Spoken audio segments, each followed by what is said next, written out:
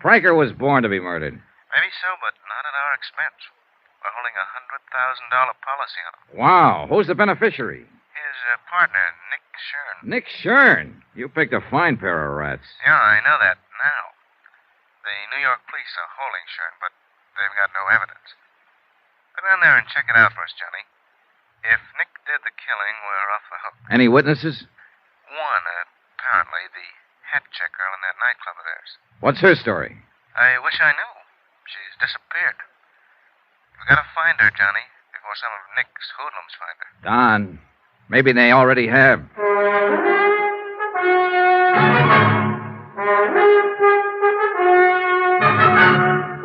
Tonight and every weekday night, Bob Bailey in the transcribed adventures of the man with the action-packed expense account, America's fabulous freelance insurance investigator. Yours truly, Johnny Dollar.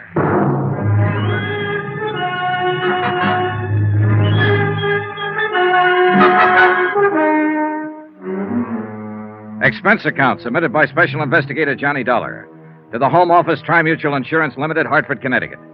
The following is an account of expenditures during my investigation of the Nick Shurn matter. Item 1, 2280, transportation to New York, tips and incidentals, and taxi fare to the office of Lieutenant Ed Rafferty, Homicide Division, the man in charge of the case.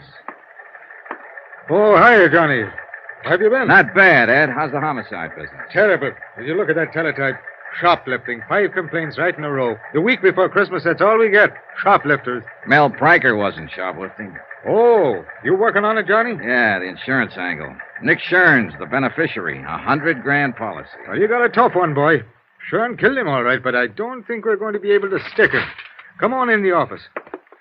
Hey, you know what that kid of mine wants for Christmas? Marilyn Monroe? Oh, next year, Johnny. He's only 10, you know. Go ahead. Okay, thanks. No, he wants a motorbike. Can you tie that? 10 years old, and he says he needs a motorbike. Have a chair. Okay. Well, look, I know a factory representative here who'll make you a good deal on one, Ed. Oh, now, forget it, Johnny. No, I was 14 before I even had a pair of roller skates. And then I had to buy them myself. Yeah, kids are spoiled today. That's the half of what's wrong with them. There's the file on the case.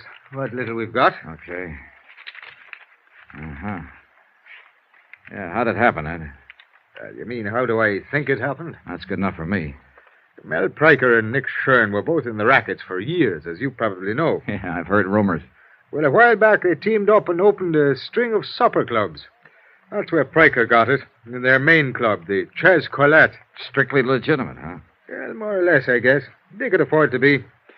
The dough they were making and arguing over, according to the word around. That's the reason for the killing, the way you see it. Sure. Nick figured if half was good, all the take would be twice as good. And the insurance on top of it. You're a fast one, Johnny. Anyhow, several people heard the shots about 2:30 in the morning, it was, right after the club closed, but none of them bothered to report it. The clean-up crew came in at 3 and found Pryker's body. He was lying in his office, shot twice, gun on the floor beside him, no prints. It was his own gun, and it was kept there in his desk. Where was Nick Shurn? Well, we picked him up an hour later at another one of their clubs. The manager was with him, and, Benny Stark. Now, he used Benny, yeah, I know. Trigger man for Nick's mob in the old days. 15 years overdue for hanging. That's our Benny. Anyhow, they both swear that Nick was there from 1:30 on. Uh-huh. What about a paraffin test, Ed? Positive, clear to the elbow, and you can throw it out the window. What do you mean? Earlier that evening, Nick spent 2 hours at a shooting gallery uptown, firing a pistol. Ooh, smart, huh? He really planned for it. He really did. If without a witness, we haven't got a chance. I understand there was a witness. Some girl who was mixed up in it. Easy, Johnny. You're talking to a Rafferty. So the girl's Irish. Miss Kathleen O'Dare. Old country, back 3 generations. County Kildare. Then naturally she's as innocent as a newborn babe. Naturally. Then how does she figure? Well, a taxi driver who knows her said that he saw her leave the club 5 minutes after the shots. She denied it, said that she left at closing time. Well, now, in my book, she was lying. Scared to talk, huh? Paralyzed. And with plenty of reason. You know Shurn's reputation. What about the cab driver? Now, I changed his story. He said it might have been some other girl he saw. Oh, no, don't tell me, Ed. Let me guess. That's right. His name's O'Toole. Yeah. And I forgot to mention that Kathleen's pretty. Naturally. Anyhow, I let her go. I had to. And when I went around to talk to her this morning, she'd flown the coop. Any chance some of Nick's boys grabbed her? I don't think so. It looked more like she came home, packed in a hurry, took her kid, and blew. Kid? 8-year-old daughter. Irish and a mother, too. I was on sacred ground. Oh, I was fingering me gun. No, seriously, Johnny. Would you find her? She may be able to break Nick's alibi, and it's our only chance. And it might be her only chance. Nick Shurn's not the boy to leave a loose end lying around. I know. I've got 30 men checking bus depots, airlines. And no luck, huh? In this mess at this time of year, I'm a hard-boiled cop, Johnny. I've got no Christmas spirit. I'm glad it only comes once per annum. Well, there's not very much to go on, that's for sure. I'll see what I can turn up, Ed. Check with you later. All right, that's fine. Oh, by the way, Johnny. Yeah? About that friend of yours. What friend? The guy with the motorbikes. How would I be getting in touch with him? Oh, yeah, his name's Ralph Sterner. He's in the phone book office in the Mackley building. Hard-boiled cop. Well, the kid's only young ones. Yeah, sure.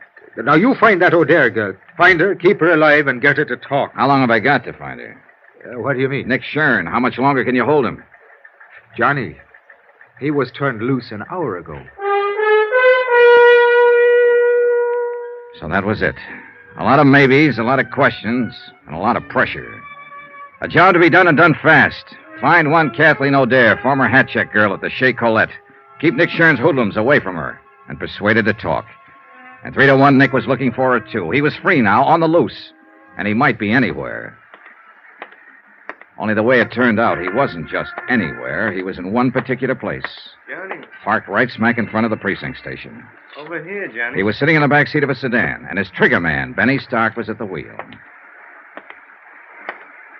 Been a long time, hasn't it, Johnny? About 5 years, as I remember it, Nick. It was that warehouse robbery over in Queens when you got away with $40,000 worth of furs. You've forgotten. I was acquitted on that one. Oh, yeah, I know. After they pulled the only witness out of the East River, his feet in a bucket of cement. Just coincidence. I never seen him before. You've seen Miss O'Dare before. Sure I have. She works for me. She's a good kid, Johnny. So I hear. Well, I wouldn't harm a hair on that girl's head. She'll be relieved when I tell her that. Get in. I want to talk to you. No. Sorry, Nick. I like it fine just the way it is. In the car, I'd be outnumbered.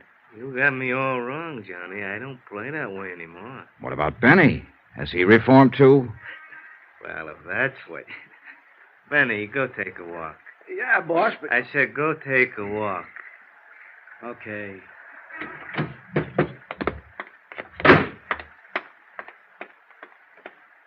Get in, Johnny.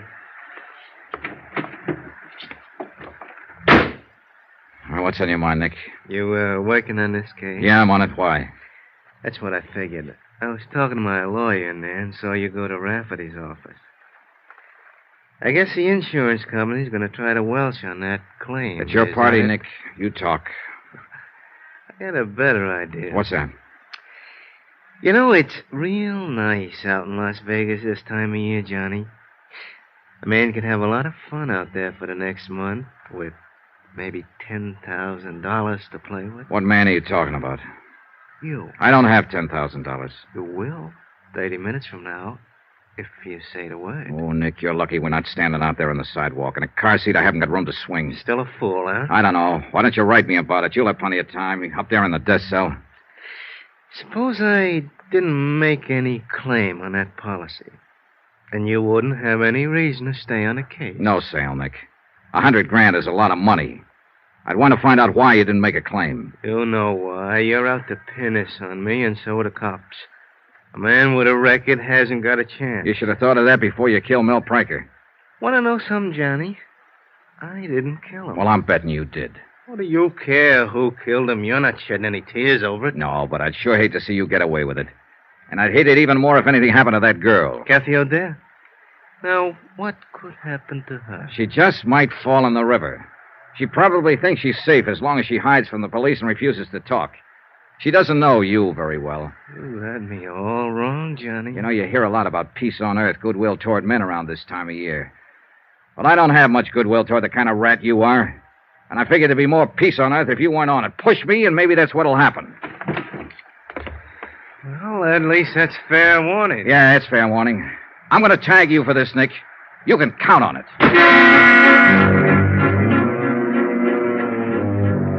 Expense account item 2, $2.40. Taxi to the East Side rooming house of Kathy O'Dare. I didn't have much hope of turning up anything. Ed Rafferty and his men had already been through the place inch by inch. But it was the only starting point I had.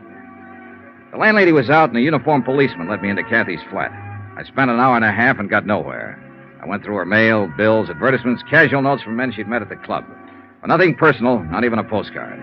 There were no pictures, photographs of Kathy or her daughter anywhere in the flat. She'd made a clean sweep, then left in a hurry. And obviously, she didn't mean to be found. But I had to find her, and fast. It was dusk when I left.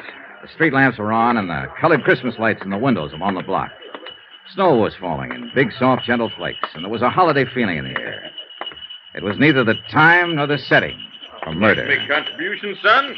Give a little something to help poor? Oh, sure. How's it going this year, Santa? Oh, it's better than usual, but it just seems there's never enough to go around, no matter how... Well, bless you, son. Thank you kindly. Don't mention it. Good luck, Pop. Thank you, son.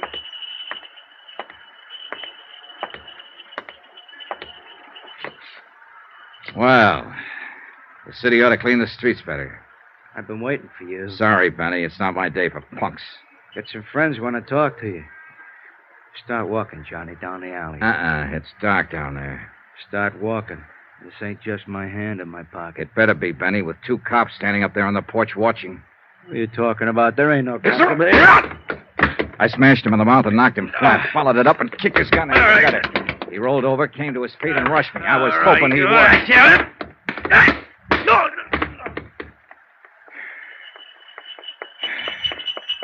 He have that coming, son? He had it coming.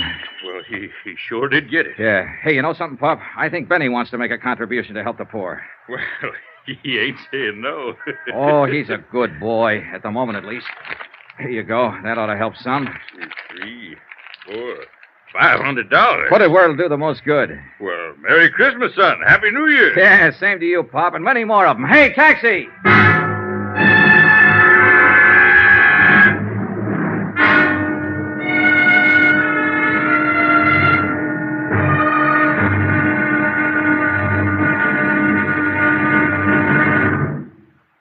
There'll be another intriguing episode in our story of the next Shurn matter tomorrow. Tomorrow, an old lady with a broken arm, a shivering girl, and bullets in the snow. Join us, won't you? Yours truly, Johnny Dollar.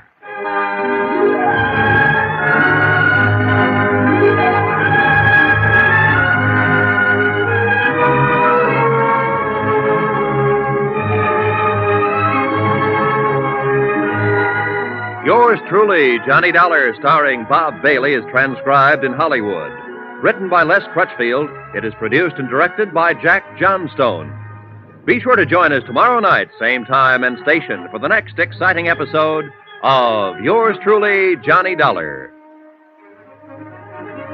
This is Roy Rowan speaking.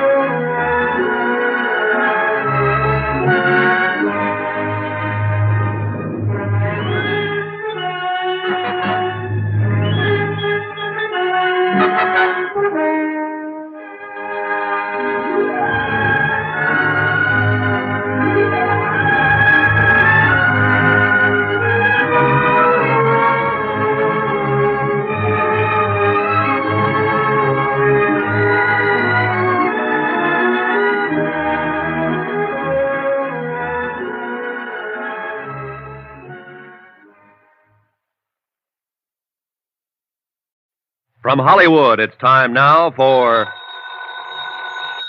Johnny Dollar. This is Mrs. Gottler speaking. Gottler? I'm Kathleen O'Dare's landlady. Oh, You yeah. left word you wanted to talk to me. That's right. I'm trying to find Miss O'Dare. Do you know where she is? You a friend of hers? I think I will be once I meet her. I'm an insurance investigator. I want to help her. That's what the other one said. What do you mean? What other one? Fella that come up here a while ago, short, mean-faced, shifty-eyed. Benny Stark? Was that his name? He didn't say, Mr. Dollar. I guess he was too busy. Busy? Doing what? Breaking my good right arm. I'll be right over.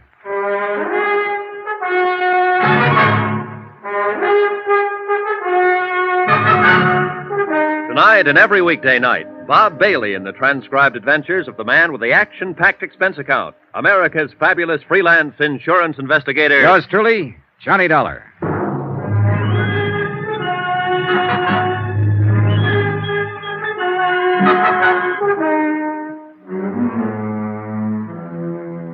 From Special Investigator Johnny Dollar, New York City, to the Home Office, Tri-Mutual Insurance Limited, Hartford, Connecticut.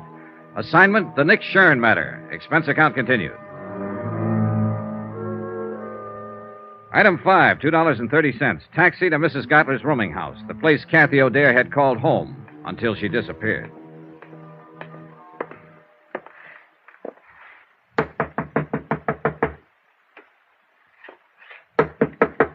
Come in.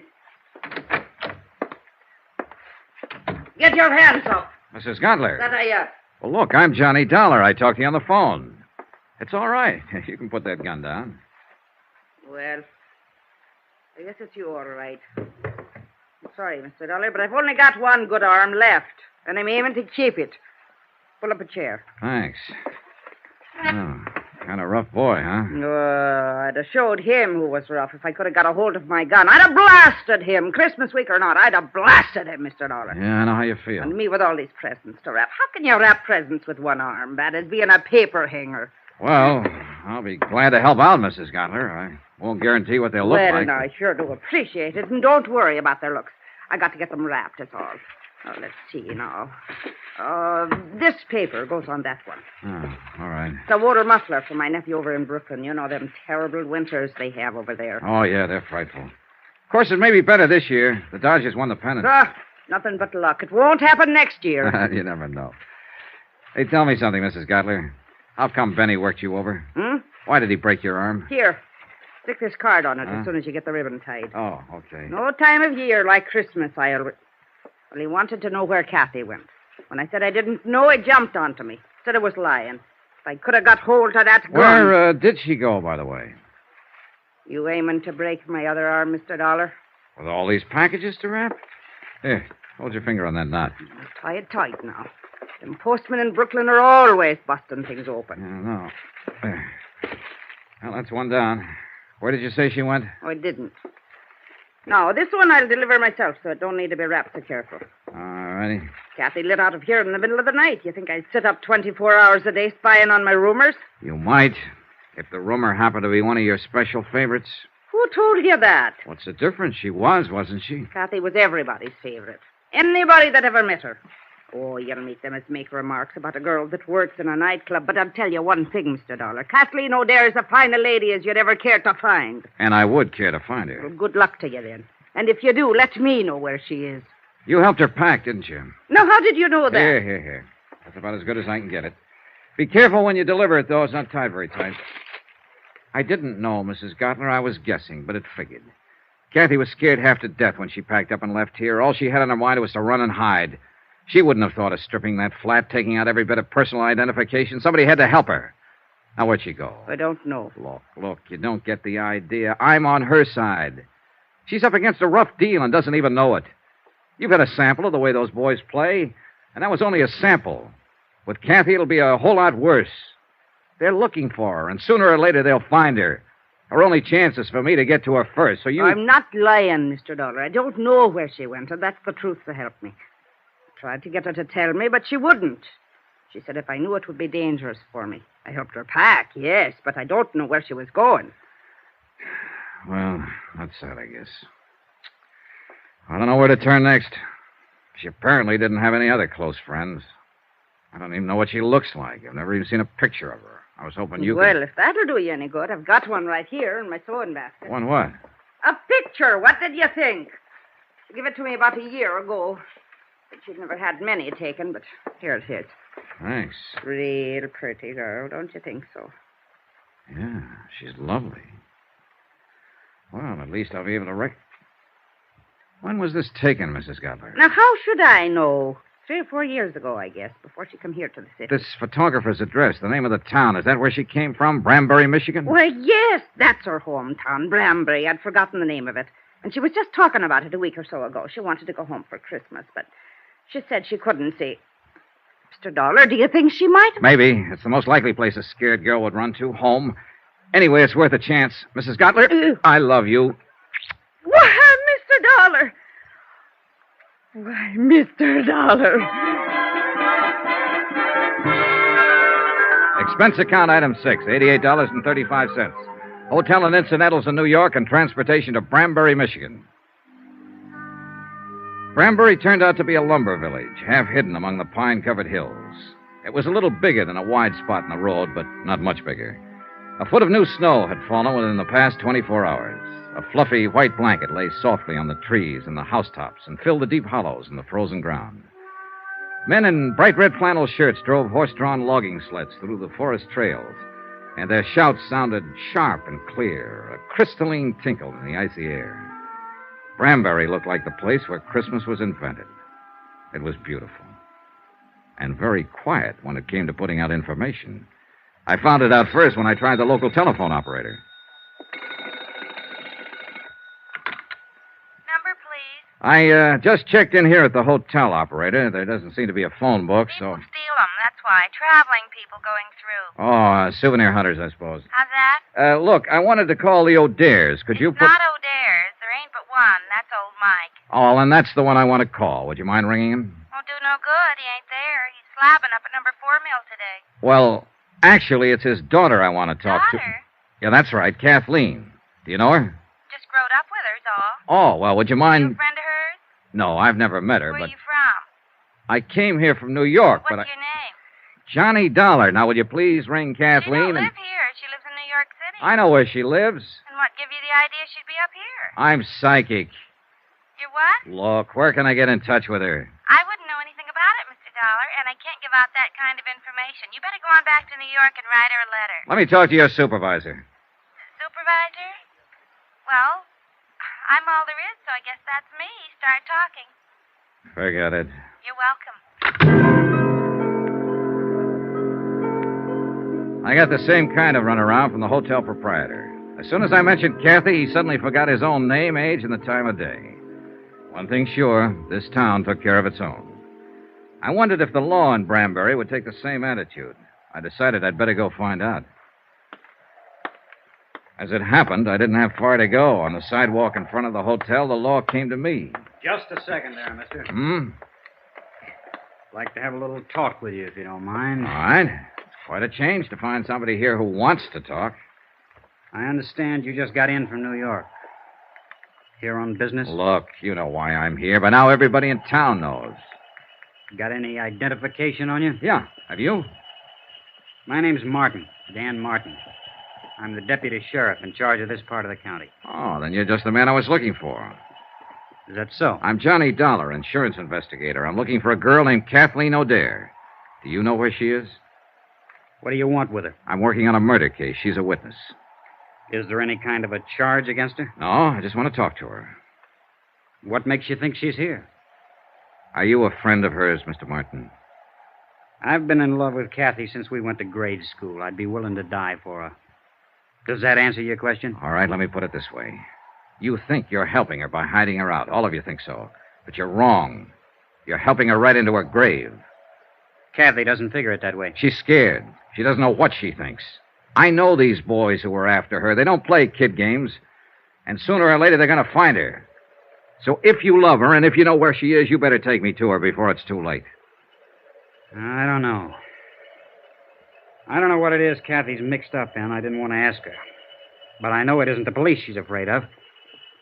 And I don't think it's you. No, at the time she ran out, I wasn't even in the picture. I'm on her side, too, Mr. Martin, and I've got to see her. Go talk to her father, old Mike. See what he thinks.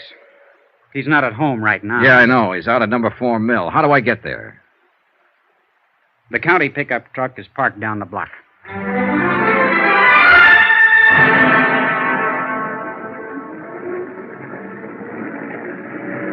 The tire chains bit into the packed snow and pushed the 4 miles of logging road behind us. It was late afternoon, and the sun had dropped behind the timbered slopes, throwing a pale sheet of cold yellow against the western sky. Here and there, a few scattered lights were coming on, in the windows of the village and the bunkhouses of the lumber camps. Bright white sparks against the darkening shadows. Emptiness, loneliness, And somewhere in it, a frightened girl in hiding. A girl who'd run away from the city of 100 million lights and from an unsolved murder.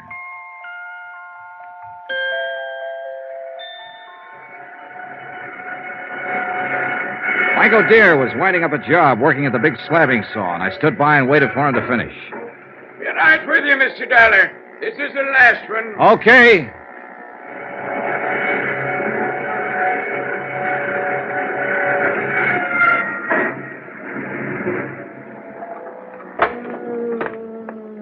Well, that's the last of it now till after Christmas.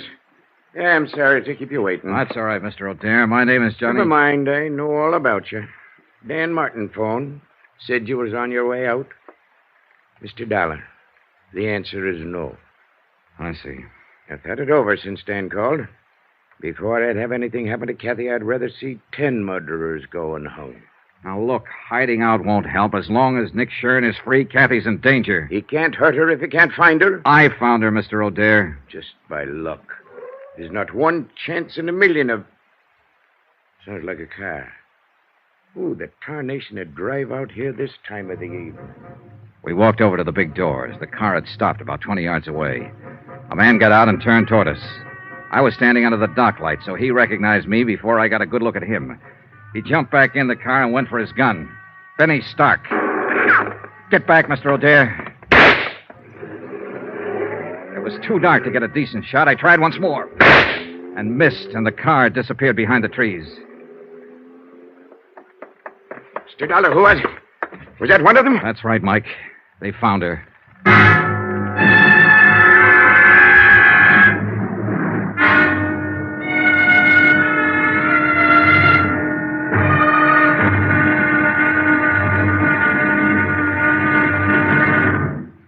There'll be another intriguing episode in our story of the Nick Shurn matter tomorrow. Tomorrow, a lonely vigil in the snow. A killer prowls the night. And a lovely lady vanishes. Join us, won't you? Yours truly, Johnny Dollar.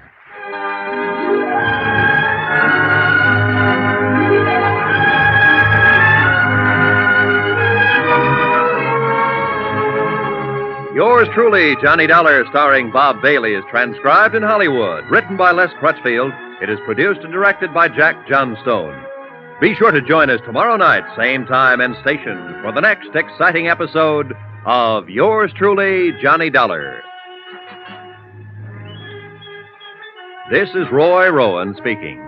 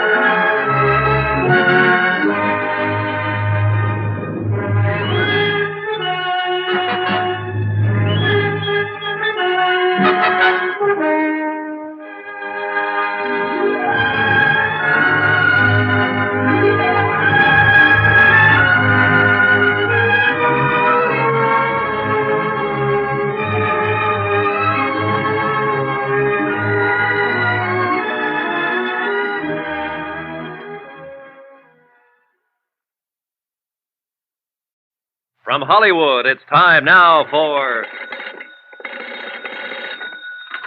Johnny Dollar. Dan Martin here. I was up the street when you Listen, called. Sheriff, they've traced Kathy O'Dear here to your nice little town of Branbury. Who has? Nick Shurn's boys. One of them, a trigger man named Benny Stark, came out to the sawmill hill a few minutes ago. I traded a couple of shots with him, but he got away in a car. Did he head north or back toward town? Toward town, I think. You can't see the turnoff from here. All right, Dollar. You're packing a gun. Will you take the pickup truck and block that turnoff? Hold it until I can get somebody out there to relieve you? Right. How many deputies you got? Deputies? Uh-oh. What about volunteers? Is this Benny Stark the man Kathy's afraid of? He's one of them. Then I'll have volunteers. 20 men within a half hour, armed with deer rifles. And every one of them a dead shot.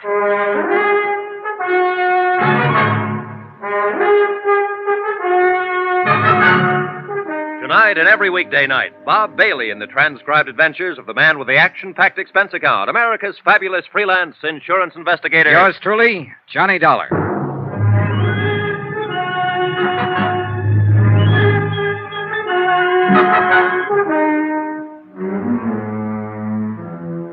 Special Investigator Johnny Dollar, location Branbury, Michigan, to the Home Office, Tri-Mutual Insurance Limited, Hartford, Connecticut.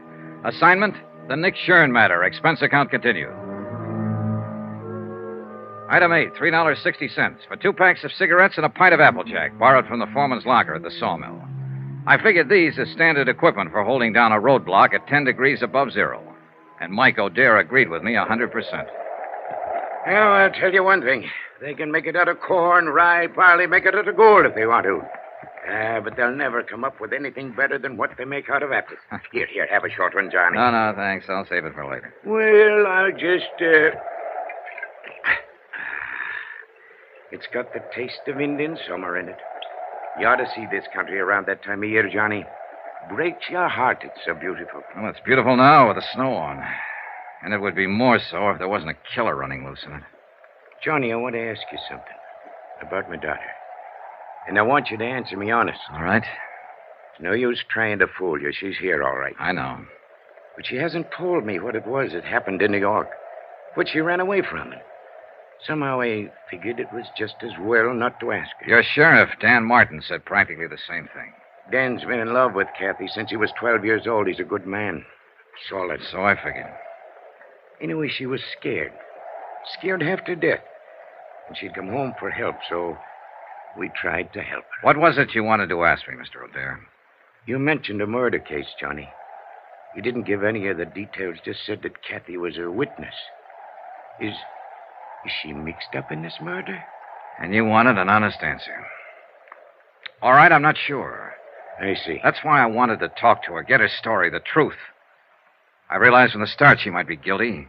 I don't think so, but it's a possibility. You may as well know about it. I guess you realize it wouldn't make any difference. Not to me or to Dan. Oh, yeah, I figured. In other words, you're with me as long as I'm trying to protect her. But you'll fight me if I find reason to think she's guilty. That's about it, Johnny. Well, at least we know where we stand. And I hope it won't come to... What's the matter? Car coming. Light on the trees there at the bend. Yeah. Do you suppose maybe... Probably not, but you can't tell. Better get behind the truck just in case. You'll have to shift into low to edge past us. Let me get that spotlight on. I guess I'll just have another quick one. That wind cuts right through your bones. It's a dark-colored sedan. It might be him. Funny. I'd been hoping for 2 months that Kathy'd come home for Christmas. And I didn't figure I'd be out here in the woods, hiding behind a truck, waiting to shoot it out with somebody that wanted to kill her. It's a crazy world. Keep your head down, Mr. O'Dare. Yeah. Just the driver by himself, wearing a dark hat. I don't know. You know, that kind of looks like... Huh? By golly, it is. What? That's Ted Perkins, all right. No doubt about it. All right, you better wave him out past. He probably thinks we need help. It's all right, Ted. It's Michael Dare. Go ahead. We don't need anything. Yeah, we're all right. Thanks anyway. Well, there's one thing about people around here. They mind their own business and don't ask no questions. And they don't answer them often either. How's that Applejack holding out?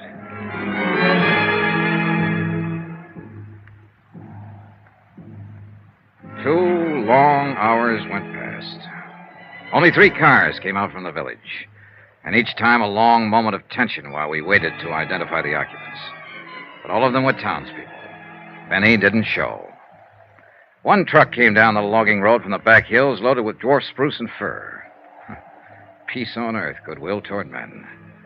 We were waiting for an assassin, but the truck only carried Christmas trees. The night was crystal clear with bright stars hanging low in the blackness, but it kept turning colder and colder. And to leave on the Applejack didn't help much.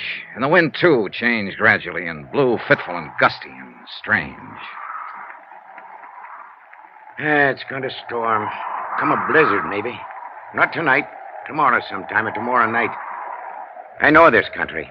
Know the signs. There's an odd feeling in the air, all right. There's an even odder one in my leg. Log rolled over on it pretty near 6 years ago. Bothers me some in the winter. It's a lot worse, though, right before a storm. Well, that's kind of a handy thing to have. Well, that's one way of looking at it, I guess. Like one time when Kathy was little. When her ma was still alive. God rest her soul. We had a big measles epidemic here in Branbury, and every night Kathy used to add a line to her prayers. She'd say, "And please let me catch the measles so I can stay out of school like the other kids." Now she's wanted as a witness in a murder case. And somebody's prowling out there in the dark trying to find her and kill her. Little Kathy, who never harmed anybody in her whole life. Some things just don't make sense, Johnny. Some things never have. There was another time once when men like Benny were prowling in the dark, trying to find a little child and kill him. And he hadn't harmed anybody either. That was nearly 2,000 years ago. Yeah, so it was. I like you, Johnny. Kathy'll like you, too, and little Jill. Oh, now there's a pair for you. That kid looks more like her mother did at her age. Another car coming, Mr. O'Dare. Yeah, so there is. And this just might be the one. Maybe. I sure wish that Applejack hadn't run out.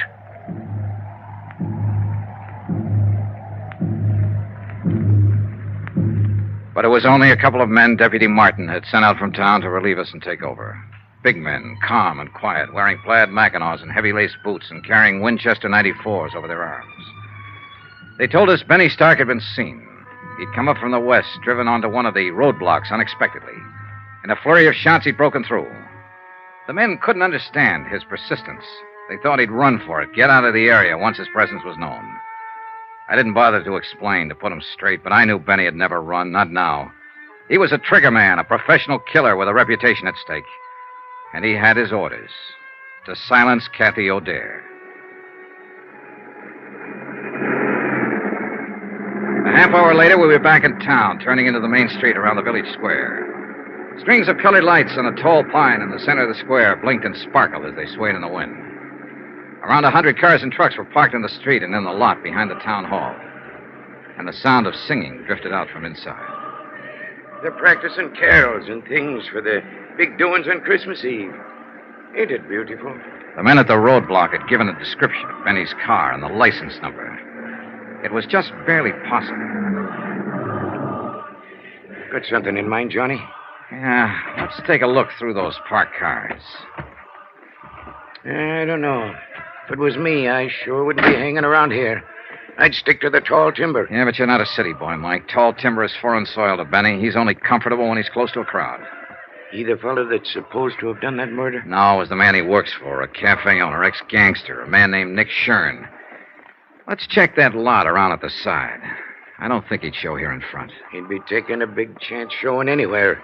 In a town this size, people know each other. It's his job to take chances. And he probably doesn't realize... Wait a minute. That sedan against the building with the side window broken. 7821. That's his car, Johnny. Yeah, wait here. I eased my gun out of the holster and started toward the car. There were no lights in the lot, only the soft glow reflected from the packed snow underfoot. And the car itself stood in the dark shadows next to the building. I couldn't see whether anyone was in it or not. The singing seemed to swell louder as I approached. I moved slowly, watching for any sudden movement. The car was empty.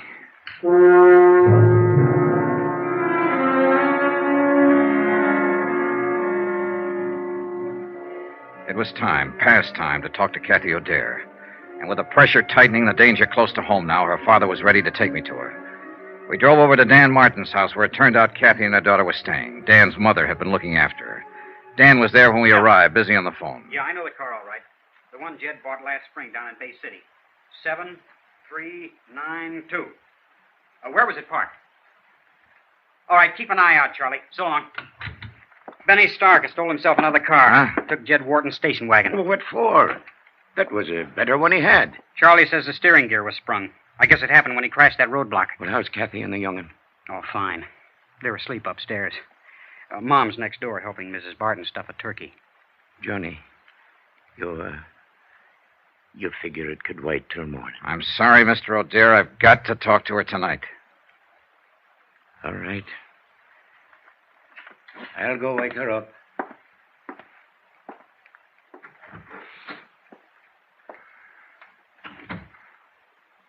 Mr. Dollar, no matter what she's done, don't hurt her any more than you have to. As far as I know at the moment, Dan, all she's guilty of is withholding information. And most people would have done the same thing. Nick Shurn's a rough boy to tangle with. She was scared, that's all. Lost her head. She never did belong in a city. She belongs right here in Branbury. This is her kind of life. Why did she leave? Well, we argued one day, and she said she'd show me. So she ran off and married that fellow. He treated her bad. Finally left her. But she was too proud to come back. She wouldn't have come back now if she hadn't have been so scared. Well, maybe it'll work out now.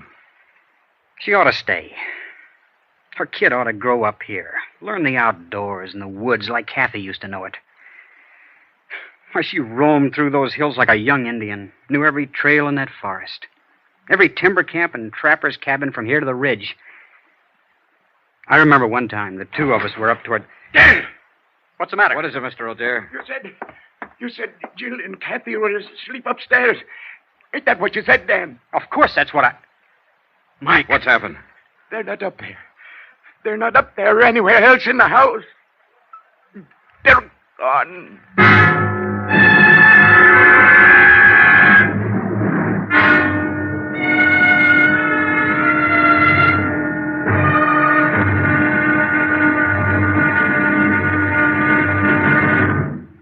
There'll be another intriguing episode in our story of the Nick Shurn matter tomorrow. Tomorrow, a little girl who believes in Santa Claus, a big girl who believes in very little, and both of them facing death. Join us, won't you? Yours truly, Johnny Dollar.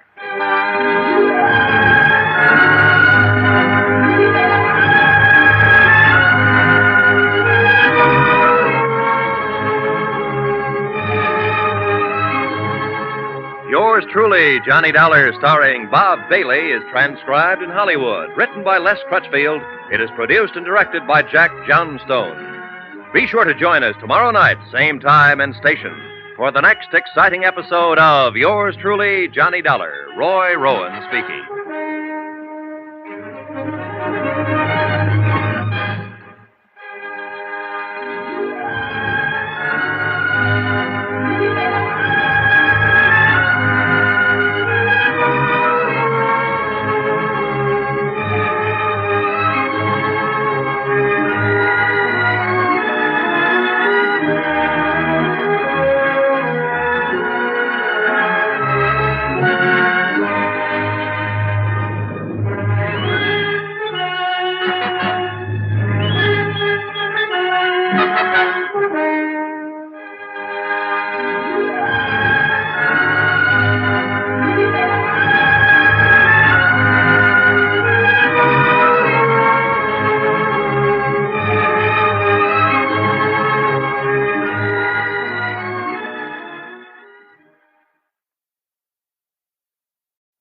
From Hollywood, it's time now for...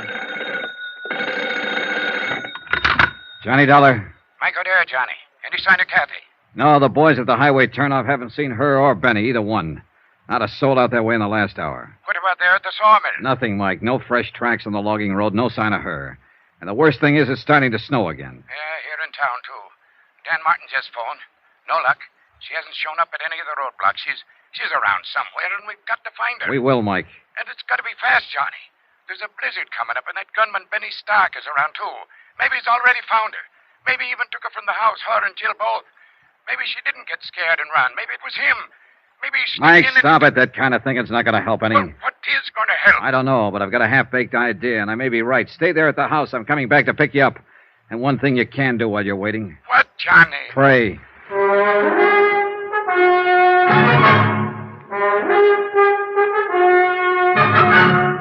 Tonight and every weekday night, Bob Bailey in the transcribed adventures of the man with the action-packed expense account, America's fabulous freelance insurance investigator. Yours truly, Johnny Dollar.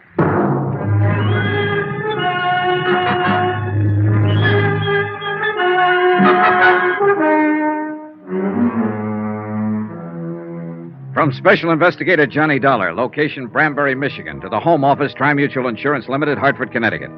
Assignment, the Nick Shurn matter. Or more important, find Kathy O'Dare.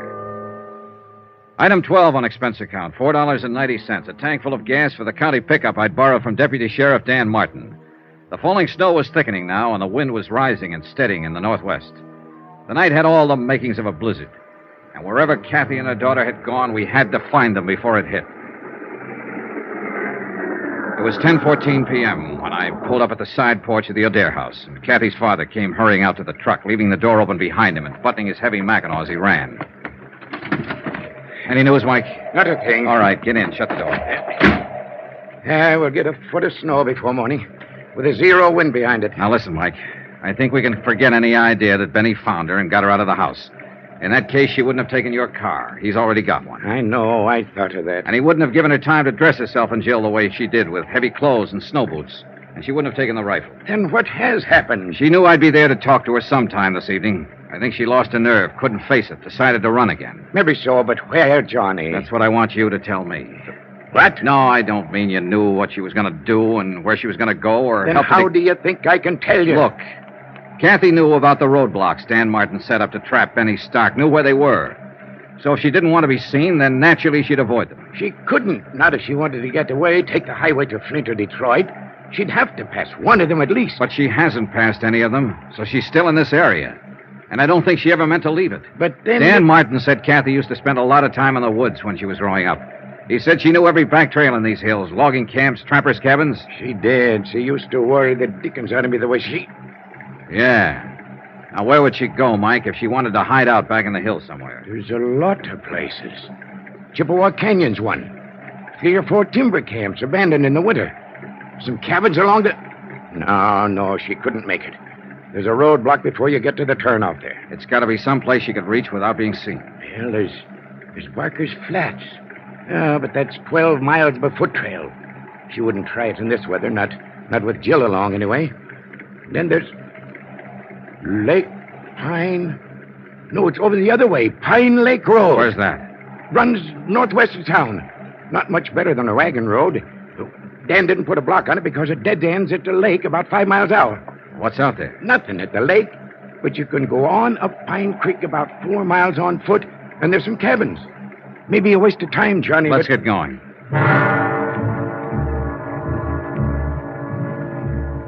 Expense account, item 13, $6.90. 1 dry cell electric lantern, an extra pair of batteries picked up at the Branbury Hardware Company on the way through town. The falling snow, driven by a bitter cold wind, formed a dense curtain in front of our headlights. And from the turnoff all the way up the narrow, twisting road to Pine Lake, I had to keep the truck in second gear. There were car tracks in the road, all right, several of them. But they were covered now by the new blanket of snow. And it was impossible to tell whether they'd been made earlier tonight or a week ago. The road ends a couple of yards past this next turn. And we'll soon know. There's 4 or 5 side turnoffs. Clearance where you can park. We'll have to check all of them, I guess. All right. That draw there on the right. That break there in the trees, that's where the Pine Creek Trail starts. Well, we'll swing in it. Mike, I guess we won't have to check those turnoffs. Huh? Is that your car over there under the trees? Yeah. That's it. I left Mike waiting in the cab while I went over to look inside the car. It was empty, abandoned. And there was no note, no clue of any kind to tell where Kathy had gone. I raised the hood and felt the motor block, ice cold. The car had been here for some time. I flashed the lantern on the ground and followed the faint tracks made by 2 pairs of snow boots. They entered the deep draw that led back into the hills, the start of the Pine Creek Trail.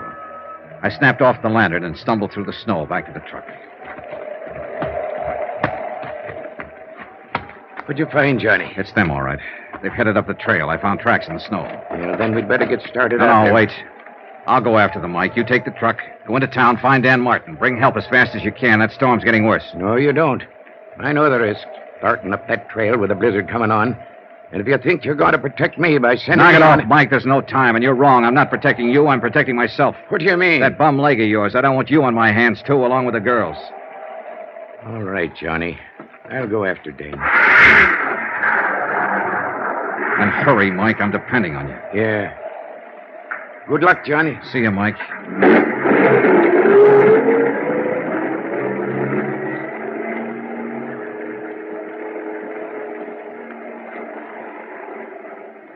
I stood there in the snow watching the headlights of the truck move away. Finally, they swung around the bend and disappeared. And I suddenly felt more alone than I ever had in my life. I'd gotten rid of Mike deliberately, sent him away on purpose, because I hadn't told him everything. I could see no point in tearing his heart out. There was another car parked on beyond Kathy's, nearly hidden by the trees. Jed Horton's station wagon. The car that had been stolen by a killer named Benny Stark.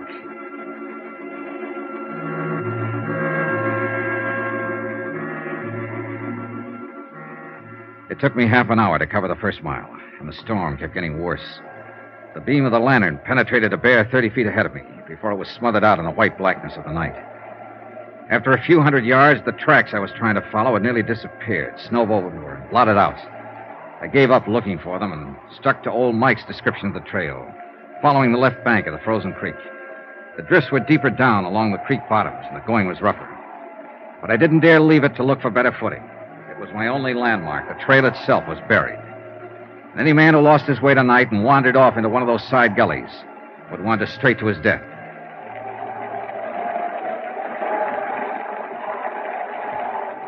An hour passed. Then an hour and a half, or 2 hours maybe. I lost all track of time and distance. The wind cut through my clothes, and the numbing cold crept into me deeper and deeper. Gradually, the walking, stumbling, breathing, even thinking became automatic and without feeling.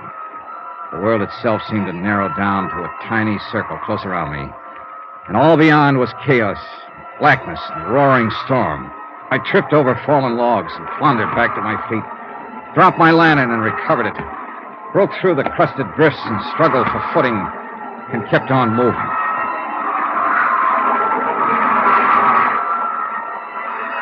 In the weird nightmare of the blizzard, I could hardly recognize reality when I came face to face with it. When the beam from my lantern touched him, crouching by a tree a few yards away. I could barely accept him as being real. He'd been watching my light as I approached, waiting for me. It was Benny Stark with his gun leveled and aimed.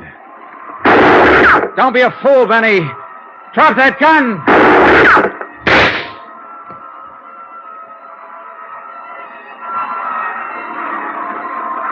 A curtain of snow swept between us then, blotting out the sight of him, and I was grateful.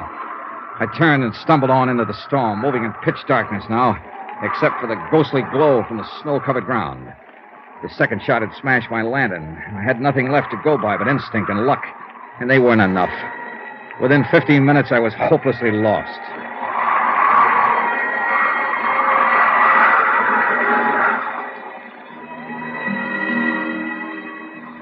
That's when I started hearing the music. Miles from no place where there couldn't be any music, except inside my head. The cold and fatigue were finally doing their work. I knew the signs. The next step was to start wandering in circles, smaller and smaller ones, and the last step, to drop exhausted and go peacefully to sleep. Peacefully and permanently. But the sound kept growing louder, and I moved in the direction it seemed to be coming from. It couldn't be just illusions. It had to be real. Hello! Hello there!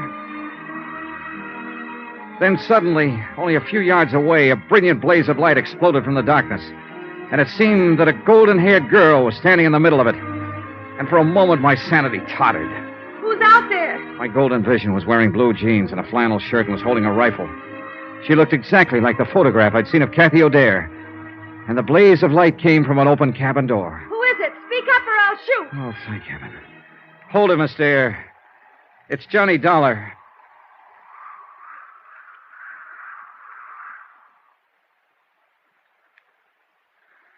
Are you getting warm now? I don't think I'll ever get warm again. You will if you don't move away from the stove a little. The back of your shirt is starting to smoke. Yeah, I thought I was beginning to feel something. How's the firewood? There's plenty. And plenty of food. And a radio. If I hadn't heard that music, I'd have blundered right on past this cabin. Oh, we've got everything. We can hold out for a month if we have to. And I hope we have to. What about your daughter? Is she all right? Sure. She's fine. It's a picnic for her. A camping trip. She's sound asleep back there in the lean-to. Dreaming about Santa Claus, I suppose. I wish I could. How did you find me, Mr. Dollar? A hunch. Guesswork. I was born under a lucky star. I wasn't. Oh, I don't know. I think you've been pretty lucky, considering everything. More so than your landlady back in New York. Mrs. Grottler? What do you mean? Betty Stark went to see her. Tried to find out where you were. When she wouldn't tell him, he broke her arm. Oh, no. Oh, the poor woman. Oh, it's a rough game, Miss O'Dare, trying to play it cozy with a mobster like Nick Shurn. You know, of course, that he sent Benny here to find you. You'll have a hard time finding me in this place. He did find you. What? Maybe he followed you from the house or saw you drive through town. Anyway, I ran into him back down the trailerways. I thought I heard shooting a while ago. You did. He tried to ambush me. He thought he had the drop, and he wouldn't give up. I had to kill him.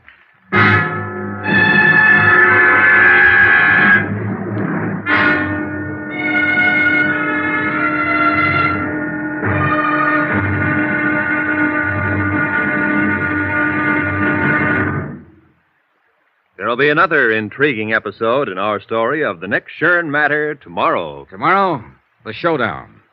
Victory, and then disaster. When a visitor to the little town of Branbury turns out to be death. Join us, won't you? Yours truly, Johnny Dollar.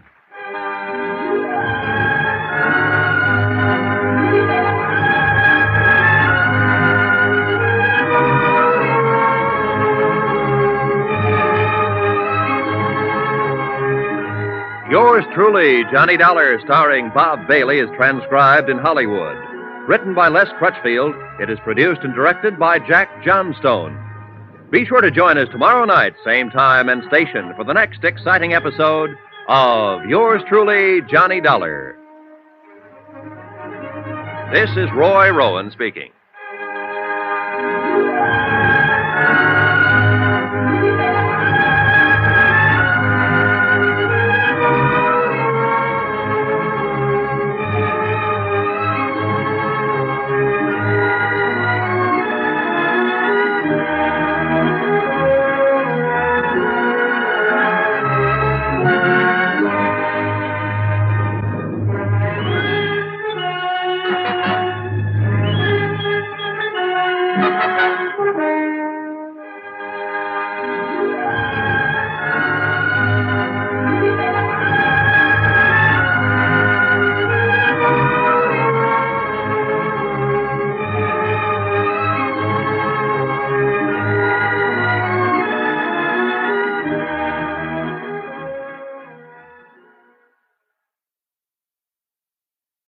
From Hollywood, it's time now for Johnny Dollar. Johnny Dollar? Spell it. JOHNNYDOLLAR. That's not right. You forgot to capitalize. Hey, you're right, honey. Let me hear you spell your name. Okay. Capital J-I-L-L, Jill. Capital O, apostrophe. Apostrophe. I never can say that. Capital D-A-R-E, O'Dare. Of course, my last name's actually something else. I forget. But my mother says I'm really an O'Dare. Not the least doubt about it. I could see it in a minute. I like you, Johnny Dollar. And I kind of like you, too, Jill O'Dare. You think my mother's pretty? I think she's lovely. Then why don't you get married to her so I can have a daddy? Well, that's certainly something to think about. And not a bad idea. Now, be quiet before you wake her up. I'm already awake, and with a plot like that being hatched, I think I better stay awake. Is there coffee, Johnny?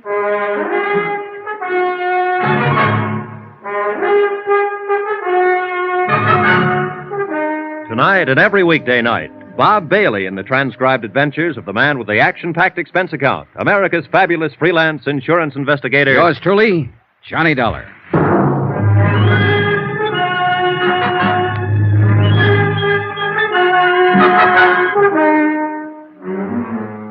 From Special Investigator Johnny Dollar, location a small cabin in the timber outside Branbury, Michigan. To the Home Office, Tri-Mutual Insurance Limited, Hartford, Connecticut. Assignment, the Nick Shurn matter. Expense account, final page. Item 15, $1 million for a certain feeling. I realize, of course, that the amount of this item is somewhat unusual. It may be cause for mild criticism by your accounting department, unless the accompanying report includes an adequate and detailed explanation. Therefore, to avoid unnecessary correspondence and delay, I am attaching said explanation herewith. Here's your coffee, Kathy. Thanks. How long did I sleep, Johnny? Oh, a couple of hours. It's around 4 in the morning. The storm hasn't let up at all, has it? Oh, it's worse, if anything. Jill, honey, it's 4 o'clock in the morning and your eyes are just about to fall out. Now you go back there and go to sleep. Do I have to, Mommy? You have to. Run along now. Mr. Johnny Dollar and me were having a lot of fun till you woke up. Well, that's life, sweetie. Night now. Good night, Jill. Good night. Proud of her? I'm crazy about her. That's what you mean. She's a great little girl. She's the only thing I ever did in my whole life that turned out right. That bad, huh? Johnny, it's no good. I know why you're here. I know what you expect from me, and the answer's no. You're jumping the gun. I haven't asked you anything. You will. You haven't done all this for nothing. You're going to ask me to come back to New York and testify against Nick Shurn. I might ask you to tell the truth. Is that just another way of wording it? I didn't see anything, hear anything. I don't know anything about it, and I have nothing to say. So Nick Shurn gets away with another murder. I wouldn't know anything about that. And sooner or later, of course, he'll kill you, too. He sent Benny Stark out to do it, and Benny missed. But he's got other boys, or he might even handle the job himself. Why? By now he ought to know that I'm not going to tell. But there's always that chance you might change your mind. And Nick's a gambler, but he likes the odds on his side. He doesn't take chances. Whenever he can, he stacks the deck. I wish I could help you, Johnny. But I don't know anything about it. I left before it happened. How long have you worked for Nick Shurn? Known him? 2 years.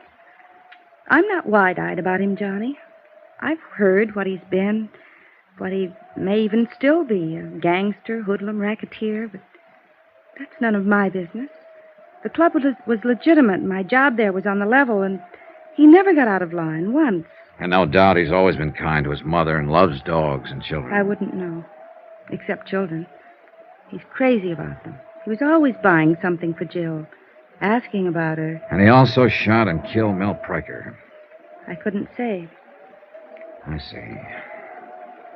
Well, you're letting a lot of people down. People here in Branbury that you grew up with, people that love you. Your father, Dan Martin. What have they got to do with it? You know, it's a great country up here. I'd like to spend more time in it. And it's big country, big and beautiful and dangerous. Like that blizzard outside there. It's not the kind of country that turns out cowards. Cowards? Your father said something yesterday. That some people belong in cities and some don't. And that you're one of the second kind. He was right. The city's made a coward of you. You don't understand. And they know it. Old Mike, Dan, all of them. Of course, they'll never mention it. But you're letting them down, and they know it.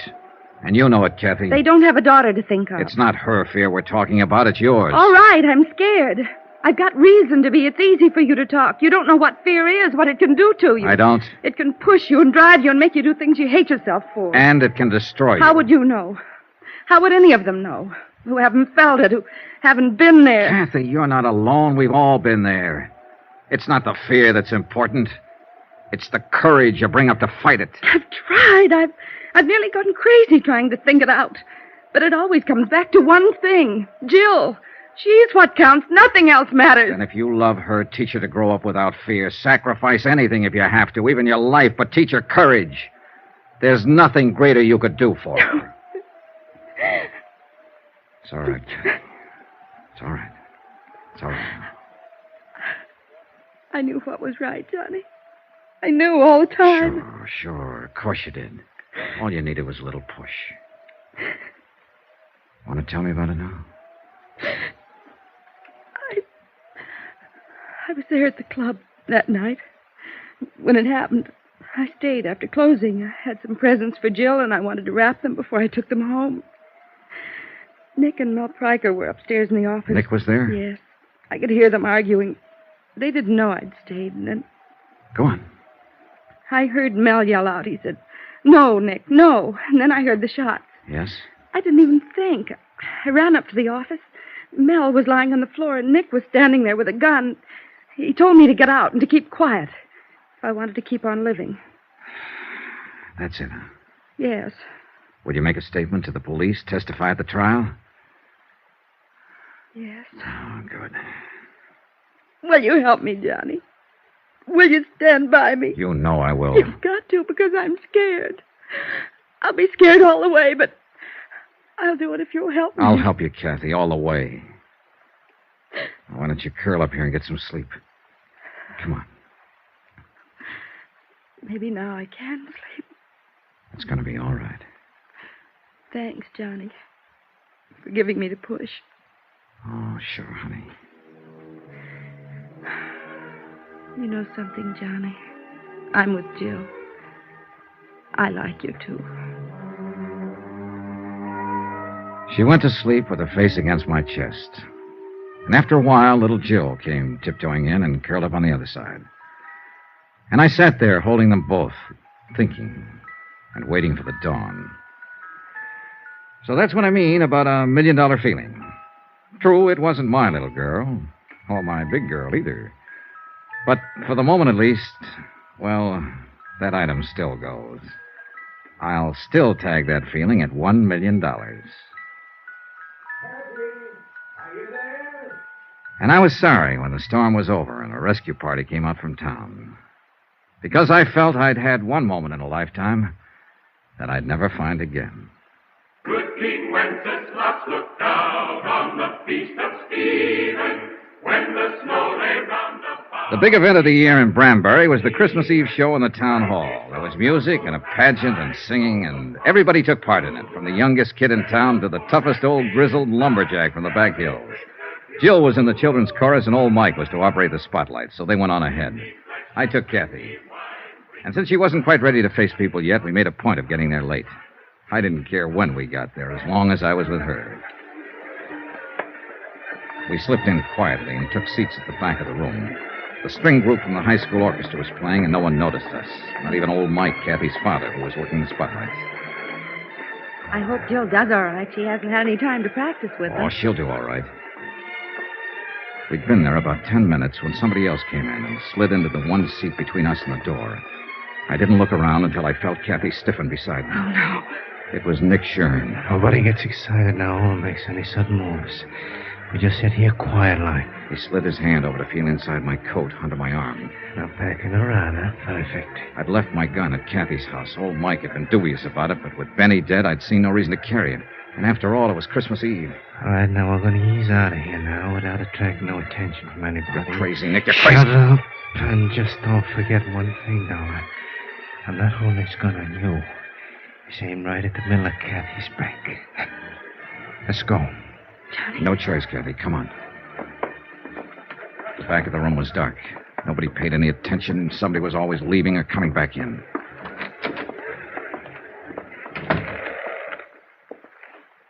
Come on. I got a car over at the side here. Johnny?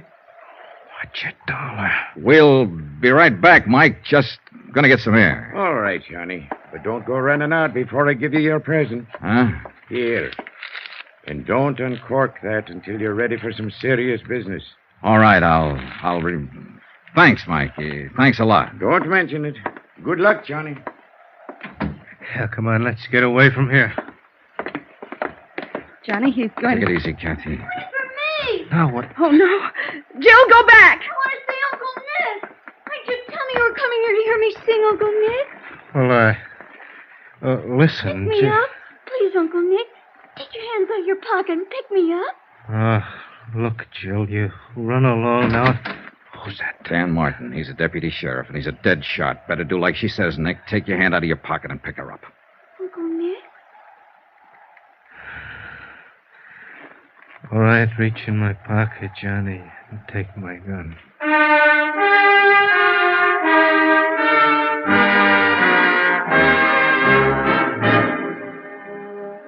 Later, Kathy and I walked around outside. We could still hear the children's chorus singing inside.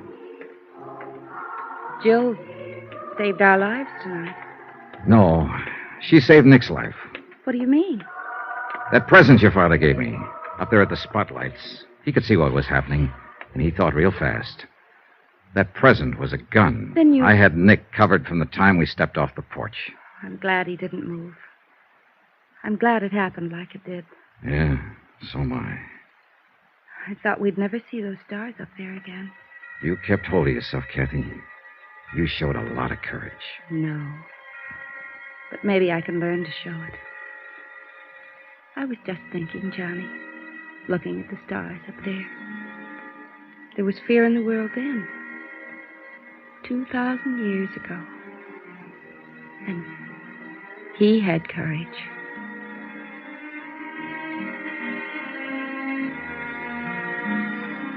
Expense account, item 16, $230.40, incidentals in Branbury, and transportation for 2 adults and 1 child, Branbury to New York. Expense account total, $486.20. End of account, end of report. Remarks? Merry Christmas. Merry Christmas to all of you, from all of us here on the program. And God bless you. Yours truly, Johnny Dollar. Yours truly, Johnny Dollar, starring Bob Bailey, is transcribed in Hollywood. Written by Les Crutchfield, it is produced and directed by Jack Johnstone. Heard in this week's cast were Virginia Gregg, Peggy Weber, Don Diamond, Ben Wright, Jack Crucian, Barney Phillips, Sam Edwards, and Ken Christie. Musical supervision by Amerigo Marino. Be sure to join us on Monday night, same time and station, for another exciting story of yours truly, Johnny Dollar. Roy Rowan speaking.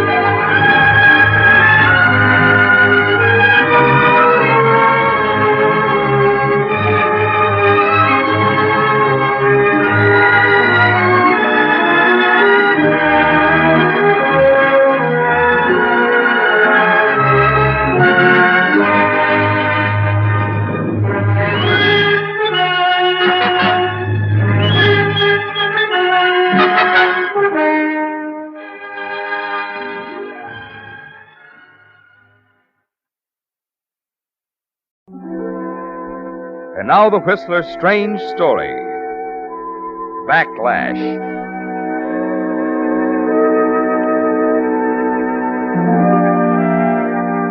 They sat at the table in silence, the dinner almost over. George Turner on one side and his wife Jan opposite him. George could feel the tension between them growing from the moment Jan's Aunt Irene had excused herself to take the telephone call. It was a difficult situation. George had always hated Aunt Irene with all his heart. Only the housing shortage and the prospect of rent-free lodging had induced George to bring Jan to Irene's home and humbly ask permission to stay there. Of course, it was difficult for a man like George to be humble under any circumstances, and by now he was telling himself that it would be the greatest of all possible pleasures to kill Aunt Irene with his bare hands.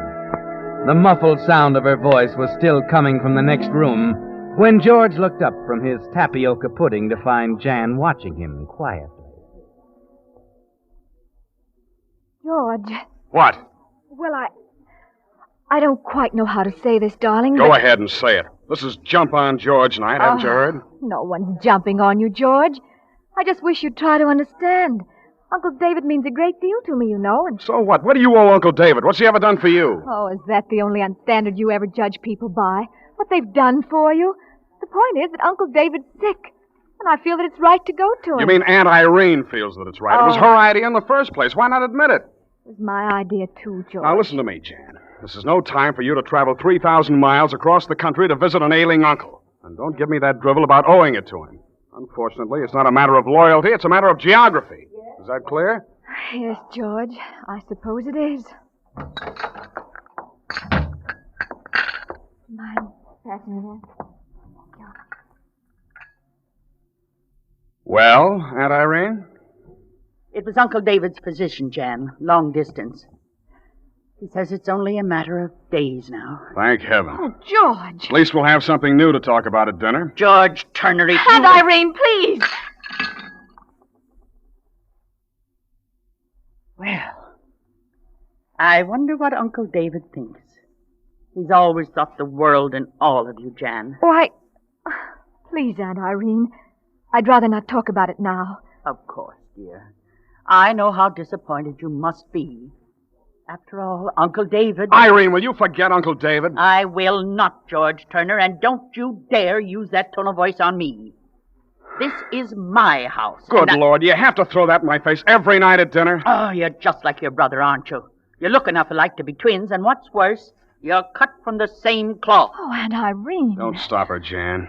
Don't stop her. She loves it. Like a kid sticking a pin through a bug. Your brother Ed's a criminal. I put him where he belongs. Sure, Ed's a criminal. He belongs in prison, but that's not the point.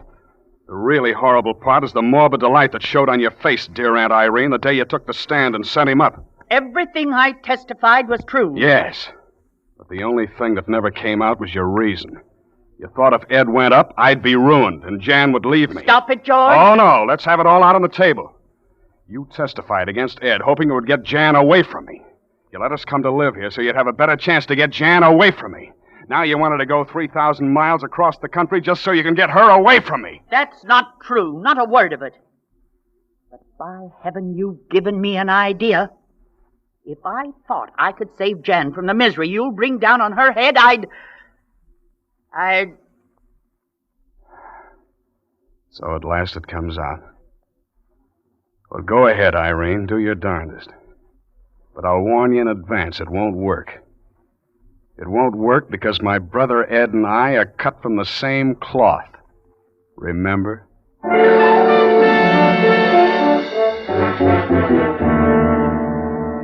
Yes, George, it's all out on the table. And as you stomp out of the house and walk alone down the street of the dark elm-lined street and try and cool off, it all goes round and round in your mind. You know that Irene means what she says. After a quarrel like that, she will try to separate you from Jan.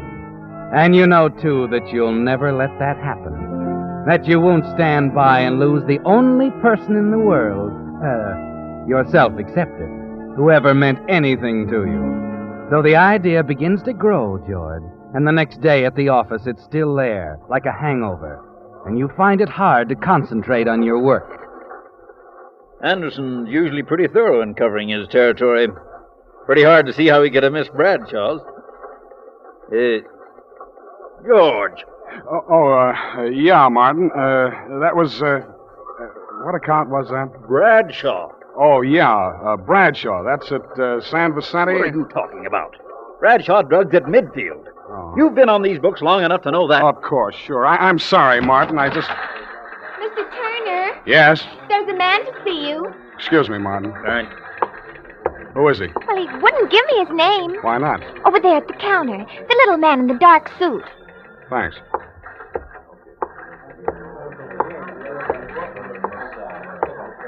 Yes, sir? You're George Turner? That's right. I, ran across a little item I thought you might be interested in. 50-cent piece with a hole in it. What? Where? Seen it before? Where did you get it? A friend. That's all? Just this? A note comes with it. Want to take a look? Let me see it, quick. Take it easy. The dame over there's looking at us. Here. If you want to meet somebody... You, interested? Yeah. Yeah, I'm interested. Good. Room 238, Franklin Hotel. 10 tomorrow morning. He picks up the note and leaves, pausing a moment at the office door to toss you a wink. And you look again at the 50-cent piece with a hole in it. It's like a magic charm, isn't it, George? The minute you saw it, the dull ache inside you vanished. Aunt Irene, the crisis, Jan's trip west. It was all unimportant after all, wasn't it? Yes. That 50-cent piece is going to make everything so simple.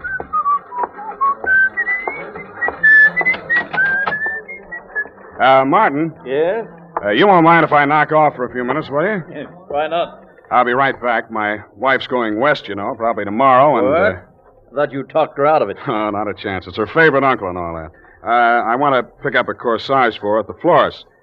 And, Another thing, Martin, where was that place you bought the candy the other day? That was the best candy I ever tasted. Valentine's on 8th Street. Oh, yeah. Great. I want to get a box for Aunt Irene. It's about time I did something for the old girl.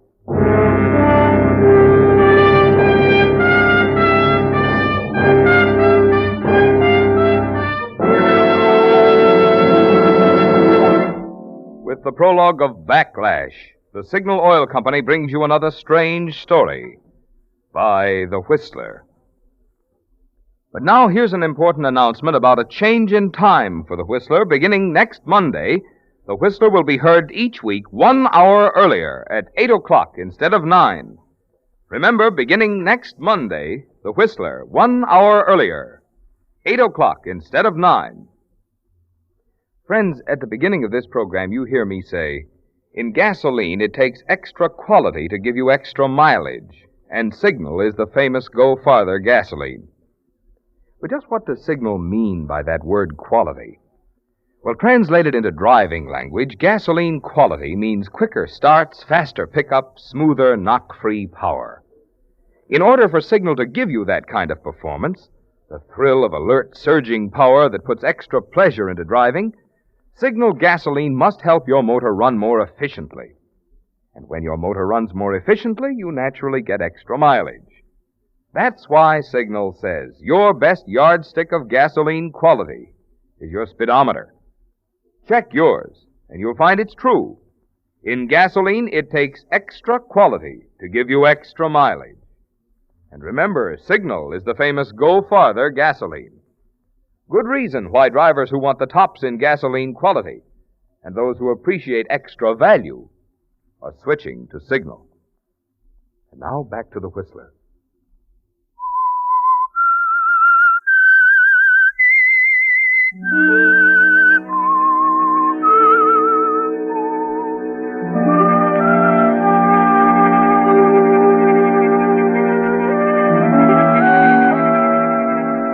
It was an amazing thing, wasn't it, George?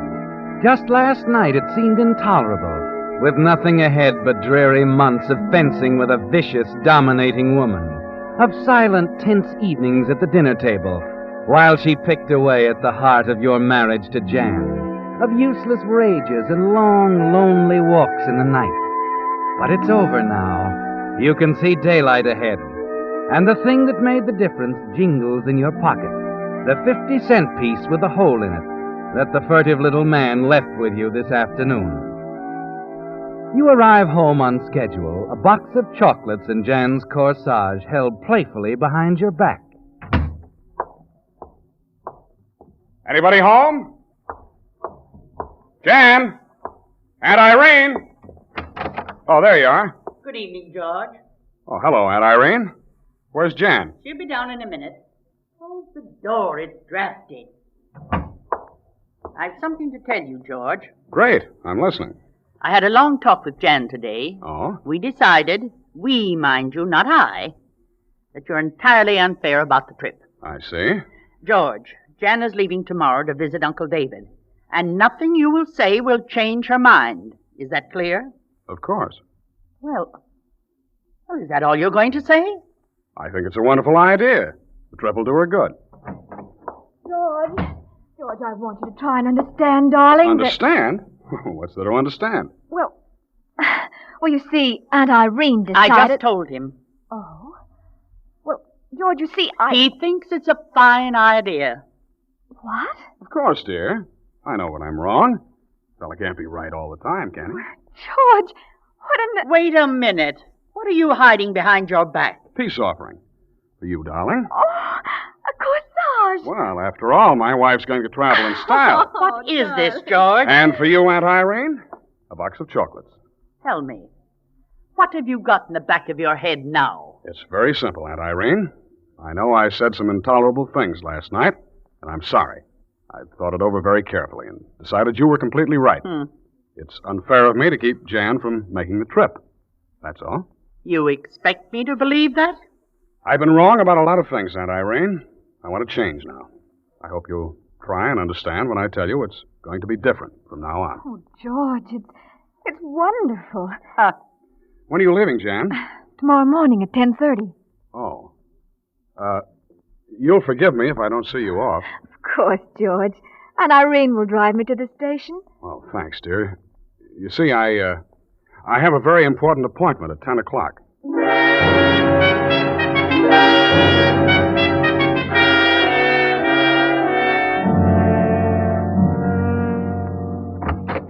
Oh, 10 o'clock. Right on time, Turner. Come in. Thanks. This is Mr. Frawley. Dan, George Turner. Turner? How do you do? Sit down, Turner. Thanks. We dropped the 4-bit piece along with my note to let you know this is the McCoy. You recognized it, I see. Yeah? It's my brother Ed's pocket piece. He's carried it for years. Mm-hmm. Ed's a nice boy. Shame to see him wasting his life away on a murder rap. Yeah. And Dan here likes to help nice guys. Just like he said in the note. Yeah, we want to get your brother out, Mr. Turner. That takes an organization, doesn't it? We got one. Takes money, too. Prison breaks don't come cheap. How much? $3,000. 3,000? Maybe it's not worth that much to you to see your brother sprung. Maybe you don't like your brother. No, it's not that. You said he was a nice guy, Frawley. Tell me, does he still have red hair? Or has prison life turned it gray? Yeah, I get it. You don't trust us, huh? Yeah, your brother doesn't have red hair, Turner, or gray. Sandy, like yours. About the same height and the same build. In fact, you could pass for him. Does that satisfy you? I've seen him? Yeah.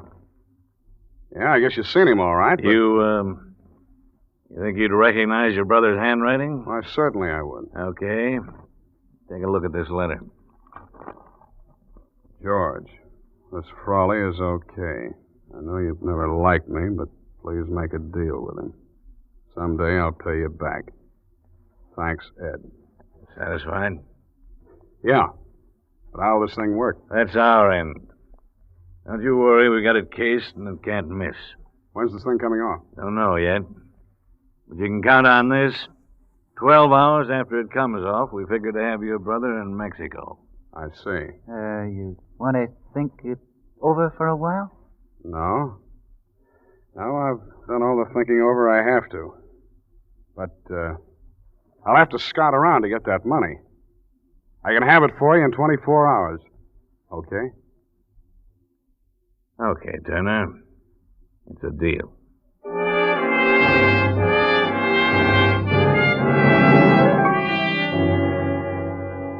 Yes, George, it's a deal. A completely new deal for you. Because for once in your life, you hold a hand that's all aces. And as you go about raising the necessary $3,000, using your wife's trip as an excuse, you plan exactly how you'll play your cards. With Jan safely on her way to California. The next day, you manage to get the money to Frawley. Then, after 3 days of anxiously watching the newspapers, you're driving home from work with your next-door neighbor, Mr. Cameron, the car radio playing softly as the two of you talk.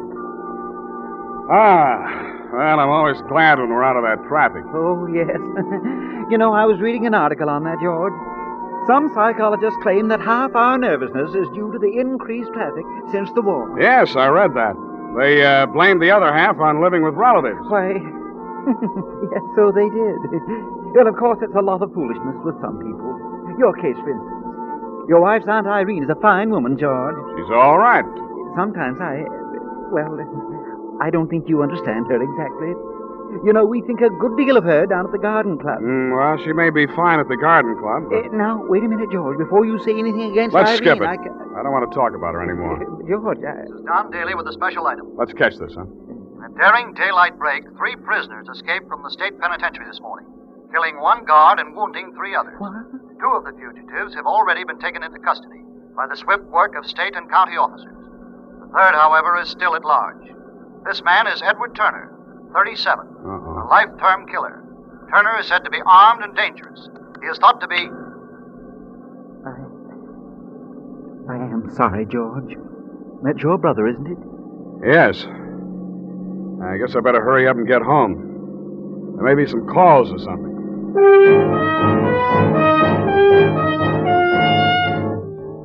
Yes, George, you want to get home in a hurry now, but not for any calls. You want to make sure that Aunt Irene is there, that she'll stay in the house. You also want to get up to the attic and pick up that old bundle of your brother Ed's clothes stored away in a trunk.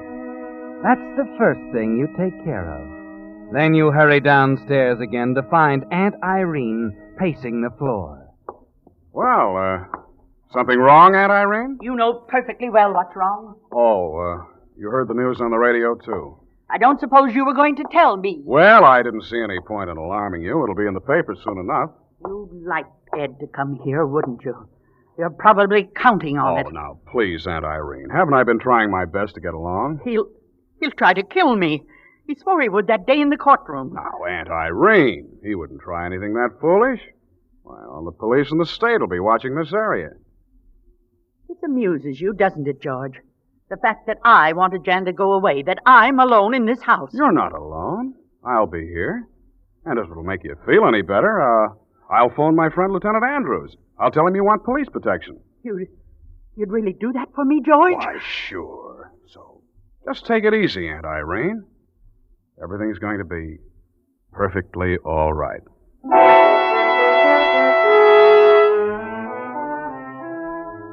You don't intend to phone, do you, George? You get Irene to go to her room, and then you sneak down to your car in the alley where you left it. You toss the bundle of clothes into the back and drive to a secluded spot at the edge of town. It doesn't take long to change from your suit into the old one of Ed's, and a bit of dirt rubbed on your face makes the disguise more perfect. You're thinner than Ed, yes, but even Frawley remarked how much you look alike. Back in town, you run the car into an alley, cut the lights, and walk the few short blocks to Granelli's Bar, a place that has changed very little since the days when Ed used to hang around. This is an important step, George. You must establish Ed's presence in town. Hello, boys. Surprised to see me? Yes. Watch it, Granelli. Don't do anything foolish.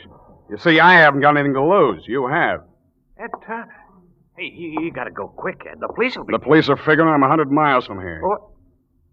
What do you want? I'm short of cash, Granelli. Very short. I thought you'd like to give me $50. No. I can't do that. I can't help a criminal, Ed. So you believe it, too, huh? All that lying old dame had to say. Well, you had a fair trial, Sure, and they hung it on me, so now I want a fair chance to even things up and beat it. The money, Granelli. Get it out of the register. But, Ed... Get it! All right, I'll get it. This is no good, Ed. They could close me down. So could I. Thanks. Just don't any of you do anything until I'm away from here. I wouldn't like it. And maybe killing comes easier for me now.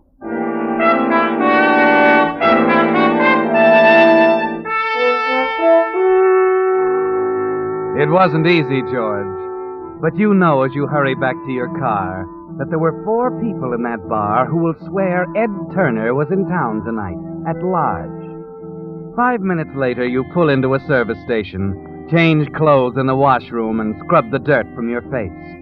No one pays any attention as you toss the little bundle of Ed's clothes in the back of a truck which is pulled in for gas.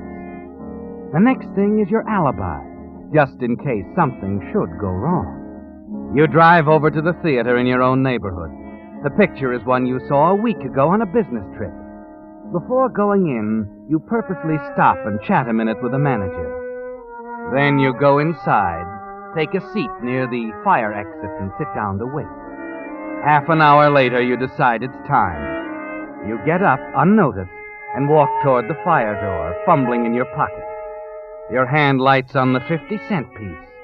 And as you slip out, you insert it carefully into place, holding back the latch. Yes, George.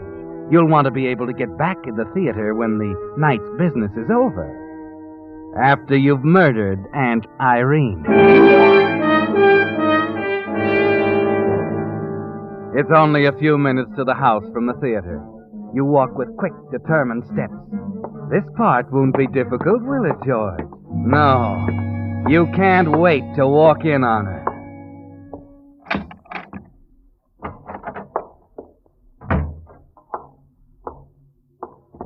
Hey, wait a minute. Hello, George.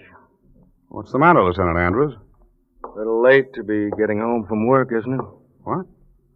No, I was home before. I just went out for a little walk. What brought you back, George? Forget something? Or did you want to make sure your wife's aunt was dead?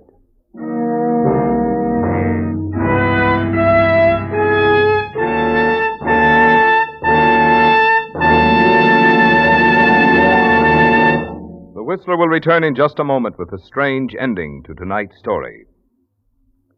Meantime, since this is spring, the season when a young man's thoughts turn to love, and also to oil changes, if he has a car, I'd like to say a word tonight on both subjects. Love, that is, and oil changes. If you really love your car and want to keep it young, happy, and purring with contentment, make this spring's oil change a change for the better.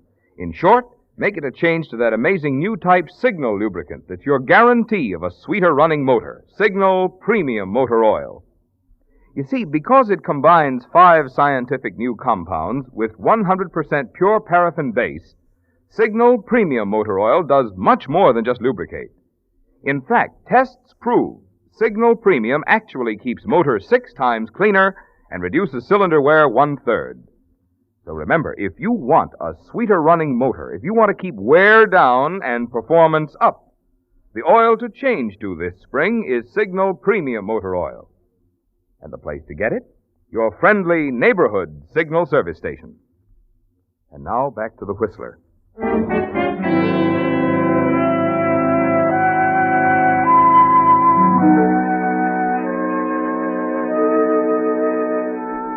Well, George, you stand there speechless, stunned, almost as if someone had struck you with a sledgehammer when you walked through the door. Aunt Irene lying on the floor, dead. Andrews from the homicide squad staring at you, his lean face full of questions. You never figured it this way, did you, George? Not with Frawley's promise that they'd have Ed in Mexico 12 hours after his prison break. But now it begins to make sense, doesn't it? Ed must have decided not to leave without evening the score with Aunt Irene. You take your time, thinking it all through before saying anything. And then you realize that it's better this way. Ed's safely out of town by now, but he'll be blamed if you simply say you saw him. And you can say that, George, because Granelli and those people in the bar will back you up. Yes, it's better this way. You want to tell us what happened, George? Yeah, sure, Andrews. It was just an awful shock, that's all. I guess it's pretty simple. My brother, Ed, he was in town this evening. You talked to him? No, I saw him, though. I don't think there could be any mistake. And, of course, you know how he felt about Aunt Irene. Yeah, we know. Only we're more interested in how you felt about her, George. What do you mean? Mr. Cameron here says you hated her enough to kill her. Wait a minute. You're not accusing me That's exactly what I'm doing. Yes, only last week at the garden club. Irene was Yeah, you've told us all that, Mr. Cameron. All right, so we did quarrel, so I hated her, but that doesn't mean I killed her. He's lying, Lieutenant. I heard her scream. I heard him run out of the house. It was my brother. It must have been my brother. He swore he'd kill her. You've got to find him. He's on his way to Mexico. He's on his way, all right. But not to Mexico. He was killed less than an hour ago in a running battle with the police. That doesn't make any difference. I tell you, he came Got it, here. George. We know you're lying. You see, 4 witnesses are ready to swear that at the exact moment of the murder, your brother was downtown in Granelli's bar.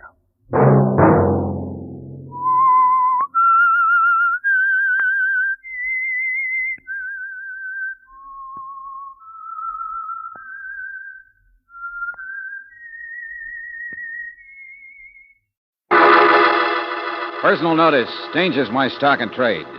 If the job's too tough for you to handle, you got a job for me, George Valentine.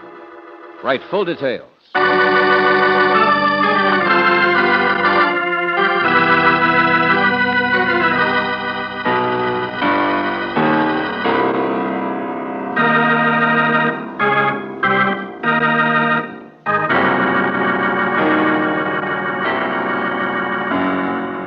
Standard Oil Company of California, on behalf of independent Chevron gas stations and standard stations throughout the West, invites you to Let George Do It.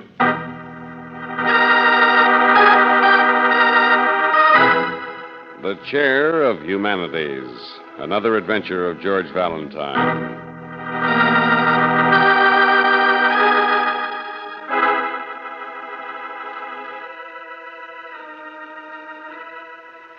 Dear Mr. Valentine, you must... Hello, can you hear me? Of course. Go on, Mr. Valentine. Dear Mr. Valentine, you must telephone me at once at our home on Faculty Road, Durley College. Yes. Yes, that's right. Well, then you are Mrs. Gloria Cable. My husband is Professor Cable. Edward M. Cable. He has the chair of humanities here at the college. He's very well known. Oh, I see. Chair of Humanities. But then you did write this letter to me, Mrs. Cable. Yes. Yes, that's right. And you closed with a P.S. saying that it was extremely urgent. Oh, yes. Well, why? What is it? Well, here I am. I'm phoning. I remember things so clearly that happened 10 years ago. A woman doesn't always do things she's proud of, or that... Well, if she's cursed with being attractive like they say I am... I mean... Mrs. Cable... I'm sorry, Mr. Valentine. This has nothing to do with it, with anything. I'm just talking. I'm sorry. Thank you for telephoning. It's nothing. Mrs. Cable, is what you're trying to say that you wanted me urgently because there's nothing wrong? What? Yes, that's it. Thank you for calling. There's absolutely nothing wrong.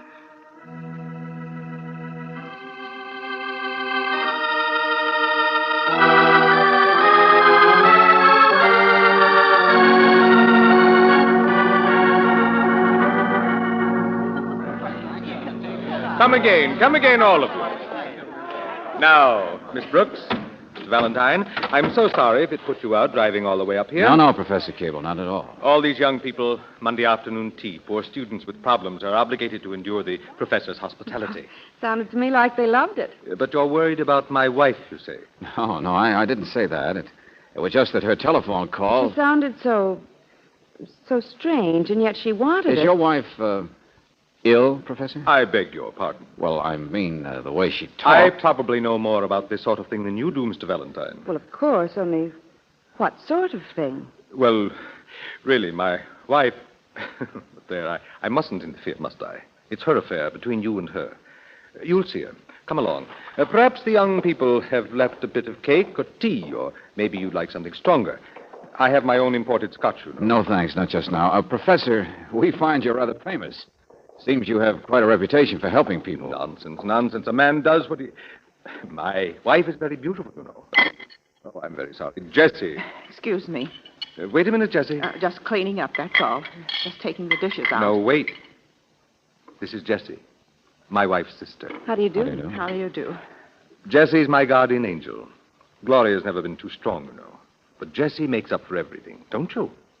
And besides, she's the most magnificent cook in the world. There's more cake if you want some, but it isn't as light as it should be. Gloria's upstairs packing, I think. No. Ask her to come down, will you? And Jessie, beauty is as beauty does, isn't it? Thank you. Excuse me. Your wife is upstairs packing, Professor? Poor Jessie. Sure you won't join me? No, none for me either. Why do you say that? Poor Jessie. Oh, she has the misfortune of being a worshiper of me, for one thing. But I suppose tending me at least keeps her busy. I've tried to help Jessie, make her understand about her own shyness, ugliness, if you insist. Maybe it's just that romance has missed her, I don't know. Never done anything but work here all along. Excuse me, Professor, but I'm still curious about something else. Jessie said your wife was packing. Valentine, my wife. I've done everything possible, everything for years. Money, time, attention. I'm afraid I acted like a schoolboy just now, being offended when you asked if my wife were ill. Why do I pretend? Yes, she's upstairs packing now. The doctor is already a little late. The doctor? Yes. You see, against my better judgment, today is the day that he's coming to take her away, as the saying goes, to a place where she can get some mental rest.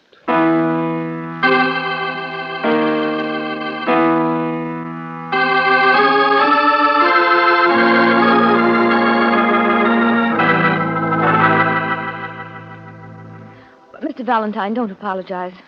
I'm so sorry I bothered you, that's all. Darling, you mentioned to him on the telephone something about 10 years ago. I know. I can remember all that. And I can explain to you quite simply. Well, I really don't think it's any of our business, Mrs. Cable. No, of course not. Darling... But that's what I was thinking about at the time.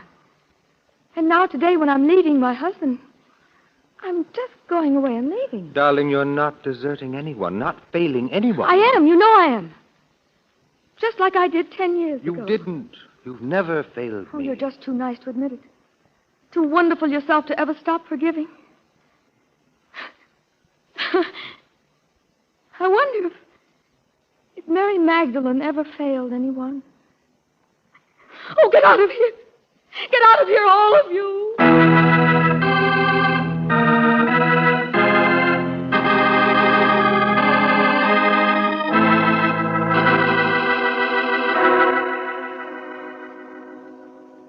I'm afraid this is none of our business, Professor, so goodbye. Mr. Valentine, it is your business. I was just as curious as you as to why she wrote you. Her memory of the present keeps slipping, I know. But she loves me a great deal. And I thought perhaps yesterday she had seen the cat die. The what? Yes, the cat. Oh, I wasn't even sure of it then. But I thought perhaps she was worried about me because I am sure of it now. And Mr. Valentine, it's I who need your help. Yes, for the first time in my life, I need someone to turn to. Then stop going around in circles, will you? What is it? I'm trying to get used to the idea that I'm actually in danger. Mr. Valentine, I'm trying to face the fact that someone is trying to murder me. Professor, how are you today? Oh, what in the name? Jessie said that I could see you now. Oh, excuse me, sir. I didn't know you weren't alone. You said show him in, Edward, the minute he came in. I told you there'd be people here. I didn't mean to intrude, Professor. I'll be back. No. You're here now. This is Bill Rossiter. Hello. How do you do? How do you do? It's a pleasure. Now, what is it, Bill? Let's get it over with. More trouble? What? Well, no, it's just that it's the first of the month, that's all. Oh, well, why don't I come back? Oh, of course. I'm sorry. Don't be so embarrassed, Miss Brooks and Mr. Valentine. Understand these things. I didn't have an Relax, Bill. Here, I just mixed it. Have a drink. Won't you? A drink? Go on. One won't hurt you. Well, I don't normally. Professor, here. What's this? Oh, the money. Of course, $25. Well, you could have waited if it inconvenienced you, Bill. No. I think I would like a drink, if you don't mind. Thank you. I just... Cheers, Mr. Valentine. Put that down, Bill Rossiter. Put that down. Jessie, I spilled it. I'm so sorry. Here, You know you can't touch that stuff. Get out of here. I'll clean it up, Jessie. Just get me right. I said get out of here, you weak-willed, sniveling... All right, Jessie. I'm going. I thought he'd have the strength to turn it down, Jessie. I know, Edward. So did I. Excuse me, all of you. I'm afraid I'm the one who's embarrassed now. Poor Jessie. I think she loved that man once. Liquor, his trouble? It was embezzlement, originally. 6 or 7 years ago. Worked in the treasurer's office. Had quite a future in finance. But the $25. He might have gone to prison if anyone had ever found out. It's repayment. That's all, Miss Brooks. I tried to help him out. I kept it a secret. Gave him the cash to cover up his mistakes.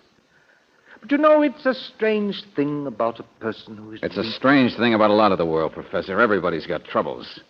But let's stick to yours. Is that most important? Worrying about yourself? Never mind the philosophy, just the facts. About murder. The cat. Yes. I enjoy living well. For instance, here in my study, I have my own little larder. which no one else touches, though everyone knows about it. Here's salted beef jerky to munch on. The cat ate a piece of it yesterday and died. Oh. Let me see. Might be rotten. Salted? No. Besides, it's a peculiar odor. I noticed the same odor in some brandy this morning. Didn't touch it, of course. You think poison? But that whiskey you just now offered... Oh, Mr. I Rossiter- brought the scotch myself this morning. Forewarned is forearmed. But there's a special cheese here which I love, imported. Same peculiar odor. Same, whatever it is, Mr. Valentine. So, what do you think? Or do you think that perhaps in the midst of all these peculiar people, I have become the most peculiar of all? That my imagination... I'm not going to waste any more time in thinking, Professor Cable. I'm going to find out. Come on, Brooksy, let's go.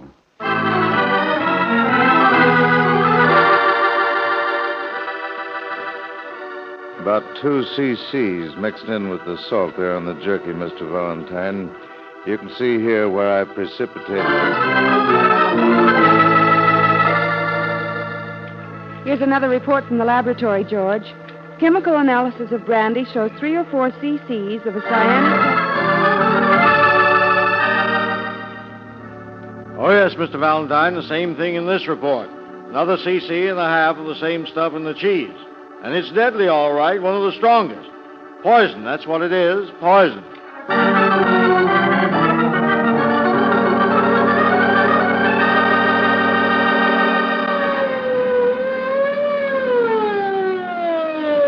Here we are, Captain. It's dark. You can park on the side. I know. I've bossed the campus police for 25 years. I ought to know where Professor Cable lives. Do you know him yourself, Captain Martinson? Oh, sure. I can't imagine who'd want to be poisoning a good-hearted guy like him. Never mind worrying about that now. All I want to do is search the house. A shot! Come on.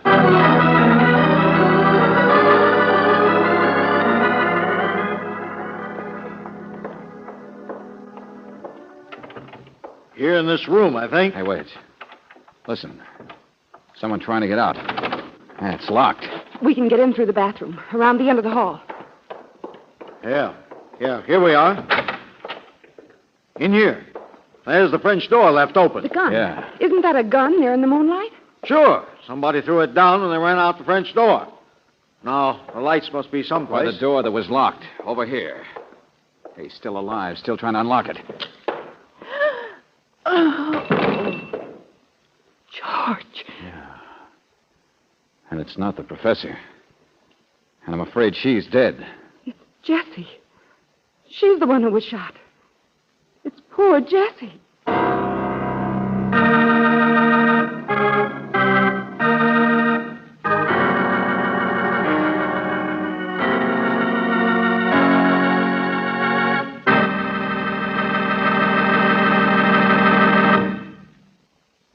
We'll return to tonight's adventure of George Valentine in just a moment.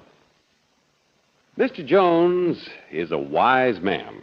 He owns a car which he uses most of the year for short cross-town trips. His wife sometimes uses the car to do the family shopping. So why is Mr. Jones wise? Because he knows that kind of driving is tough on car engines. Short trips prevent an engine from warming up. And every time the ignition is turned off, acid-laden moisture can cause corrosive rust in the cylinders. That's why city motorists everywhere in the West will tell you more people prefer RPM motor oil than any other brand. And the reason RPM is first choice where driving's toughest is because it's compounded to adhere to all interior engine parts at all times. Even if you left your car standing idle for weeks, corrosive rust couldn't get started. RPM is further compounded to stop oxidation, prevent carbon and lacquer formations. In fact, it's the best engine insurance you can buy. Ask tomorrow for the oil that's first choice where driving's toughest. Ask for RPM at standard stations and independent Chevron gas stations, where they say and mean, we take better care of your car.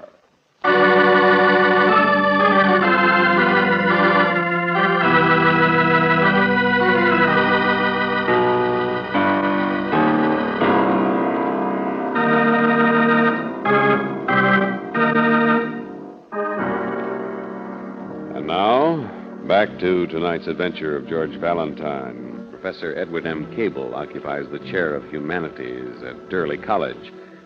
Not exactly the kind of person you'd expect to be tapped for membership among the dead, even though his private larder was so carefully poisoned.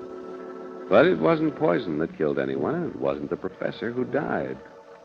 No, it was poor Jessie, the ugly, hard-working sister-in-law that you, George Valentine, found dying, shot to death. George? Hello, Angel. What did the police captain have to say, Mr. Valentine? Oh, he's gone downtown to take the body down, pictures and so on. But he'll be back pretty soon. Anything new? No. Oh, they located where the poison came from, though. That cyanic, whatever it was, 15 cc's were apparently stolen from one of the science supply shops the other night, Professor. From right on the campus. Well, I suppose nearly everyone around must know about those shops. They supply the laboratories.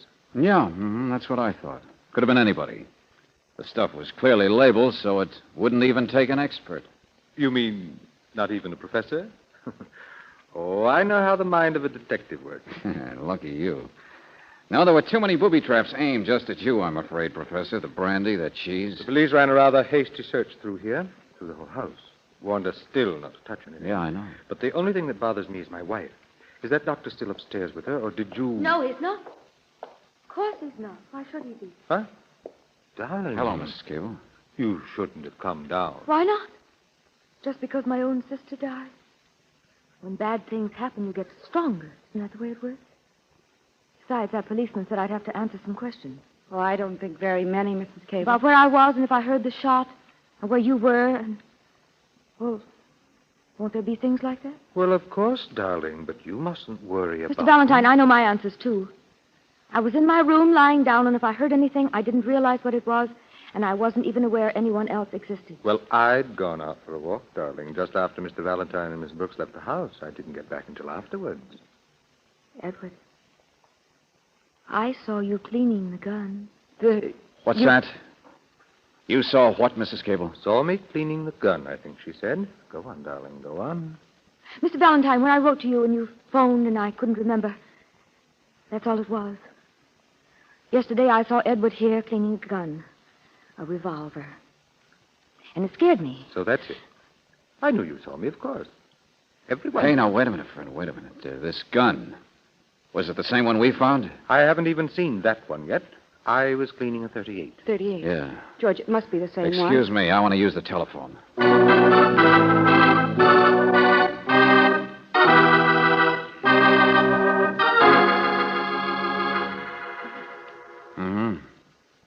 Okay, Captain, I'll wait for you. Gonna run some tests, Brooksy. I'll show you.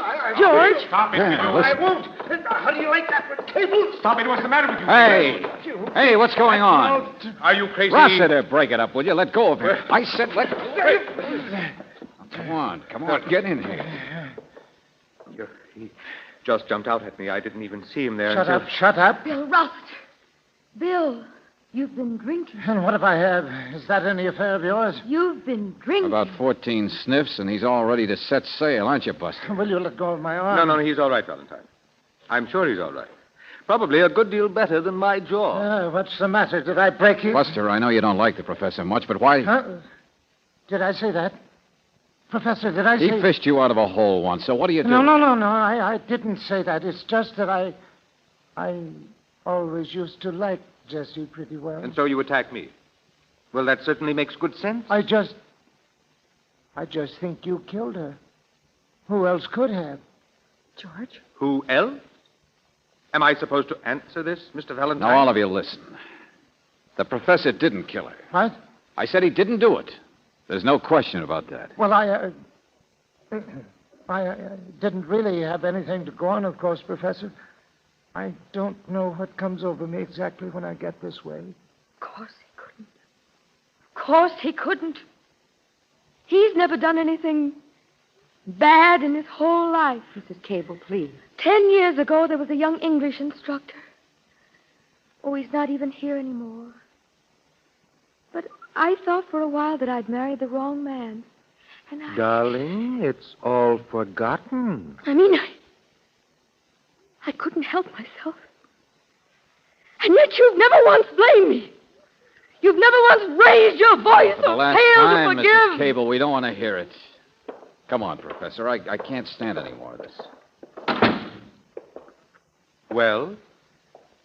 You know what I mean. Valentine, you've just seen that when a man tries to help people, sooner or later they turn on him. They hate him for it. That's a good cliche. Do you mind if I fix myself a brandy and soda?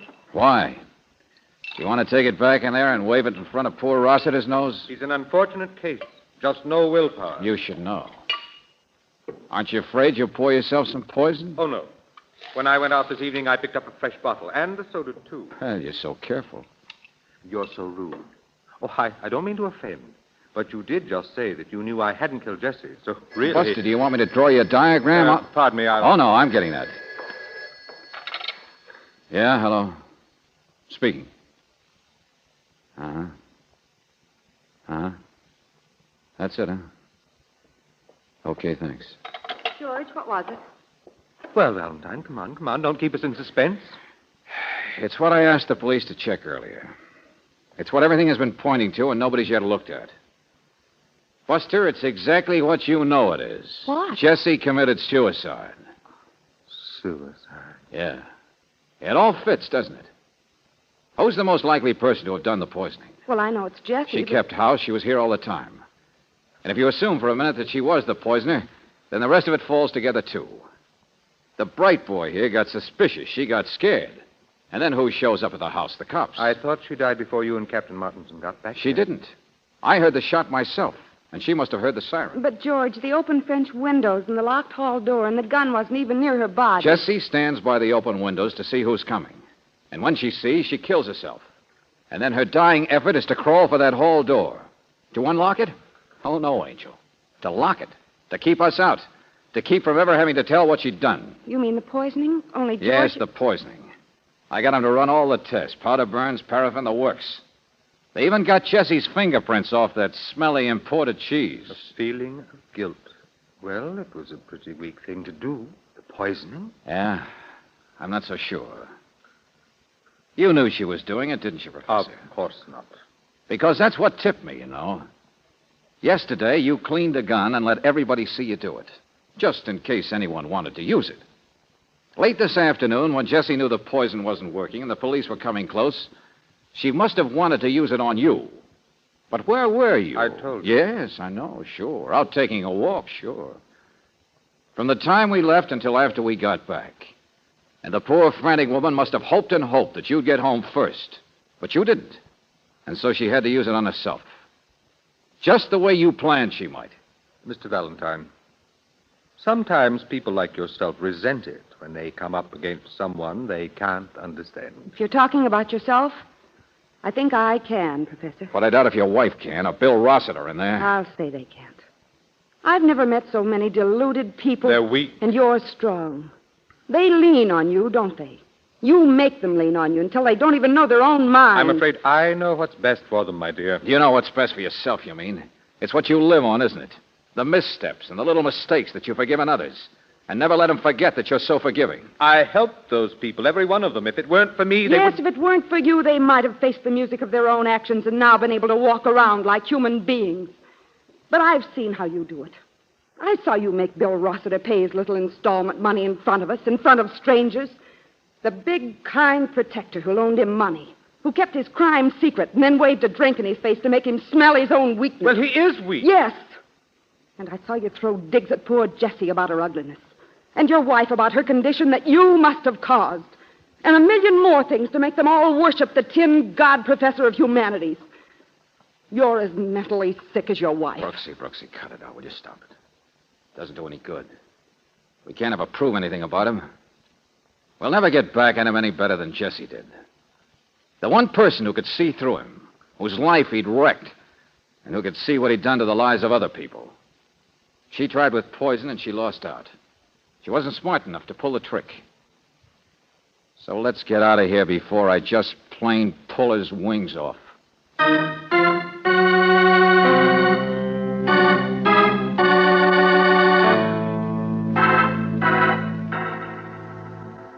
Hey, wait a second, Brooksy. Add these figures, will you? No, don't talk to me. That man in there, I'm so No, mad. wait a minute, listen. 2 cc's plus 3 or 4 cc's plus 1.5 cc's. About 7 or 8, isn't it? What, you mean the poison? Yeah. Doesn't add up to 15, does it? And that's what was stolen. George, well, they searched the house once. They looked every place you'd think Jesse thought Gloria'd be gone. The professor alone in the house. Come on. of. But he's buying all of his own things, even his soda water he's not using. Valentine. George! Look at him. It's too late. But he hasn't touched anything except his own drink. I know. But what goes into a brandy highball? Brandy and soda. And ice cubes, Brooksy. Poisoned ice cubes. Jessie accomplished what she set out to do after all.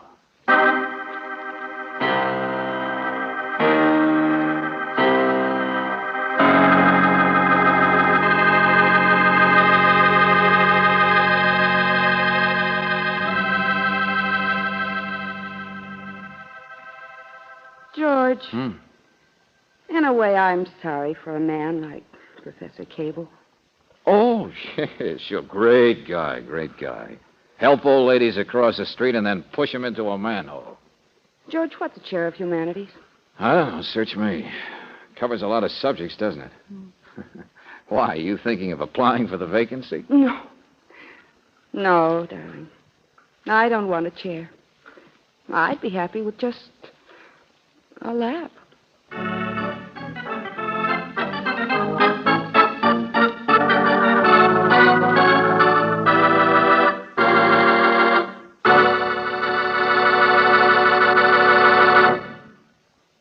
This is your FBI.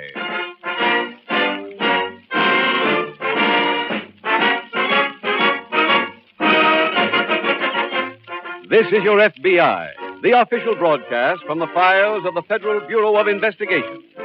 Presented as a public service by the Equitable Life Assurance Society of the United States and the Equitable Society's representative in your community.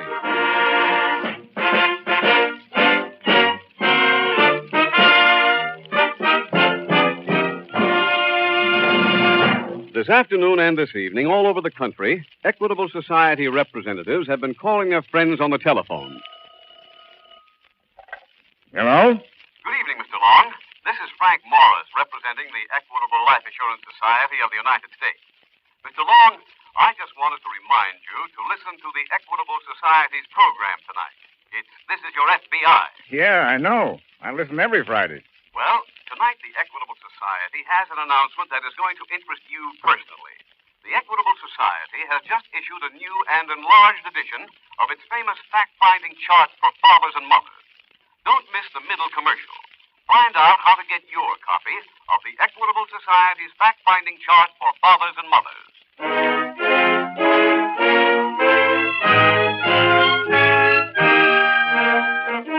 Tonight's FBI file, The Happy Honeymooners.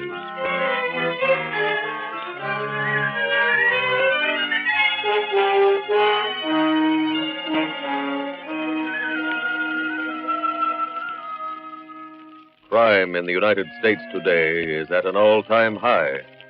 And the figures gathered by your FBI and by other law enforcement agencies are enough to shock even the most complacent into a realization that the time to fight the crime wave is now. There is an average of more than 2,000 thefts committed in this country every day, or more than one every minute around the clock. That fact is serious enough. But even more serious is the companion truth that crime, like any disease, spreads quickly when it remains unchecked. We are all about to enter a new year. If we all do our part to help fight that crime wave, it can be a year to be remembered with pride. If we fail to do our part, then the same crimes we suffered this year will be repeated, with one difference. There will be more of them.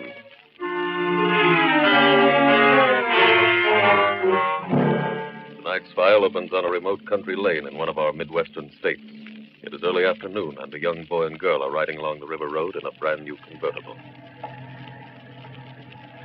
Isn't this nice, honey? Oh, it's lovely, Eddie. Just lovely. Happy? Very. Oh, look at that view. You can see 10 miles up the river. Uh-huh.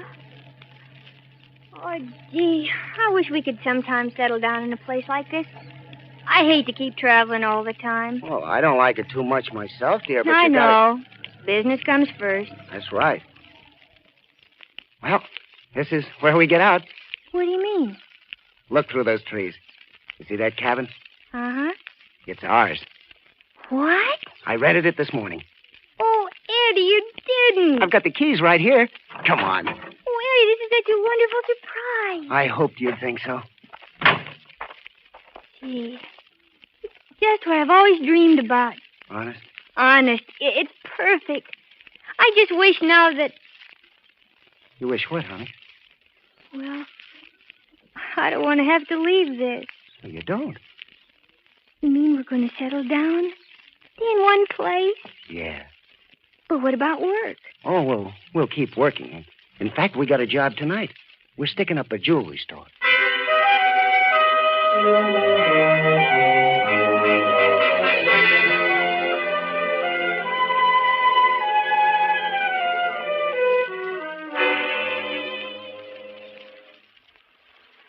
Go ahead, honey. Ring the bell. Okay.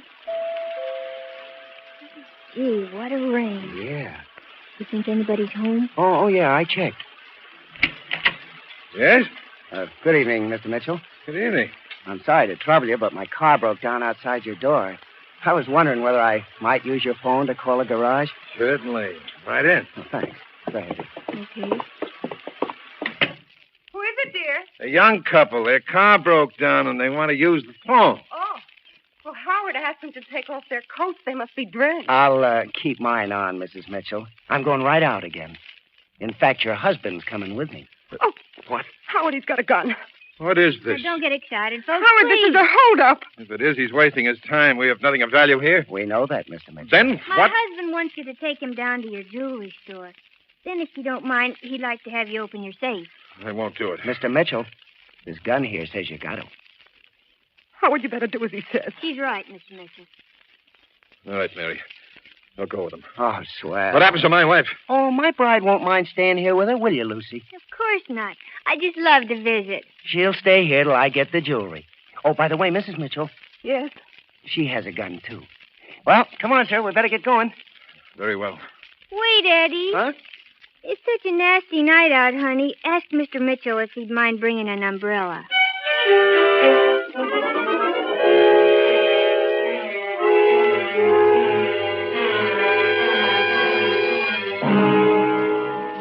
That same evening in the local FBI field office, Special Agent Jim Taylor is seated at his desk just finishing a report on his last case. Busy, Jim? Oh, hello, Doug. What are you doing around the office this late? Oh, the boss called me at home and asked me to come in. Huh? Something special come up? Maybe yes, maybe no. Will you wait 1 second while I sign this report in the Fulton case, and I'll be all finished here. Yeah, I'm certainly glad that file is closed. So am I. I don't want any more of those tough cases. I'd like to work on a simple one for a change. We don't get any simple ones. I guess not. Well, what have you got, Doug? Well, about 2 weeks ago, 2 youngsters stuck up a jeweler in Memphis, and we just got word from the Memphis office about it. Memphis thinks they're headed this way? That's it. The switchboard is working now, covering every hotel in town. But I doubt that it'll do any good. Oh, why not?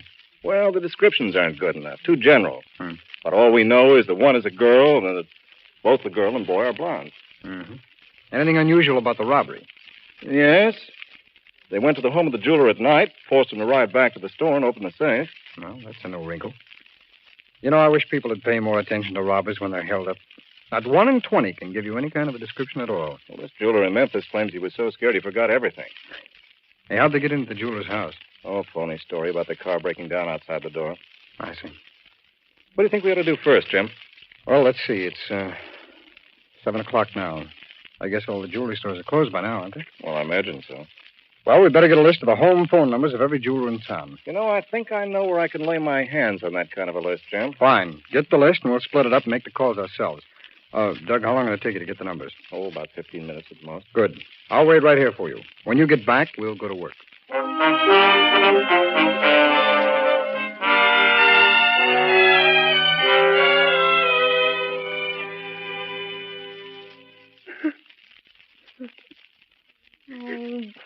Gee, Mrs. Mitchell, I wish you'd stop that crying. Everything's going to be all right. I know it is. Look, worrying isn't going to do you a bit of good. I know from experience.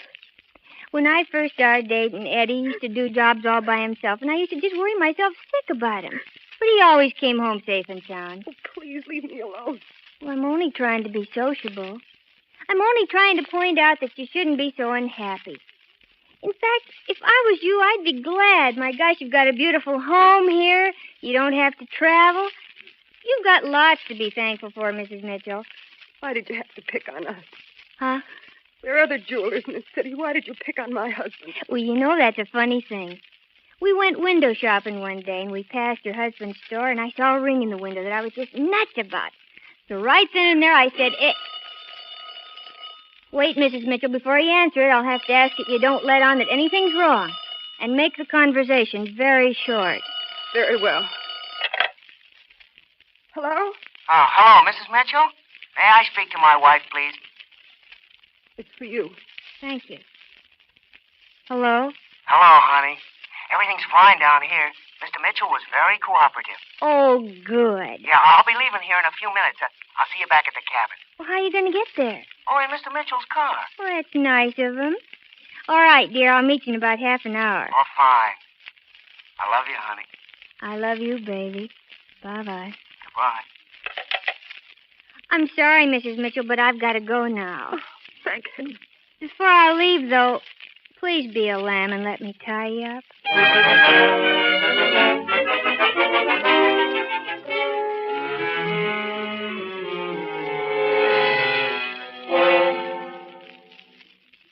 Hi, Jim. How you coming? Made my last call a minute ago. How about you? I just finished. Well, it ought to be tough for them to pull that same stunt on any jeweler around here. Yeah, I think so. Hey, any numbers on your list that didn't answer? Yes, two. Hmm? Say, how about the newspaper? I've already called them, Doug. They'll use the story tomorrow. Oh, excuse me. Special Agent Taylor speaking. Mr. Taylor, this is Sergeant Drew down at headquarters. Yes, Sergeant. We just got a call from a Mrs. Howard Mitchell in Springtown. Mm-hmm. She says a young couple came into her house tonight, made her husband go down to his store and open the safe. Sergeant, is Mr. Mitchell a jeweler by any chance? That's right. How'd you know? We've been looking for that couple, Sergeant. Have you got any descriptions on them? Not very much. Mrs. Mitchell was too excited to tell me more than just the bare facts. Mm-hmm. You say this Mr. Mitchell was brought into the city from Springtown. That's right. That's across the state line, Mr. Taylor. That's why I called you. That makes it a kidnapping case. Sergeant, what's Mrs. Mitchell's address? 169 Bedford Street, Springtown. 169 Bedford. And the address of her husband's store? 1218 Fifth Avenue. 1218 Fifth. Thanks very much, Sergeant. We'll get on it right away. Doug, we've got some work to do. What's that, Jim? Our young couple has already pulled a job. So I gather. A local jeweler was taken from his home to his store. Here's the address of the store, Doug. You check there. I'm going out to the man's home.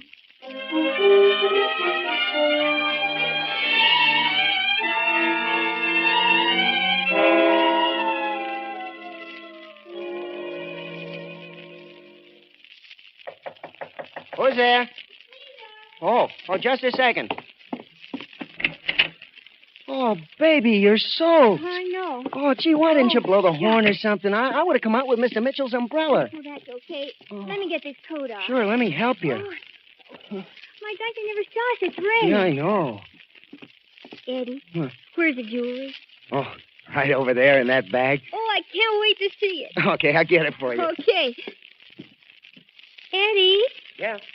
Isn't that Mr. Mitchell there in the corner? Mm-hmm. What's he doing here? Oh, I brought him back with me. Looks like he's tied up. He is. Here, take a look at this stuff. Oh, Eddie. Real nice, huh? Oh, it's beautiful. And look here, honey. Remember this? It's a ring I like so much. Uh-huh. I had Mr. Mitchell make a special effort to put that in. Oh, honey, you're so thoughtful. Oh, that's okay. Eddie, Yeah, dear. what made you bring Mr. Mitchell home with you? Oh, I had a reason. We only have one bedroom. Well, he can sleep where he is tonight. What was your reason? Well, I figured he could afford to give us a little more money. Oh. Well, I called his wife and told her we were going to keep Mr. Mitchell until she gave us $20,000.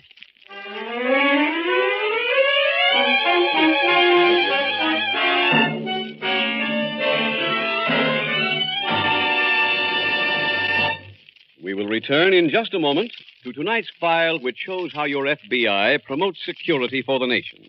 Now let's bring this question of security closer to home. Mac, you're a father. Did you ever see a chart like this before? A fact-finding chart for fathers and mothers.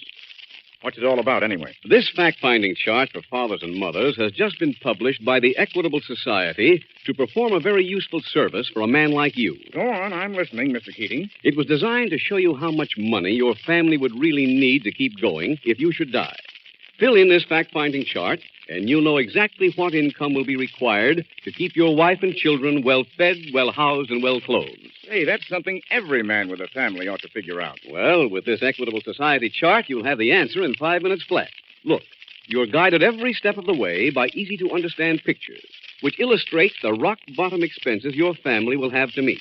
And when you've finished, you'll have a clear, accurate, and complete picture of just what income your family would need during the critical years. Critical years? What's that mean? The years before your youngest child finishes high school. Years during which the home must have a minimum income to keep it together. Okay. I'm going to buy one of these fact-finding charts tomorrow. Now, they're not for sale, Mac. They're free. The Equitable Society representative in your community will be glad to bring you a copy. Sit down with him, you and your wife together. There's no obligation, and get a true picture of where you stand. Phone him tomorrow to bring you an Equitable fact-finding chart for fathers and mothers. Or send a postcard, care of this ABC station, to the Equitable Society. That's EQUITABLE. The Equitable Life Assurance Society of the United States.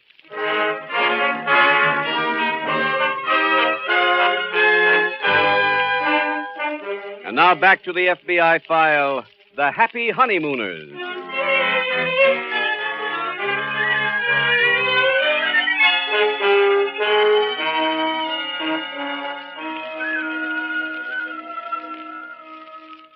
According to the most recent figures available, there are approximately 7.5 million persons with arrest records in the United States today.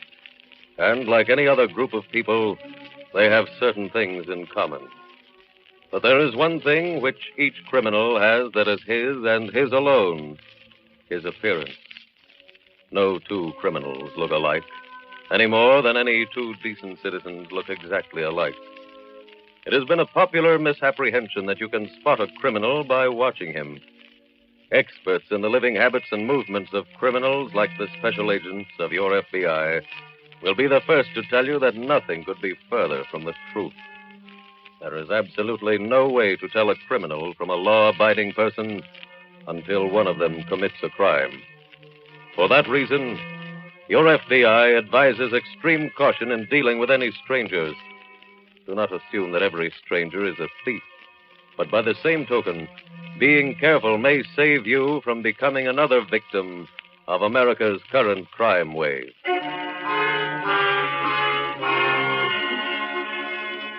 Tonight's file continues in the FBI field office. Special Agent Taylor has just returned to the office from his interview with Mrs. Mitchell. Well, Jim, I see you got soaked, too. Yeah, to the skin. I don't think I ever saw it rain this way. I certainly hope your trip was more productive than mine. Nothing at the store at all, huh? Not a thing. The police had already arrived when I got there, and they went over everything. How about the safe? Oh, it was wide open and empty. No fingerprints? None at all. I imagine that Mitchell must have opened the safe himself, but if he did, he was wearing gloves. How about Mrs. Mitchell? Well, she was all right until she got a phone call from the man the girl called Eddie. Eddie said he was holding Mr. Mitchell for $20,000 ransom. They didn't kidnap the jeweler in Memphis. No, they just robbed him. This is something new. How is Mrs. Mitchell going to contact them? Oh, she's not. When Eddie called, she said that she didn't have $20,000, so he said he'd give her a little while to dig it up. That he'd call her back. Well, any call out to Springtown is a long-distance call, Jim. I know. The phone company is going to trace any call made to the Mitchell's number. We'd better sit right here until they call. Yeah, that's about all we can do. Could Mrs. Mitchell describe the couple? Only very poorly. She was practically in hysterics when I talked to her. She couldn't... Oh, pardon me. Special Agent Taylor. This is Sergeant Drew again. Yes, Sergeant. Mrs. Mitchell got another call from the kidnapper. How long ago? About 5 minutes ago. Operator, trace it? Yes, she said the call came from Centerville. Centerville 842. Centerville 842. Thanks, Sergeant. We'll get on it right away. That was our call, Doug. Mitchell is being held at the house with the phone number Centerville 842. Let's check that number and get out there as fast as we can.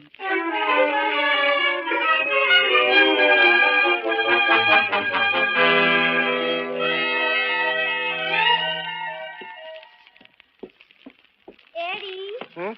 Oh, yes, honey. I was just listening to the most wonderful program on the radio. All about a woman who forgets her name and she can't remember where she lives. Look, dear. I'm trying to make a rough estimate on these jewels. Tell me later, huh?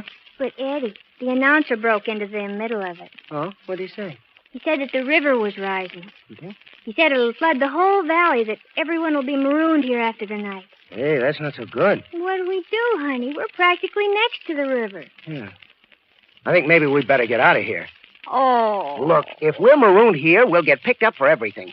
Well, what do we do with Mr. Mitchell? We'll just have to leave him here. How about the $20,000 from Mrs. Mitchell? I think we better settle for the jewels.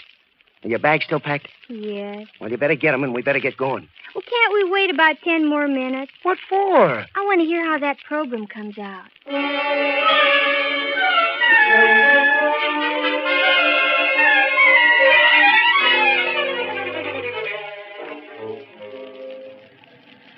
Take a look at that river, Jim. Yeah, it's really roaring. I don't think I've ever seen it that high. It's flood stage, all right.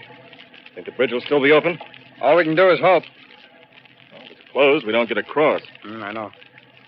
Look, Jim. Huh? There's a man with a lantern in the road. Yeah, I see him. Coming around on my side. I'll roll my window down, Doug. Sorry, sir. The bridge is closed. We're both special agents of the FBI. Here are my credentials. Is there any chance of us getting across? Well, I wouldn't suggest it. Oh? How bad is it? There's no telling. But you can gamble if you want to. Doug? Any way you want it, Jim. Well, let's take a chance. Okay with me? We're going to try it. Well, good luck. I sure hope you make it. Thanks. The left a little, Jim. Okay. Hold it. Huh? What is it? Railing's down. Suppose that means anything? Well, let's find out. The water looks pretty deep up ahead. I think we can keep the wires dry and go for it slow. Okay, now, this is the end of the bridge. Yeah. Now, let's go find our couple.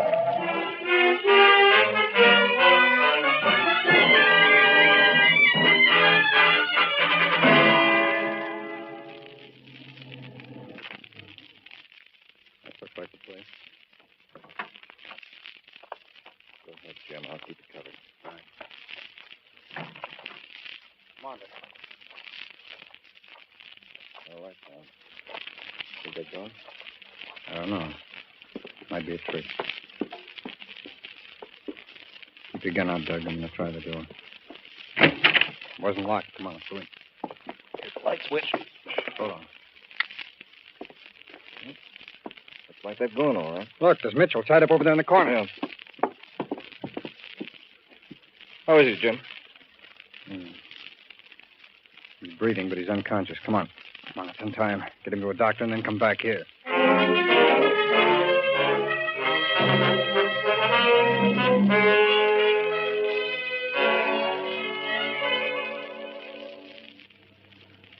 Daddy.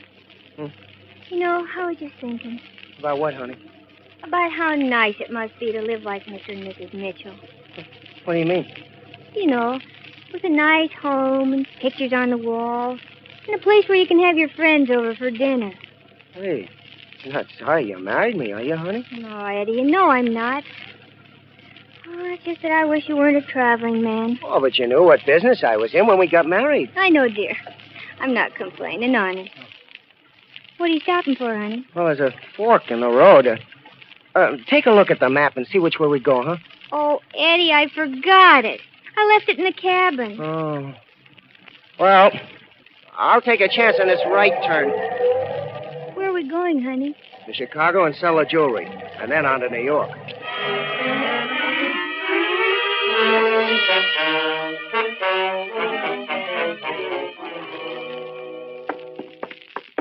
Come on, Doug. I want to see where this door leads to. Right. What's there, Jim? It's a shed attached to the cabin. It's been used as a garage. Mitchell's car is here. They must have used their own car for a getaway. Mm-hmm. What do you got there? A map. I wonder if it was theirs. Is that a route marked on it? Yeah. Yeah, it's the road between here and Chicago. It still doesn't help much. We don't know what kind of a car they were driving. We don't know what they looked like. Mm-hmm. Aside from that, everything's under control.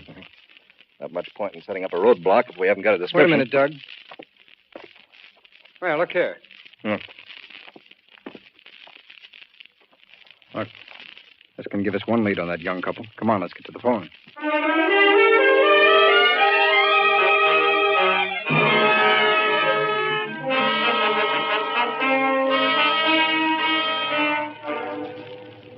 Take a right turn here, Jim. I know. Got about 5 more miles to go. Uh-huh.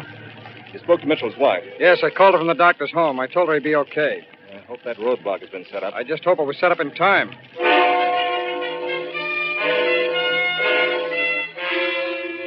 There's a line of cars up ahead, Jim. That's the beginning of the roadblock. It's like 100 cars or more. I was hoping there wouldn't be that many.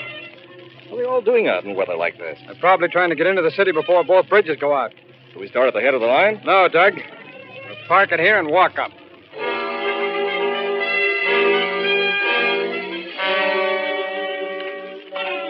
Only about 20 more cars, Jim. Well, we can't get any wetter. That's one consolation. That's true. Here, let's take a look at this convertible. Okay. Doug? Yeah. Shine your flashlight closer, will you? How's that? Yeah, that's fine. I think we may have something here. I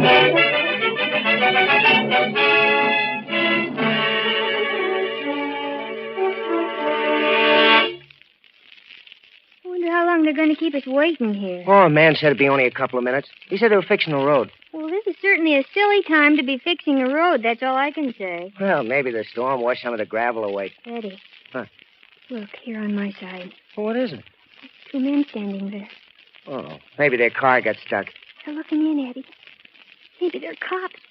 We better get out of here. Hey, that's what we're going to do. Look out, Eddie. They both got guns. There you are. Special agents, the FBI.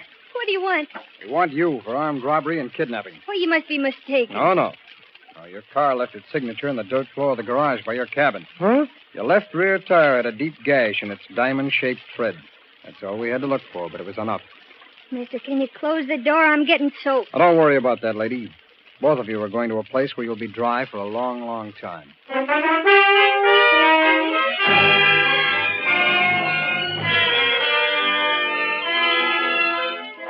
The wanton young couple was sentenced to 25 years and 15 years, respectively, for kidnapping and violation of the National Stolen Property Act. And thus, by careful investigation and hard work, your FBI thwarted the get-rich-quick scheme of another pair of criminals. A pair who proved they would stop at nothing. A pair who, though young and innocent in appearance, were as completely criminal as any murderers on record.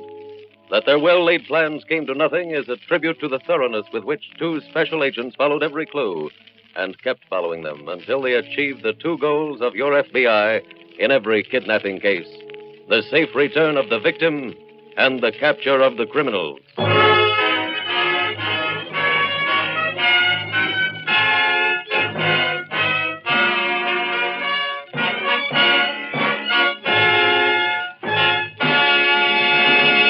In just a moment, we will tell you about next week's exciting case from the official files of your FBI.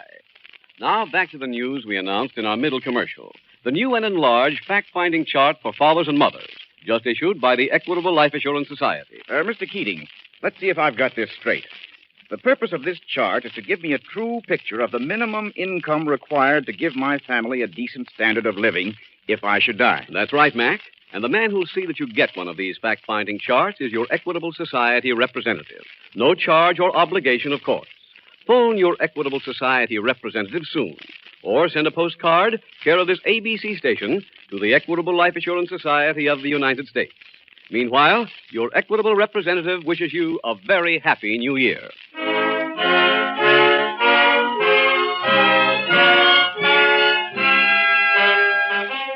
Next week, we will dramatize another case from the files of the Federal Bureau of Investigation. A case involving the operations of a gang of professional thieves. Its subject, bank robbery. Its title, The Sorrowful Safecracker. The incidents used in tonight's Equitable Life Assurance Society's broadcast are adapted from the files of the Federal Bureau of Investigation. However, all names used are fictitious, and any similarity thereof to the names of persons living or dead is accidental. Tonight, the music was composed and conducted by Frederick Steiner. The author was Jerry Lewis, your narrator was William Woodson, and Special Agent Taylor was played by Stacey Harris. This Is Your FBI is a Jerry Devine production. This is Larry Keating speaking for the Equitable Life Assurance Society of the United States and the Equitable Society's representative in your community, and inviting you to tune in again next week at the same time when the Equitable Life Assurance Society will bring you another thrilling story from the files of the Federal Bureau of Investigation. The Sorrowful Safecracker on This Is Your FBI.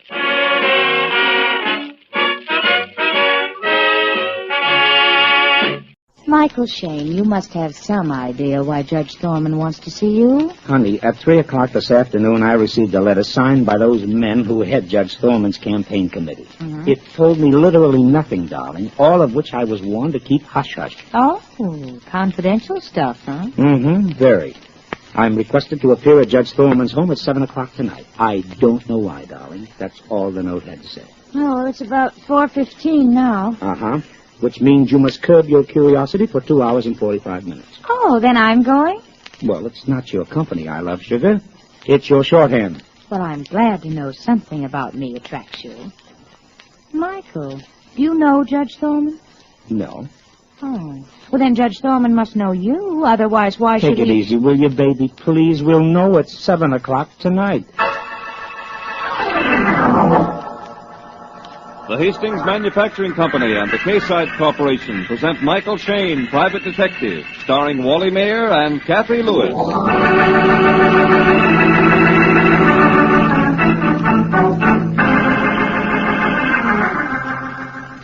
At approximately the same time, Shayne and his blonde assistant Phyllis Knight are discussing the mysterious note summoning Shayne to Judge Thorman's home at 7 o'clock. Mysterious events are shaping themselves in Judge Thorman's study. The judge is conversing with one of his committee men. Eating at the club tonight, Judge? As usual. Not until after the meeting. By the way, has this Michael Shayne fellow been contacted? Yes, a note was sent asking him to be here tonight at 7. Oh, good. He comes highly recommended. Yes? If I didn't know you were one of my best friends, I'd say you didn't particularly care whether we ever find out who's making these silly telephone threats against my life. I was just thinking of this Michael Shayne fellow. I don't think he'll be much help. Inspector Coyle and Chief Randall assured me he was as capable an investigator as we No could doubt. find. I'm afraid Shayne will be too late. What the devil are you... I made those calls, Judge. You? What sort of stupid joke is this? It's neither stupid nor a joke, my dear Judge. Do you remember Carlton Winters? Winters? Well, yes, Carlton Winters, a forger. I sentenced him 16 years ago, it was. What of it? You won't know my face, Judge. But look at the hatred in my eyes, and you'll see Carlton Winters. But You've known me as your friend for 10 years. Yes, it's taken me 10 years to ready myself for this moment. These hands you felt so sorry about. I deliberately crippled them so that I could be that much surer of my revenge. This face. Yes, I see it now. You see the man you sent away for forgery. The man whose wife later divorced him and married Paul Redfern. You took everything from me. You were guilty. That makes little difference. You enabled Paul Redfern to take Estelle from me. I vowed I'd pay you off, remember? It'll be over quickly, Judge, quickly. The suicide note is ready. I have your own gun. Suicide? Only to outward appearances, Judge. It'll really be murder. Get that gun away from my head, you fool! No, Judge. Not when I've waited 10 years for this.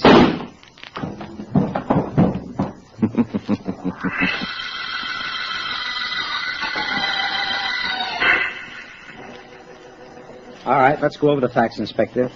Phil, take notes, please. All right. And incidentally, I copied those statements from Detective Johnson's notes, Mike. Oh, fine, thanks. Well, Inspector? Well, Judge's wife, dead 5 years. A married couple acted as Judge Thorman's cook and body servant. Missed the day off, checked, and they've been at a relative's home all day. Usually on Wednesdays, the judge had dinner at his club. Missed tonight, as there was to be a meeting here at 7. Yeah, that's right. Something about tracing crank calls. Say, these 3 men on the committee, there was Thomas Charles Hart. Yes, he's a retired businessman from the East. Oh. Horace Epperly, big construction man. Paul Redfern, ex-prosecutor. Incidentally, all 3 of their alibis aren't worthy of the name. Not one of them can prove where he was between 4 and 5. Well, now go easy there, Shayne. They're all big men.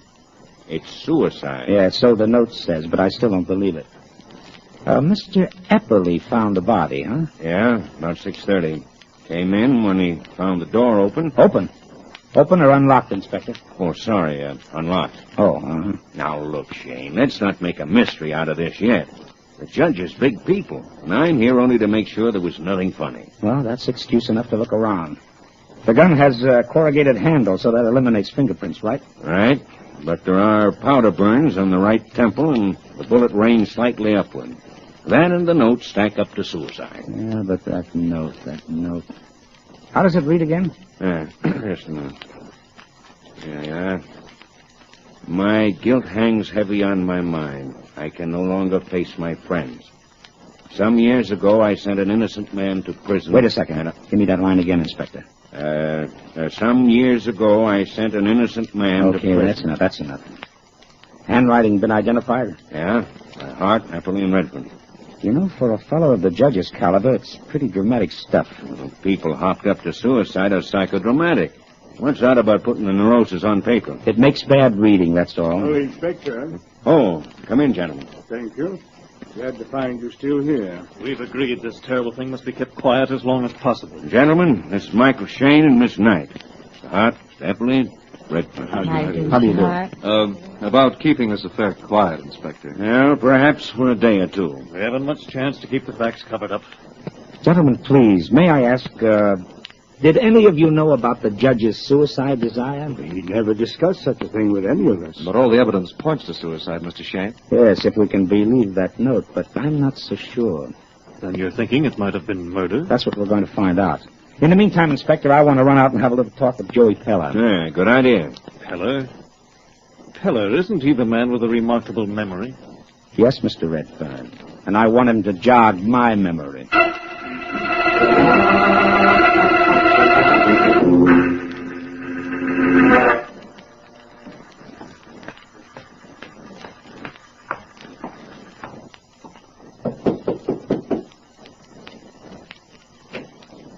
Yes, what do you want? Mr. Peller? Yes, who are you?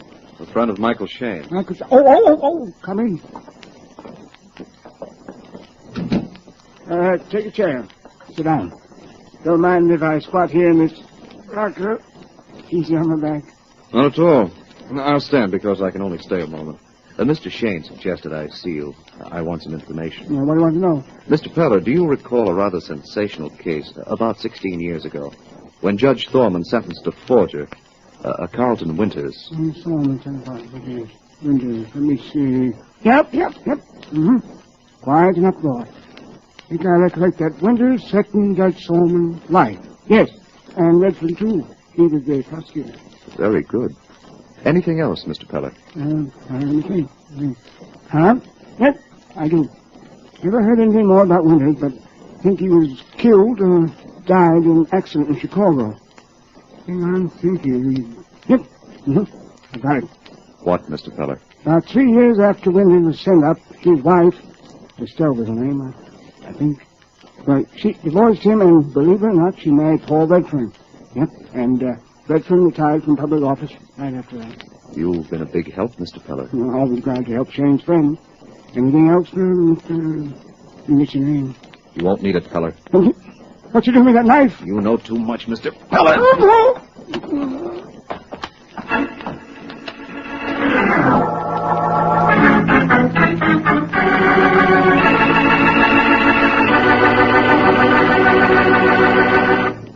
If you are like most car owners these days, you're looking forward to the day when you can get a new car, and the chances are that day is still quite a long way off.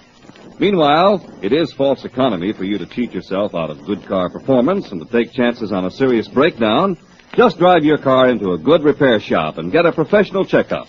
Your serviceman may find, for example, that your piston rings are worn out. But worn-out rings alone are causing oil waste and the loss of pep and power. In this case, what you need is to replace your piston rings with Hastings piston rings.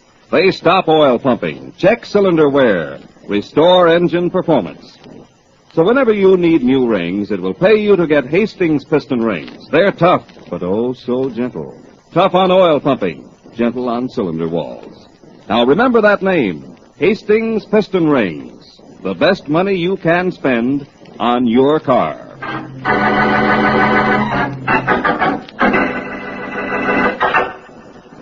Now back to Michael Shayne, private detective. It seems that Shayne had decided on a step in the right direction when he decided to have Joey Peller jog his memory. But it also seems somebody is just one step ahead of Shayne. Shayne and Phyllis Knight arrived at Peller's home only to find the man with the remarkable memory stretched out on the floor with very little of either life or memory left. Now at Police Hospital, a tense group waits at Joey Peller's bedside. How is he, Doctor? Well, he has a chance, but it's slim. He's coming out of it again. Keeps going in and out of a coma. Joey Peller. Yes. Joey, this is Mike Shayne. Shayne? Nice friends you got. What? Nice friends? Michael, whoever tried to kill him must have used your name. Is that what happened, Joey? Didn't know him, though. Joey, take it easy. Listen. Do you remember anything about a Judge Thorman case? Yeah. That's what the guy wanted to know. Told him Redford prosecutor said forger. Called him at the... When he died, he called him. Checking against Thorman. Joey. Sorry, Inspector. He's gone out again. Oh, poor little guy. Stay with him, Johnson. Catch anything he mumbles, call me on it right away. Let the newspaper say Peller's dead. That'll protect him. Yeah, that's a good idea. It's a great night. A little over 3 hours, one dead, one well on the way. Look, Inspector, Mr. Hart, Epperly, and Redfern knew I was on my way to talk to Peller. They've got a few questions to answer. I know what you mean, Shayne, but they're big men, and we've got to be right. Yes, but... Well, now, look. We've got to get every police record on this Carlton Winters. Samples of his handwriting, his fingerprint record. According to Peller, the guy's dead. Well, let's check Chicago and make sure he's dead. Well, let's get on it right away. Well, you take that end of it, Inspector. I want to talk to Paul Redfern. I'll be at his home.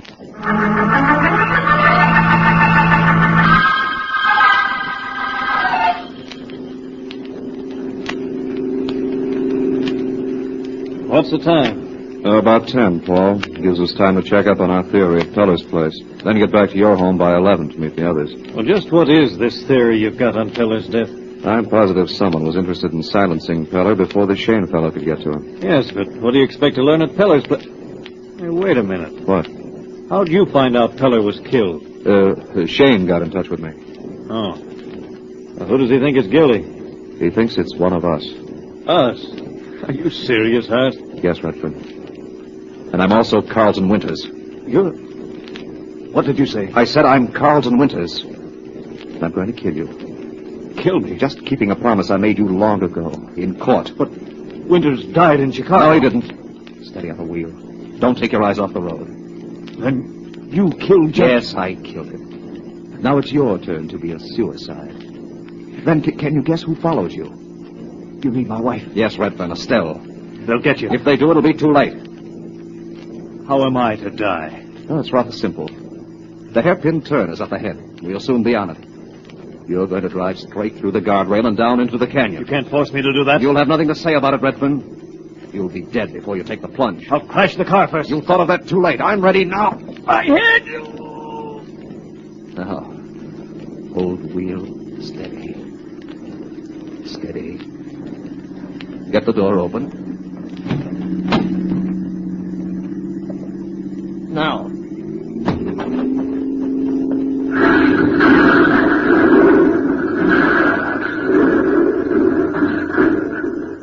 $200 down. In flames. A fitting tribute to you, Mr. Redfern.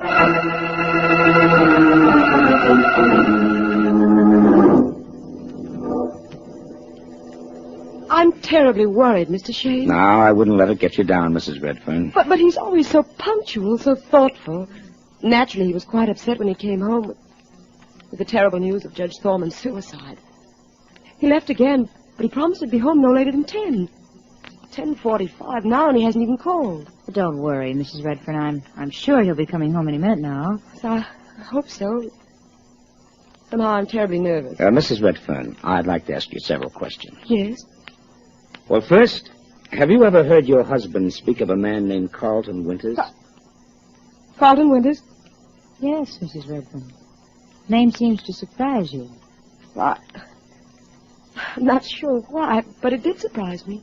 Winters was prosecuted by your husband and sentenced by Judge Thorman about 16 years ago. Yes? Well, Winters was supposed to have died in Chicago. An accidental fire in a doctor's office. Yes, that's why I showed some surprise, I'm sure.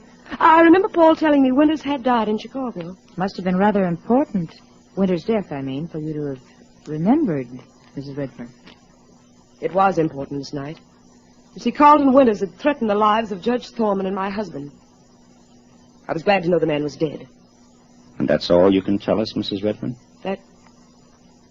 That's all, Mr. Shayne. May I ask if your questions concern only Judge Thorman's death? Well, yes, they do. But Paul said the judge had committed suicide. The pattern has changed. We're not convinced of that now, and we need all the information we can get. So if you know something you feel Mr. Shayne should know, please tell him, Mrs. Redfern. No, there's nothing more I could tell. I'm going to be brutally frank, Mrs. Redfern. You're withholding something. Mr. Shayne, Oh, that's my door. Would you excuse me, please? Michael, do you really think she's holding back something? I'm positive she is, honey. Do you really think it's one of the three men? Well, I'd be a lot surer if I knew what the inspector found out about their alibis, about the handwriting. Any one of them could be our men. Which one? Take your pick, sugar. I'll take you. And what would you do if I... Oh, Mrs. Redfern. Mr. Shayne, Miss Knight, there's Mr. Hart, Mr. Epple. Yes, we met earlier this evening. They've come here to meet Paul. They would have a meeting here at 11 o'clock. Oh? Why a meeting? Well, to discuss what should be done about the party policy now that Judge Thorman is dead. There's quite a bit to be settled. Mm-hmm. Have either of you gentlemen had a talk with Inspector Coyle since 10 o'clock tonight? No. Why, Shayne? Well, he wants to see you, both of you. There are new developments in the case. What developments? Well, you recall that I mentioned at Thorman's home I was going to have my memory jogged by Joey Peller? Oh, yes. What about it? Well, you, Mr. Hart, and Mr. Eppley, plus Redfern, who isn't present at the moment, overheard my statement. Well, get to the point, Shayne. What are you driving at? Murder, Mr. Hart. Joey Peller had his wonderful memory removed by a killer's surgery tonight. Are you insinuating that any one of us had anything... Keep your shirt on, Mr. Eppley. I insinuate nothing. I'm merely explaining why the inspector wants to talk with all of you and find out where you've all been hiding out this evening. Hiding out? I'm not hiding out. I'll go where I please, when I please. Could I fix you some coffee? It'll give me something to do, and perhaps by then Paul will be home. Yes, that's a splendid idea, and I'll help if I may. Well, please do. Come along. Oh. Now, look, gentlemen, let's check these facts quickly while the ladies are fixing the coffee. Thorman is a suicide, which I still don't believe. Joey Peller is stabbed. Now, we have information that Carlton Winters might be our man if he hadn't died in Chicago some years ago. But we're getting samples of his handwriting and police record. Perhaps it may count up to something. But what good would anything be if Winters is dead? No good at all if he's dead. And I'm not convinced of that. Oh, no! Michael. Yes? Please, come quickly. What's wrong, Phil? Just come along, please, and alone. Right. Wait here, gentlemen, please. Michael, we started out through the hall to the kitchen, and here, right here on this hall table, was a note. Here's the note. Mrs. Redfern read it, and, well, you heard her reaction. Where's she now? She's sitting in the kitchen just staring. Read the note, Michael. You'll understand. Estelle, darling, by the time you find this note, it will be too late to stop me. I've tried to fight... Oh, no. Michael, this is terrible. She nodded yes when I asked her if this was her husband's handwriting. I don't believe it. I don't believe it. Oh, I'll take that on this hall extension. Now, look, honey, go back to Mrs. Redfern and don't let anybody even try to talk to her. Hurry up, Michael. Okay. Hello? Hello, that you, Shayne? Oh, yes, Inspector. Still want to talk to Paul Redfern? And how I do? Better forget it. His car went over Cliff Road into the canyon in flames. What? He's on a slab in the morgue. Oh, this is a fine mess now. His wife's hysterical. She just read his suicide note. On another one? Yes, and just as phony as the judges. Look, Inspector, look. Tell the coroner to go over the body very carefully. I'll be right there. Right. Hurry it up. Phil, can I see you a minute? Yes. Yes, I'll be right back, Mr. Redfern. Now, listen. And listen fast, honey, and make it stick. Redfern's dead. Oh, dear. Oh, Mike. He meant that note. I don't know. I only know he's dead. He crashed his car. Now, I'm taking this note and sticking it at headquarters until we know as much as possible. But what about her? Honey, I want you to stay with her. Don't leave her for a minute, and don't tell her he's dead. I'll call you later or pick you up. All right. But I think you should know this, Michael. What? I'm positive that note wasn't on the hall table when we came in. Good work, honey. Good work. Our pigeon is in there in the drawing room. Are they staying here? Oh, no, sweetheart. No, I'm going to convince them to visit headquarters.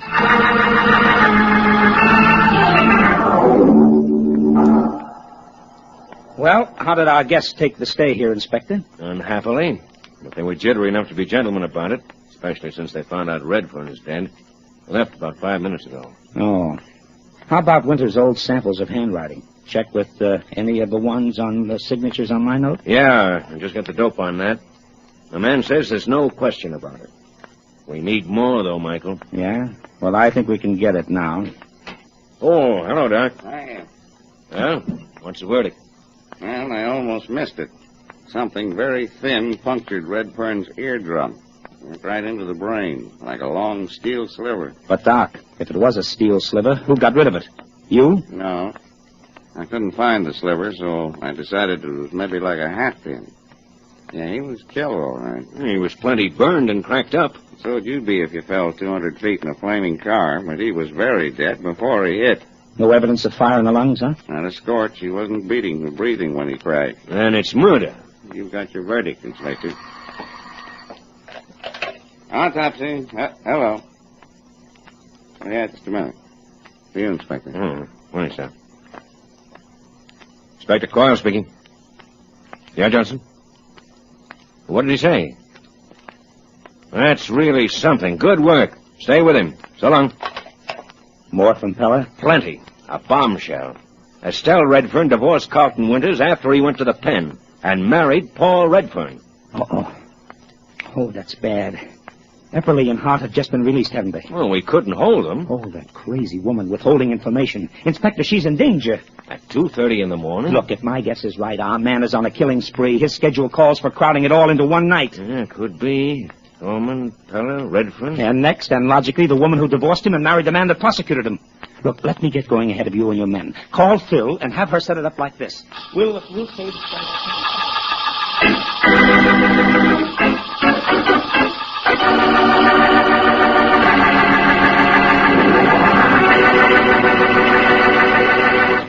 You can't always predict the outcome of a mystery story, but here's something you can predict with absolute certainty. You can predict that your car will start quickly no matter how cold the weather if it has K-Site in the motor oil. It's a fact, folks. K-Site guarantees quick starting in winter weather or double your money back. And only a product that really gives satisfaction can afford to make that kind of an offer. Now just think. No more sitting out in the cold, struggling with a motor that refuses to go. K-Site retards congealing of oil, lets your motor spin over rapidly and start. And it reduces startup wear on your engine, and it saves your battery. Garages, service stations, and car dealers everywhere sell K-Site. Only 65 cents a pint. Remember, K-Site guarantees quick starting in winter weather or double your money back. You can't lose. Get K-Site today and start every day.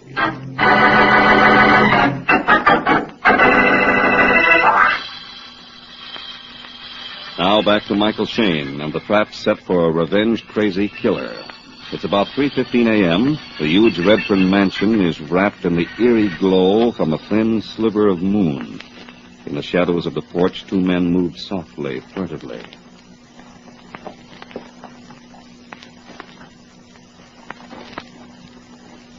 Wait. Think it's right for us to snoop around Redfern's house like this, especially with Estelle so upset? So relax, Epperly. It's only decent to see that she's all right. After all, you yourself were worried about her while we were held at headquarters. Well, let's get it over and get out of here. Yeah, come on.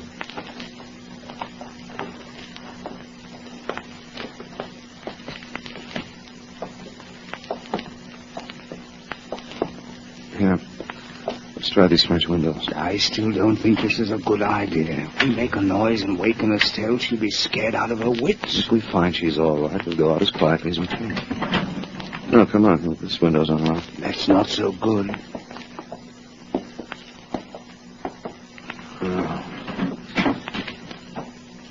beginning to believe that Shayne fellow now.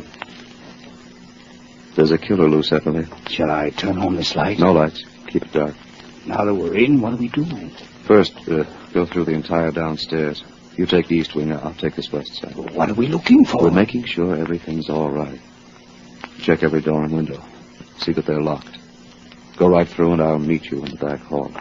Yeah, simple enough. If everything's all right downstairs, we'll check the upstairs. Then leave. Oh, but I still don't like the idea. Take it easy. Don't fall over the furniture. I won't guarantee it. Now, to get upstairs quickly and arrange for Estelle suicide while my perfect alibi searches downstairs.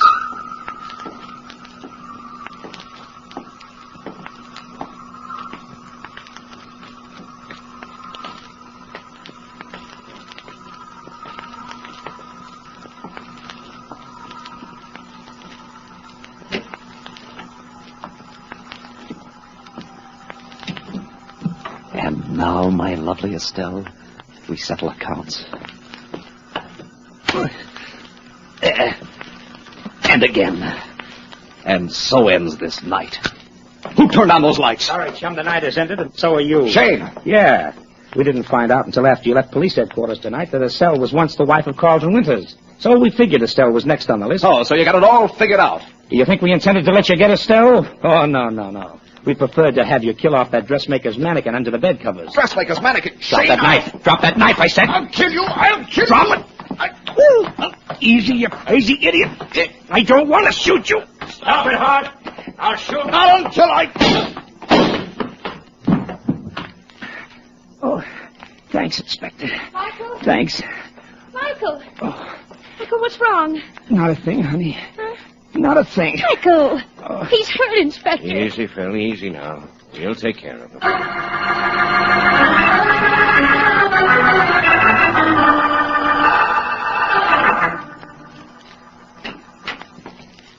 Well, the invalid is back. Welcome home, darling. Thanks. I never liked this office, but it sure looks awfully good now. I'll bet. The inspector left this report for you. Copy. Hmm? Well, Hart's deathbed confession, huh? Mm-hmm.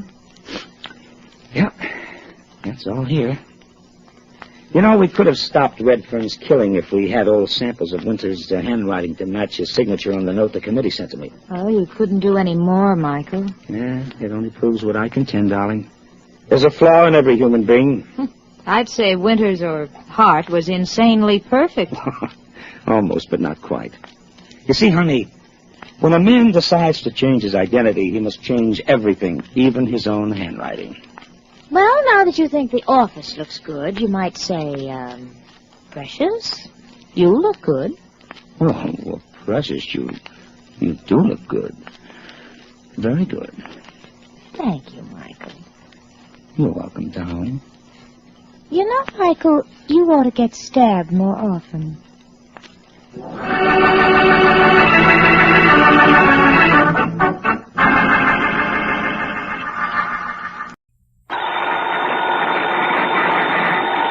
Johnny Dollar. George Reed here, Floyd's of England. Hiya, George. Johnny, I just received a frantic call from Mr. Alvin Peabody Cartwright. Isn't he always? What? Isn't he always frantic? I guess you have a point there. Yeah, how is that eccentric, absent-minded, sweet old character? Well, frantic. You said that. But as you know, he's one of our most valuable clients. Yeah, because of those nice fat insurance premiums he pays every year. Exactly.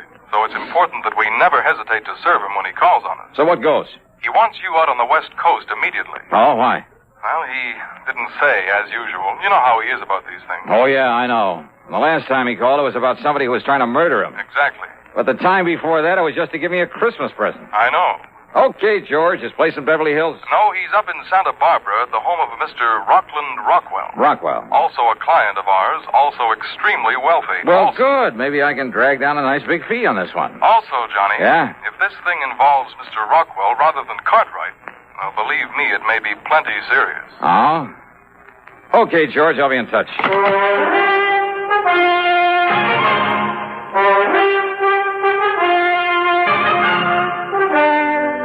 CBS Radio brings you Bob Bailey in the exciting adventures of the man with the action-packed expense account America's fabulous freelance insurance investigator. Yours truly, Johnny Dollar.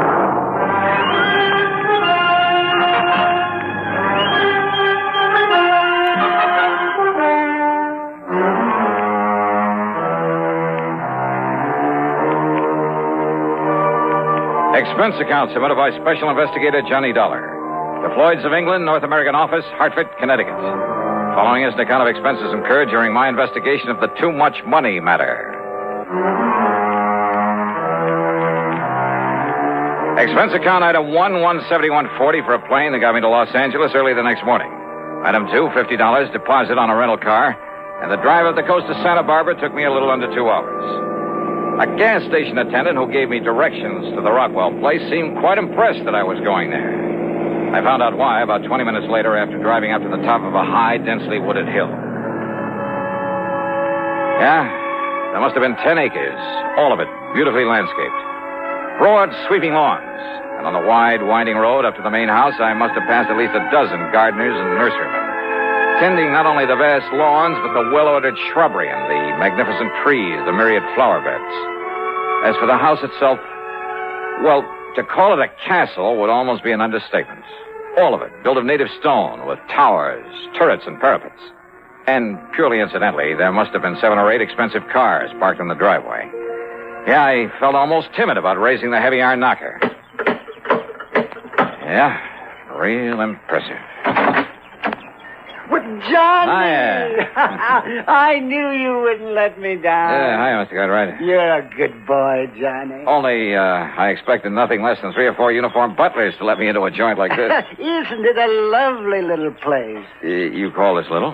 Well, if Rocky Rockwell ever gives in to me and sells me this house, or if anything happens to him... Oh, you think something may? Oh, now that's a silly question. Why else do you think I'd send all the way to Hartford for you? Oh, this is a terrible situation, Johnny. Now, well, you better tell me all about it, then. Well, then don't just stand here at the door letting in the flies. Oh. Come on inside and I will. Yeah, sure. Johnny, I've thought that I've had reason to think that maybe my life might have been in danger now and then. Oh, I know. But always, thanks to you, that danger's been removed. But in the case of Rocky here, and he's an old friend. Well, Johnny, I honestly don't know what you can do about this whole terrible thing. But you will, won't you? I mean, you'll do everything you can. Well, where is Mr. Rockwell?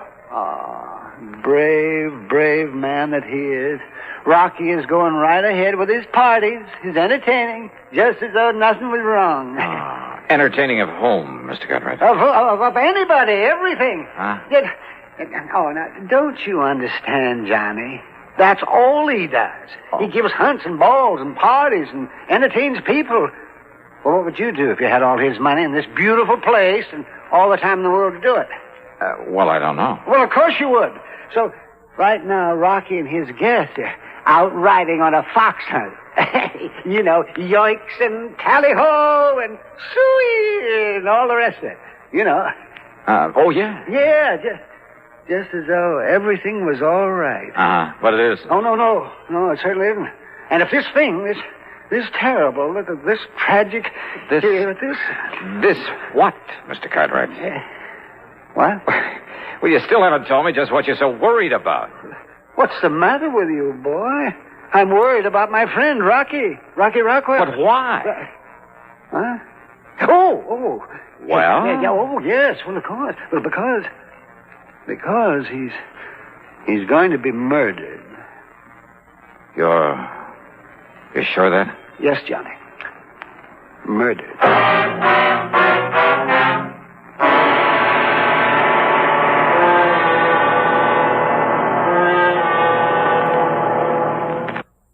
And now, Act 2 of yours truly, Johnny Dollar, and the Too Much Money Matter.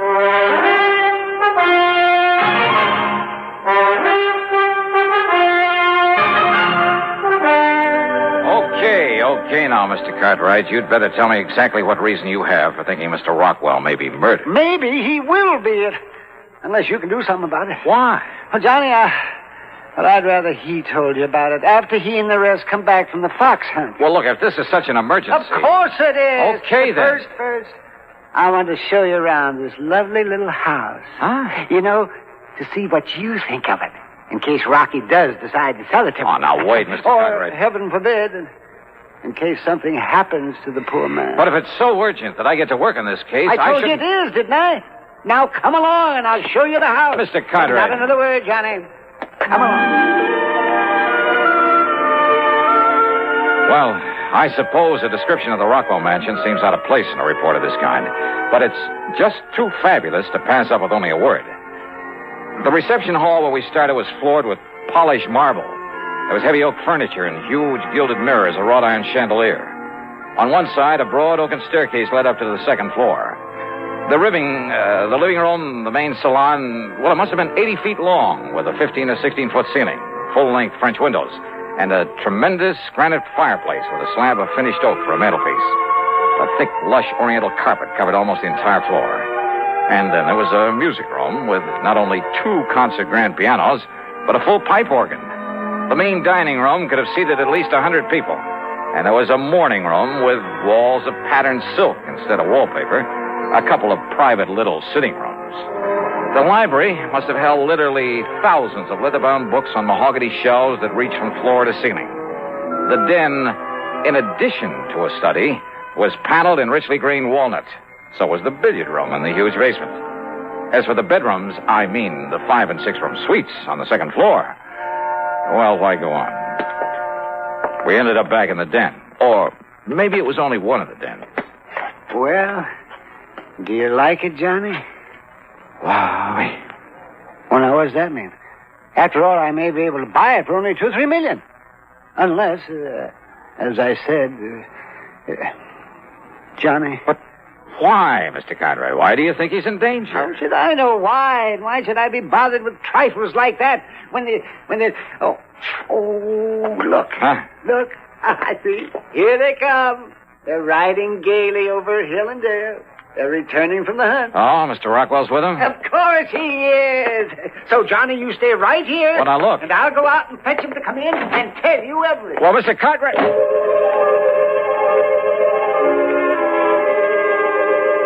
A few minutes later, when Mr. Cartwright brought him into the den, well, Rockland Rockwell was hardly the stately, dignified sort of person you'd expect to be the lord of such a manor. Instead, he was a gross, almost disgustingly fat, florid sort of man who wheezed as though he was about to draw his last breath. I wondered how he'd survived the rigors of a fox hunt, or more to the point, how he'd found a horse powerful enough to carry him over the jumps. He plumped into a chair and got right to the point. It's as simple as this, Dollar. Years ago, over in England, I pulled a real fast one on one of my competitors over there, a fellow named Ashley, Lord Jacob Hunter Ashley, Britisher. Oh, I see. Britisher. He did it so clever, yes, he never knew that I was behind it all. He thought that I was still his friend, especially when I gave him a couple of thousand of those British pounds to keep him and his wife and kid from starving. I put him out of business, ruined him. Dollar, it got me all of this. You like my place? It's impressive. Yeah, that's it, is impressive. Impress anybody. Yes, sir. Yeah. But go on, please. Well, Dollar, I figured I'd been smart enough that nobody would ever know that it was me tricked Ashley, especially when Ashley finally died, not even knowing himself. But now somehow Ashley's son, Marvin, been one of those worthless actors, play actor all his life, and somehow Marvin Ashley has found out. Well, how do you know, Mr. Rockwell? How does he know? Why, Johnny. Well, Mr. Cartwright? How? Huh? Well, I don't know, Johnny. Mr. Rockwell? A few months ago, Marvin wrote me from England and said he was coming here and to take bloody revenge for the poverty I inflicted upon his father and family. His exact words, Dollar. Exact words, huh? Words. Well, then he must have been quite a ham.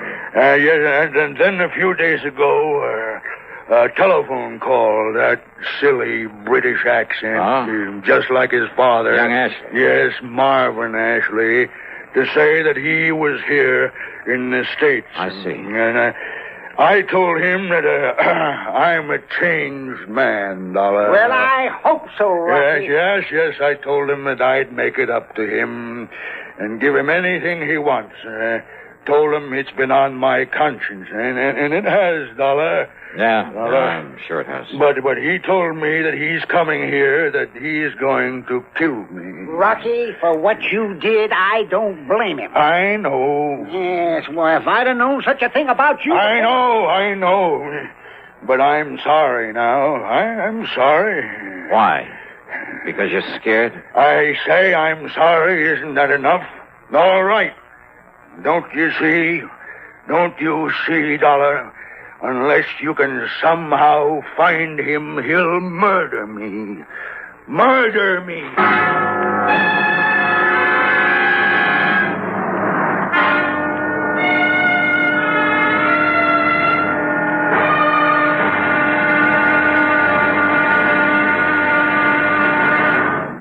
And now, Act 3 of yours truly, Johnny Dollar.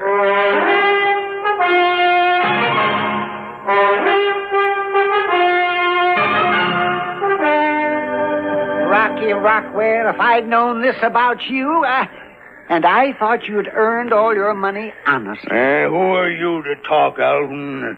Did you earn yours honestly? Well, of course I did. I inherited Oh, it. now, look. All right, Dollar. Maybe I was wrong. Maybe Ashley is right in wanting to kill me, but it's your duty to see that he doesn't, whether you like it or not. Okay, maybe so. At least until I can get the police here. And the police? And expose me for what I am? I mean for what I once was? Maybe you were right the first time. Attaboy, Johnny. I'm with you. Why, Rocky... You shut up, Alvin. Now, listen, Dollar. Marvin Ashley could even be one of the people here in my home right now. You mean you don't even know all your house guests? How can I? There must be 20 of them. 20 or more. Sure, some of them are friends, but some are friends of friends, or friends of friends of friends, or I entertain people all the time. Everybody knows it, so anybody comes who wants to. All this so you can show off your wealth. All right. So what if it is, eh? How much do you know about young Ashley? His looks, his build? Nothing. How old is he? Well, he could be 35 or 40 by now. Well, if he hasn't shown his hand, made any attempt to get at you... If he hasn't yet, then he will. And if he's here now, you've got to find him. Well, Dollar? I'll give it some thought. I didn't like this, because I didn't like the man Rockwell. But a job's a job, and after all, I was on assignment. There were nearly 30 people at dinner that evening, and Rockwell made a good host, even though he didn't know the names of half of them, and he gave no sign that he suspected any of them. Nor did I. Nor did I see anyone who looked or sounded English, much less like any actor I've ever known. After dinner, Rockwell took me aside. Well, Dollar, is he here? Have you spotted him? No. Well, but you've got to, boy. Because the more I think about it, the more sure I am that he must be here by now. Maybe not. So you've just got to stay with me all the time, every minute. Now, look, Mr. So Rockwell. come along. Gibson, Stratton, Edwards, and Peterson want to play some pool down in the billiard room. Gibson, Stratton? Yeah, you met them at dinner, so we'll play some pool and get better acquainted with them. Well, look, I'm afraid I'm a little rusty. Come along, Dollar, because don't forget, if Ashley is here under some other name, he's going to stay close to me, too. So I went along with him to the billiard room where the four he'd mentioned were waiting to play. After being reintroduced to them, I was satisfied none of them was an English actor by the name of Marvin Ashley. Needless to say, none of them called himself by that name. Good shot there, huh? Stratton, is it? That's right. Thanks, Mr. Rockwell. Well, go ahead now and sink that 4-ball. Go ahead. Yeah. Looks like a bank shot's the only way. Well, here goes. It's too bad, Stratton. You might have made that with a massa shot. With a what, Mr. Gibson? Massa. Masse shot, Dollar, is when you hold the cue up vertical and... Oh, yes. I'll show you $1 after this game is over. $1? Yeah. Name seems kind of familiar. Oh, does it, Mr. Gibson? Well, come on now, Edwards. What are you waiting for? See if you can get that 4-ball. Sure, Mr. Rockwell. Sure I can. 4-ball. And the 5 and the 6 and all the rest. You watch this. Tell me, you ever get up San Francisco way, Dollar? Well, not often, Mr. Gibson. Why, are you in business up there? Yeah, in a brokerage office. Oh, Rockwell's one of my accounts. I doubt if he even knows it, though. I had to introduce myself like a perfect stranger when I came down here for the weekend. Yeah, I can understand that, all right. Okay, now, Peterson, see how you can do. 5-ball, eh? Well, I certainly missed that time. I got the 4-ball and nothing else. Edwards, is it? That's right, Sam Edwards. And your name again? Dollar. You look familiar, Edwards. Do I? Yeah, haven't I seen your face or picture somewhere before? Excuse me, will you? I want to get myself another drink. Yeah, sure. That was funny. Oh, but as I was about to say, Dollar, when you come up to San Francisco again, look me up. I'll show you the town, give you the grand tour. Fine. Good. Drive you down the coast to Cliff House, perhaps, for lunch. To where? The Cliff House. It's a place to eat there, I think. Yes, I've heard of the place. All right, come on now, Dollar. We're waiting for you. Oh, well, maybe I'd better skip this turn, Mr. Oh, Rockwell. no, you don't. You got to see if you can sink the 8-ball. Maybe Mr. Gibson here would like to get that one out of the way, huh? What? Here now, take your cue and show us how it's done. Well, okay, Mr. Rockwell. You mean... like this? Well, now that's just fine, Dollar. You ripped the cover, and that's the end of this game. Yeah, the game is over. It sure is. And I guess I could be corny and say the play is over, too. The play, Dollar? For Mr. Gibson here. Only that isn't his name. What was that, Dollar? Well, a couple of minutes ago, you talked about making a massa shot. Well, only a Britisher calls it that. We call it masse. Dollar. Well, I'm afraid I don't understand. But I suppose even an actor might make that slip.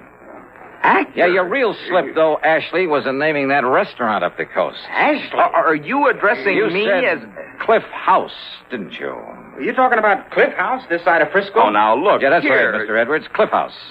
But you said Cliff House, didn't you, Ashley? The way only an Englishman would. Did you say Ashley again? That's right. Marvin Ashley, the actor who came here to murder Mr. Rockwell. Gibson, broker from San Francisco, huh? Well, not a bad act, Marvin, but I'm afraid your acting days are over. Well, I'm sorry, old boy. But that's where you are quite wrong. Wait a minute. That's a gun. Because I assure you that I am not finished until I kill this despicable... He has a gun! And I have a pool cue.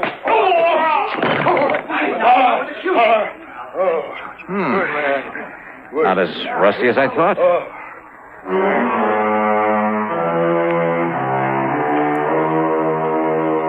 Hey, you know something? Dear old Alvin P. Cartwright furnished the high-powered legal talent that got Ashley off with nothing more than deportation. And needless to say, Cartwright is really through with Rockwell, as who wouldn't be. Expense account total? Forget it. Alvin P. handed me a check big enough for 3 expense accounts. Yours truly, Johnny Dollar.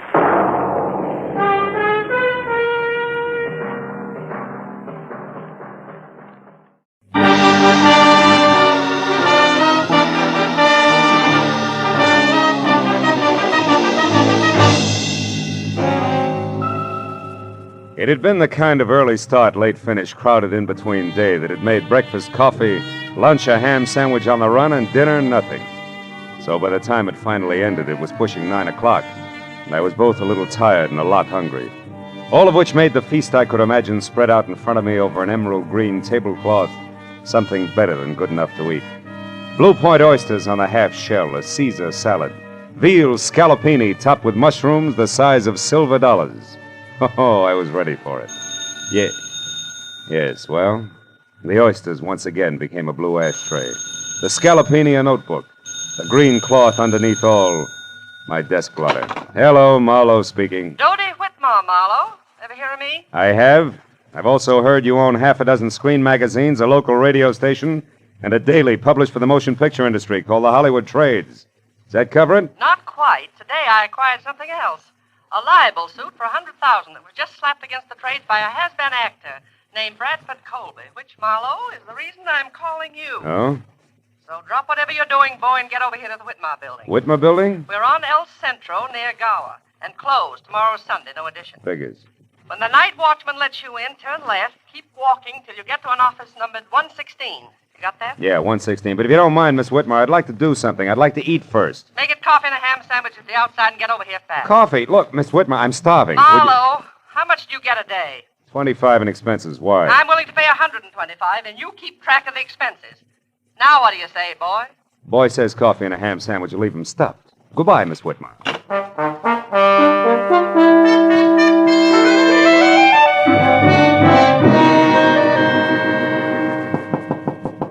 Come in, Marlowe.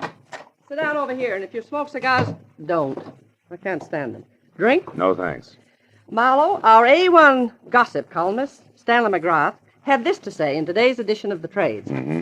The sometimes actor Bradford Colby won't call it quits. When refused a part by an independent producer who's short on funds, Colby offered to hawk all and come up with $20,000 if the producer would change his mind. The producer wouldn't. End of quote. And beginning of noise from Colby, huh? Yes, a clamor that we can only silence by proving that McGrath, what he said, is true. Which shouldn't be impossible because Max was a thorough man and never heard of the word rumor. Wait a minute. What do you mean was a thorough man? He died of a stroke, Marlowe, at 5 this morning en route to the hospital, age 61. His column, as usual, arrived here yesterday afternoon in the mail. He always wrote from his home, which is a junk-filled cracker box up on North Brunson. Now you're being sued by Colby for damages, huh? The late Mr. McGrath isn't around to prove what he said is true. You catch. And being very unpopular with producers myself these past 30 years, Marlowe, I've no chance of any help from the one who actually turned Colby down for that part, whoever he is. All of which makes my job what? Precisely this. Find Mac's source of information. Come in, Larry. Larry North, Marlowe. My editor and anybody's Napoleon. Larry, meet Mr. Marlowe. How do you do? How do you... Dodie, I've just found out that old Mac's only legman, a queer duck named Leonard Phipps, left town sometime yesterday for San Diego. May or may not be back by now. Where's Marlowe going to start? Well, I figured... At old Mac's place. Larry and I have already checked there, Marlowe. 8312 North Bronson. Maybe you'll grab onto something that we overlooked. Here's the key. Thanks. Mac lived alone. Don't get wrapped up in his notes. They're gibberish. And remember, my lawyers are sure that we'll lose this case if we can't prove what Mac said was the truth. Well, yeah, Call as soon as you get a lead, and if I'm out, Larry will be in his office next door. And, Marlowe, don't waste any time. There's a lot at stake, boy.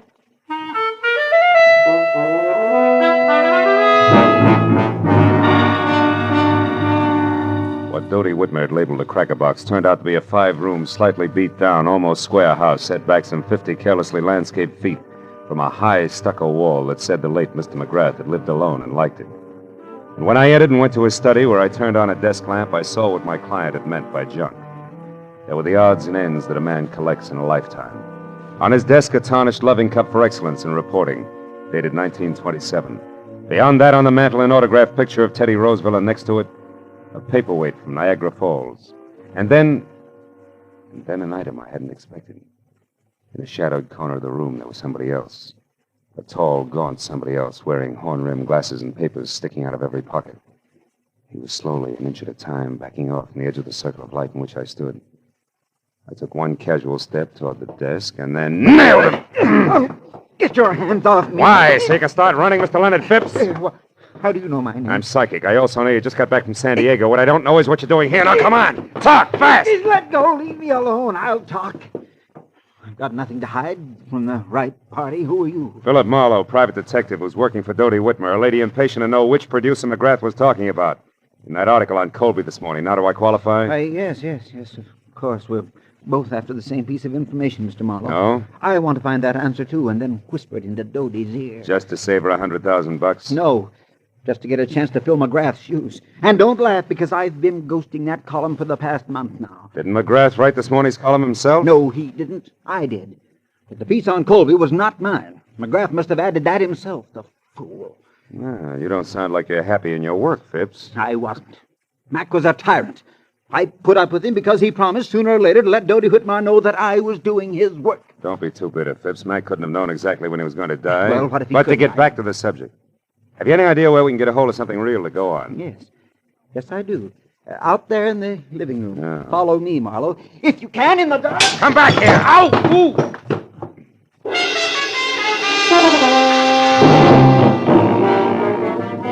By the time I got to my feet, Phipps was gone. I found another lamp in the dark, turned it on, and started for the telephone. But then I stopped. In the center of the floor, where it must have fallen when the leg man made his wild break, was a wrinkled piece of paper. When I picked it up and turned it over, I was suddenly glad that Mr. Phipps had gotten away because, in his hurry to leave, he had dropped his checkoff list for Operation Bradford Colby. There were a half a dozen producers crossed off above the notation Mac's Place, but below that, and not yet discounted, was a name I'd never heard before. Sherry Sheldon. At that, I called Dodie Whitmore, gave her a quick rundown on what had happened with Phipps, and then tossed the name Sherry Sheldon in. She talked it over with Larry North before she answered.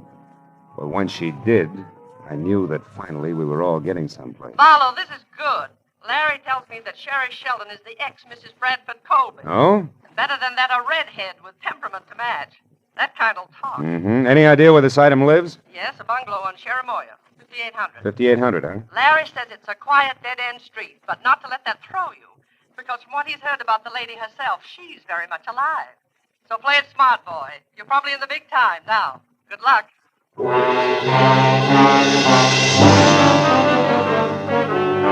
Only a furlong plus the bungalow on Cherimoya, so when I pulled up and parked away from number 5800, I was still wondering exactly what play it smart, boy meant. When the lady in question was known far and wide as a shock of red hair capping so much dynamite. But a minute later, as I walked toward the house, I labeled that thought introspection, dismissed it, and concentrated instead on an acre of tweed jacket that was unfolding out of a long, honey-colored sedan, parked a little ahead of me. When it straightened up to something over 6.5 feet, slammed the car door shut, and stomped inch-thick soled brogans off in a king-sized huff, I knew that this was an angry man. And in the next second, I knew that it and the thespian Bradford Colby were one and the same. When Colby got to Sherry's doorbell and jabbed at it impatiently for attention, I ducked below a hedge nearby. When the door opened and then slammed shut again, I left the hedge in favor of an on-the-bias palm tree that bowed toward Milady's chamber, where I could both see and hear what had to be an exciting reunion. You said that you knew something that couldn't fail to intrigue me on this of all days. So now that I'm here, start intriguing, Sherry, darling. All right. How's this for a starter? I want, to the penny, exactly 1/2 of the money you're going to get from Dodie Whitmore. Oh, Sherry, how droll. Now, why in the name of the great American dollar do you think I'd give you so much as a sly glance at that delightful little fund? For 2 reasons. The first, I deserve it for putting up with both you and your abominable conceit for exactly 1 year. Still droll, darling. Go on, keep laughing, Mr. Colby. Keep laughing while I light my cigarette with one of these matches, these cute ones that burn with a green flame. Where did you get those? In a little known lodge out beyond Malibu called the Green Flame. Don't you remember, darling, I ran into you there one day last week when you were having lunch with a mysterious stranger whom you tried to keep me from seeing. You nasty little sneak, Sherry. When you were so engrossed in keeping yourself between me and your guest that you left this souvenir book of matches at the bar after you graciously lit my cigarette for me. What of it? They give those matches out by the thousands. That they do, but, Brad, dear, they all don't have numbers penciled on the inside. Numbers? What numbers are you talking about? Now who's being droll? What are you getting at, Sherry? This. I had a call a minute before I got in touch with you from a delightful gentleman who's very interested in what I'm getting at. So here, take your stupid book of matches and get out. No. I don't need them anymore. No, wait, Sherry, now please. Brad, I am going to have exactly 1/2 of that easy money that's coming your way. And after the gentleman I mentioned and I get together, I may want more. So don't say anything you'll be sorry for later on. Oh, Just Sherry. get out now. And don't come back until I send for you. Dear Brad. It was the better part of a minute before Colby, the actor, quit running the gamut of theatrical expressions indexed onto hate, and Colby, the man, stopped biting down hard on his lower lip. Then, without another word, he slammed out of his apartment, ran to his car, and started off. I waited long enough for the steam in the room to condense, and then I walked to the front door and rang the bell delicately, the way I imagined a delightful gentleman like Mr. Leonard Phipps might. Yes? Can I help you? I think so, Miss Sheldon. It's only a matter of a simple question. Did you give that Brad Colby story to McGrath yesterday? Wait a minute. Who are you? Why, Leonard Phipps, of course. I talked to you on the phone, remember? Oh, yes. It was only half an hour ago, Mr. Phipps, and yet in those 30 minutes, it's surprising how your voice has gone from tenor right down to bass. Good night, Dad. Not so fast, baby. It's hard on my shoe shine. All right. Come in. I'll tell you what you want to know. I did give that story to McGrath. I did it for revenge. I hate Colby. Uh-huh. And when your revenge boomeranged and the ex came out 100,000 ahead of you, you decided to cut back in, is that it? Yeah, Wait a minute. You've been listening. How else would you know all this about Brad and me? Same way I know you're a liar about giving McGrath that story. Your in, honey, is strictly something different, like a book of matches that burn with a green flame, an accidental meeting at the lodge of the same name. Let's take it from there. Yes, why don't you? Right outside, where both you and it belong. Good night, mister. Marlowe, Philip Marlowe, Sherry. But tell me, why the hurry? Anxious to powder your nose before Mr. Phipps arrives? Frankly, Philip, I'm anxious to do just about anything that doesn't involve talking to... What is that? Somebody's hit. Come on. He's over there near the curb. The car didn't stop, Marlowe. Oh, and that scream sounded pretty bad. Oh, he's dead, isn't he, Marlowe? Yeah. That can mean only one thing to you, baby. To me? Why, who is it? Your late date, Sherry. One Mr. Leonard Phipps.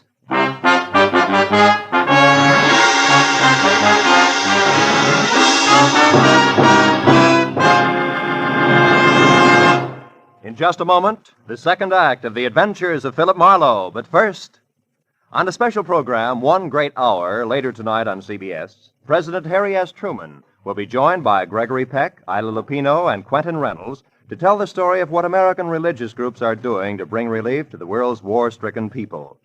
Be sure to hear One Great Hour tonight at 10 o'clock Eastern Standard Time over most of these same CBS network stations.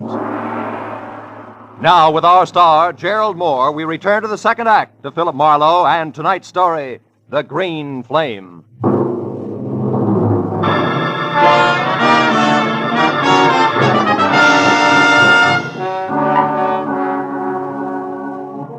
As the red-haired, sophisticated eyes stared down at what seconds ago had been Leonard Phipps, the sound of the powerful car that had slammed the life out of him whirred into silence far down the street. All that was left of Stanley McGrath's overambitious leg man was a twisted, broken scarecrow, sprawled over the curb and half up on the sidewalk. It wasn't pretty, and the sight of it cracked Sherry's self-assurance like a rock through a window pane. When she stopped pressing the knuckles of one hand against her mouth and looked at me, she was scared. Clear through. Marlowe, this horrible thing, it was an accident, wasn't it? Oh, sure. About as accidental as if they'd use a sledgehammer on him. Oh. Oh, yes. I only wish it was an accident because you're next in line and you know it. Remember, he was on his way to see you when this happened to him. I don't know what you mean. I mean, it's a high-priced game, baby, and they're playing for keeps. So you better level with me and fast. What's so important about those green matches? I don't know. You're a liar. You're going to wind up looking like Phipps here before the sun comes up. No, And stop tell me it, the Marlowe, truth, you little fool. Come on. I am, I swear. Phipps called me because he thought I might have given McGrath that story on Brad, but I didn't. And why was Phipps still interested? Why did he want to talk to you? Because I told him I'd seen Brad with someone at the Green Flame last week, and that Brad was very upset when he found me there. All right, who is he with? I don't know. That's not the impression you gave your ex-husband, beautiful. I was swinging in the dark, Marlowe. 5 people left the Green Flame at the same time. I couldn't tell which one had been with Brad, but I'd know them if I saw them again, and Phipps thought that together we could figure out who it was. Go on. What about the numbers in that book of green matches? What were they? 811. 811? Inside, yes. What does that fit, a hotel room? Oh, I don't know that either. You mean it was just another swing in the dark? Yes, but it connected, Marlowe. It scared him when I mentioned it, so it must be important. Yeah? Take another look at Phipps, baby. See how important it is. Now try again, real hard. Remember what 811 means. Marlowe, I just don't know. Please believe me. Maybe you're just thick. Maybe you got too much nerve, but I'll tell you one thing, Sherry. I wouldn't be in your spot for 10 times $100,000 because I don't think you're going to live until morning. Oh, I didn't think that Brad would go this far. What I've told you is the truth. Wait a minute. Shut up. Somebody's coming. It might be Bradford. Now you get out of here. Well, I don't have my car. Take mine, that coupe. Here are the keys. Go down to the office of the Hollywood Trades. He won't show his face around there. Find Larry North or Doty. Well, all right, but what about you? Go on, will you? Beat it. I stepped into the shadows of the trees that bordered the walk and waited. I heard Sherry slam the door on my car and burn $5 worth of rubber off my new Fist tires getting away. A second later, the visitor I was expecting showed up, but it wasn't Brad Colby. It was Larry North. He ran 3 bustling steps out into the street and watched my coupe scoot out of sight. Then he spotted the corpse. His mouth fell open and he tiptoed slowly toward it like he was afraid he might wake it up. When I moved out into the light, he saw me and turned. Marlowe! Do you know about this? Who is it? It's Leonard Phipps. Phipps? McGrath's leg man? Yeah. Driver didn't so much as look back. What a stinking break. Phipps in a hit-and-run accident at a time like this. Look, you jump to your conclusions, North, and I'll jump to mine. Eh? What do you mean? Phipps knew something fishy about that item in McGrath's column. And Sherry Sheldon knew something fishy about Colby. So from where I stand, Colby couldn't afford to let them get together. No accident? That's a daring observation, Marlowe. For $100,000, I know plenty of guys who do a thing like this every day in the week. You can buy a lot of distance with that kind of money. Hey, you're right, of course. What exactly does the Sheldon girl know? Did you find out? Only partly. Bradford's mixed up with someone else on this deal. Sherry doesn't know who, but if we can get the other tie-in, she'll be able to identify that person on sight. Yeah. Well, did she have anything else? Number 811 in a book of matches. Mean anything? 811? No. Hey, come on, North. Quit staring at him. You're making yourself sick. Let's get out of here. Yes, all right. I guess I better. Bradford Colby must be out of his mind. Maybe. I'll let you know. I'm going to drop in on him now before the cops do and check my theory over with him.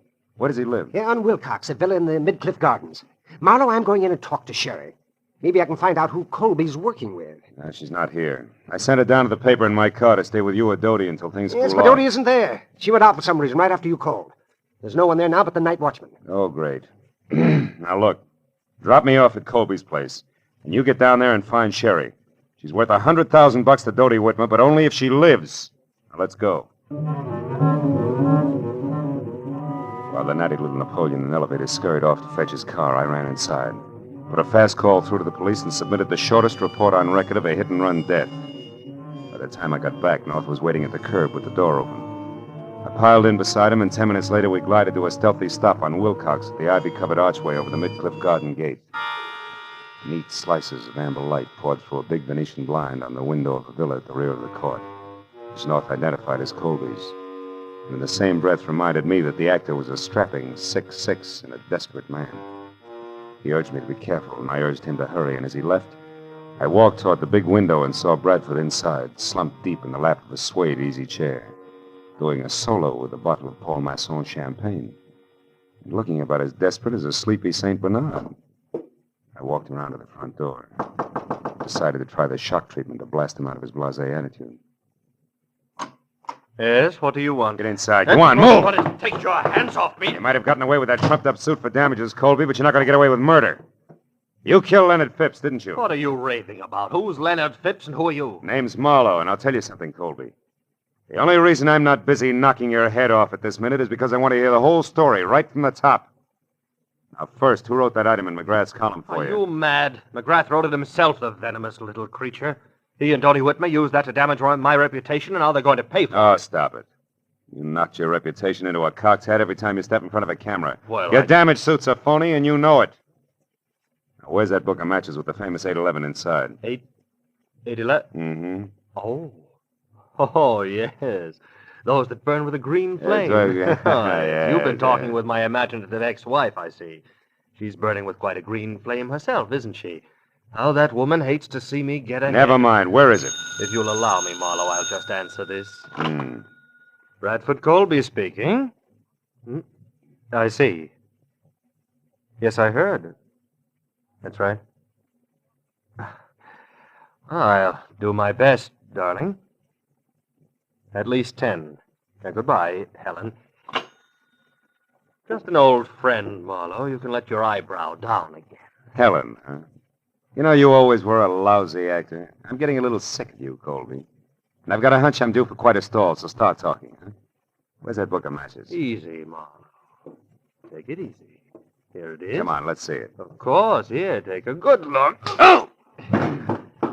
What a character. Up to your chin in trouble and you make waves. Lousy snoop! Oh! Yeah, that does it. Tough guy.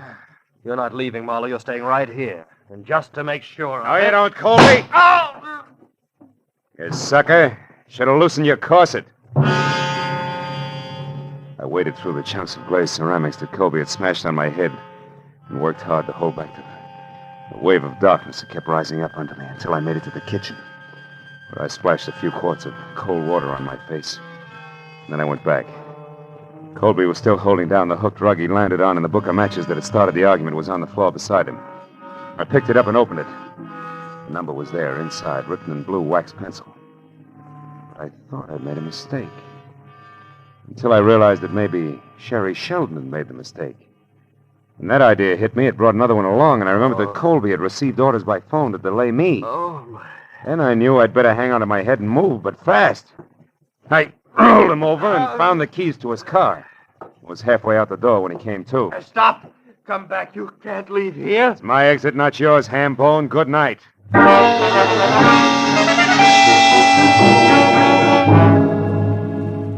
It took all of 5 minutes to get from Wilcox to El Centro in Colby's long, honey-colored sedan. And on a hunch, I drove down the alley to the back door of the Whitmer building. The hunch paid off. Because I had stopped and turned on the parking lights when the door opened and I saw exactly what I'd expected. The watchman was on the floor, out cold. And the little Napoleon in elevated shoes was staging a big exodus with his arms full of a very limp redhead named Sherry Sheldon. As soon as he saw the honey-colored car, he started talking. Brad, you idiot! I told you to stay home. Did you do it? No, she's only unconscious. There wasn't time. We'll have to finish it someplace else. Put her in the back seat. All right. Here. Now let's get out. Marlowe! Don't move, little man. I'm too tired for any more trouble. I'll shoot first. So you're the boy on the inside with all the brains, huh? You cooked this whole thing up with Colby. He gets libeled and sues Dodie Whitmer for damages, and then you two split the settlement between you. Correct me if I'm wrong, North. You got your chance when McGrath died after turning in his copy. All you had to do was write that one libelous item included in McGrath's column, and nobody could ever explain where the story had come from. That stupid fool, Bradford. I could never trust him to do anything right. Is that why you killed Phipps? Yes. And if Brad Colby had held on to you for another 5 minutes, I would have had time to get out of here. Yes, and so would I. Sherry, are you all right? No, not yet. Hey! No. Oh. Where he and Brad are going, Marlowe, I'd never get another chance to even the score. Oh, baby. You handle a spiked heel like Babe Ruth handled a bat. He's out. Yeah, but Phil, you should see what he hit me with. Oh, brother. Come on, beautiful. It's time to turn out the lights, get in touch with Dodie, and call the law. Let's go.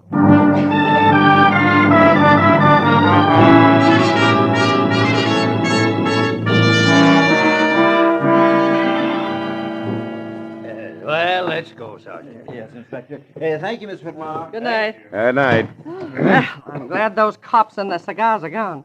Here, kids, help yourselves. You both look like you need it. This you can say again. How I need it.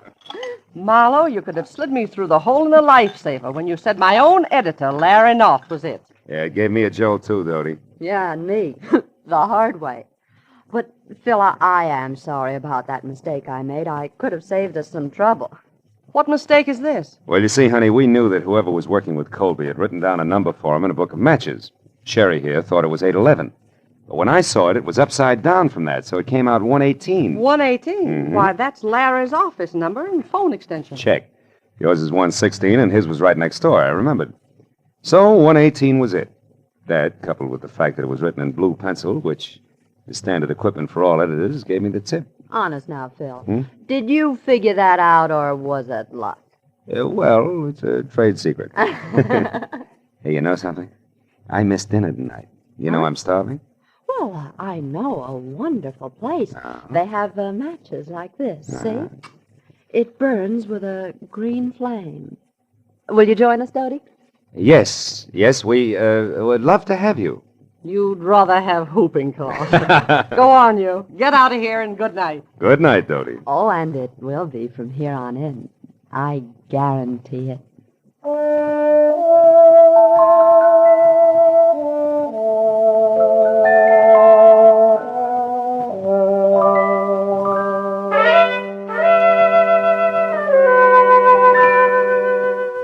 Wonderful supper was waiting for us at the Green Flame restaurant. It was all arranged by a call from Dodie. And it waited until it got cold because we didn't show up to eat it. There was something about the moonlight glinting on the ocean, and a certain stillness in the morning air that made food seem somehow unimportant. So, when I finally dropped Sherry off at her place on Cherimoya, went home to my apartment on Franklin, it was either very late or very early, depending on the viewpoint. There was just one lonely sardine and a cold baked potato in the refrigerator. So I ate it. Then I sat down on my bed to light my last cigarette. I wasn't disappointed when the match flared into an ordinary yellow flame.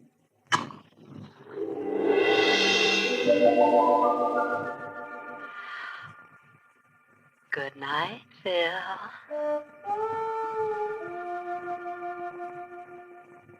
Happy Marlowe.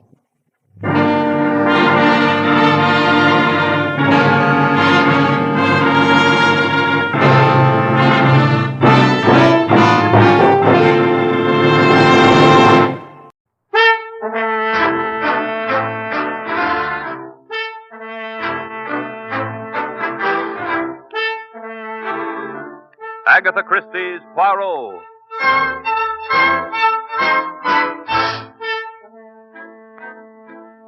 From the thrill-packed pages of Agatha Christie's unforgettable stories of corpses, clues, and crime, Mutual now brings you, complete with bowler hat and brave mustache, your favorite detective, Hercule Poirot, starring Harold Huber in The Case of the Careless Victim.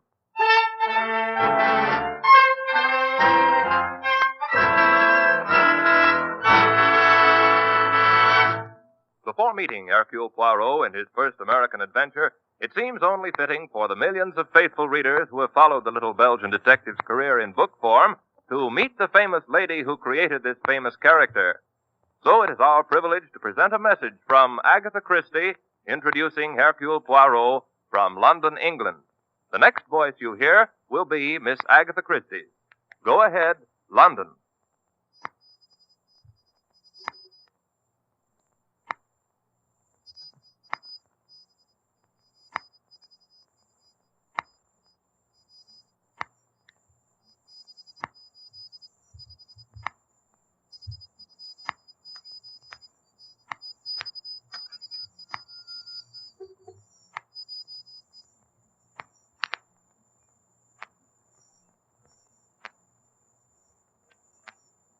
We regret that due to atmospheric conditions, we have been unable to bring you Miss Christie from London.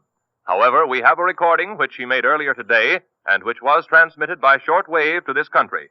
We present it now. I feel that this is an occasion that would have appealed to Hercule Poirot.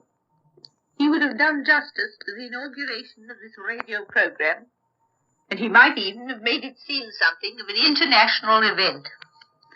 However, as he is heavily engaged on an investigation, about which you will hear in due course, I must, as one of his oldest friends, deputize for him. The great man has his little foibles, but really I have the greatest affection for him, and it is a source of continuing satisfaction to me that there has been such a generous response to his appearance on my books. And I hope that his new career on the radio will make many new friends for him among a wider public. Thank you, Miss Agatha Christie. And now, Mutual presents Hercule Poirot in his first American adventure, The Case of the Careless Victim.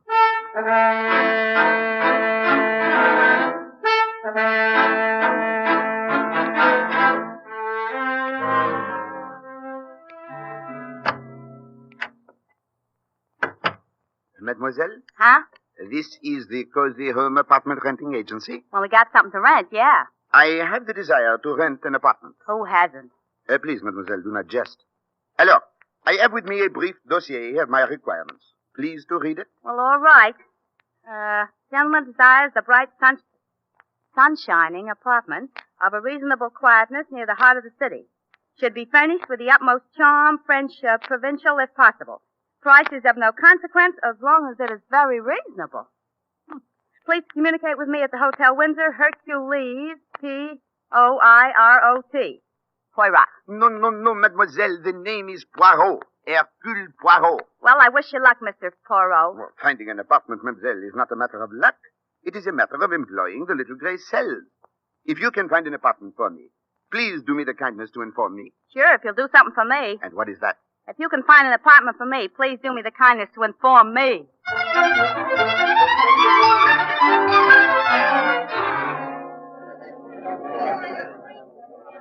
Going up. Floor, please. Number 5. You are new here, no? Yes, I only came on yesterday. You're Mr. Poirot, aren't you? Poirot. Oh, Poirot. One of the boys pointed you out. Yes, sir. This floor.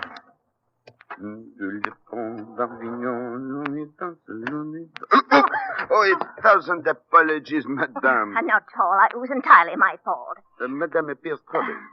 Perhaps I may be of some slight assistance. No, Well, if you're sure you don't mind. But of course not. You see, it's my door. It won't open. Aha, and where is this alternate door, It's right down the corridor, room 515. If I may have the key. But that's just it. The door isn't locked. I left it open only 10 minutes ago. Indeed. Madame is very trusting, eh? It is. You see, it's stuck. It won't budge. It is not precisely stuck, madame. It gives a trifle. This door is barricaded. Oh, my goodness. Voila, she moves, eh? Oh, thanks a million. Now, what do you suppose? No, wait, madame. Perhaps it is better if I look first. Alas, it is as I had feared. What is it? You do not know? Look. Oh, it's a man. Is he... Oui, madame. He has been strangled. Oh. This is murder.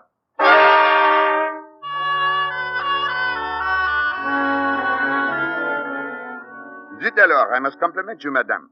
Your color, it is excellent, and you did not even commence to faint. For one who... I don't fall apart in a crisis, if that's what you mean. And furthermore, I'm not madame. I'm mademoiselle, by choice. Miss Abigail Thresher. And now, if you'll get that corpse out of here, I'd like to sit down. That I regret I cannot do, mademoiselle.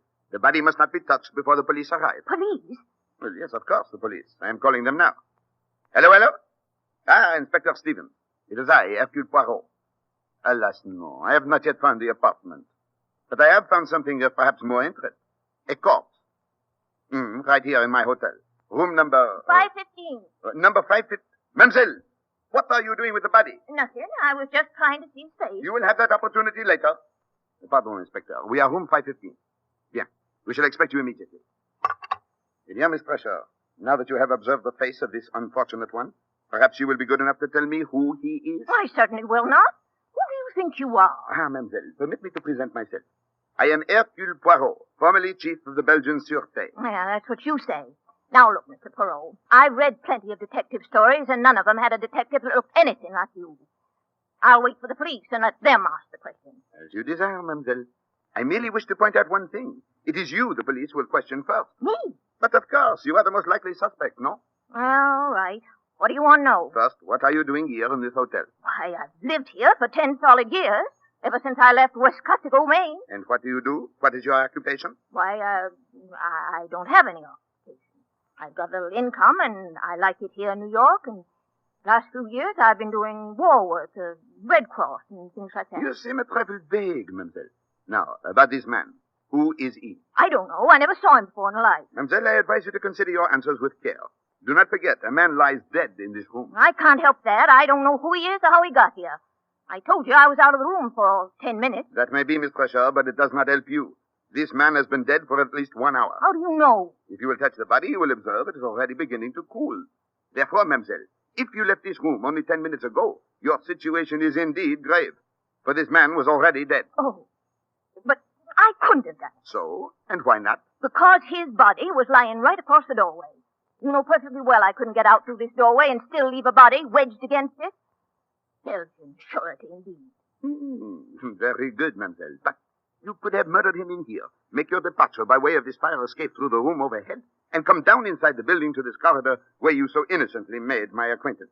You see, there is evidence that the fire escape has but recently been used. Now it is not so amusing, eh? I don't care. I had nothing to do with this. I know you detectives, you're out to get a suspect, and just because a man was murdered in my room, Gently, mademoiselle. All is not lost. Fortunately, you deal with Hercule Poirot, who goes one step beyond the obvious. You see, this poor man was not murdered in your room. He was killed in the room overhead. But why? Why kill him upstairs and leave him on my doorstep? That, mademoiselle, we shall discover in due course.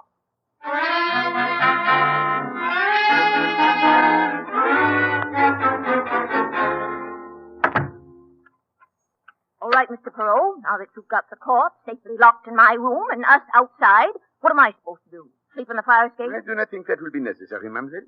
You are coming with me to the lobby where we shall wait for my friend, Inspector Stevens. He will see that you are comfortably sheltered for the night. Oh. Tell me, Mr. Poirot, how did you figure out that the murder took place upstairs? Is it not apparent, Miss Treasure? Please to squeeze the bell for the elevator. I look out of your window and observe the fire escape. And what do I find?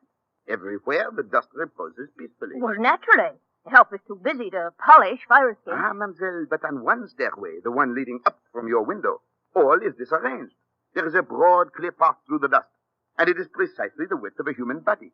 And since the path extends only to the floor above, it is obvious the body has been dragged down from room 615. Also, on the garments of the dead man, on the trousers, the left elbow, and across the shoulders, there are unmistakable traces of rust. Ah, voila, the elevator. Going down. Monsieur, will you be good enough to explain why you were so long in arriving? Huh? Oh, it's this old car. Every once in a while it goes on a fritz. Comment? On the free? Out of order. Yeah, it got stuck on a ninth. You have been on the ninth floor all this time? Yeah, that's right. That is difficult to believe. Why? Because the indicator has been pointing to the basement. Ah, that indicator. As soon as anything goes wrong, it flops. I am not so sure that is true of the indicator. But unquestionably, monsieur, it is true of the too clever murder. As soon as anything goes wrong, it flops.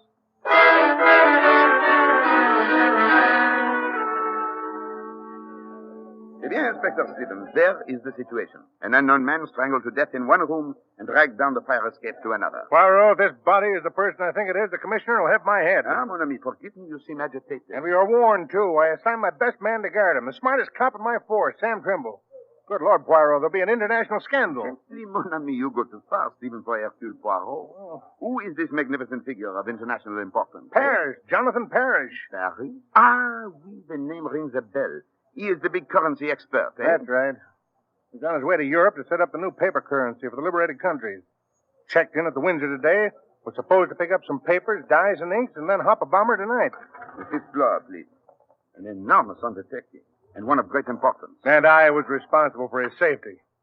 He's supposed to be an eccentric sort of guy. No photographs, no publicity. Trimble was the only man in the force who knew him at all, and Trimble failed. Do you see what this means, Poirot? I see only this, my friend. We have arrived at the first step in the solution of this distressing murder. For now, we know the motive. This way, Inspector. This is the room. Mademoiselle Treasure, your key. Here you are. I'll never live this down. Oh, you exaggerate, mon ami. Even the best of men sometimes fail. Regard, Inspector. Here is your corpse. They certainly did a job. Thunderation. You are shocked, monsieur? Poirot, do you realize what's happened? But of course, Inspector. It is not Jonathan Parrish who has been murdered, but your own faithful policeman, Sam Trimble. Poirot, that's not very funny. You knew it all the time. Pardon, mon ami, I knew nothing of the sort. But you distinctly told me. No, Inspector, you told me. To me, the dead man was an unknown corpse. It could be anyone. But when you speak of two men, one a wealthy financier of international importance, the other a police officer, by employing the little gray cells, it is not difficult to conclude that the corpse with the large, high, comfortable shoes and the plain suit is the policeman. Oh, of course. I'm sorry. Monsieur, there is no time now for the profuse apologies. No, you're right. We've got to get to Parrish at once. The poor guy doesn't even know his bodyguard's gone. Hello. Operator, what room is Jonathan Parrish in? Huh? 615. Hold on. Oh, that's the room directly over this one where Trimble was killed. Precisely. Operator, let me talk to Mr. Parrish. I think you will find the gentleman does not answer. Why not? Oh, obviously, he would not witness a murder without reporting it. On the other hand, he too may... Good Lord, Poirot, do you think he's dead too? Well, we know he received a warning from Hillary Kent. I do not follow you, mon ami. Huh? No, I don't blame it. Hillary Kent is a criminal egomaniac. Ah, one who commits crime chiefly for the pleasure of baffling the police, eh? Exactly. Well, this Hillary Kent, or somebody who calls himself Hillary Kent, is one of those guys. He pulled off a few clever jobs and got away with them. We don't know anything about him, but whoever he is, he's got to get his thrill out of every job. So he makes it a rule to warn his victims. Ah, oui. I know well the type. And Monsieur Parrish, I take it, has received such a warning. Right. Now you see why I assigned my best man. Yeah, but now we must hasten upstairs to Monsieur Parrish's room. Already it may be too late. I'll go too. I don't want to stay here with this body. You'll stay right here, Miss Thresher, until I give you permission. Inspector, if you do not mind, myself, I am not averse to Miss Thresher's company. I find her very intriguing.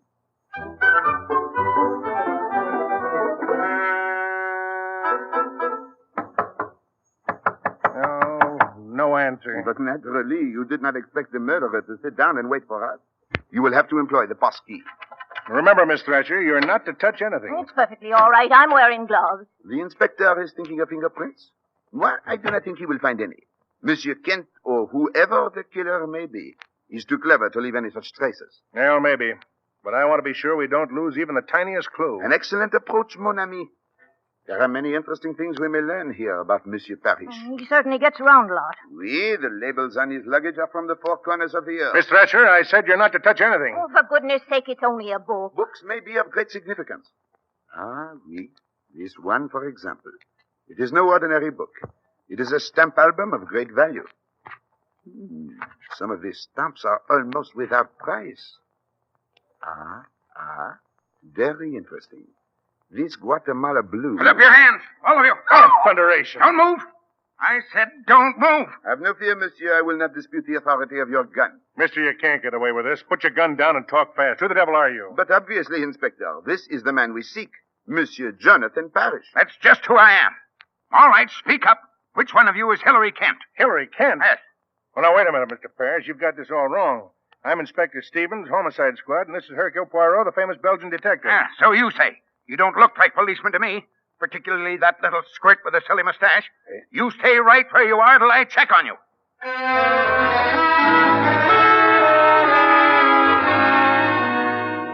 Eh bien, Monsieur Parrish, now that you are satisfied as to our identity... Well, I've heard of you, of course. You're supposed to be the greatest French detective in the world. Oh, always people say that about me, monsieur, but it is not entirely true. I am not French. I am Belgian. Well, I wish you'd all get out of here and leave me alone. I'm expecting my daughter, and I don't want her running into a room full of policemen. But, monsieur, you are in grave danger. You must be protected every moment. You offering me police protection? Not worth a hoot. I beg your pardon. That's what I said, not worth a hoot.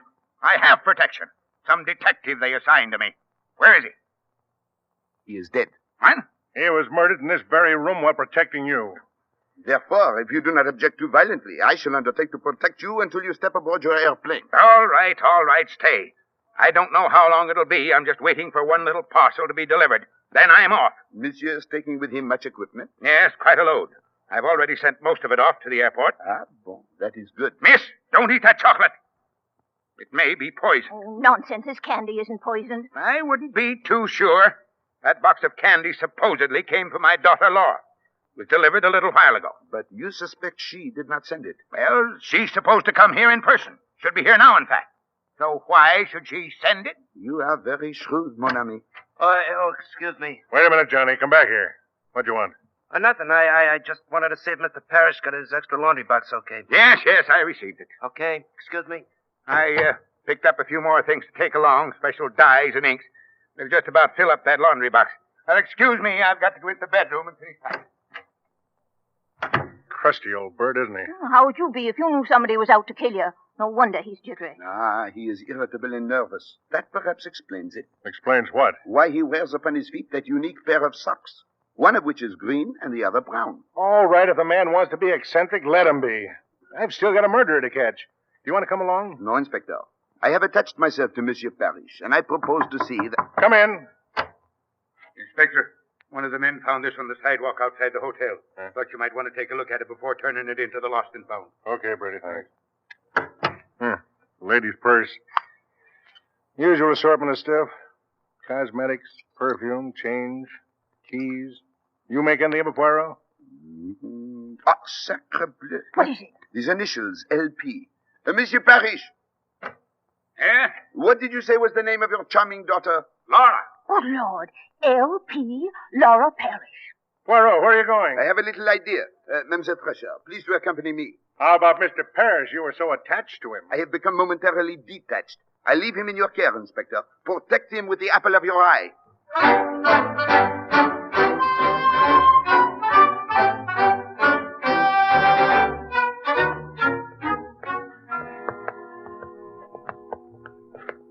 Come, it will not be the first time you have left the elevator unattended, Monsieur Johnny. Come along. Mr. Poirot, you're wasting your time in this basement, believe me. Nevertheless, it interests me. Please to light the way. There's nothing here, just a lot of ash cans. One moment.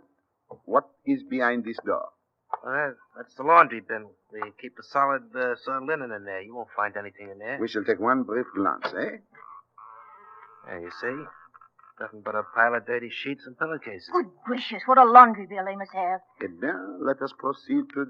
One moment. What is it? Sacre bleu, here protruding from under these sheets. Holy cow. A foot, a small foot. This is what I feel. Look! Ah, it moves. Then we are not too late. Quickly, monsieur, help me to uncover her.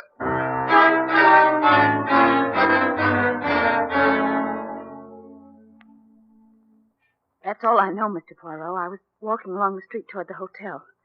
Just as I passed the alley, I was pulled in. I tried to scream, but something was pressed against my mouth. Chloroform, Miss Parrish. Had you seen your assailant, you would have seen Hilary Kent. Hello, Miss Parrish. You were most fortunate. Another few minutes under those linens, and who knows? Voila. Here is the room of your father. Inspector Stevens, here is Miss Parrish. Oh, well, that's a relief. Come in. I was afraid, Poirot, you'd turn up with a body. How'd you manage to find her? That is not important now. We have found her. But we seem to have lost the father. Oh, yes. Miss Parrish, I'm sorry. Your father's terribly upset about you. But his material was delivered, and he had to rush off to the airport. Oh, no. Don't tell me I missed him after all this. Ah, ma pauvre petite. We have neglected you, eh? Miss Thresher, your room is now free of corpses. Please take Mademoiselle Parrish down and extend to her the first aid. Come along, Nora. Inspector, I hope you do not later have cause to regret that you permitted Parrish to go off to the airport unprotected. He'll be all right. Besides, I've got a job to do here, although, frankly, I'm in a complete fog. I can't make head or tail of the whole business. No, Stevens. The head and the tail we have. What? Yes, it is merely a fragment of the middle that we still lack. Well, who is it? Hey, Poirot, where are you going? To see how Miss Parrish is, and to telephone the airport to see that Mr. Parrish receives the proper attention. Au revoir.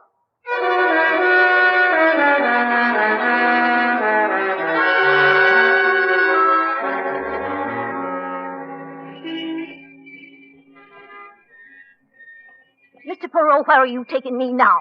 I'd like to have some... Mr. Poirot. Hello? Someone calls? It's Johnny in that parked car. Mr. Poirot, I got a message for you from Inspector Stevens. He rushed off a minute ago. From Stevens? What is it? What is the message? He says he just got word that Mr. Parrish has been seriously hurt in an automobile accident on North Salem Road. This is too much. You ought to get there as fast as you can. Here's the address. 52 North Salem Road. Monsieur, your duties for the day are over? Yeah. And this is your vehicle? Yeah, why? There is no time to seek a taxi, so I will impose on your kindness. Miss Thresher, quickly, please. Okay. North Salem Road, right? No, to the airport. What? But Mr. Parrish isn't at the airport. He's injured on North Salem Road. No, mademoiselle. That is what I was intended to believe. Do you not think so, Johnny? He is not there, I assure you. How do you know? Well, North Salem Road is not on the way to the airport. It is in the opposite direction. This is merely a trick to keep us from the flying field. We must hurry there before it is too late.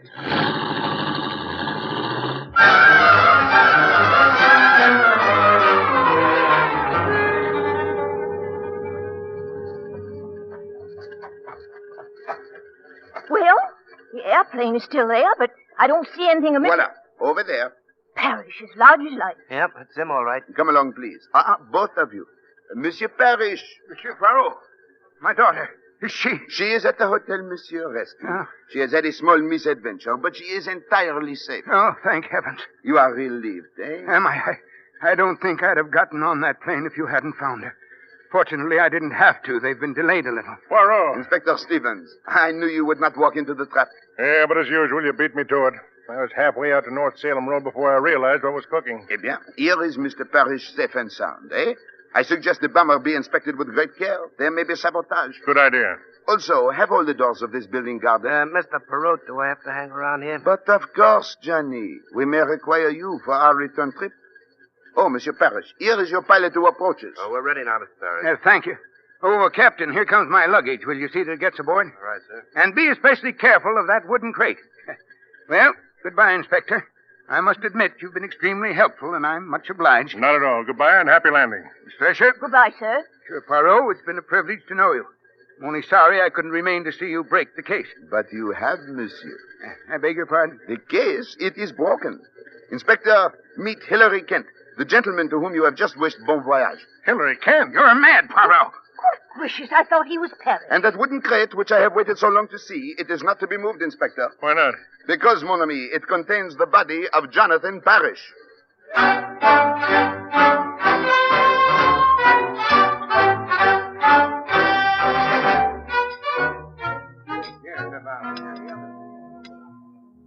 A charming restaurant this, n'est-ce pas?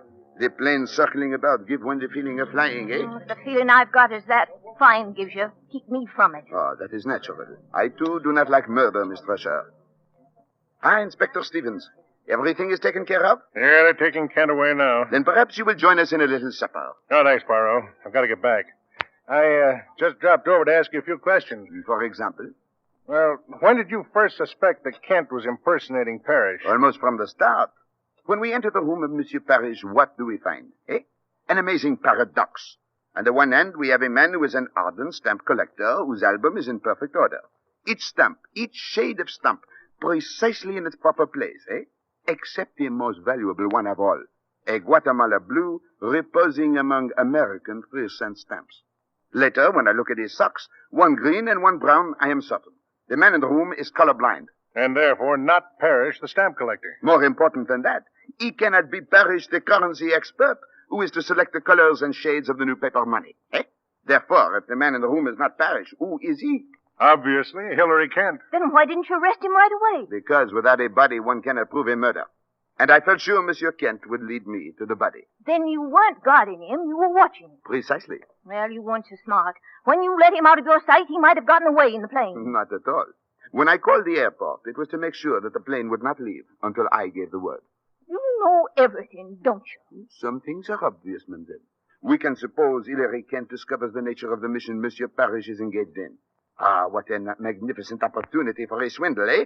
Perhaps the greatest in history. To remove Jonathan Parrish, fly to Europe as Parrish, deliver the papers, the formulas, the dies to the proper authorities, and then, at the moment juste, counterfeit a new currency and reap a huge fortune. Jumping codfish. The man must be mad. Perhaps, mademoiselle, but he is also a genius, eh? He learns that Parrish is at the Hotel Windsor in room 615. He knocks on the door. Parrish admits him and is at once strangled to death, eh? But the body, that must be disposed of, where no one will find it. There is but one thing to do. Take the body to Europe in the very packing case which stands in the room. Then you just guessed where the body was. No, Inspector. There was proof in the room. You remember the second laundry box which Hilary Kent asked for? This is for some special inks, he says to us, which I have only now purchased. Obviously, this is a lie. On such a mission, one does not purchase supplies at the last minute, eh? Hence, I know that these inks and dyes have been removed from some other box or crate to make room for the body. Gracious, it's as plain as the nose on my face. What about Laura Parrish? Oh, I've got that figured out. She calls up and says to Kent, "Pop, I'm coming over." Of course, he can't allow that or the jig's up, so he gets down to the alley and eliminates her. Right, Poirot? Exactly. As for poor Tremble, he has been with Parrish. He knows him. When he knocks on the door and Kent appears, he demands to see Parrish. Kent kills him, and since the packing case is already occupied, drags him down to Miss Thresher's room. That was his big mistake. He should never have started up with me. Excuse me for a minute. I think that's the morgue wagon pulling in. Mademoiselle, may I ask you a question of a personal nature? Fire away. Mademoiselle Abby, you are not now engaged in a business enterprise. No. Eh? Are you fluent with the shorthand and the typewriter? Why, yes. Bon. Mademoiselle, I find you both intelligent and amusing. A rare combination in a woman. Moreover, I am in great need of a secretary with your superb qualifications. Why, Mr. Poirot? Who you do not yet employ the little gray cells to the best advantage. Nevertheless, if you are interested... Oh, Mr. Poirot, for 10 years I've been devouring detective stories, and you ask me if I'm interested. Chief, you've got a secretary. Well, Poirot, they're taking Kent away now. I guess that winds up the case. Not quite, Inspector. Tell me, where does Monsieur Kent reside? We found a lease on him for an apartment in Gramercy Park. That is a good neighborhood? Oh, swell. It's right in the heart of the city. But why do you ask? I do not think Monsieur Kent will need an apartment for some time. But I do. You see, my friends, it is as I have said. To find an apartment in New York City is the essence of simplicity. One has only to solve 2 murders.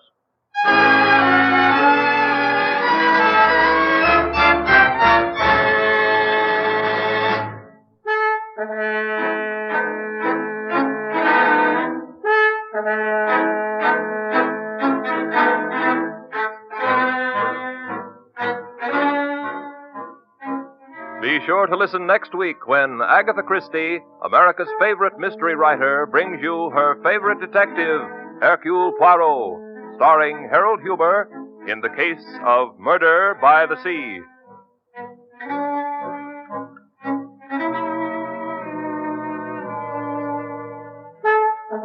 Agatha Christie's Poirot is directed by Carl Eastman.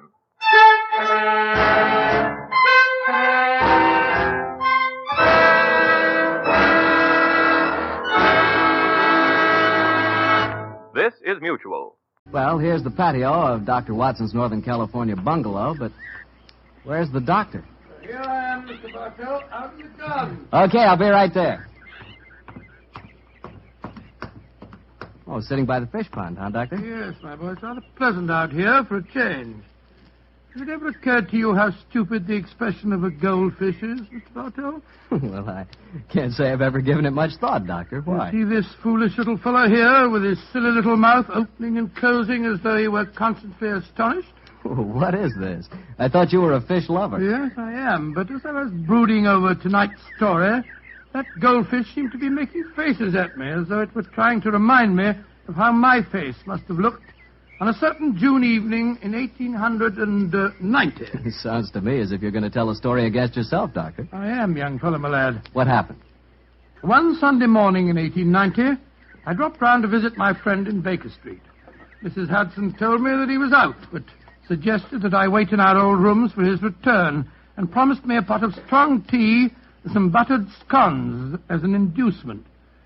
As I walked into the sitting room, I was astonished to see Holmes standing there, a bag in one hand and a coat in the other. My dear chap, how are you? I'm fine, Holmes. I'm surprised to see you, though. Mrs. Hudson told me that you were out. I have been, Watson, on a case. I just returned by my private entrance for some necessary apparatus. Oh, could I come with you? My wife's away, you know, but my practice is quite slack at the moment. Not even my trusty old friend Watson can accompany me on this case. It's a ticklish business. The fate of 2 nations hangs in the balance. I must work alone. Sorry to leave you like this, old fellow. Goodbye. Oh, wait a minute. Mrs. Hudson's making me some tea and some buttered scones. Can't you wait and share them with me? Good old Watson. You're the one fixed point in a changing age. Empires are tottering, and you talk of tea and buttered scones. Oh, I'm sorry I must be off. Oh, goodbye, old fellow. Oh, don't look so sad, old fellow. When the time is ripe, I'll tell you all about the case, and you can write it up in your memoirs. Goodbye, old boy. Buttered scones. I haven't got any appetite for them now.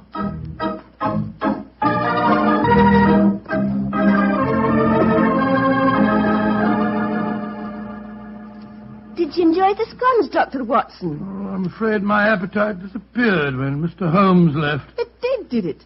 I see you've eaten them all just the same. What? Oh, yes, so I did. I've got a surprise for you, Doctor. Inspector Lestrade is downstairs. Oh, is he? He came to see Mr. Holmes, but when I told him he was out, the inspector said he'd like to see you. Oh, he did? Oh, splendid. I'll ask him to come up, please, will you, Mrs. Hudson? Aye, sir. Will you come up, please, Inspector? Thank you, Mrs. Hudson. Can I butter you up a few more scones? No, thank you. I really couldn't eat them. I'll just go and make some more the same. You'll eat them if I fix them, Doctor. No, really, thank you. There you are, Lestrade. Hello, Dr. Watson. Here's a pretty kettle of fish and no mistake. Huh? What's the trouble? Well, I want Mr. Holmes' help on a most important case. Where's he gone? Well, he's out on a very, secret matter. You know where he is, Doctor? Well, naturally I know where he is, Lestrade. My old friend never keeps me in the dark, but I'm not at liberty to tell you. Perhaps I could help you a bit. After all, I'm not exactly unfamiliar with my friend's methods. That's true, but Just the same. Oh, well, Doctor, 2 heads are always better than one, even if one is a sheep's head, as my old mother used to say. Are you suggesting that I'm a sheep's head? No, I'm not suggesting anything, Doctor. I'm just telling you what my old mother used to say. I'm really not very interested in what your old mother used to say. Oh. And now, Lestrade, your problem, please. Well, it's simple enough, Doctor. A German diplomat, Graf Otto von Heldenstein is his name, is in England on a very secret mission. Graf Otto von Heldenstein? Huh. Yes, I've heard of him. Pray continue. Well, this von Heldenstein staying at the Manor House at Hampton Wick, not far out of London. This morning, somebody slipped past his guards and threw a bomb into his study. His secretary was killed, and he would have been too, if it hadn't been that he'd left the room a few minutes earlier. Well, these second-hand investigations are very little use, Lestrade. We must both go down to the Manor House at Hampton Wick and examine the situation on the spot. All right. Get out the timetable and look up the next train, will you? Yeah. And while you're doing that, I'll go and tell Mrs. Hudson where I'm going. All right, you are, Doctor.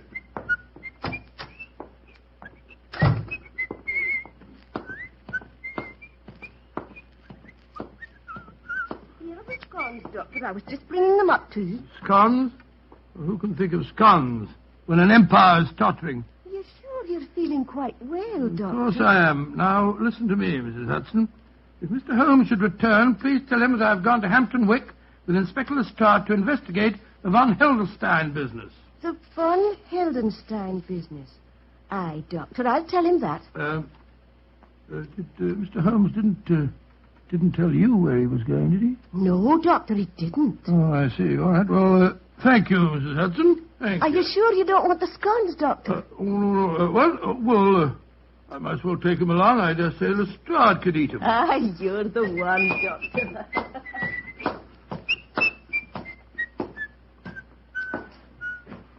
Yes, I suppose this is rather exciting. Just the same, I wish I knew what Holmes was doing at this moment.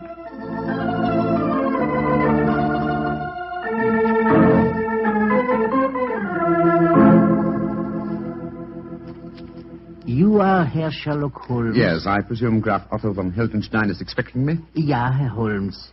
He was so anxious that you would come here to the Manor House. I left immediately after I got his summons. He's very weak. He has lost much blood from the injuries he received this morning. Injuries that no one knows about, eh? Nein, Herr Holmes. Only I, his old and faithful servant, knows. Follow me, please. I will take you to him.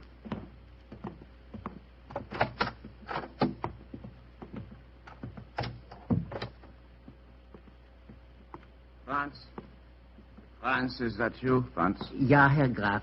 And with me is Herr Sherlock Holmes. Oh. Thank heaven you are here, Holmes. I hope I can be of service to you, sir. You can. You can be of great service. Sit close to my bed, Holmes. I have not much strength to speak. I'm listening, Herr Graf. You must impersonate me. Yes, so I gathered when I received your message. I am in England on a most delicate and important mission for the German government. Within a few weeks, your government and mine will conclude a treaty outlining the German and British spheres of interest in Africa. I see. Obviously, that bomb was thrown this morning by someone who does not wish the treaty to be concluded. Yeah, exactly, Herr Holmes. That is why you must impersonate me. In 24 hours' time, I shall be well enough to resume my work. In the meanwhile, you can keep the secret of my injuries and also have the opportunity of finding the assassin. I'm quite prepared to undertake the impersonation, sir, but how can I possibly hope to deceive the members of your personal staff? With the exception of Franz here and poor Fräulein Ullmeyer, who was killed in the explosion that injured me, my staff is new. They have joined me here from the German consulate in London. They will believe that you are me. Very well, sir. I'll try it. I have heard of your skill in the art of disguises, and also it seems to me we are not so unlike each other. I was about to comment on that fact myself, sir. Yes, I think that a moustache and side whiskers will work wonders. If I can make the accent reasonably convincing... I will coach you, my friend. Splendid. Help me off with my coat, will you, Franz? Get me towels and a mirror. Jawohl, Herr Holmes. And while I'm applying my makeup, Herr Graf, perhaps you will be so good as to give me the complete circumstances regarding this morning's attempt on your life. If I'm to impersonate you successfully, I must have all the facts at my fingertips.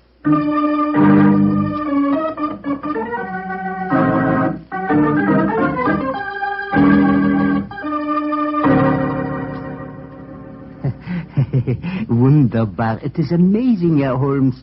Even I can hardly tell you from my master. Yes, I think it's the wig that puts the finishing touch to my disguise. How'd it look to you, Herr Graf? Colossal. I feel as if I were looking into a mirror. And my accent, you find it reasonably convincing? Oh, yeah. Extremely so. Try it once again, Herr Holmes. Ja, Herr Graf. It gives me the greatest pleasure to do what you ask of me. Prächtig. Splendid, Herr Holmes. Splendid. A cab is drawn up at the gate. 2 men are getting out. You can see them from the window here. Oh, it's the police, possibly, or... Great Scott! It's Watson and Lestrade.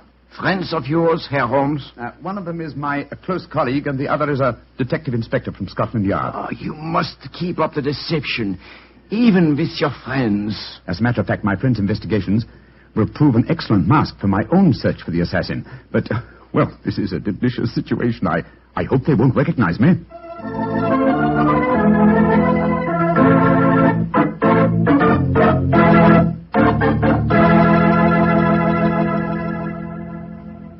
I am Graf Otto von Heldenstein, gentlemen. You wish to see me? How do you do, sir? My name is Watson, Dr. Watson, and this is Inspector Lestrade of Scotland Yard. How do you do, sir? Inspector, Dr. Watson, may I ask if I have the great distinction of addressing the Dr. Watson, friend of Sherlock Holmes? Oh, I'm very flattered that you know me, Herr Graf. But who does not know the great Dr. Watson? In my country, many people think that you are the real brains of the combination. Tell me, Herr Doctor, is that true? Well, I wouldn't exactly say that, sir.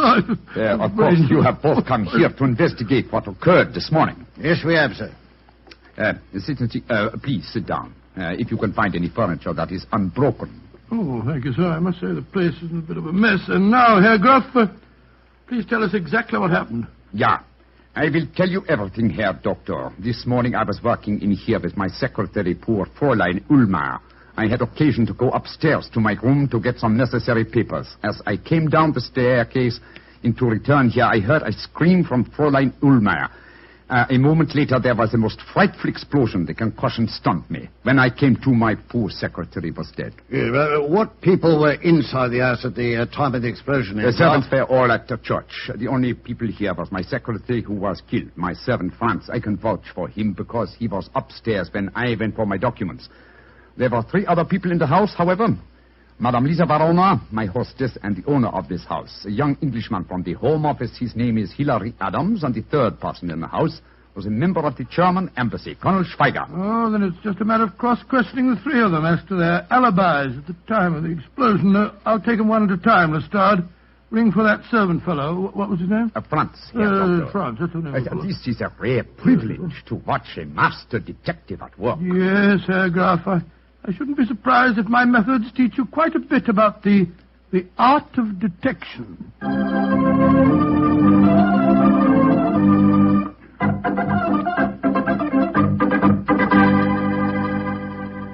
Herr Dr. Watson, this is Colonel Schweiger of the German embassy. Where were you, Colonel Schweiger, when the explosion occurred this morning? I was discussing the military tactics of Clausewitz with one of the guards near the front gates. Yeah, well, what was the name of the guard, sir? Carter.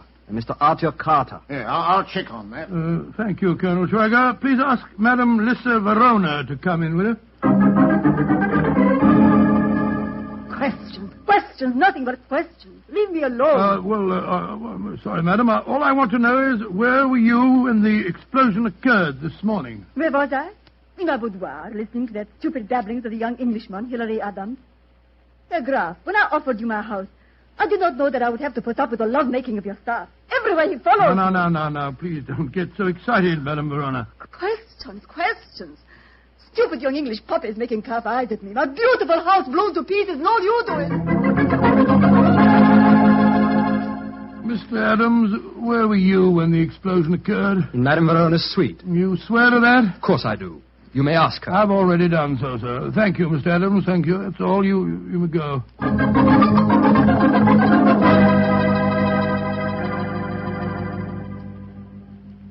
Well, Lestrade, did you check on Colonel Schweiger's alibi? Yes, Doctor. He was telling the truth. He was talking to the Colonel when the explosion happened. Dear me, Herr Doctor, your examination has not been very successful, has it, sir? Everyone has an alibi. Yes, but the alibis of Madame Verona and the young Englishman, Hilary Adams, depend on each other's words. They might be lying.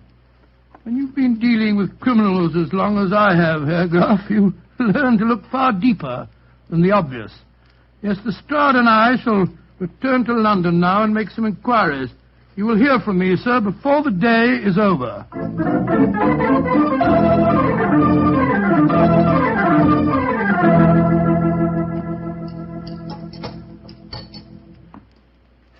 Ah, yes. Well, I'm much obliged to you, Doctor, for a very nice meal. Although we've been talking in circles... Not entirely. Anyway, I have come to one important decision. Oh, and what's that, Doctor? Madame Verona is addicted to the use of drugs. The pupils of her eyes were contracted to pinpoints. It's an invariable indication of drug addiction. Lestrade, you go to Scotland Yard and see what you can find out about her, and I'll go back to my house. You can meet me there later.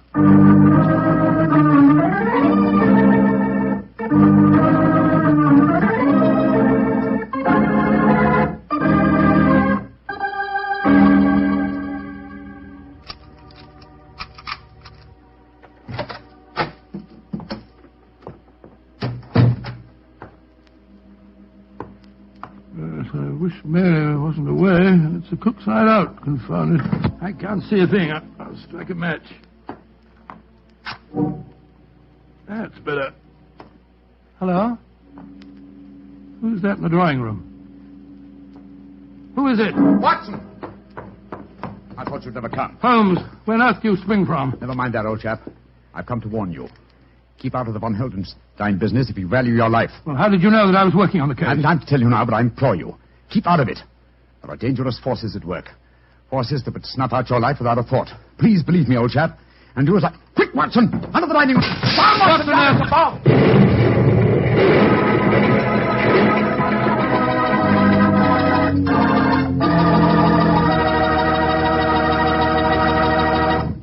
You'll hear the rest of Dr. Watson's story in just a few seconds. All the time, I need to remind you that, what with this being National Wine Week, if you want to take a gift to a young lady, why not take her a bottle of Petri California Muscatel? Petri Muscatel is the kind of wine you'd serve a queen. That Petri Muscatel has the flavor of plump, sun-ripened Muscat grapes, and is it ever good? You couldn't ask for a more delicious after-dinner wine, or a more delicious wine to serve when company comes. Remember, it's Muscatel, but the important thing is, it's Petri. Petri Muscatel.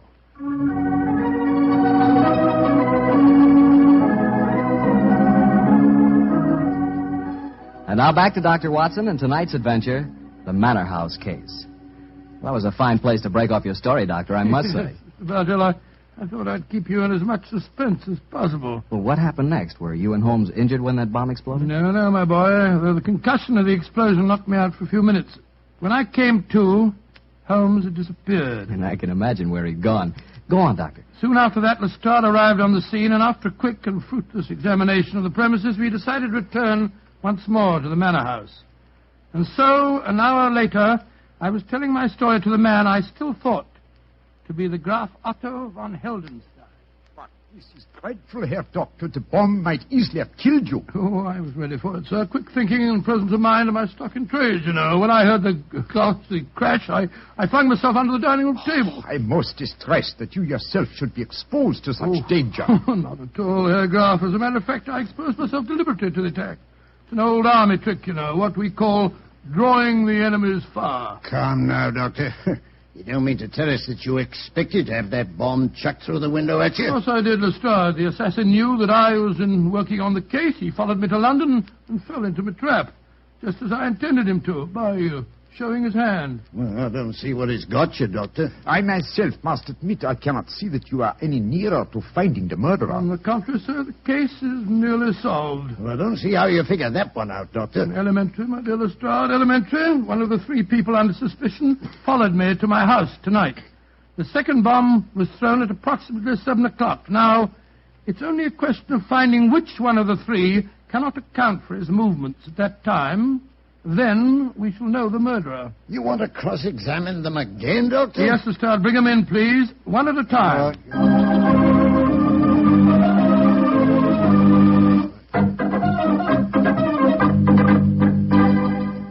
Colonel Schweiger, where were you at 7 o'clock tonight? Discussing the military tactics of Clausewitz with Mr. Carter of the Home Office Guards. Great Scott, that's what you were doing at 11 o'clock this morning, too. It would take many days of discussion for two students to appreciate all the subtleties of Clausewitz. Yeah, I'll check on that again, Doctor. Oh, thank you, Lestrade. And please ask Madame Verona to come in, will you? Questions, and still more questions. Where have all that 7 tonight, you ask me? I was listening to more babblings from that stupid young Englishman. Ask him for yourself. Mr. Adams, where were you at 7 tonight? With Madame Verona in her boudoir. There is a curious sameness about the pattern of life in this house, is there not, Herr Doctor? Well,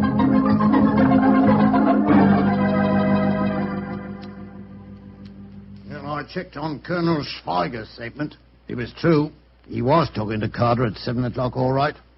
Well, could the other two account for themselves, Doctor? Oh, once again, they alibied for each other, but this time I begin to doubt them. Oh, why do you say that, Herr Doctor? Oh, I would accept Madame Verona's alibi for young Adams. Obviously, she loathes the boy and wouldn't perjure herself for him. On the other hand, he worships her, and I'm certain that he wouldn't have any scruples about lying to provide an alibi for her. Well, you got a point there, Doctor. Yes, I regard her with great suspicion.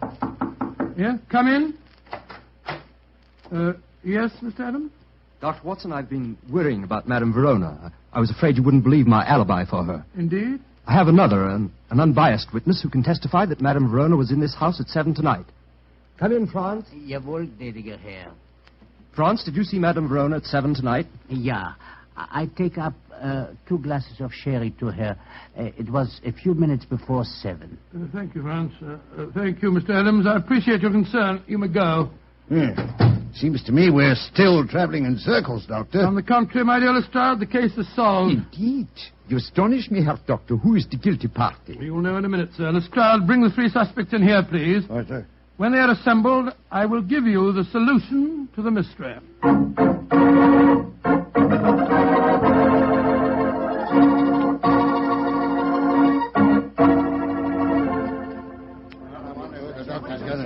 Ladies and gentlemen, the mystery is solved, and I must apologize for any little inconvenience that you've undergone. You, Madame Verona, you, Colonel Schweiger, and you, Mr. Adams, have all unshakable alibis. Therefore, the solution's obvious. As my dear friend Sherlock Holmes has often said, eliminate the impossible, and whatever remains, no matter how improbable, is the truth. Therefore, the only person that could have thrown both bombs is you yourself, Graf Otto von Heldenstein. Oh, George, I believe you're right, Doctor. What have you got to say for yourself, sir? That I, too, Herr Doctor, have an unshakable alibi. Oh, what is it? I was with you, Herr Doctor, when the second bomb was thrown. What on earth are you talking about? I was alone, sir. Oh, come now, old fellow, that's not true. Holmes. What? Holmes, how could you? Mr. Holmes. Well, strike me. Don't be angry with me, old chap. Oh, you made a complete No, fool of me, my Holmes. dear fellow, not at all. I've never I seen suppose any... you got the real solution to the case, as usual, Mr. Adams? Yes, Lestrade, I have. Well, let's hear it, then. Might as well show me up for Oh, the my dear acid Watson, I've stop been, huh? berating yourself. You really handled the case very well. You made only one mistake. Huh? May I revise that dictum of mine which you just quoted? Eliminate the possible, and then if nothing remains, some part of the impossible must be possible. Which part? Colonel Schweiger's alibi was valid. So was Madame Verona's, since it was corroborated by the trusty Franz. But what does your alibi rest on, Mr. Adams? Madame Verona's told you I was here at 7. Yes, but Madame Verona is addicted to the use of drugs. I'm sure that you spotted that back, Watson. Yes, well, I did. Your mistake, old chap, was in not drawing the correct conclusion. Mr. Adams' alibi depends on the unsupported word of a drug addict. Now, the use of drugs notoriously destroys, first of all, the sense of time. Any trick such as the resetting of clocks could be worked on her without her noticing. Her word on a time alibi is completely valueless. Then Adams is the man Fools! Meddlers! Why don't you... He's a murderer and a traitor.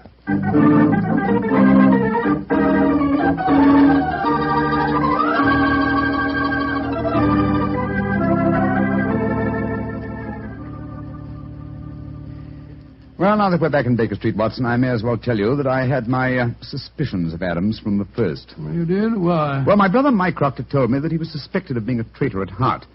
He's been under observation for some years. He was purposely given this assignment as a definite test of his integrity. Well, I understand it all now, Holmes. It's the same. I did make an ass of myself in front of Lestrade, too. Don't worry about it, old chap. Please don't worry. You always can correct that impression, you know. Yours will be the last word. Huh? How do you mean? Well, when you come to write this story in your memoirs, my dear fellow, you can always do a little, what shall we say, re-editing of your own part. Posterity never need know.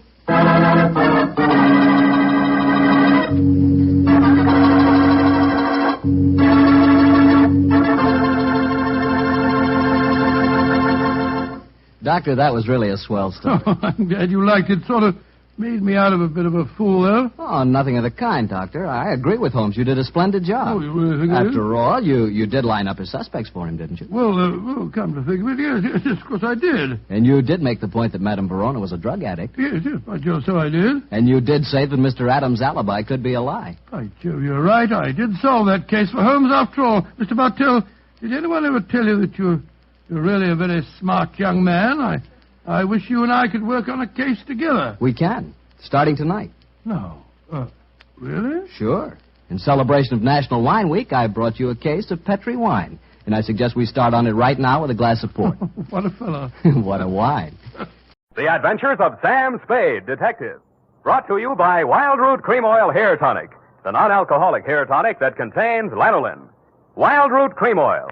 Again and again, the choice of men who put good grooming first.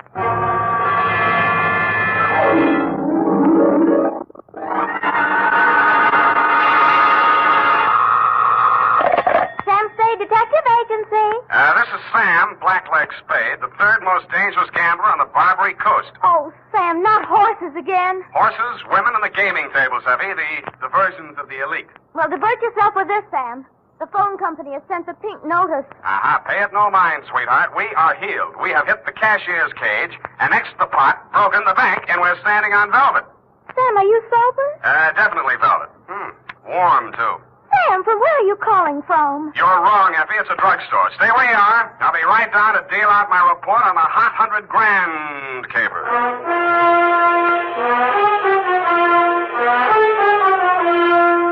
Dashiell Hammett, America's leading detective fiction writer and creator of Sam Spade, the hard-boiled private eye, and William Spear, radio's outstanding producer-director of mystery and crime drama, join their talents to make your hair stand on end with the adventures of Sam Spade. Presented by the makers of Wild Root Cream Oil for the hair. It's smart to buy things the whole family can use, isn't it? That's why I say it's smart to buy Wild Root Cream Oil Hair Tonic. To Mom, to Dad, to the children, Wild Root Cream Oil is really a friend indeed. Non-alcoholic Wild Root Cream Oil with lanolin grooms the hair neatly and naturally, relieves dryness, removes loose, ugly dandruff. I hope you have a big family-sized bottle of Wild Root Cream Oil in your home. Get Wild Root Cream Oil Hair Tonic. Again and again, the choice of men who put good grooming first. And now, with Howard Duff starring as Spade, Wild Root brings to the air the greatest private detective of them all in the adventures of Sam Spade.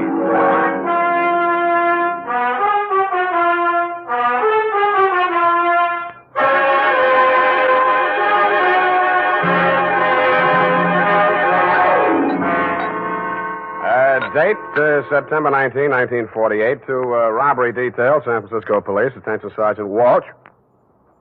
From Samuel Spade, license number 127596.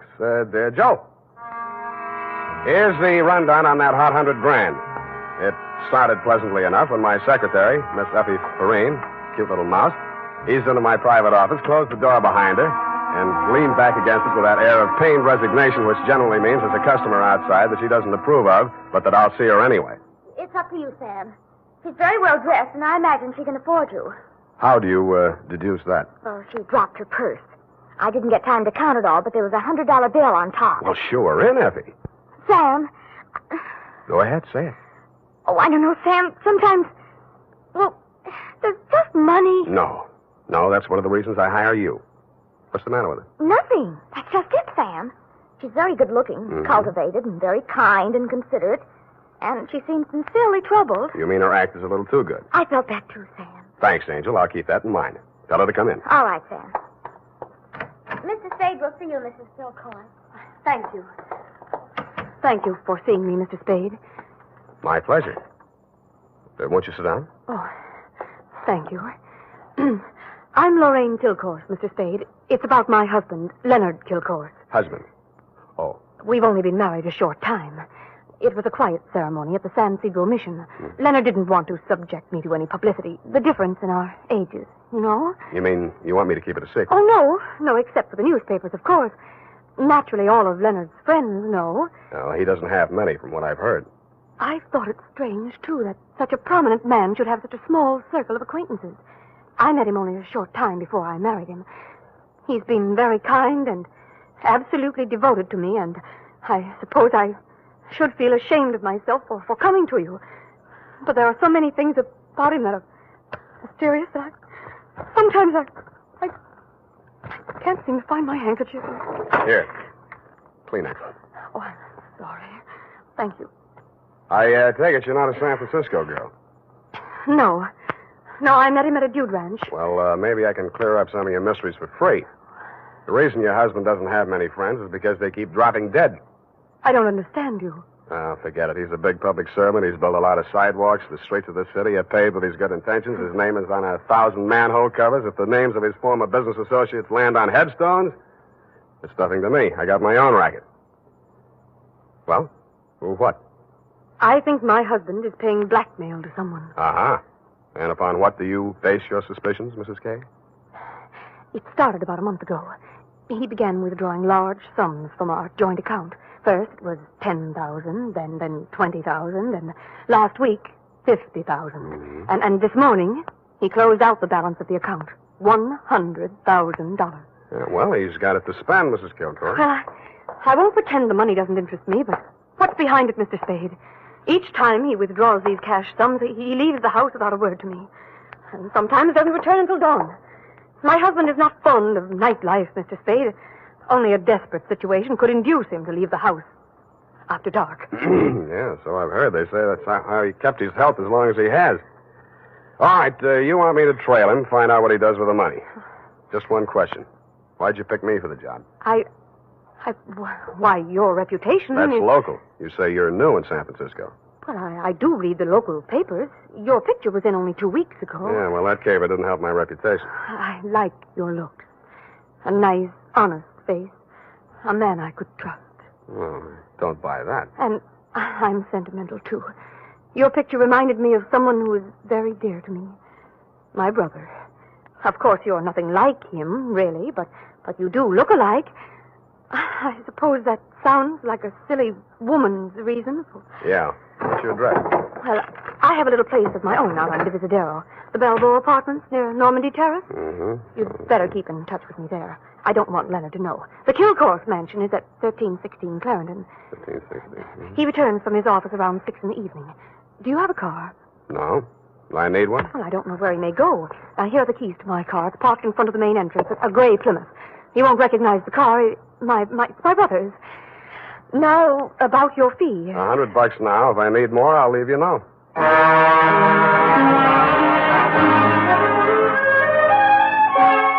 I had an uneasy feeling I would need more.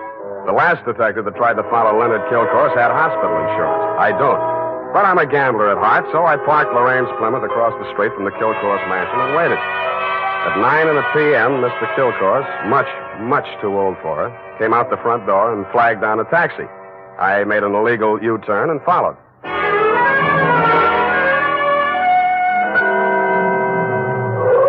The trail ended across the Golden Gate Bridge in Marin County. It was a country club-type building on top of a hill overlooking the bay. It did business under the name of Ernie Nogales' Racket Club. The racket had nothing to do with tennis. It came from two sources. The moans and groans of the customers losing money at the roulette wheels and crap tables, and the glad hand the management threw at my quarry as I followed him in. Well, Mr. Kilgore, surprised to see you. Since when you go out after dark? Well, I thought a little nightlife might agree with me, Scarlett. Oh, that sounds like you, Mr. Kilgore. I didn't know you better. I think you was afraid to go out night. Well, now, I was thinking of buying this place to retire to. Ah. But I figured it'd be cheaper to win it at your roulette table. What's your limit here? 10,000, but for you, wide open, the sky. $100 grand for a starter? Well, any time they catch you with hot money, Mr. Kilgore. Come over to the cashier. I sell you the chips myself. I didn't have to bother making myself inconspicuous. Everybody in the joint stopped playing to watch Kilcourse while he shoved his $100 grand roll through the cashier's window and scooped up 4 stacks of $1,000 chips. Make your bets, please. All right, you. Spin that wheel. Huh? How much you got there? $25 grand. Any objections? Is that okay, Mr. Nogales? Spin it, Joe. I'm covering through the table personally. Okay, sir. Around and round the little ball goes. 15 pays, 15 and the red. Maybe next time, Mr. Kilgore. Why don't you double up, play the red and the black? It's safer. I'll stay with the numbers. 50,000 on 15. There. Spin it. It's okay, Joe. I'm still covering. Well, it's your money, Mr. Nogales.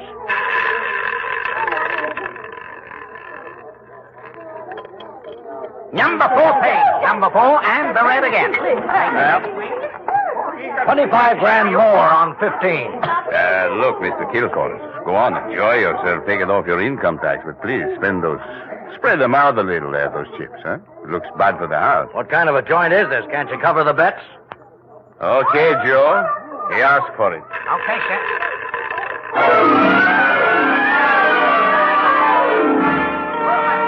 I didn't wait to see where the little ball went on the last spin of the wheel. I would have made a side bet with any taker that Kilcourse wanted to lose that $100 grand. I would also have made book he knew I was following him. As I left the table and walked out of the club, I braced myself for what usually comes next. There would either be a dead body in the car or somebody would crease my noggin with a sap. But nothing happened. I switched on the headlights and stood in the glare of them for fully a minute, but nobody even shot at me. I flushed the shrubbery, no gunman. Checked the ignition wires, no booby traps. Driving back to town, I racked my brain for some way to bring them out into the open. I felt like a man with his life savings all on one number, waiting for the wheel to stop spinning, which wasn't far from the truth. Not much of a cliffhanger, but the best we could do this week.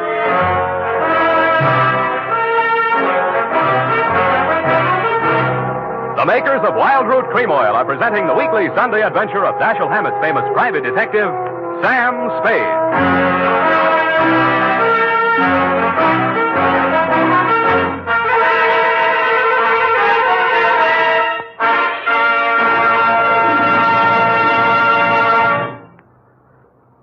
Now, here's important news on good grooming. If you want the well-groomed look that helps you get ahead, socially and on the job, listen. Recently, thousands of people from coast to coast who bought Wild Root Cream Oil for the first time were asked, how does Wild Root Cream Oil compare with the hair tonic you previously used? The results were amazing.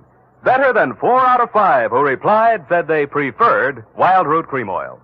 Remember, non-alcoholic Wild Root Cream Oil contains lanolin. It grooms the hair naturally, relieves dryness, and removes loose, ugly dandruff.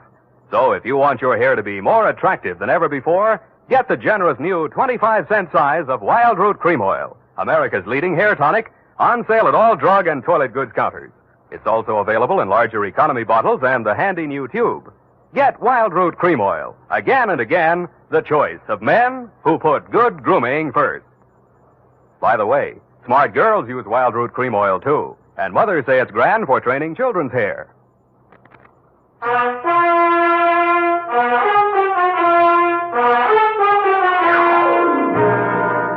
And now, back to the hot 100 grand caper. Tonight's adventure with Sam Spade.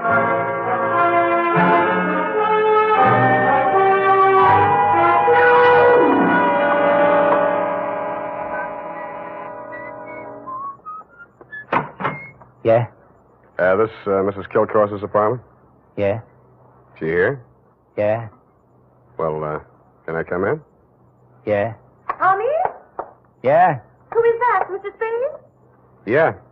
Oh, this is the detective I was telling you about, Tommy. Remember? Yeah. The one who looked so much like you?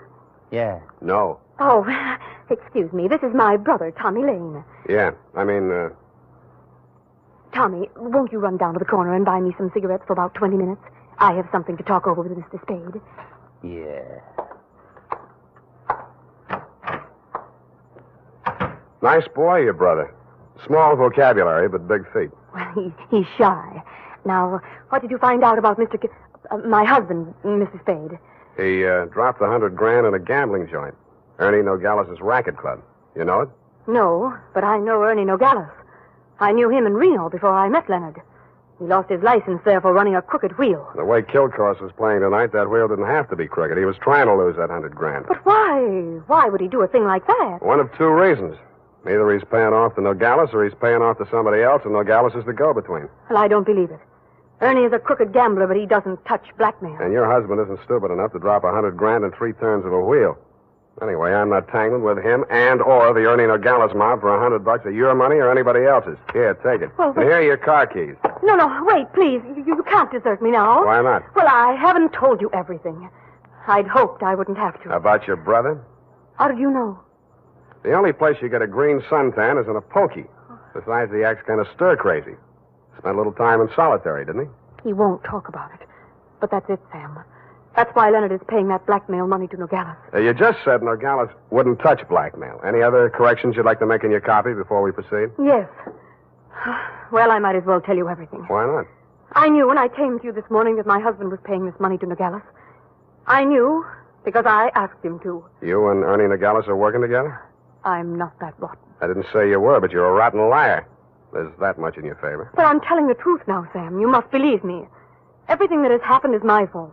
I persuaded Nogales to give my brother a job in his place in Reno. Mm-hmm. They quarreled, and when he got closed down, he blamed Tommy. He swore he'd kill him when he got out of prison. That's why I begged my husband to pay him to save Tommy's life. Who did rat on Nogales about that crooked wheel at Reno? I did. That's why I feel responsible. Leonard is so fine, so generous. But I can't let him go on paying for my mistake. Yeah, like you said, he's going to run out of money. Look at me, Sam. Do I look like the kind of a woman to whom money means everything in the world? No, but you're looking at me, not at Kilcourse. You're laughing at me. Oh, I know what you think. Perhaps I did make a mistake in marrying Leonard, but he was so kind, so considerate, like my father. Everybody reminds you of your relatives. You don't believe my story? Well, since you asked. Well, all right, then, here's the truth. I'm really Jack the Ripper's granddaughter. My parents were terribly wealthy. I harpooned my mother in her Beverly Hills swimming pool, set fire to my father with a $50,000 negotiable bond, and eloped with John Wilkes Booth. That brings us up to 1865. Shall I go on? Don't stop. It's great. Oh, get out of here. Get out of here and leave me alone. After you've told me all your secrets, I'm not that rotten. You won't help me. You never intended to. Why go on torturing me? Oh, now, stop that. Please. I believe you. I believe all your stories. Now, what is my next smart move? Sam, the only way to stop Ernie Nogales is to prove that he's running a crooked wheel. And then he'd pay back all that blackmail money, and he wouldn't dare lay a hand on Tommy. Well, it's going to be hard to prove and expensive. I'll have to lose a little on that wheel before I can figure the way it's rigged. How much can you invest? Well, I have about $1,000 of my own. With you? Yes. Here. You take it. Smells nice. Sam. Yeah? Sam, after all this is over, and after I've put things to right with Leonard, I should have told him before this, but I owed him so much. Oh, Sam, I'm so glad it's you. Yeah. Me too, Angel. Go now, darling, before I beg you not to. What time does that joint close? Well, it runs all night, I think. Good. Let's stay up late and raid the icebox.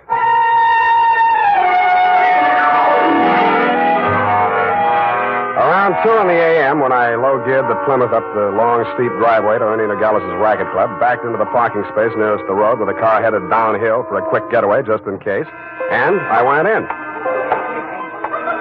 The joint was still going full blast.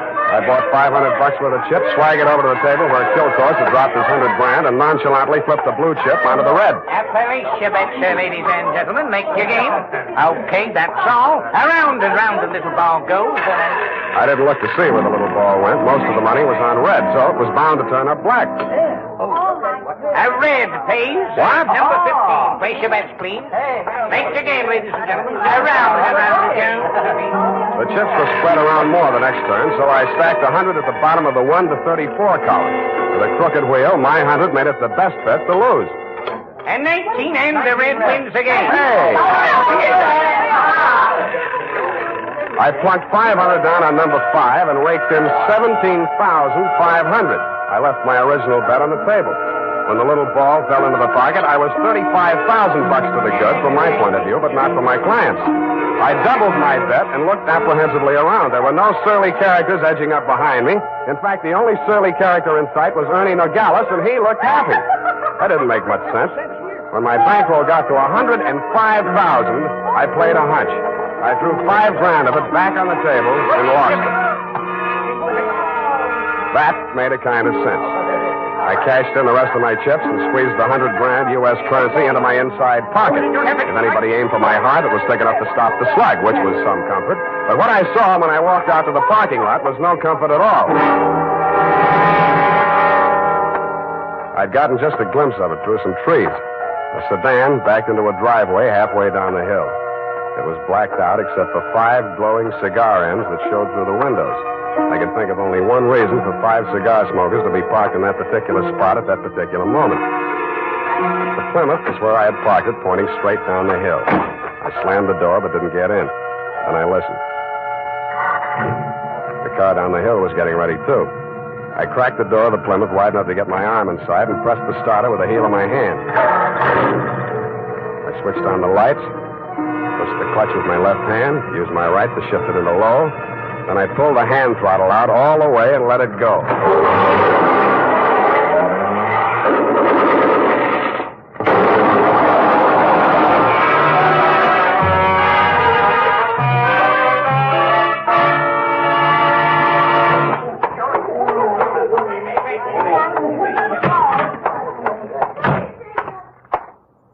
What's the big idea busting into my office? We're going to have a talk, Nogales. Please, don't wave that heater at me. It makes me nervous. I don't like guns. I don't either. That's why I'm here. Put your hands on top of the desk and keep them there. All right. Give me back that roll. I give you clean money for it. It was a gamble, so I lost. Can you blame me? Where'd you get this money? I buy it. 50 cents on the dollar. I don't ask where it came from, but I read the papers. I figured it was that shipyard payroll job a few days back. Like it just fell in my lap. I figured it'd make 50 grand instead of Kilcourse 5. I guess that was dirty trick you just out of stir, Tommy, huh? I got news for you, Nogales. I didn't know this money was hot, and I am not Tommy Lane. No? Then what? Private Dick. Tommy's sister hired me to take the fall for him. Look, I'd got most of the caper. Kilcourse wanted to pay Tommy $100,000. You rigged the wheel so Kilcourse would lose it one night and Tommy would win it back the next night. Now, what was Kilcourse paying him off for? No caper, legitimate.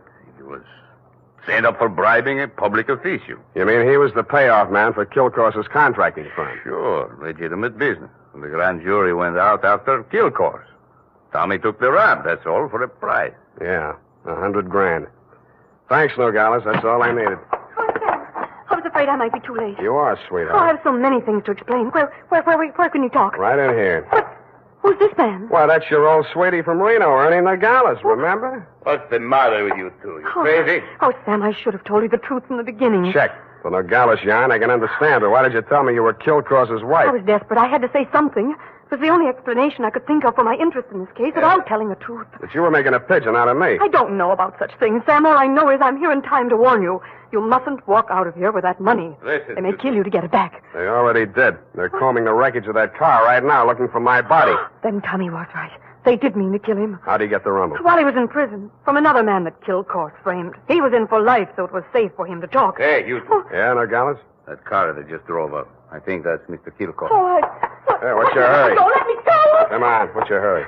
Tommy's out there in that cab. I've got to warn him. Or tip off kill course. Which is it? No, Sam, you've got to believe me. Sit down. Stop that. You two have fun. I'm getting out of here. Go ahead. Now, listen, sweet Lorraine, you may as well save your breath for those explanations. You're staying right here until the cape is all wrapped up. Here he comes. Have you got a gun, Sam? Yeah? Well, you'd better have it ready. Mm-mm. But Sam... Where's Nogales? I want to see him. He was called out of town, sir. I'm in charge. You Mr. Kilcourse? That's right. I want to know why you people have been interfering with my business. It might interest you to know that this building site's on an old Spanish land grant. Title's very shaky. I'll run an 8-lane highway straight through the middle of it and turn the rest of it into a game preserve. That's what I do to people who double-cross me. I tried to tell Mr. Nogales that, sir. He wouldn't listen to me. He tipped Tommy off for a split of $100,000, but I knew sooner or later we'd have to answer to you, Mr. Kilcourse. Oh, well, what's that? Here's your $100,000, sir. Count it. Well. What's your name, son? Sam Spade, sir. Well, I'm glad to meet an honest lad. Well, come along. You too, young lady. We'll all walk out together. Sam, what are you... What? Spade, huh? Yes, sir. I'm a private detective, but I'm ambitious. Politics? Yes, sir. Well, we'll run you for assembly. In the meantime, I believe there's an opening in one of the public services. Garbage disposal. Executive end, of course. Where the devil is that man with my car? Oh, there he is. You drop around to my office in the morning. Thank you, and good night, Mr. Kilcourse. Drive on, Horace. Back to the city. Oh, Sam. How could you? All those lies and just handing over the money like that. It wasn't yours. It wasn't Tommy's either, sweetheart. Get in. Well, Tommy, are you all right? Yeah. Drive us across the bridge, Tommy, will you? Yeah. Tommy. Yeah. Tommy, I'm afraid we'll have to do without the money. Yeah. Sam gave it to Mr. Kilcourse. Yeah. Now, don't get excited, Tommy. I'm sure Sam had a reason. Didn't you, Sam? Yeah. I mean, that was marked money from a payroll job. Oh, then it won't do him any good. It'll send him up for a good long stretch if the eyewitness story that goes along with it is good enough. And you're just the girl to tell it, sweetheart. Am I right, Tommy? Yeah.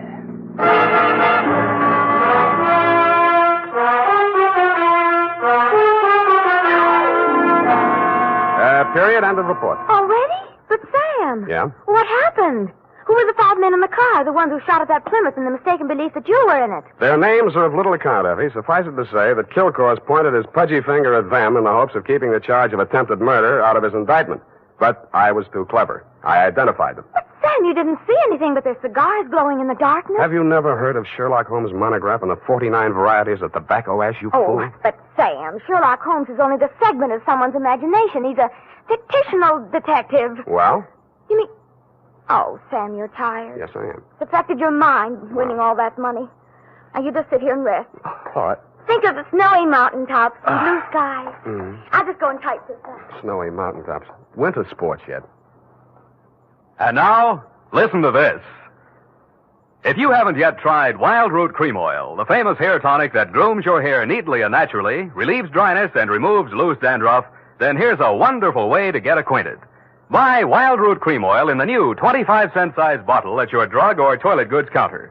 Also, ask your barber for a professional application of Wild Root Cream Oil Hair Tonic. Again and again, the choice of men who put good grooming first. Well,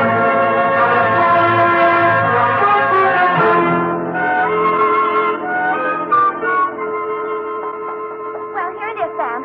And not that it made any difference, but how did you guess that she wasn't Mrs. Kilcourse? Simple. Kilcourse didn't recognize it. But, Sam, that was after you denounced her. I did no such thing. From the report, Sam, in black and white. Quote, why did you tell me you were Kilcourse's wife? Unquote. At that point, you assumed that she was not Mrs. Leonard Kilcourse. I did not. I merely wondered why she had told me. Well, with all the lies she told, you might have assumed anything she said was totally devoid of truth. And I did, sweetheart. I did. Oh, well, that's a relief. I was afraid for a while she'd taken you in. What's that got to do with the truth? Good night, Sam. Good night, sweetheart.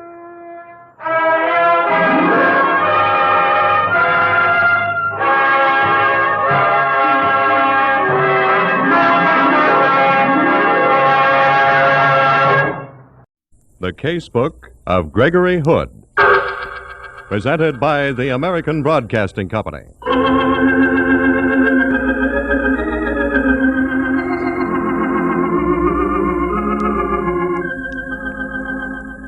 His office is high in the tower of a skyscraper overlooking San Francisco Bay.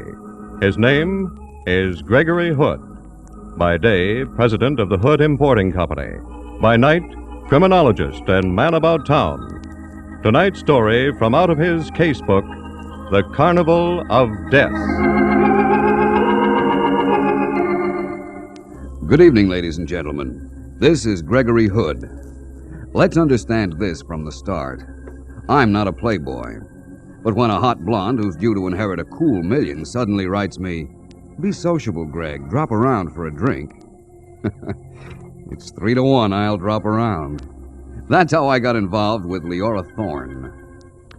I was in my office with Sanderson Taylor, my attorney, nose to the grindstone, sticking to business, when along came Leora's invitation. Excuse me, Sandy, but this letter's been lying on my desk all day. Perfume. Mm-hmm. Dear Greg, just because an old flame has got herself happily married, that's no reason to cross her off your book. How's about dropping around for a drink tomorrow afternoon? I want you to meet Bradley, my new husband. You'll like him. From quite a lady, Greg, judging by your smile. Remember Leora Littleton? She's now Leora Thorne. Oh, the one who's coming into old Colonel Littleton's money? $1 million next year. She wants me to drop over this afternoon. What for? Just for auld lang syne, I guess. Probably giving a big cocktail party. Has she still got that big estate on Shore Drive? Mm-hmm. Swimming pool and all the trimmings. Oh, take my advice and you'll stay put. I'm sort of curious to see Leora again. It's been a whole year. Now, Greg, don't get involved. Oh, nonsense. The gal's happily married. She says so. Haven't you ever noticed, Greg, that your ex-girlfriends never invite you to their homes unless there's trouble brewing? Oh, Sanderson, you're a cynic. I'll be back later to finish those contracts with you. Greg, I'm warning you.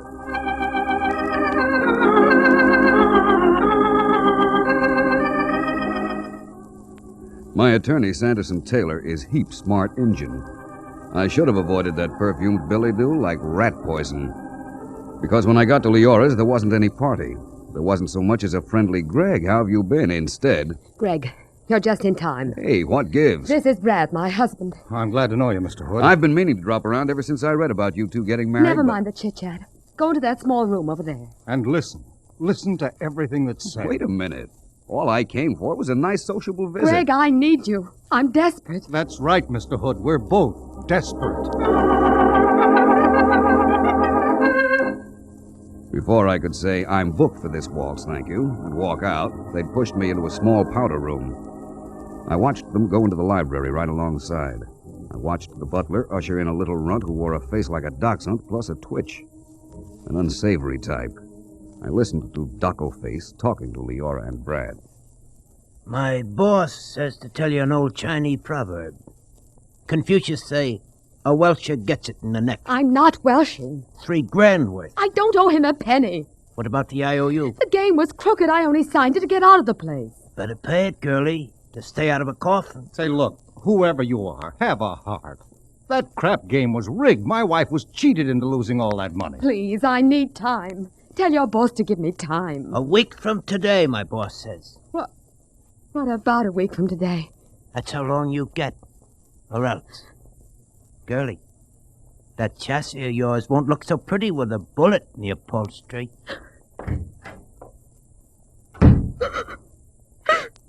Brad, what am I going to do? Oh, precious lamb, you've simply got to pay off. I can't. No, we'll sell your jewelry, rent this house, anything. Just so your life isn't in danger. Oh, please, precious lamb. Now, look, you two. You've roped me into this, so you'd better give me the lowdown. Greg, you heard that little man. Mm-hmm. Where have you been gambling, Leora? Out at Pacific Playland. Pacific Playland? That's an amusement park. I begged Leora to stay away. You didn't drop $3,000 on ping pong and darts, did you? There's a floating crap game out there. People never tell me these things. Who runs it? I don't know his name. They just call him the boss. A rigged dice game at a honky-tonk carnival. Leora, have you lost your senses? I can't explain it, Greg. Every now and then I get this itch to gamble. It just grabs hold of me and... Well, this time I got in too deep. I tried to stop her, Mr. Hood. Well, my advice is square up. I didn't like the looks of Jojo, the dog-faced messenger boy. I can't pay, Greg. What? I haven't the money. Leora Littleton, NG, on the credit? I don't come into the bulk of Grandfather's estate for another year. You know that. Right now I'm in debt all over town. Darling, we'll sell things off. It's the only way. You're right, Thorne. Take that wristwatch you're wearing, for instance. What about it? I handle lots of fine Swiss watches at the Hood Importing Company, but nothing that unusual. I've never seen a heart-shaped design like that. I had it made like a heart because I gave it to Brad. As a wedding present. Well, that watch alone at some high-class hawk shop. Oh, no, I can't let Brad part with Oh, it. but precious lamb, for your own safety and for my peace of mind. Your husband's very sensible. Don't risk your life, Leora. Well, then help me, Greg. Find out who's after me.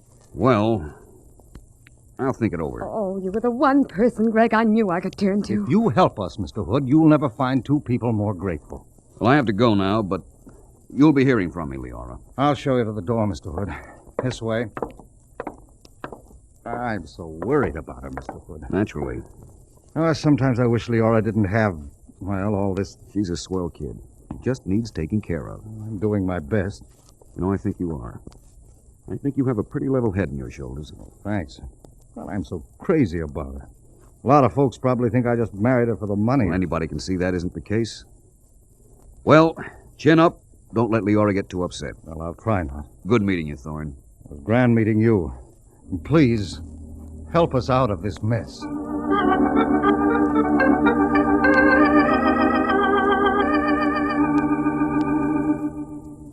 Well, Greg, how was Leora's cocktail party? What cocktail party? I thought so. She only got you out there to rope you into something. Put your hat on, Mr. Taylor. We're going places. What about these business contracts? They'll keep. We're going to Pacific Playland. The amusement park? What goes on out there, it seems, isn't so amusing.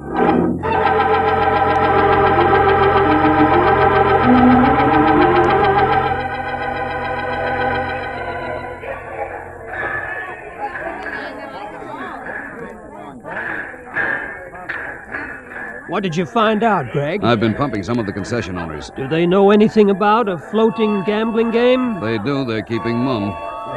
What about the man they call the boss? Couldn't learn a thing. Oh? What about the little man who threatened Leora? Dockleface? Yes, he works out here. They recognized my description of him. Who is he? Name's Benny Baker, known as Hot Licks Baker. Hot Licks? Used to be a trap drummer until he found an easier pitch. Well, he sounds like a charming character. They tell me he works at one of the concessions, some daredevil trapeze act, the incomparable Florette, whatever that is. Yes, it's over there. You see that neon sign? Yeah, hanging over that big tent. Well, come on, let's go visiting.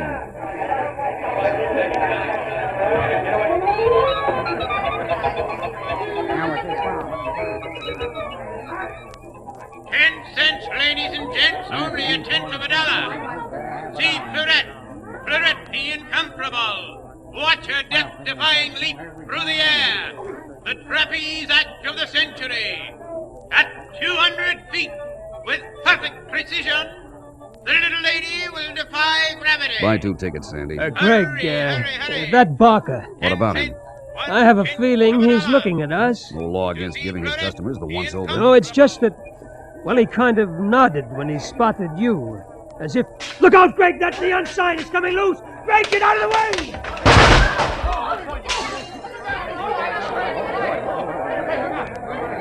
Are you all right, Greg? Me? Sure, Sandy.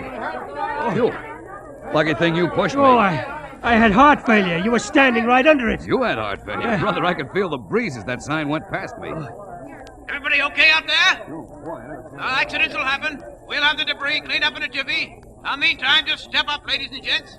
See Fleurette, Fleurette the incomparable, Fleurette the wonder girl. Hurry, hurry, hurry. Greg, that was not an accident. Sure it was, Sandy. The sign just tore loose. When you were directly under it, I think somebody wanted to kill you. Oh, nonsense. He's right, Mr. Hood. Huh? I said your friend is right. 200%.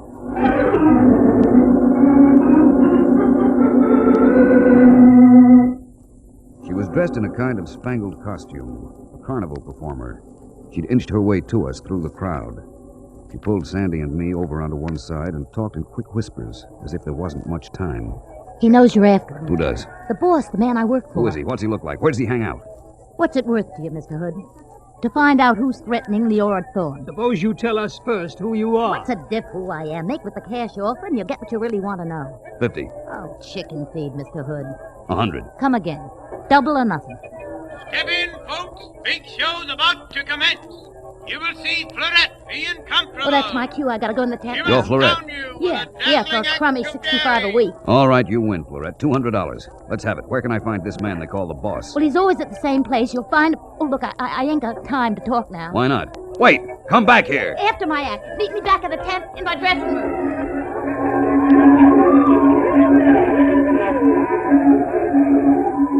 We bought our tickets, Sandy and I, and followed the crowd into the big tent. Pretty soon, the girl appeared and climbed a rope ladder, 100 feet up at least. 4 times a day she did this stunt. She must have had nerves of iron.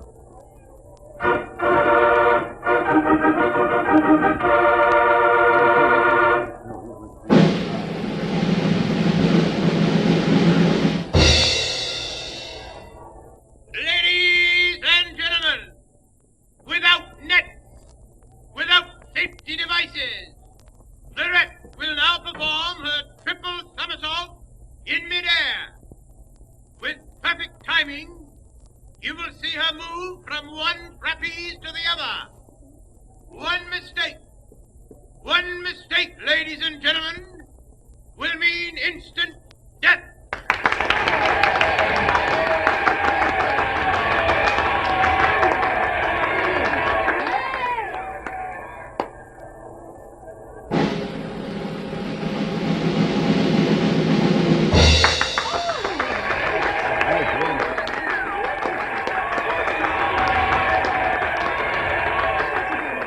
I don't get it, Greg. Get what? Well, a trapeze artist, a honky-tonk character. What possible connection can she have with a girl like Leora Thorne? That is what we're going to pay her $200 to find out. Are you ready, Miss Fleurette? All ready!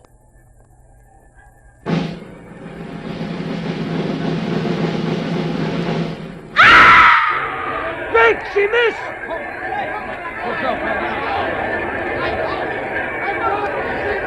They're taking her to the dressing room. She'll never live after that fall. Wait, let's get out of here, Sandy. Keep your seats, ladies and gentlemen, please. Keep your seats. It was an accident. Please keep your seats. Excuse us, please. We have to get through. Keep going, Greg. I'm right behind you. This time, I'll bet my most sincere necktie on it, Sandy. That was deliberate. What? Did you notice the fellow who was beating the tempo for her? Oh, the little fella with the drum? Uh-huh. Yes, what about him? He took a powder as soon as she missed that second trapeze. Well? He was Benny Baker. The man who went to see Leora Thorne? That's right. And this was murder, pal. Deliberate murder.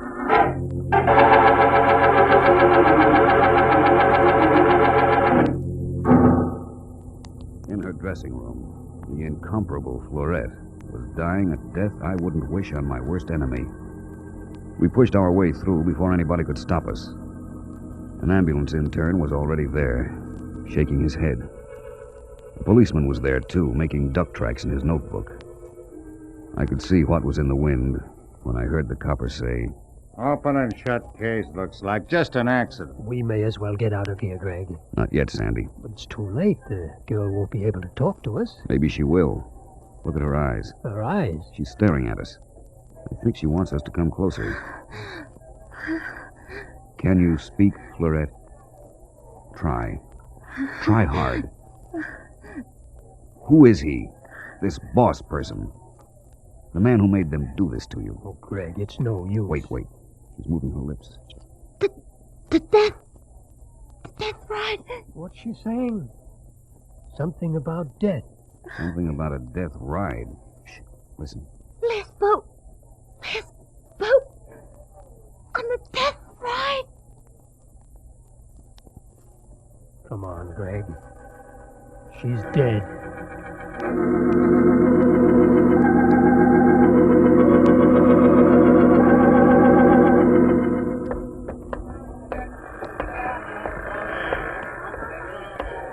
Well, we didn't get very far, did we? Not yet, but you may quote me as saying I'm hopeful. Oh, Greg, for Pete's sake. What? Call Leora Thorne. Tell her you're washing your hands of this. Not a chance. But we have work to do back at the office. But this is ridiculous, traipsing around an amusement park. I'm going to find out who the gentleman known as the boss is. He's responsible for Florette's murder. What makes you so sure that Florette was murdered? You'll see. Right now, I'm wondering what she meant by that death ride stuff. She may have been referring to Leora. Could be. But on the other hand, hey.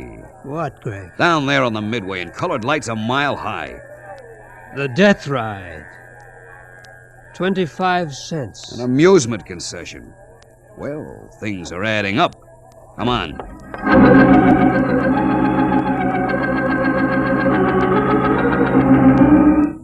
We ran down the midway, past the bingo joints and frozen custard stands. For only 2 bits, the death ride looked entertaining enough. It was a long tunnel filled with water. Flat-bottomed boats chained together took you on a dark and dismal voyage.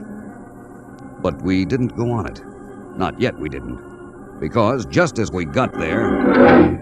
What's the matter? Did you see what I saw? Where? Over there, the ticket booth. He was buying a ticket on the death ride, then he spotted us and ducked. Who? Benny Baker. There he goes up that alley. Quick, Sandy, we can corner him. Hit him off, Greg! I'm trying to. All right, slow up, Baker, into the line. Okay. You're out of training, Hot Licks. It's the life you lead. What do you want? Hold him, Sandy. Let me alone. Quite a trick, Hot Licks. Who put you up to it? Up to what? Florette's belly flop. That was an accident. Slight correction, a murder. You're wacky. Listen, Benny, I know how trapeze artists work. They practice a certain beat till every muscle is adjusted to it. And when that beat is changed, even by a split second... So that's how he did it. That's how he did it, by changing the drum beat. A couple of Weissenheimers, huh? Well, try and pin something on me. We both heard that drum. So did 100 other people in that audience. You're cooked, Benny, unless you talk. Who put you up to it? Suppose I sing. What then? The deal? Yeah. I don't do business with rats, Benny. Here's what I do. Hey, cut it out! I'm sick, I tell you, I'm sick. Who's the man that hires you? Start singing. All right. Only stop. I figure he's a middle-aged guy, maybe. Kind of fat, maybe, judging by his voice. I never actually seen him. But he paid you to threaten Mr. and Mrs. Thorne and to take care of Florette. Yeah. Only I never actually seen him. Well, where is his gambling place located? He ain't the gambler. He ain't the guy Leora lost the money to. No? He's only using that, see? To pull some other racket on Mr. and Mrs. Thorne. Some other racket? What kind? Don't ask me. I just follow orders. Well, how, if you've never seen the man? The boss gives me orders on the phone. How does he pay you off? Well, he meets me now and then, but always in the darkness. In the darkness? Oh, Greg, he's lying to us. I ain't. I swear I ain't. Look, over there, where I'm pointing. That's where he meets me. On the death ride? Yeah, the last boat. You believe him, Greg? Could be. Remember the girl's dying words to us? Yeah. I think he's telling the truth. What are you going to do to me, mister? Until the police take over, I'm leaving you in the capable hands of Mr. Taylor here. Greg, where are you off to? A sudden yen has come over me, Sanderson. I haven't tried one of those amusement rides since I was a small boy. You're going on the death ride? If anybody wants me, I'll be in the last boat, keeping a date in the darkness of the tunnel.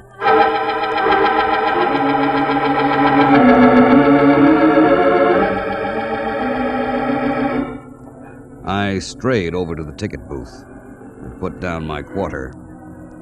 It was past midnight now, and I was the only customer. I waited by the entrance gates. The string of tiny boats emerged from the tunnel, slowed up, disgorged a load of giggling bobby-soxers. Then it was my turn. I asked the old geezer who was in charge, "Mind if I ride in the last one?" Ride anywhere as you please, mister. The death ride got underway, with yours truly as the only passenger.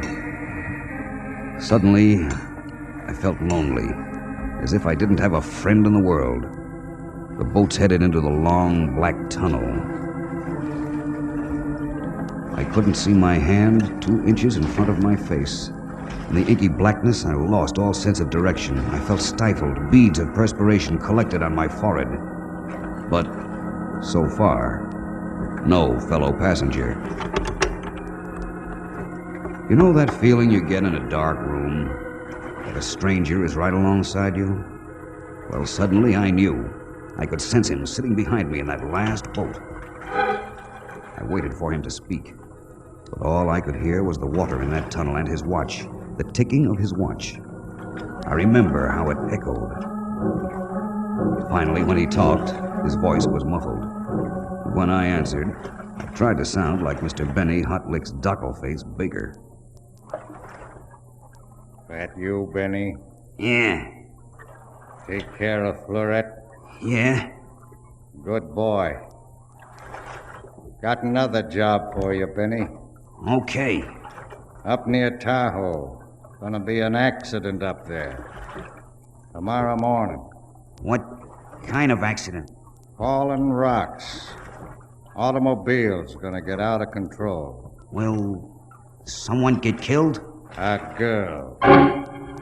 Suddenly, a shaft of light. There must have been a torn place in the canvas that lined the tunnel. Suddenly, he must have seen that I wasn't Benny because... Okay, one. I couldn't turn around. His hands were on my throat. I still couldn't see who he was, and the hands kept gripping tighter. Tighter! And then Roman candles started shooting off in my brain.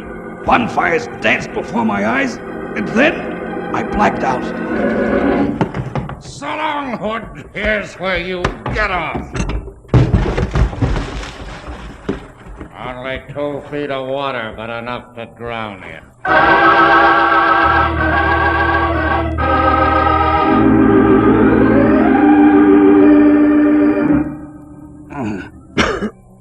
Greg. Take it easy, old man. Oh, my throat. Just lie on that bench for a while. Where'd you find me, Sandy? On the death ride. Floating face down. You deserve a Carnegie Medal for life-saving. How come such perfect timing? Well, he got away. Baker? I was running after him. Just as we passed the death ride, I saw a passenger climbing out of the last boat. It wasn't you, and I got worried. That passenger? What did he look like? I didn't wait to see. I grabbed a flashlight from the old man and went sloshing into the tunnel to find you. I never saw that other passenger either. Too dark. That was the boss. Yes. Any idea of his identity? None. His hands suddenly... Sandy. Yes? I just remembered that fellow's hands, his left wrist. What? Never mind, it'll keep. We'd better get after Benny Baker. I've learned he's a professional killer with another job on tap for tomorrow morning. Oh, and I let him get away. Come on, we've got to stop him.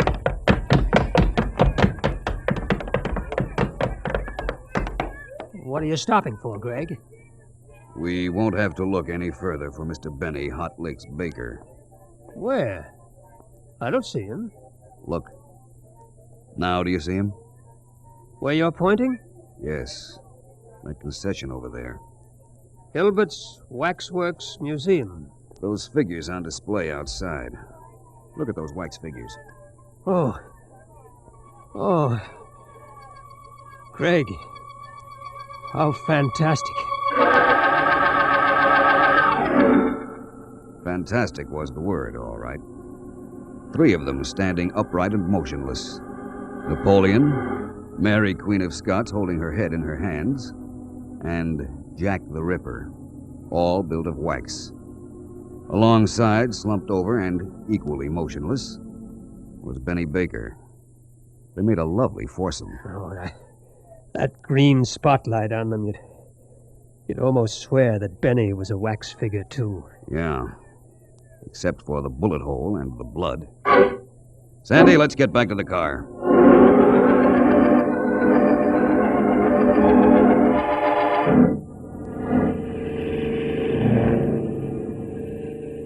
There, Greg.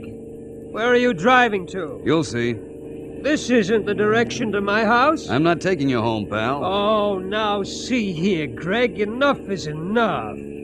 I've got a home and a comfy rest mattress waiting for me. Yes, and a wife who's probably ready to divorce me for staying out all night. Here we are. Leora Thorne's house.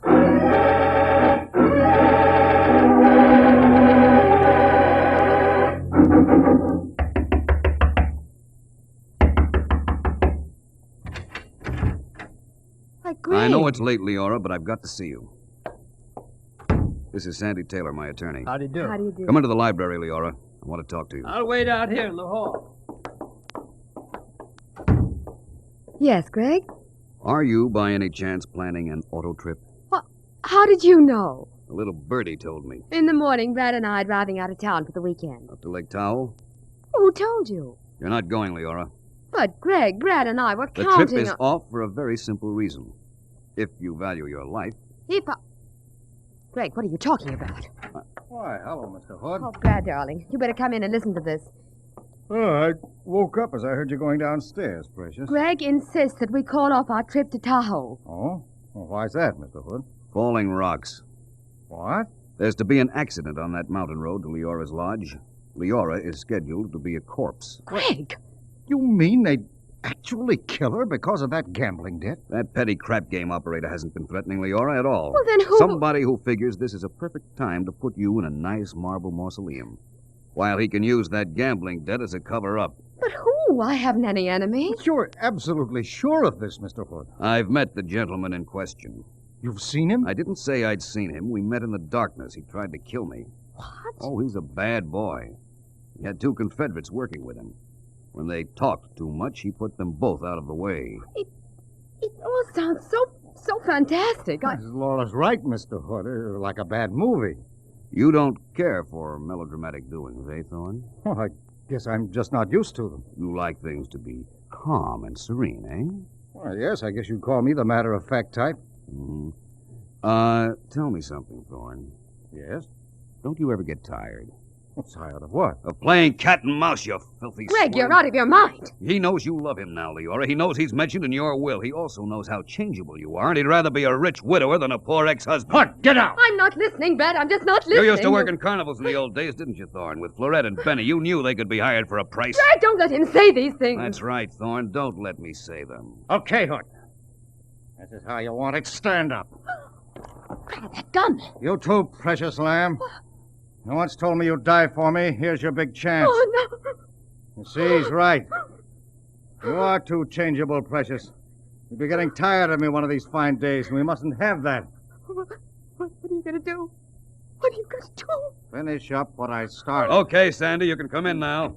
Watch out, Sandy! I'm okay. He's shot with wire. Drop that gun, Thorne. Drop it. You dirty! Drop it. Drop it. Grab it, Sandy. I've got him. All right, Thorne. You coming quietly to the police, or do we play more patty cake? I'll come. Quietly. I knew it was you ever since that excursion on the death ride. You knew? How? Say goodbye to your wife.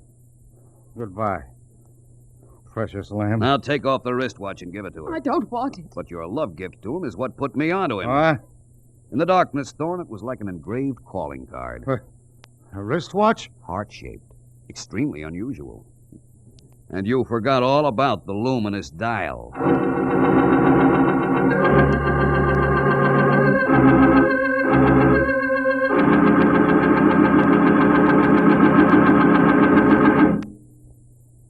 You have heard The Carnival of Death, an adventure from the Casebook of Gregory Hood, written this week by Jerome D. Ross, directed by Martin Andrews, and produced by Frank Cooper Associates. Listen again next week at the same time over this ABC station for the story of the Mutton Jade Buddha, another adventure from the Casebook of Gregory Hood. Calling all detectives.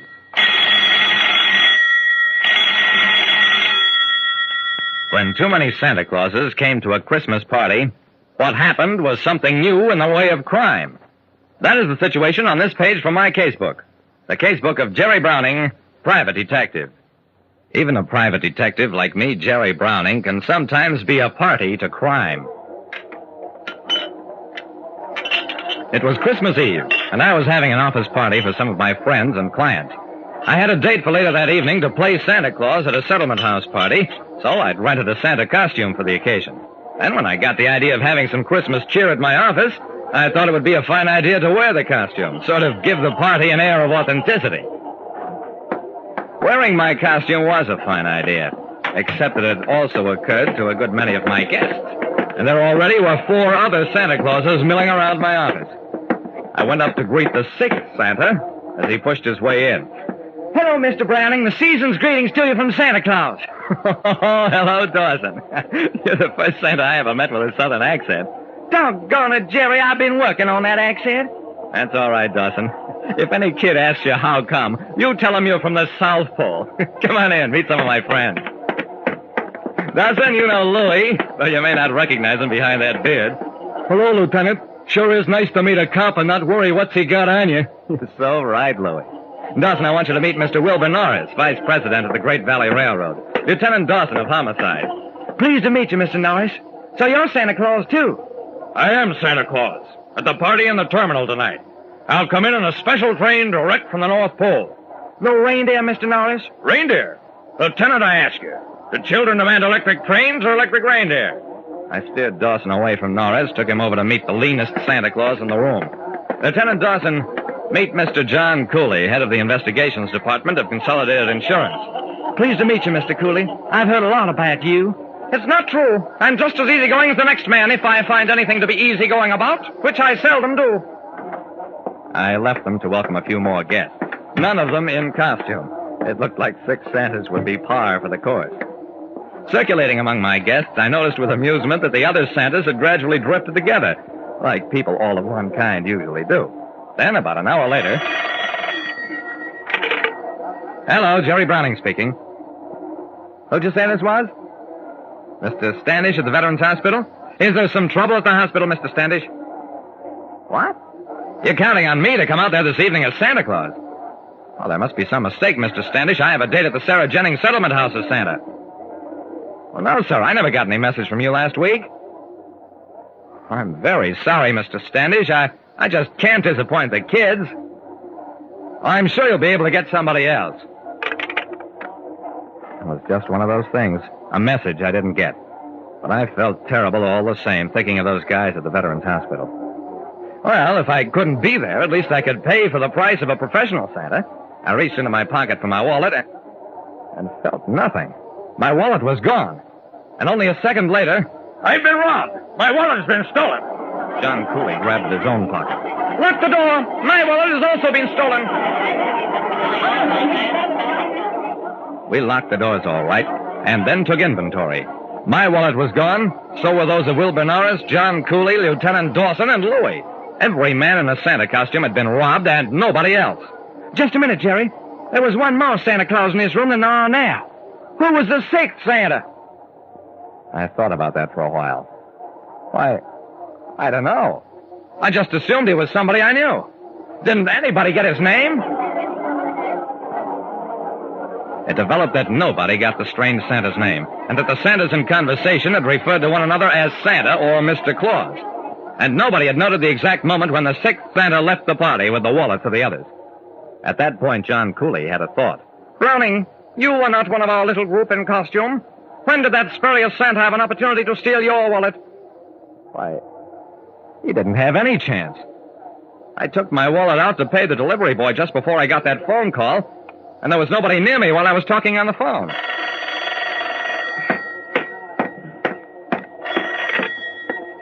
Hello, Jerry Browning speaking.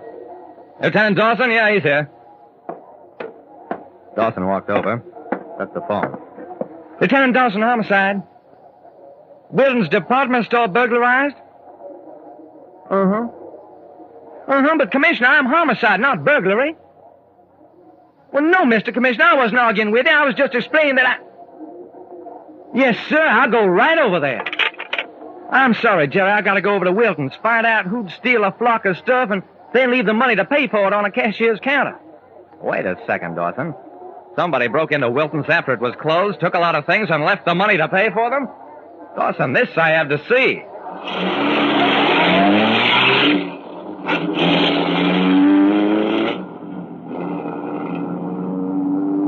Norris, Cooley, and Louis insisted on coming along, too. On the way, we took inventory of our losses. They came to $900.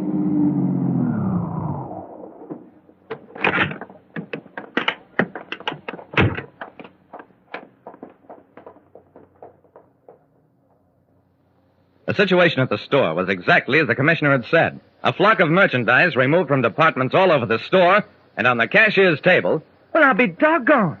$900, Jerry. Something peculiar was going on. I stared at the money and had a creepy feeling. What kind of merchandise is missing?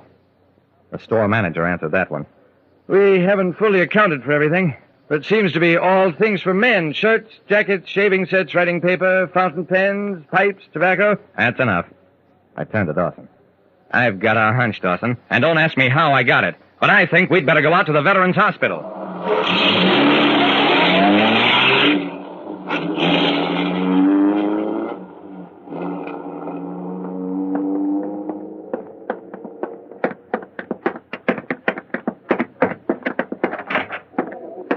Mr. Standish, the hospital superintendent, met us at the door. I'm delighted to see you, Mr. Browning, but it wasn't necessary for you to break your date. We got a Santa Claus after all. I looked beyond Standish into a room where a group of men in bed were opening packages and generally having a fine time. Who was your Santa, Mr. Standish? Why, I don't exactly know. I assumed he was one of your friends, Mr. Browning, because he said you were sorry about not being able to show up. And he intimated that, that you and your friends had chipped in together to buy gifts for the boys. Nothing wrong, is there? What? No, nothing wrong. Nothing at all. And by the way, how did this Santa come here? In a carriage, drawn by horses. Caught it a bit odd. Come to think of it, how did he get through the gates? The gateman didn't phone up here about it. Just then Dawson came running up. We'll get that guy, Jerry. I got the footprints of the horses, and here's some hairs one of them must have shed. We can identify an animal by its hair just as easily as a human being. Yeah, Dawson, sure we can. I steered our group toward the door. Sorry we bothered you, Mr. Standish, and tell the boys Merry Christmas from all of us. Norris, Cooley, and Louie exchanged looks. Then, Jerry, me and Mr. Norris and Mr. Cooley decided if it's all the same to us, we just as soon forget about that dough. And we got to get going. Very busy night ahead.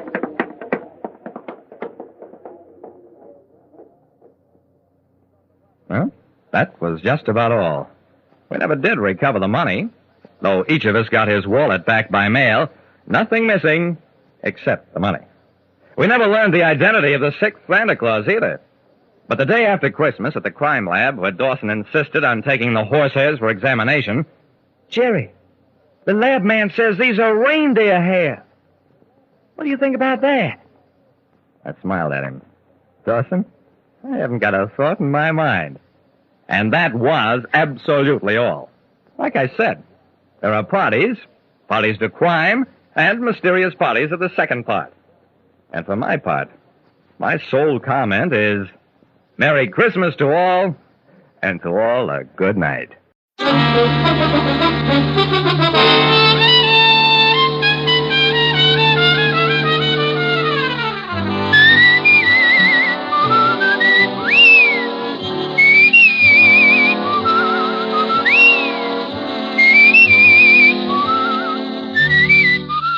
Here's Dick Powell as Richard Diamond, private detective.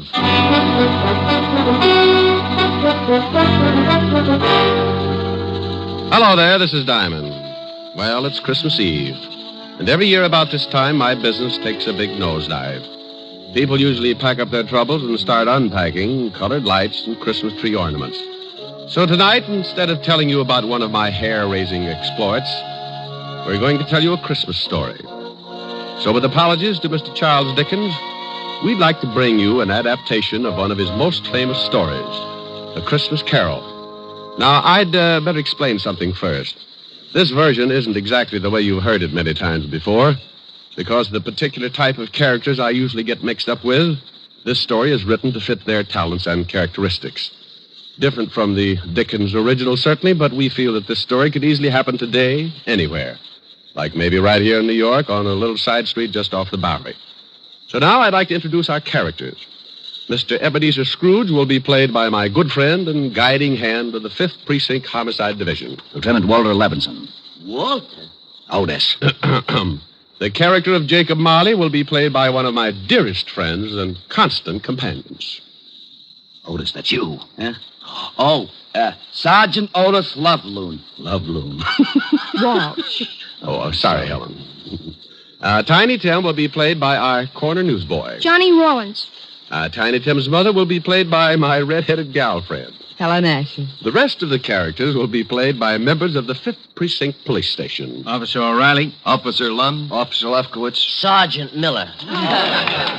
The music will be furnished by the 5th Precinct Police Band, directed by Patrolman Worth. And now, our version of the Christmas classic, Charles Dickens' A Christmas Carol.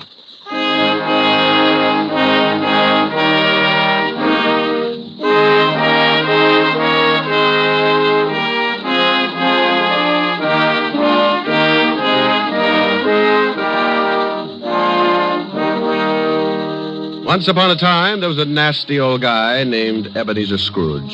He was nasty, all right. He didn't like anything, except maybe all the dough he could get his hands on. Scrooge had a little business that he started with his partner, Jacob Marley. The outfit was known as Scrooge and Marley Loan Company.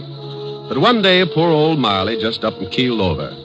So the boys along the big street gave him a nice funeral, and old Scrooge took over the business. Well, Marley had been dead for 7 years, and Scrooge lived alone in his little room over the office. And for a hobby, he hated everybody. He had a young guy working for him by the name of Bob Cratchit. Bob had a wife and 4 kids and made just enough to make ends meet. Scrooge used to ride him all the time. When it got so cold the polar bears complained, Cratchit would turn on the little heater, and Scrooge would say, Cratchit, what do you think you're doing? Turning on the heat, that's what I'm doing. My fingers look like popsicles. Well, I don't care if they come in 6 delicious flavors. Every time you turn on that heater, it costs me money. Business is not good, so get back to your work and turn off the heat. Oh, now look, Mr. Scrooge, I'm freezing. This pen ain't guaranteed to ride under ice. I tell you once more, get back to your work. Okay, Mr. Scrooge. I don't know why you worry about business. Why not just put up a sign, turn the joint into a skating rink?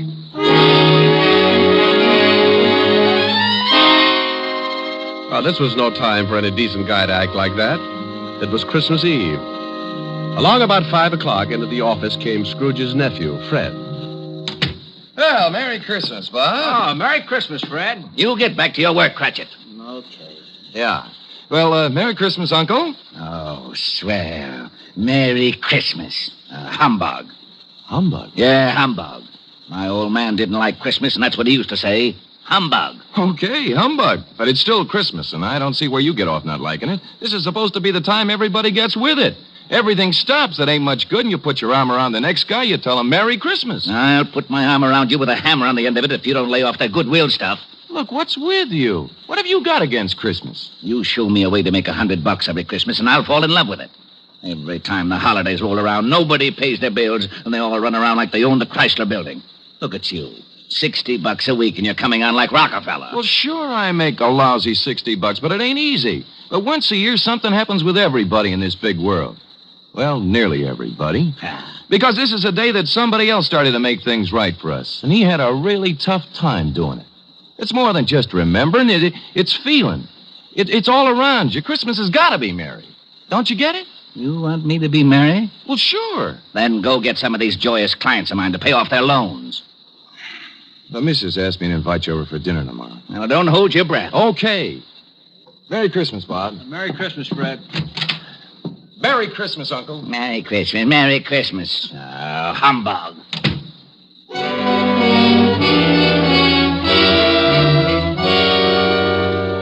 Late that evening, Scrooge went upstairs to his room, the room where Jacob Marley used to stay.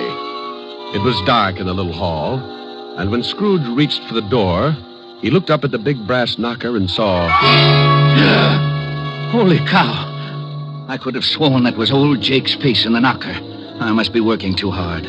So in he went. A little shaky after seeing Jake Marley's face, but he just passed it off his nerves. He closed the door and locked it, then went over and sat down in front of the fireplace.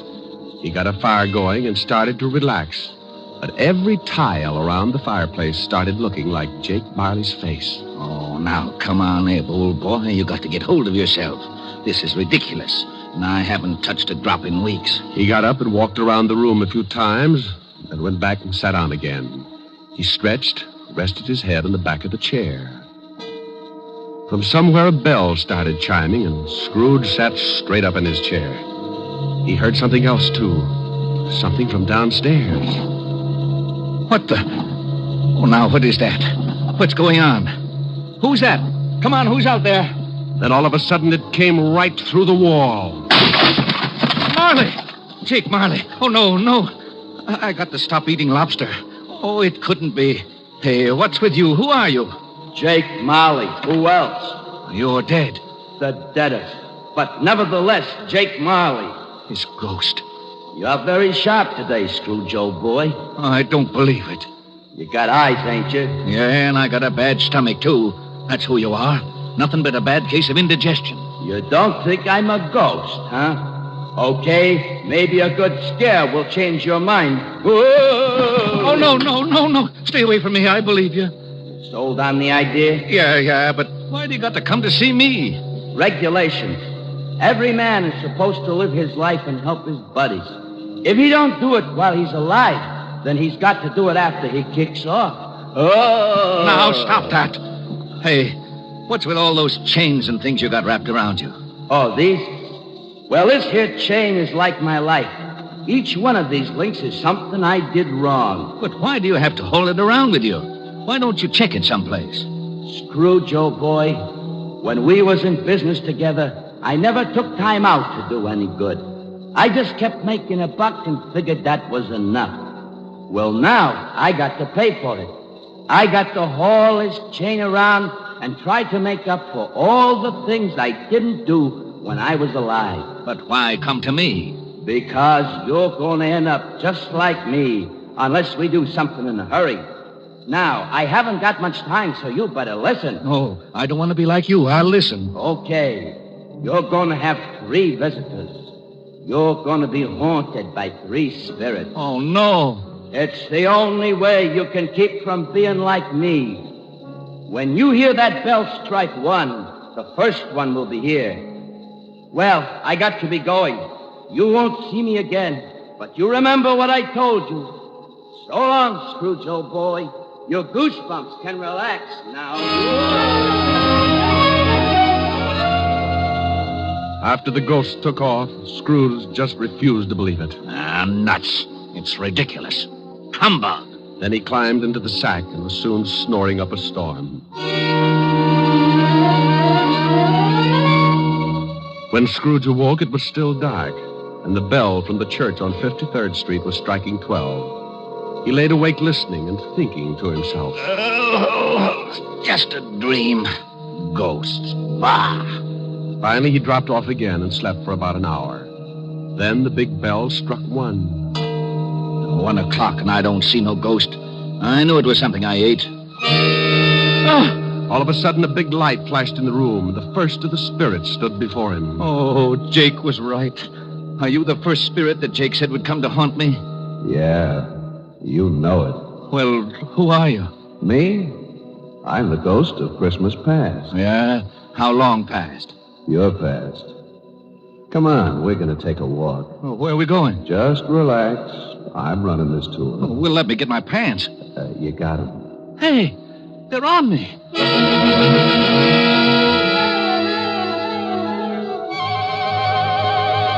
With that, the ghost of Christmas past grabbed Scrooge by the hand, and they both flew out of the window. Scrooge nearly lost his upper plate.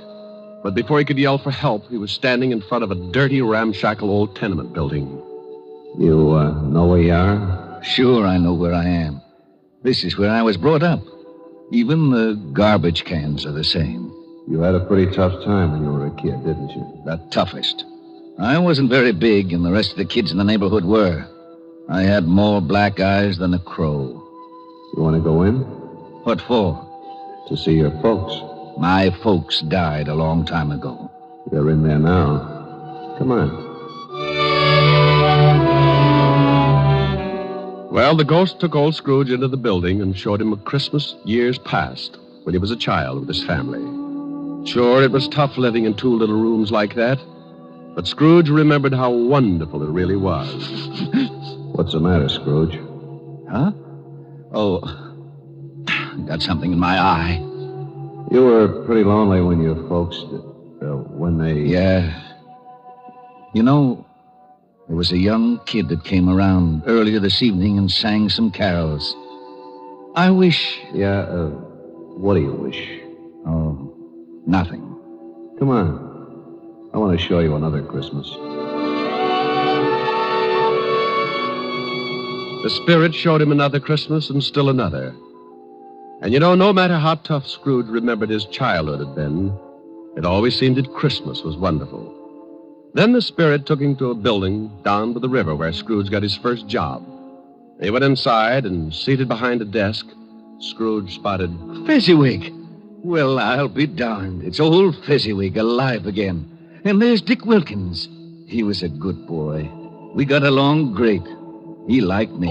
Okay, everybody, it's Christmas Eve. You can knock off and have yourself a good time. You better lock up, Dick. Sure, right away, Mr. Fezziwig. Yeah, don't look so unhappy, Ebenezer. It's Christmas. Come on home with me and tear into a big turkey. All locked up, Dick? Yes, sir. Ready, Ebenezer? Yes, sir. Okay, let's go and have Merry Christmas, you two. Yeah. Merry Christmas, Mr. Fezziwig. Mr. Fezziwig. Merry Christmas.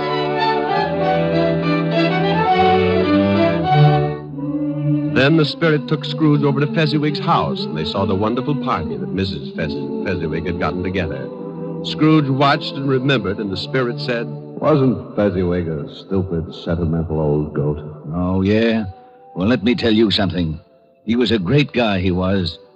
You know... What, Scrooge? I was just thinking about Bob Cratchit, who works for me. I think I'd like to do something for him. You know he's got a wife and 4 kids? Is that right? Yeah, 4 kids. Come on, I've seen enough. Okay, but you gotta see these things if you want to get squared away. And believe me, brother, you need squaring away. Let's go home, Scrooge. Before he knew it, Scrooge was back in his little room, and the spirit was gone. Scrooge was pretty beat, and he climbed into bed and dropped into a heavy sleep.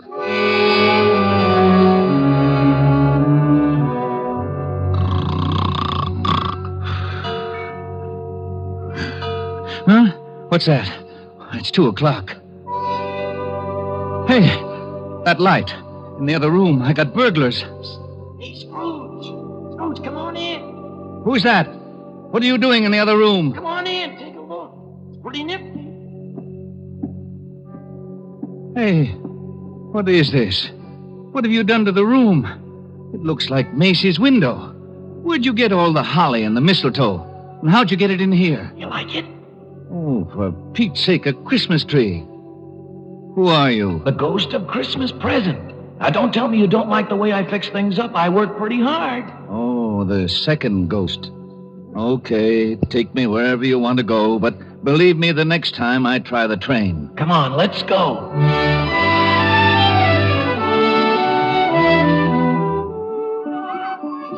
Now, what do you see? Oh, I see bright-colored lights. People having a lot of fun. Kids on sleighs. See that building over there, the one with the big wreath on the front door? I got 2020. That's where Bob Cratchit lives. He works for me. Hey, look, there's Bob now. Yes, going into the house. Up all those stairs to the 5th floor. And he's got his little boy on his back. Tiny Tim. Yeah, got polio last summer. Pretty sick little boy. I know. Bob said he'd need a lot of care if he was ever going to walk again. Let's take a peek. Hi. Hello, honey. You and Tim have a good time? Best. Didn't we, Tim? Yeah, Dad. We watched all the kids on the block on their sleds. Mom, will I ever be able to ride a sled? Of course, Tim. Won't he, dear? Sure thing, Roughneck. Next Christmas, you'll be out there doing belly whoppers with the rest of them. Dad, what's the matter? Your eyes are all wet. Nothing, Tim. I just got some snow in them. Want some dinner, Tim? Oh, Mom, stew for Christmas? I'm sorry, Tim. Oh, that's okay, Mom. I like stew. Bob, will you please say grace? Can I say something first, Mom? Of course, Tim. What would you like to say? God bless us. Everyone.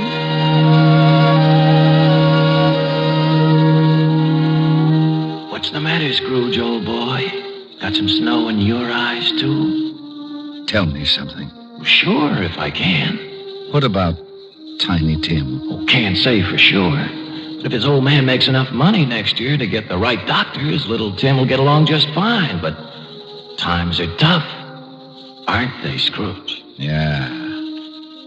Now the spirit of Christmas present took Scrooge to many places and showed him a lot of happiness and a lot of misery. And finally, back to his little room, and the spirit was gone. Oh, I don't know whether I can take much more of this.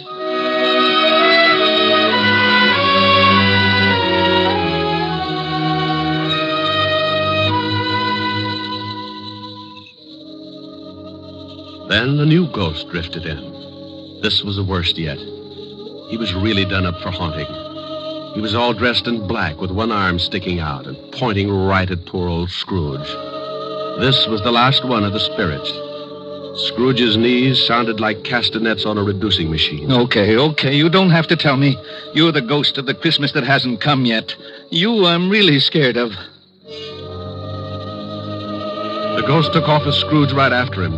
The city disappeared, and Scrooge found himself on the outskirts of town, standing in the graveyard. The night was howling like it was mad. And as Scrooge looked down, he saw... Hey, what's this? What's this stone? The black spirit stood still and pointed, so Scrooge leaned down and pulled away the bushes and saw it was a tombstone. Well, there's a name here. Ebenezer Scrooge. Oh, no. Look, not this. Believe me, I don't want this. I know I've done wrong, but I'm not kidding. I really know what Christmas means. It doesn't mean just today or tomorrow. It's every day of your life. I swear I'll do better. Only take me away from this. Let me try. Let me try to make Christmas right for me and everybody else. Please, don't let this happen. Give me another chance. Well, don't just stand there. Put your arm back in. You'll catch cold. Well, say something. Suddenly, Scrooge dropped to his knees and reached out for the spirit. But something happened. The spirit started to shrink. Then it collapsed. And when Scrooge looked up... What the... My bedpost. My own bedpost. I'm home. Oh, thank goodness. I lived the past and the present and the future, and now I'm home. Hallelujah. Spirits, wherever you are, believe me. From now on, things are going to be different. Oh, yeah. And thanks. Paper! Morning, paper! Hey, boy! Yeah? What day is this? It's Christmas. What's with you? Christmas. Oh, boy, I haven't missed it. The spooks did it all in one night. Boy! Yeah? Oh, it's you, Mr. Scrooge. How many papers have you got? I don't know. Why? Well, here's $5. Throw them away and go have yourself a Merry Christmas. Gee, thanks, Mr. Scrooge. And a Merry Christmas to you. Hey, boy, say that again. Thanks? No, the other. You mean Merry Christmas? Yeah, that's it. Merry Christmas.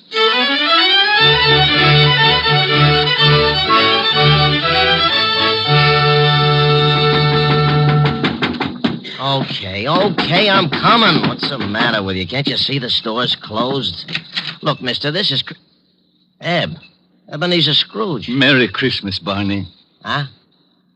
Hey, you been drinking? Not a drop. Well, what's the matter with you? Ain't you going to wish me a Merry Christmas? Wish? Sure. Come on in. Wife's upstairs with her mother, but I got a bottle in the back. I think maybe you better have something strong. Look, your grocery store's closed, but you could still sell me a turkey, couldn't you? Well, I don't know. Oh, you got a couple? They'll just go to waste. What do you want a turkey for? You've been eating at the automat every Christmas for the last 7 years. Oh, it's not for me. But nevertheless, I have been invited to my nephew Fred's house for a Christmas dinner.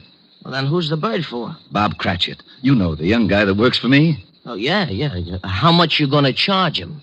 Here's $20. That ought to be enough for the bird. No. It ain't worth that much. You sure you ain't been into something? Well, if it's too much, give the rest to your kid and have him deliver the turkey to Cratchit's house. Huh? Here's the address, and don't tell Cratchit who sent the thing, okay? Okay. Merry Christmas, Barney. Yeah. Merry Christmas.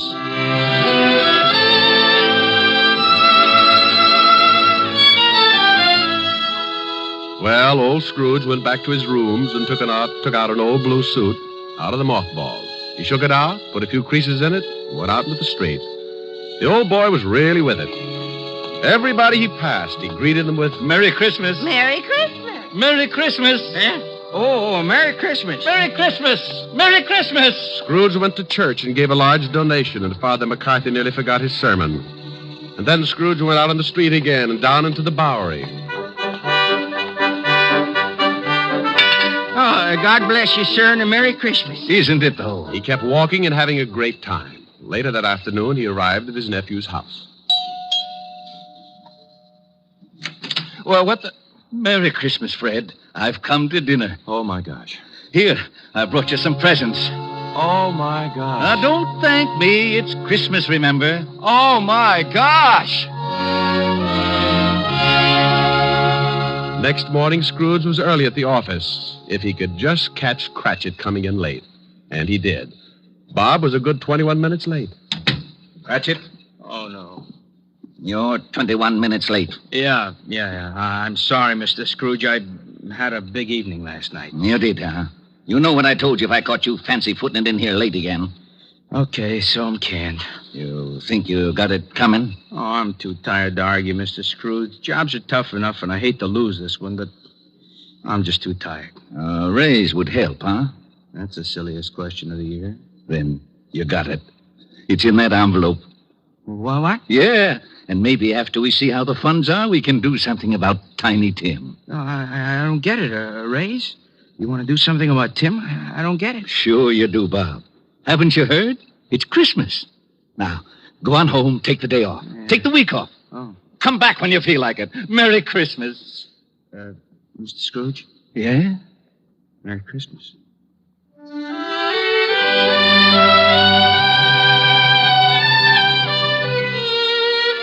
And Scrooge really did it. He was as good as his word, better even. He made it the merriest Christmas ever. And later, things got better, and he took care of Tiny Tim. And sure enough, Tim was out on his sled the next Christmas doing belly whoppers with the best of them. Every Christmas thereafter, all along the big street, it was said, if anyone knew how to make Christmas merry, old Ebenezer Scrooge was that one. And I hope that can really be said about all of us, just like Tiny Tim said. God bless us. Everyone. That's right, Tim. God bless us. Everyone. Merry Christmas. God bless everyone. Oh, Rick. Yes, Helen? That was wonderful. Not quite the way Dickens wrote it, but it meant the same thing. Oh, you really like it, baby? Oh, I loved it. No reason in the world why old Scrooge couldn't have been living right here today. You've got the spirit, and that's what counts. How did you like it, Walt? Rick, I gotta hand it to you. It was really great. Lieutenant. Yeah, what is it, Otis? How'd I do in the play? You were magnificent, Sergeant. You know, I'll bet if I studied for a couple of weeks, I'd get me a part on Broadway. To be or not to be? That's the question. Oh, no. Now, Walt, leave him alone. Oh, sure. Monsieur Otis. Huh? Wouldst thou accompany me over to the punch bowl for a short flagon of nectar? Sure, I would. See you later, Helen. Rick? Yeah. Come on, Barrymore. Let's see if the punch bowl fits your head. Oh, aren't they lovely? You want something to eat? Hey, wait a minute. What's the matter? Listen. They're out here by this window. Come on, let's go listen. Yuletide carol, fa la la la la la la la. See the blazing Yule before us, fa la la la la la la la. Strike the harp and join the chorus, fa la la la la la la la. Follow me in merry measure, fa la la la la la la la. While I tell of Yuletide treasure, fa la la la la la la la. Oh, wasn't that wonderful, Rick? It sure was. Rick, sing something with them. Oh, no, honey, I don't want to louse up the Please, Rick, come on. All right. I tell you what I'll do. Everybody usually sings Christmas songs about snow. I'm going to sing one about sunshine. It's called Melikalikimaka. Melikalikimaka? Well, it means Merry Christmas in Hawaiian. In Hawaiian? Sure. It's a brand new song. They love it over there, and we'll love it here.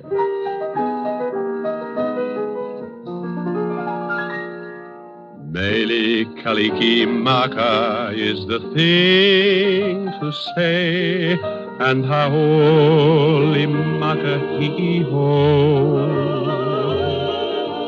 That's our Christmas greeting in Hawaii, and a happy new year, too. With the hope that Christmas may be green and bright, the sun to shine by day and all the stars that night. Melikalikimaka is Hawaii's way to say Merry Christmas to you. with the hope that Christmas may be green and bright. The sun to shine by day, and all the stars that night. Beli Kaliki Maka is Hawaii's way to say Merry Christmas to you.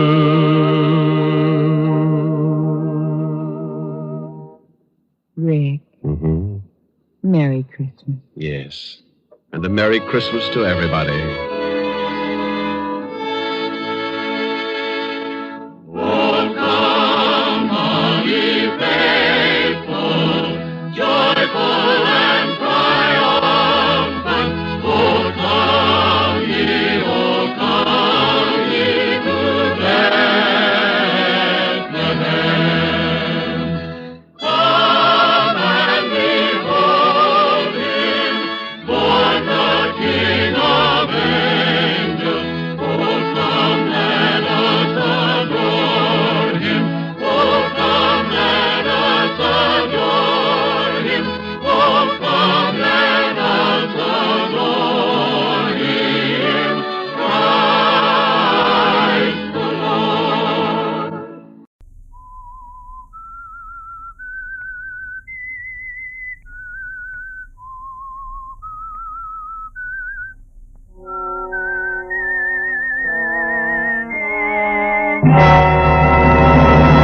I am the Whistler, and I know many things, for I walk by night.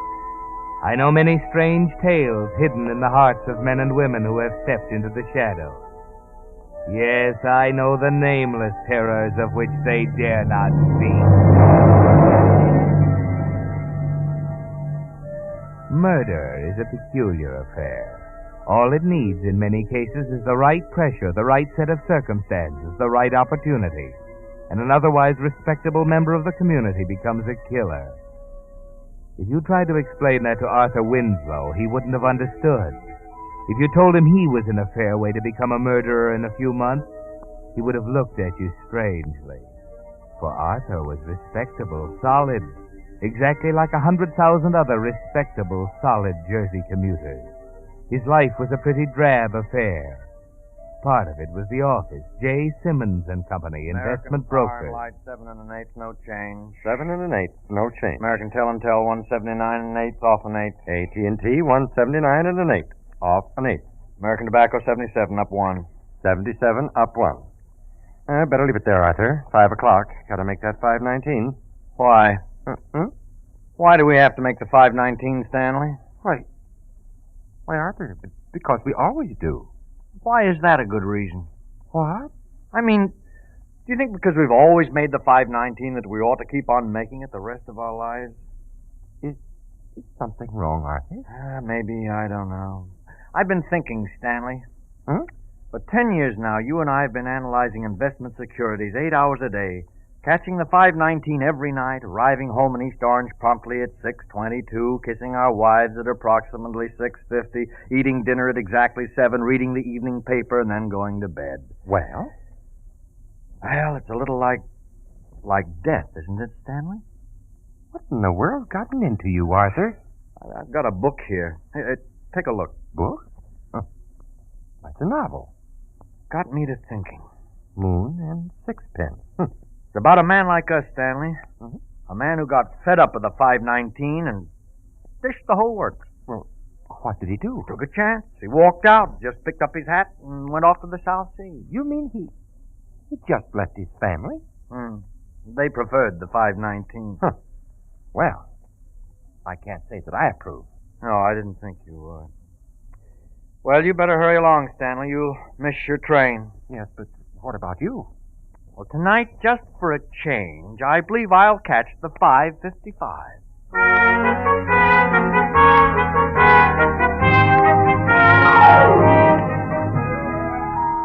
Just for a change, Arthur, after 10 years. You walk slowly down Broad Street, deliberately casual, noticing the swarms of hurrying commuters objectively, as if for the first time. It's pleasant strolling along like this, taking your time, stopping to look in a window now and then.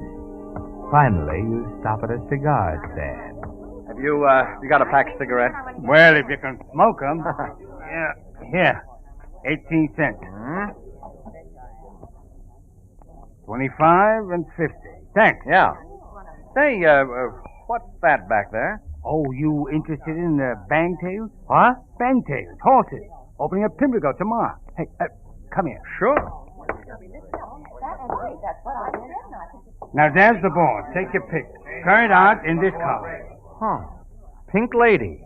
Mike the Third. Big Bonanza. Moon and Sixpence. Hey, what's that, Moon and Sixpence? Top horse in a parley. Don't know nothing about them, though. Parley, what's that? You don't know what a parley is? No, I don't. Oh, well, okay. Well, in that parley there, you got 3 horses, see? Yeah. Now, you put your dough on Blue Bonnet in the first. If he comes in, the dough goes on Glowworm in the second. If he comes in, the works rides on Moon and Sixpence in the third. Get it?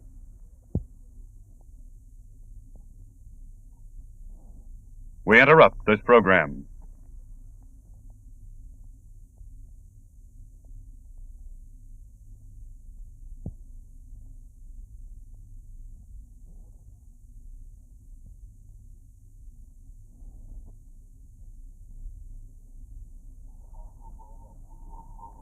The B-29s are back in the war. The super fortresses, which have been the major factor in bringing Japan to her knees these past few weeks, have dropped high explosive and incendiary bombs on the Marifu Railroad Yard, the first purely rail target to be hit in Japan. There was no Jap fighter or flak opposition. It was the first heavy bombing Japan has received since last Saturday, the 11th.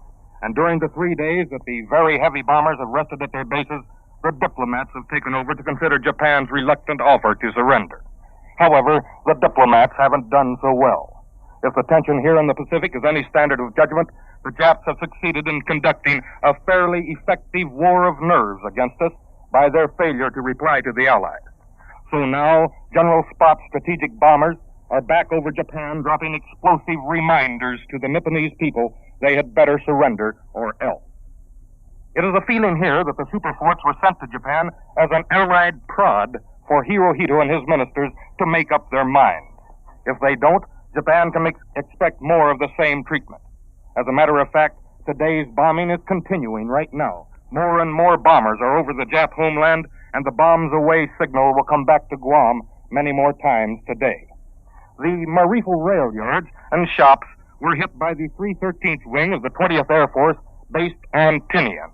3 B-29 groups plastered the area with high explosive bombs. The rail yards form one of the most critical bottlenecks in the Japanese railroad system, serving the double-track rail line that runs from Tokyo to Kobe and along the inland sea of Japan.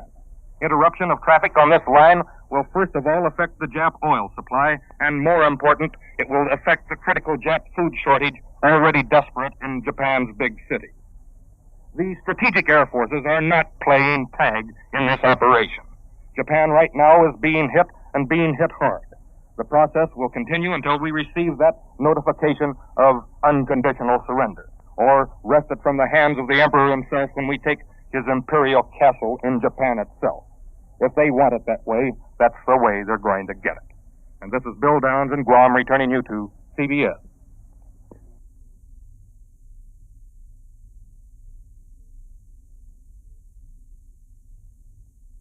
But that's almost a year's salary, and you're holding it right in your hand. You just walk the streets for an hour or two, thinking, gradually realizing what happened. It can mean a new car, new dresses for Ethel, and more of the same. Or it can mean, yes, Arthur, if you took a chance. It's crazy, it's wild, but if you act before you think. You walk into a phone booth in the financial center lobby.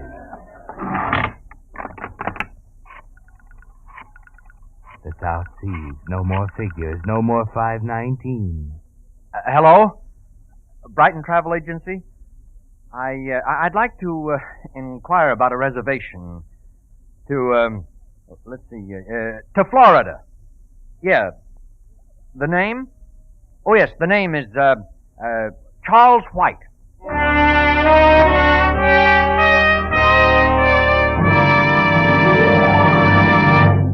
There's good news for drivers in recent announcements that new cars are already in production. But there's bad news in the statement of Defense Transportation Director J. Monroe Johnson that it will be at least 3 years before all the people who want new cars can get them. 3 more years. That's a long time to make today's cars last, especially when the average car is already 7 years old. It means that now more than ever, your car needs the more thorough, more conscientious kind of service you'll find at Signal gasoline dealers. Yes, there's a very real difference in Signal service, and for 2 good reasons. You see, being in business for themselves, Signal dealers have made car care their specialty. Their experience, they know cars. And 2, because independent Signal dealers are in that business not just for today, but permanently. They're eager to please you so well, you'll come back regularly and be their steady customer. Added up, that assures you the kind of service that will keep your car happy and you satisfied. The kind of service that makes it well worth your while getting acquainted with your neighborhood Signal gasoline dealer. And now, back to the Whistler.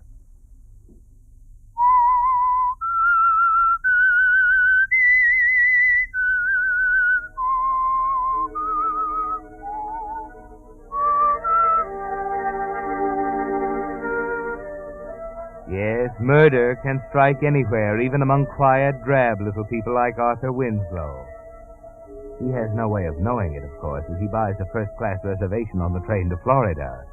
His only thought now is that this will be escape at last. New clothes, new luggage, a new name, and a new life.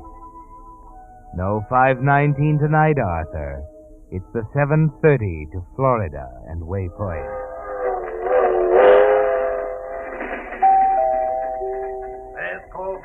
Last call for dinner. Oh, which way is the dining car, waiter? Yeah, there's 3 cars back. Oh, thank you. Better hurry along. Yes. Last call for dinner. Okay. Oh, I'm sorry. Oh, that's quite all right. It isn't either. I wasn't looking. Well, neither was I. Where is it? What? The book. Book. Oh, yes, the book. I knocked it out of your hand. Must be down here on the floor. Oh, here, let me. It's probably down under the No, seat. let me see. I can... Oh, I bumped my head. Oh, Look at the gum under here. But you get it? Last year's timetable. I've wanted one for ages. Oh, wait a minute. There it is. Where? To the right, just a little under the seat. Here, let me. No, let me get it, please. Here we are. It's a fine thing getting yourself all dusty that way. Turn around. Oh, thanks. Moon and Sixpence. There we are. That's a little better anyway. Wonderful, isn't it? Hmm? Moon and Sixpence. I loved it. Oh, yes, I haven't quite finished it, of course. Do you believe it? I mean, do you think it's right? You mean to toss everything over and take off for the South Seas? If you don't mind, pal, while you're going to the South Seas, I'll go to dinner. Oh, I'm sorry, sir. Excuse me. We seem to be holding up traffic. We do, don't we? Matter of fact, I was just going into dinner myself. So was I. Well, would you consider... Why not? Yes, why not?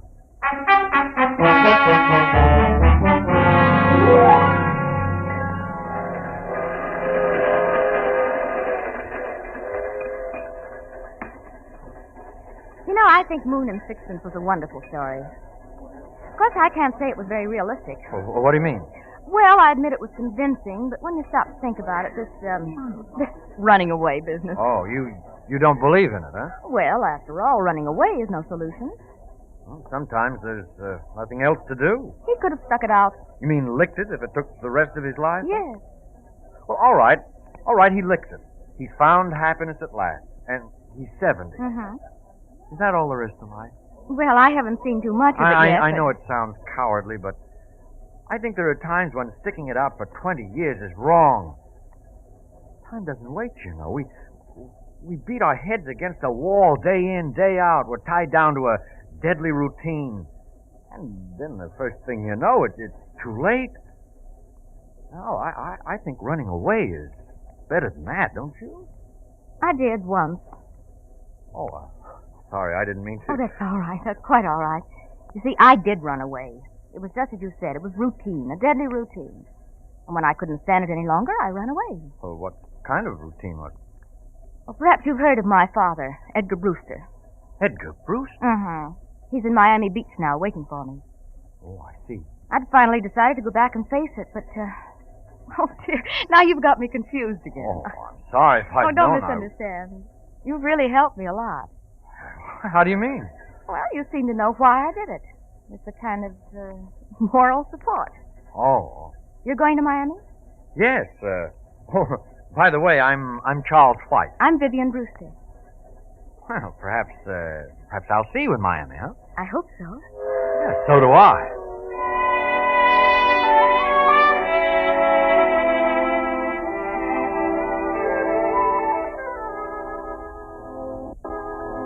The daughter of Edgar Brewster. It's fantastic, isn't it, Arthur? You talked with her, had dinner with her. She even said she hoped you'd meet in Miami. But the first week goes by in the hotel set on the shore looking across Biscayne Bay. It's beautiful. But you aren't conscious of anything except Vivian.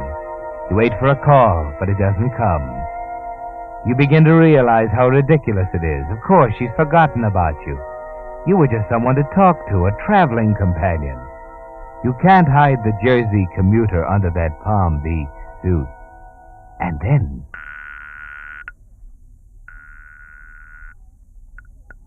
Hello? Oh, hello. I'd like to speak to Miss Vivian Brewster. Speaking? Oh, this is Charles White. Well, hello, Mr. White. I thought you'd forgotten me by this time. Oh, no, not at all. I thought we might have a drink together or something. Well, why don't you come out? Mean to your house? Of course. Father would love to meet you. Your father? Yes. What about it? When? Oh, tonight. All right, tonight.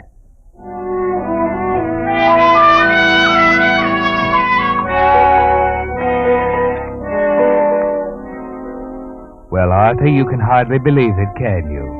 A few days ago, an obscure clerk. Today, sitting with Edgar Brewster, drinking his bourbon. That about right, Mr. White? Father's a tightwad with his soda.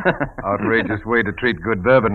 What about it, White? Oh, that looks about right, Mr. Brewster. There you are. Oh, thank you. What are you doing in Miami, White? Why, I just got a little tired of New York. Yeah, you got the right idea. I did the same thing myself 20 years ago. I never went back. What's your line? Well, I was in the market, more or less. Yeah, the less, the better these days. Nobody knows where it's going. Hard to figure these war babies. My broker and I were talking today about consolidated plastics. Know anything about it? Yes, a little. What do you think of it? Well, I don't know whether I should say or What's not. the matter with it? After all, it's your business, Mr. Brewster. I don't think I'd kid off an opinion. Oh, all right. I'll put it this way.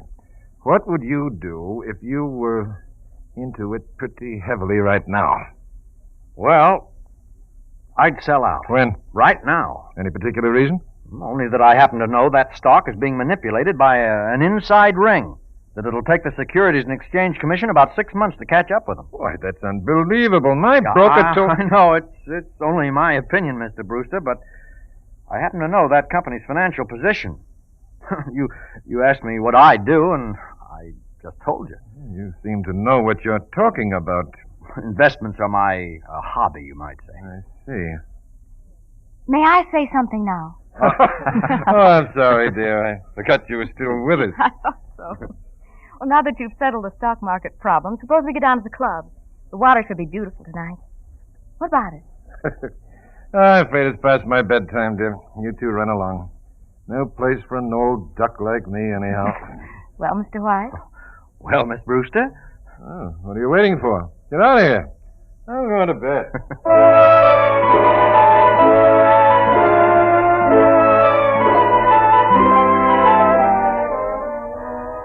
And that was the beginning, wasn't it, Arthur? That $1,800 was a magic door opening up a thrilling new life for you, and incidentally bringing you closer to murder. The next 3 weeks passed like a dream. More nights at the beach club, dancing in the open under the stars, with Vivian in your arms. Vivian. Yes? Vivian, why is it you've never asked me about myself, my background, where I came from? Oh, I don't know. Maybe because it doesn't matter. You know, I wasn't going to tell you, but I think perhaps I'd better. Will it make any difference? About us? Yes. Uh-huh. Yes, it will make a difference. It'll make a lot of difference. Well, then don't tell me. I really don't want to know. No, but Vivian, you... Please. Darling. Darling, did I ever tell you I like you very much? I'm glad, Charles. I'm so glad.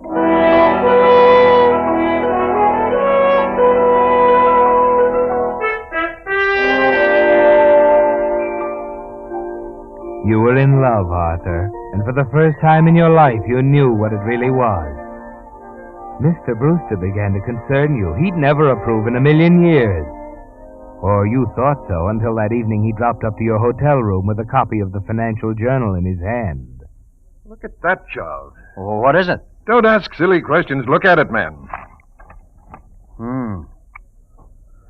I thought so. Consolidated Plastics snowed under and selling rush.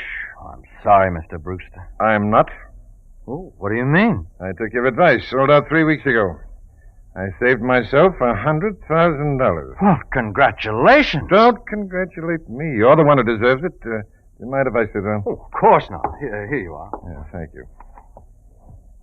Would you be open to a proposition, White? What kind of proposition? Oh, I realize you probably have other interests, but I could make it worth your while, I think. There are 2 considerations. Yes? The first is the plain fact that my affairs are getting a little beyond me. As you know, I'm retired and haven't time to look after them properly. I think you're the man to take over. But, Mr. Brewster, I'm a businessman. If it weren't a profitable deal for me, I wouldn't think of it. I see. What's the other consideration? I believe you're aware of that already. Vivian. You, approve? I do.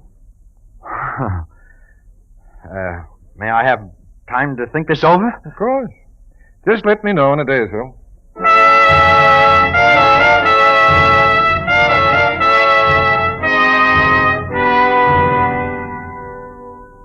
There it is, Arthur, brief and to the point. Everything you ever wanted right in the palm of your hand. Open sesame, he said, and there it was. You go into the bar downstairs to think. There's only one thing in your way now, Ethel. You can't run away from that. You've got to make her see your side of it. You've got to go back to her and face it. Make her give you a divorce. You walk out of the bar, through the door, into the hotel lobby. And just as you're rounding the corner by the desk, something stops you in your tracks. Mrs. Ethel Winslow, 5769 Laurel Road, East Orange, New Jersey. Is that all you want? Thank you, madam.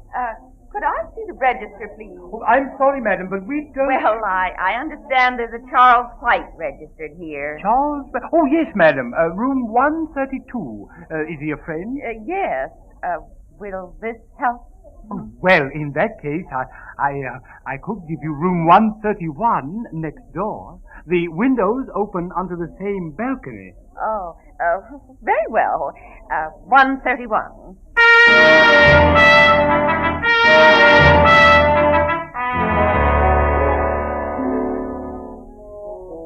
It was too good to last, Arthur. Just a beautiful dream, and you're just waking up.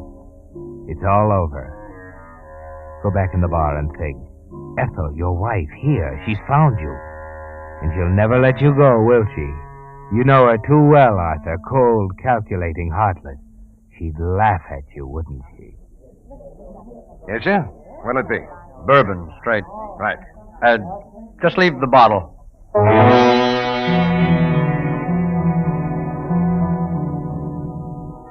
You're beginning to see now, Arthur, what makes a murderer. You couldn't get away from her. Just as Vivian said, you can't solve anything by running away. All you get is a build-up to nothing. Whatever made you think you could talk her into a divorce? There's no other way out, is there, Arthur? You sit in the friendly darkness of the bar all afternoon, late into the evening, thinking. It's almost 11 when you make up your mind. There's a phone booth near the door.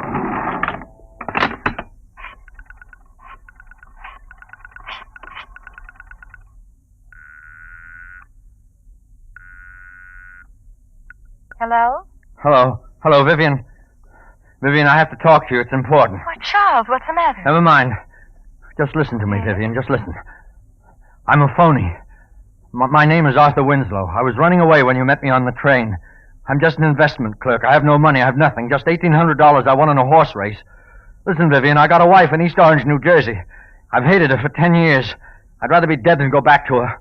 I'm not going back to her. I'm telling you this, Vivian, because I love you more than I ever dreamed I could love anyone. And I probably won't ever see you again. Goodbye, Vivian.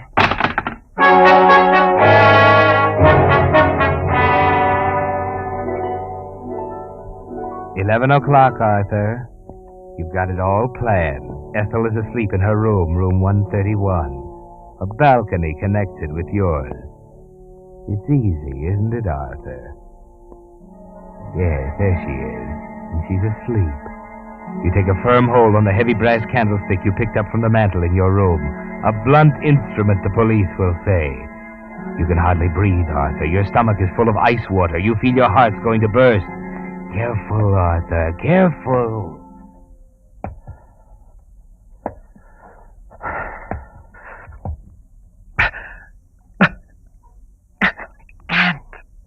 I can't do it.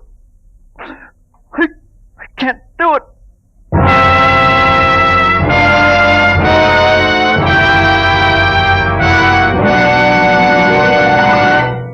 The Whistler will return in just a moment with the strange ending of tonight's story. Meantime, a word about teeth and tires. They have a good deal in common, you know. For the good of your teeth, you see your dentist twice a year so he can catch small cavities before they grow big and endanger the tooth. And for the good of your tires, it's equally important to have your Signal gasoline dealer inspect them regularly, so any small injuries can be repaired before they spread and ruin the carcass. Or so he can warn you before your tread is worn too thin for proper retreading. You'll find your Signal gasoline dealer is completely equipped to give you the finest in modern tire repair, whether it's a small patch or a full recap. For those friendly dealers displaying Signal's yellow and black circle sign are much more than just a place to get Signal Go Farther gasoline and fine Signal double-check lubrication. Each Signal dealer offers a complete line of automotive services and fine accessories to help your car run better, look better, and last longer. And now, back to the Whistler.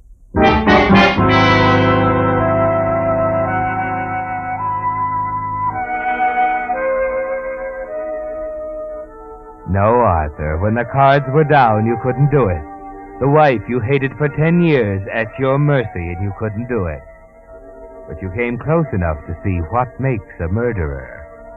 And now you're standing over her. I can't do it.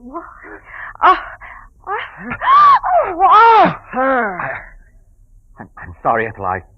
I'm sorry I woke you up. Well, turn the light on. Don't stand there. Yes, Ethel.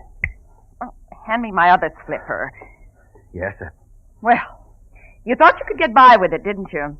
No, Ethel, I didn't. Don't deny it. I know what's been going on, and I can prove it, you philanderer. Ethel, I tell you... What did you say? Well, I have a complete report on your activities for the last month. You weren't very clever, Arthur. The detectives say you left a trail a child could follow. What are you getting at, Ethel? Charles? Listen, there's someone knocking on your door. A woman. Ethel, come back. Where are you going? This door, Miss Brewster. Oh, Vivian. A pretty picture. And you have the crust to ask me what I'm getting at. I've known about Miss Brewster all along. In fact, we've had a little talk. And for your information, Arthur, I'm leaving for Reno in the morning. In view of what's happening, I don't think you'll feel it's wise to contest the case. Contest it? Well, we've waited 5 years for a chance like this. We? Mr. Dinwiddie and I. Mr. Dinwiddie. Mr. Dinwiddie. Arthur, what in the world were you doing with that brass candlestick?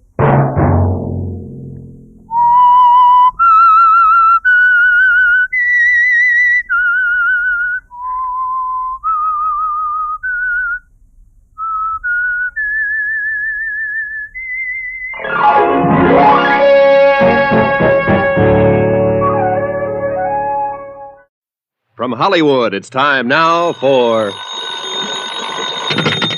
Johnny Dollar. This is Joe McNabb, Johnny, Tri-Eastern Indemnity. Oh, hi, Joe. What's up? The Star of Cape Town. Star of Cape Town. Constellation, celebrity, or ship? Wrong 3 times. The Star of Cape Town is a diamond about the size of a jumbo olive. Oh, sounds like it'd make a nice ornament for a martini. Except I'm strictly a lemon peel man. Now, this is serious, Johnny. I'd like you to take a look at it. Now, what's so interesting about it, except it's probably worth $100,000? Make it $150. That's what we've insured it for. Oh? Got quite a history to it. 3 men we know of have been killed over it in the last 50 years. This stone I'd like to see. Where is it? Name of the stone, Johnny. Star of Cape... Hey, wait a minute. In Cape Town, South Africa? That's right. Interested? I'll be right over.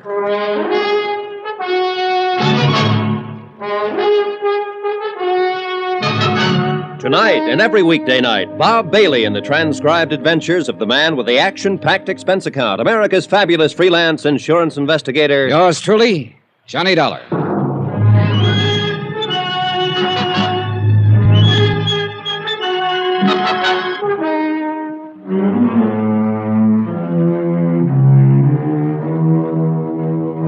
Expense account submitted by Special Investigator Johnny Dollar to Tri-Eastern Indemnity Associates, Home Office.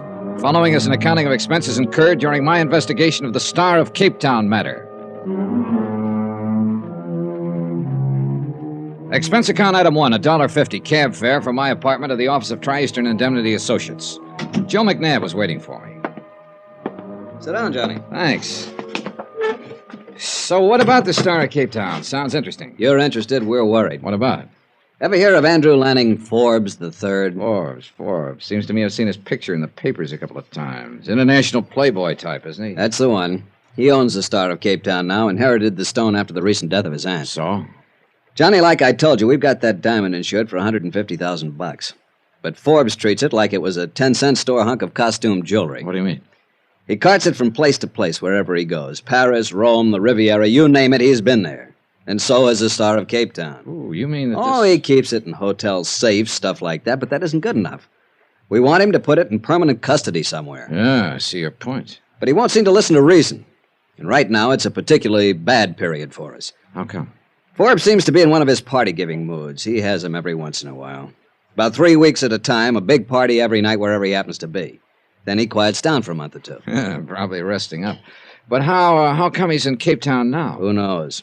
Who knows why he goes anywhere he does? Oh, brother, sounds like a real character. Yeah, but what we want you to do is to talk him out of being a character long enough to put that diamond in a safe place and to keep an eye on it until he does. We got a plane reservation for you tonight at midnight. Tonight? Now, just a minute. Now, look, if it's the money you're worried about, don't be. This means a lot to us. We're willing to pay accordingly.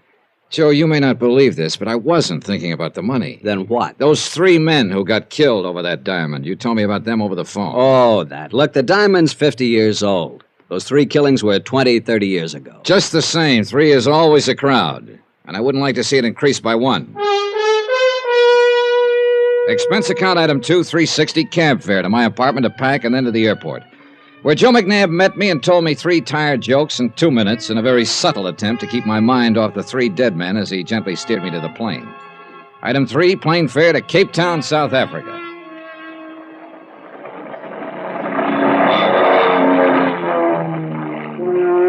The plane came in over Cape Town in the early afternoon. Off to one side toward the famous Devil's Peak, and down below, the bay glittered like... Yeah, it looked like everything was trying to remind me of that diamond. As if I could forget a stone worthy of $150,000 and the lives of 3 people. Item 5, cab fare to the residence of Andrew Lanning Forbes III. He'd rented a mansion on the side of a hill. I was ushered onto a terrace overlooking the city and the bay. Forbes was waiting for me with a drink in his hand. He was a thin-faced, elegant, tired-looking character whose deep tan didn't hide the lines on his face. He could have been anywhere from 35 to 50. May I have you a drink, Dollar? Well, a little early in the afternoon, isn't it? Oh, is it? It might cool you off. Okay, thanks. Say, it's quite a place you have up here. It's adequate. You seem amused. Well, there must be 15, 16 rooms at least. Roughly. Adequate seems kind of like an understatement. Quite possibly. Here you are. Ah, thanks. Look, Dollar, it was very thoughtful of the insurance company to send you all the way down here, but also it was, wouldn't unnecessary be the word? Well, that depends, Mr. Forbes. What do you mean? The company I represent is pretty jittery over that diamond of yours, the Star of Capetown. Mm-hmm. Would you like to see it? Well, yes, but I think we ought to... Yeah, here it is. You carry it around in your pocket? Why not? I have no holes in my pockets. Oh, now look, Forbes. But no. I'm really not as bad as that dollar. I was expecting you, so I thought I'd play a little joke on you. Hey, Mr. Forbes, that kind of humor shortens my life. Yeah, well, I suppose it was a bit cruel. Well, there it is. What do you think of it? McNabb said it was the size of a jumbo olive. Looks more like a golf ball to me. Quite vulgar, isn't it? Oh, what a cutting job they did on it. Phew, beautiful. Well, there must be 1,000 facets. Yeah, all of them glittering, all of them cold, all of them surfers. Rather like life, don't you think? Look, Mr. Forbes, if you don't mind, let's skip the philosophy for a minute and talk about the diamond. Oh, of course. You're still concerned about his safety. Well, perhaps this will reassure you. Will you come with me? Sure. This way. I have a very efficient wall safe in my bedroom. In here. So, you see, I do take precautions. Here we are.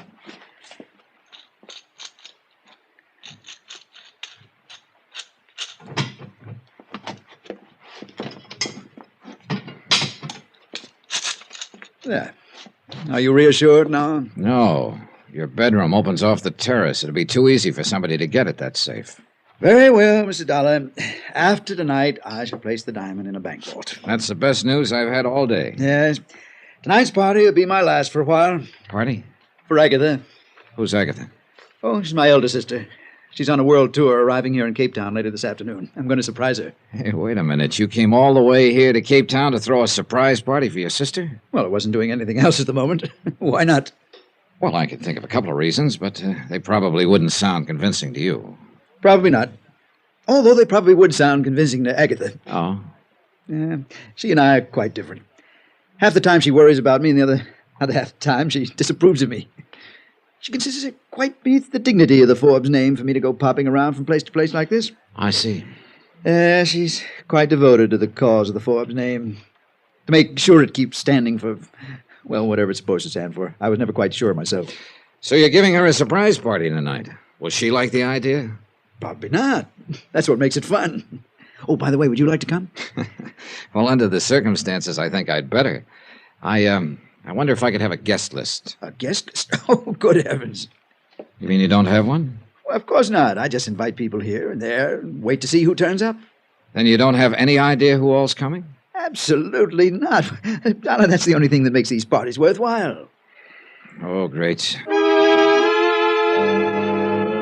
A character with a quaint habit of carrying his diamond in his pocket, throwing a party where he didn't know who was coming. This was a situation not calculated to help my peace of mind, believe me. Forbes had his driver take me back to town. I stopped along the way at police headquarters and talked to Lieutenant Van Tile, who agreed to furnish a man to help me keep an eye on the party. Expense account item 6, cab fare back out to Forbes' house that evening for the party. I thought I was getting there early, but there were already quite a few people about.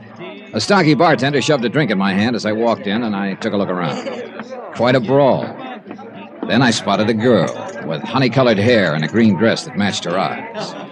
Well, it was as good a place to start as any. Hi. Hi. My name's Johnny. I know. Oh? I'm Sheila. You a friend of Forbes? My, you are new around here, aren't you? What do you mean? You'll find me at most of Andy's parties.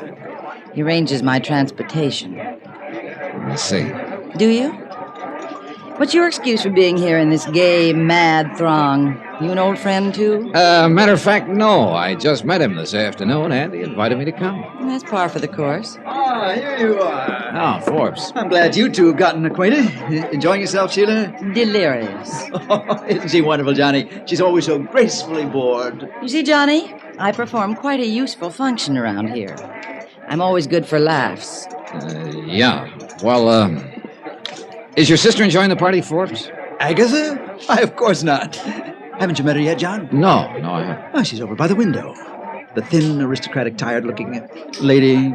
Oh, yeah. Yeah, I see what you mean. Well, that's her look of disdain. She thoroughly disapproves of this whole party, and of me, of course. And of me. Come along, Johnny. I'd like you to meet Agatha. Oh, you're taking a chance. She'd probably disapprove of me, too. Oh, no. You look like the respectable type. Thanks, I guess. She'd thoroughly approve. I seem to have another guest arriving. Would you two excuse me? I'll introduce you to Agatha later, Johnny. Yeah, sure. The perfect host. When he wants to be. Oh. Who's the new arrival? Her name is Helen. Andy met her a day or two ago. Well, I'll say this for her. Yes. Isn't she? Sorry. Don't be. I'm used to it. You know something, Sheila? I don't get you. Oh, I'm not so hard to figure out, Johnny. I think you are. You don't like these parties any more than Agatha. Oh, now watch it, Johnny. You start comparing me to her, and she's going to disapprove of you. Okay, but I still don't get it. You don't like the parties or Forbes' other friends, yet you keep... tagging along. Yeah, I've got a perfect attendance record. Why? Well, I guess there's one obvious reason, but that would sound real corny. Maybe not. So let's just say that after you've been riding the merry-go-round long enough, standing on solid ground doesn't seem normal. Oh? Well, maybe if you keep riding that merry-go-round, you'll grab the brass ring someday. Don't bet on it. Sheila drifted over to the bar, where she sat quietly drinking the rest of the evening. I somehow felt sorry for her, but I knew she'd bought her own ticket to the merry-go-round, at least for the first ride. I looked over at Forbes and started sweating. He was showing the diamond off to the party. But before I could get to him, Agatha did. She must have told him, in dignified but firm tones, to put the ice on ice. He laughed and took it back to his room, so I relaxed. The party dragged on. Agatha managed to look frigidly pained the rest of the evening, but Forbes was obviously enjoying himself with Helen. They danced, then went out on the terrace. Sheila turned her back and concentrated on her drink. Finally, I went over to the bar. Sorry, Johnny. Looks like the bartender's gone home. That's probably a good idea. Good night. She headed carefully for the door and went out. Then I realized I hadn't seen Forbes for 10 or 15 minutes. I went out on the terrace. Nobody in sight. I walked to Forbes' bedroom door. Mr. Forbes? Forbes? No answer. One lamp was lit. Forbes was on the floor. The knife had gone in low under his ribs. He probably hadn't made a sound. Nearby was the case in which he kept the Star of Capetown. It was open and empty.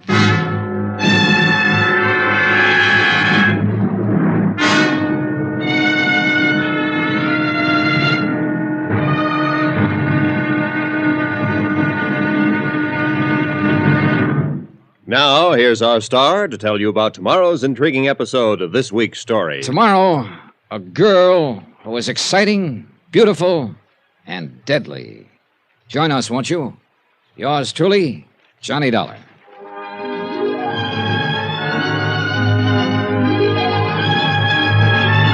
Yours truly, Johnny Dollar, starring Bob Bailey, is transcribed in Hollywood. Written by Robert Reif. It is produced and directed by Jack Johnstone. Be sure to join us tomorrow night, same time and station, for the next exciting episode of Yours truly, Johnny Dollar. Roy Rowan speaking.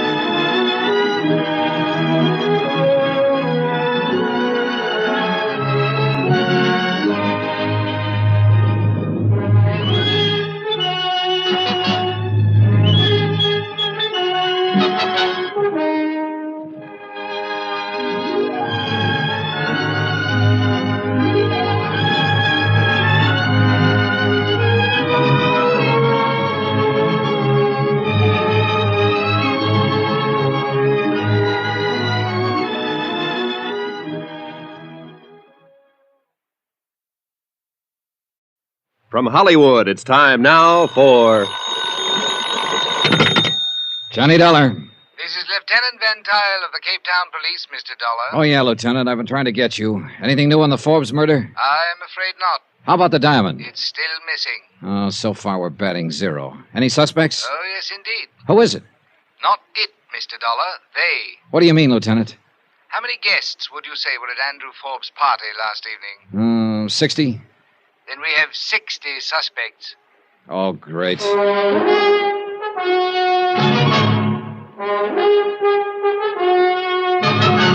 Tonight, and every weekday night, Bob Bailey in the transcribed adventures of the man with the action-packed expense account, America's fabulous freelance insurance investigator. Yours truly, Johnny Dollar.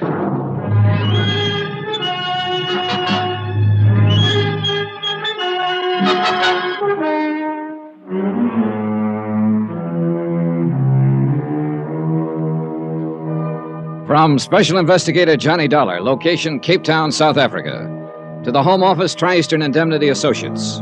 Assignment, the Star of Capetown matter. Expense account continued. Item 7, cab fare from my hotel to police headquarters. So far in this job, I'd been a big, brilliant nothing. I figured Lieutenant Van Tile of the Capetown Police might be able to supply a few answers. But as it turned out, all he had on his mind was questions.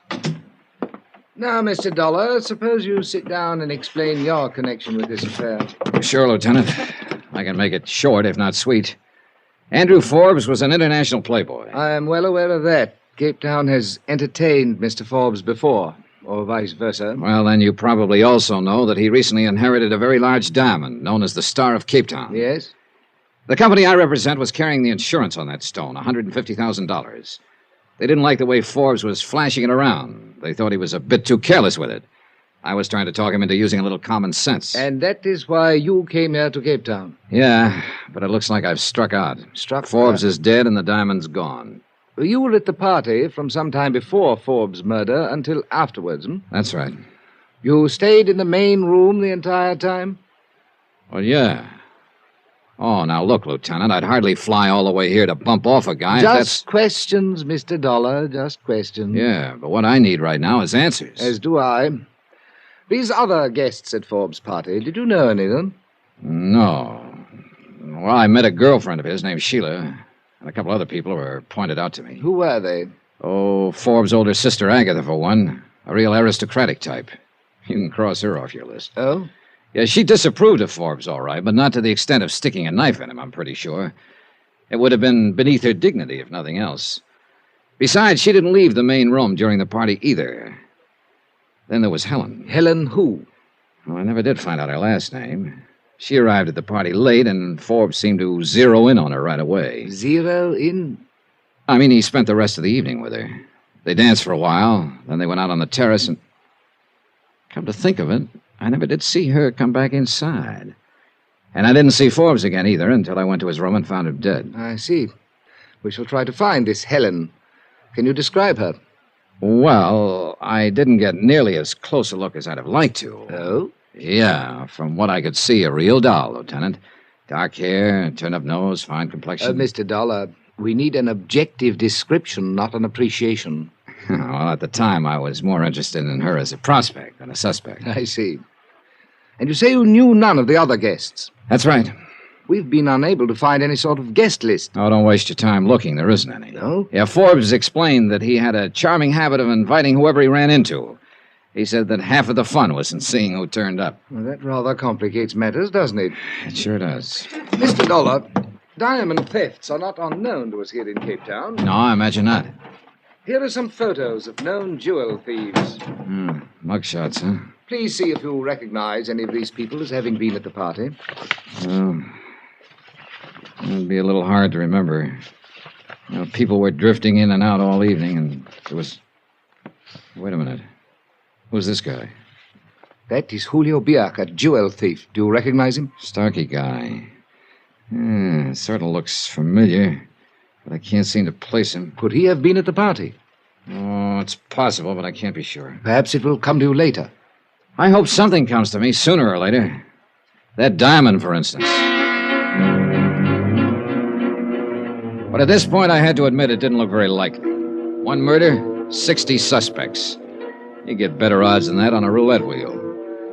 I left headquarters and decided to walk around a little, see if I could coax up some kind of ideas to my next step. I went down to the waterfront and looked around. Nice view, no ideas. Then, as I was walking along a narrow, deserted street, I realized I had company. The shadow from the top of the building next to me ran along the middle of the street, and I could see a silhouette. I stopped. So did the shadow on top of the building. I started up again. So did the shadow. I started edging out away from the sidewalk for a look. The shadow raised its arms suddenly, and I ducked. A large building tile crashed to the sidewalk right where I'd been a second ago. I jumped for a rickety fire escape over my head and scrambled up to the roof. Nobody in sight, and roofs stretching out in all directions, warehouses, loading sheds. Whoever it was could have been a block away by now. Pretty ironic. Somebody trying to take me out of the ball game when I didn't even know which team had the ball.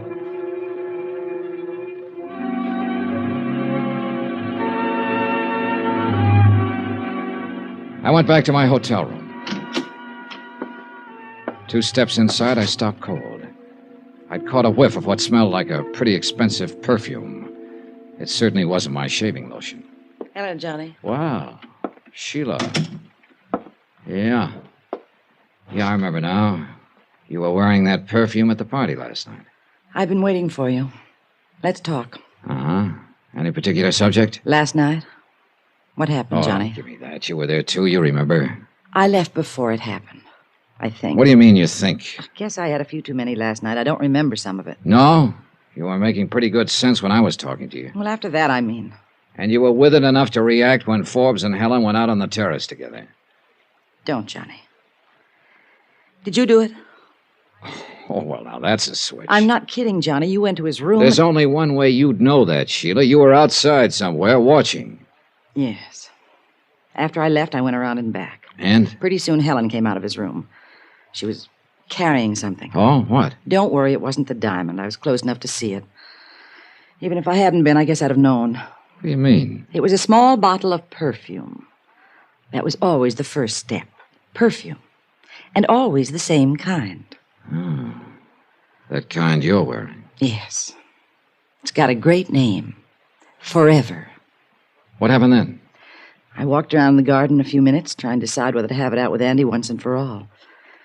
I started back toward the terrace, then I saw you heading for his room, so I left. I said, don't, Johnny. If I'd done it, would I have told you I was out in the garden? You would if you were afraid somebody'd seen you there and would tell me about it. Oh? And I suppose you figured out a motive for me, too. Couple of possibilities. You told me you'd been on a merry-go-round with Forbes for a long time. Maybe you couldn't stand the thought of anyone else getting aboard. Helen? That sort of thing's happened before, Johnny. Or maybe you figured the only way to get off that merry-go-round was to get rid of the guy who ran it. And the diamond. That'd get by you a lot of rides somewhere else. And I thought I was the cynic. You really have a nice opinion of people, haven't you? I'm afraid most of the people I get myself involved with on these jobs aren't very nice, Sheila. I didn't do it. All right, if you didn't, I'm sure Lieutenant Van Tile will find out. I know. I'm on my way there now. Oh? He phoned me an hour ago. I thought I'd stop by and talk to you before I went. Johnny, you don't really think I could do a thing like that, do you? I guess not, Sheila. One thing I am interested in, though. What's that? You're finally off the merry-go-round. How does it feel? It isn't real. That merry-go-round was all I ever knew. She walked out of the room looking, well, empty is the best word I can think of.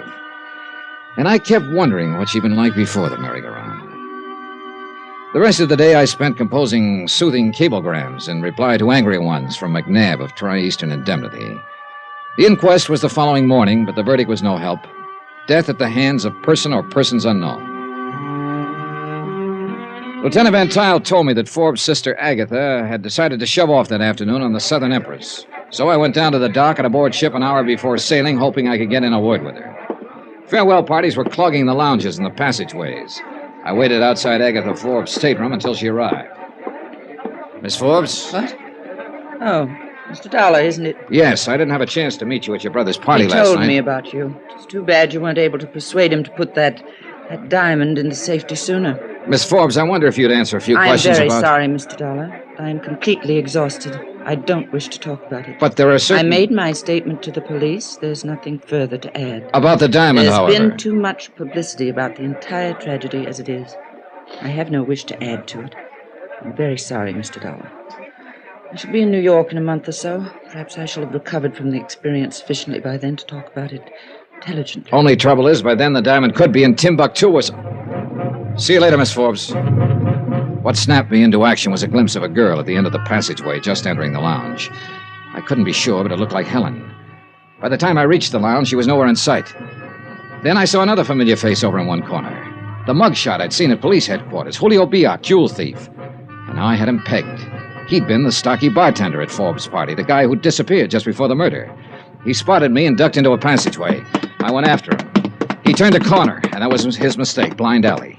So I closed in on him. We circled. Now, I was at the blind end, and that was my mistake because suddenly there was a knife in his hand. He held it low like an expert. Now, Mr. Dollar. Oh, you must have a trunk full of knives, Julio. All I need is one. Just like the one you slipped into Forbes, huh? And you! He lunged at me. I ducked to one side and kicked at the knife. He whirled and dove, but now I had it.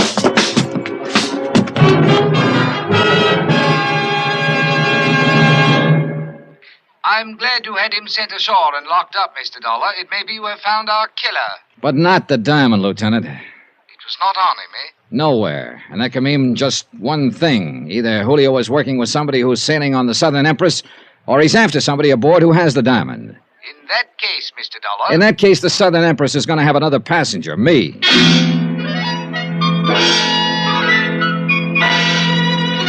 I checked with the purser, who agreed to squeeze me aboard. Then I headed back to my hotel room to pick up my luggage. I could still smell Sheila's perfume in the room. Then as I bent over to lock my suitcase, I spotted a movement out of the corner of my eye. I tried to whirl, but too late. Something hard connected the back of my left ear, and I went down. And out.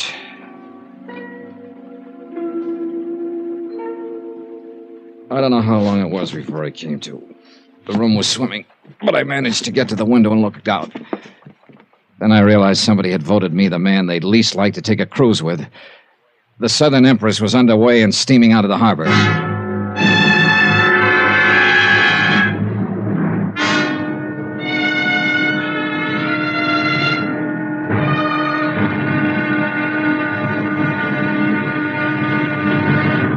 Now, here's our star to tell you about tomorrow's intriguing episode of this week's story. Tomorrow, I take a trip, all right. A one-way trip. Join us, won't you? Yours truly, Johnny Dollar.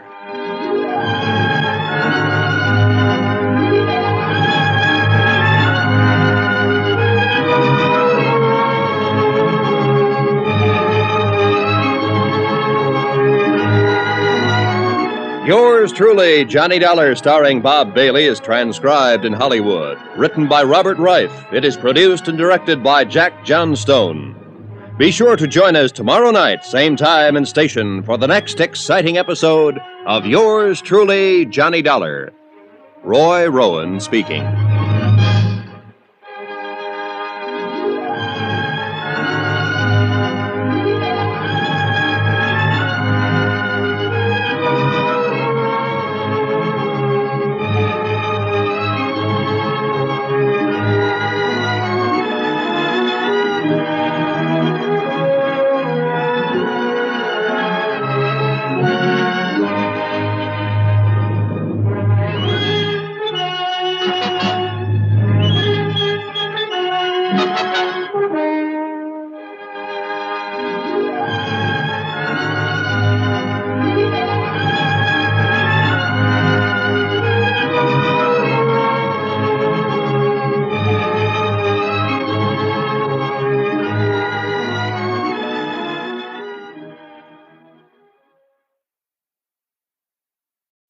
From Hollywood, it's time now for... Johnny Dollar. Lieutenant Van Tile of the Capetown Police. I was just going to call you, Lieutenant. Is something the matter? You sound very strange. Probably from nursing a lump on my head that had put the star of Capetown to shame. I don't understand. You found the diamond? No, to put it politely, somebody slugged me here in my room a while ago. Why? To keep me from sailing on the Southern Empress. She just shoved off, and I've got a strong hunch that diamond is aboard. That bears bears out what we've learned from Julio Biac. Did he confess to Forbes' murder? No, but we're fairly certain he's involved. However, he swears he does not have the diamond. Either he passed it to somebody aboard the Southern Empress or he was chasing whoever's got it. Lieutenant, I've got to get on that ship. You say it is now on the way? And out of the harbor. You wouldn't happen to have a stray helicopter around, would you? I can make arrangements for one with the military. Can you be at the airfield in 15 minutes? Make it 10.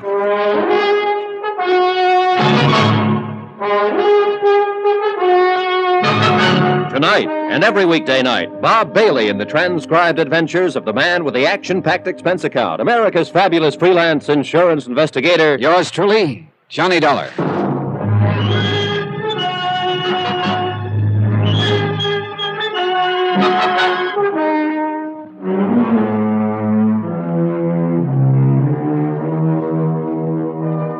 From Special Investigator Johnny Dollar, location Cape Town, South Africa, to the Home Office, Tri-Eastern Indemnity Associates.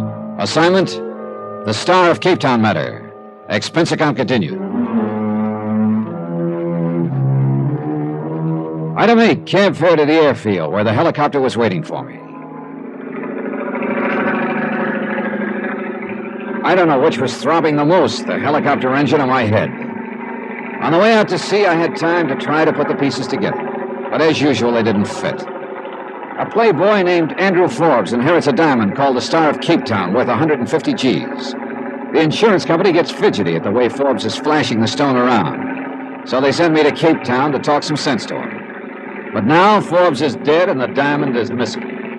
And the fact that his probable killer was picked up aboard the Southern Empress before it shoved off convinces me the stone is somewhere on that ship. But I've got no proof, even though I'm breaking my neck to get there at the moment.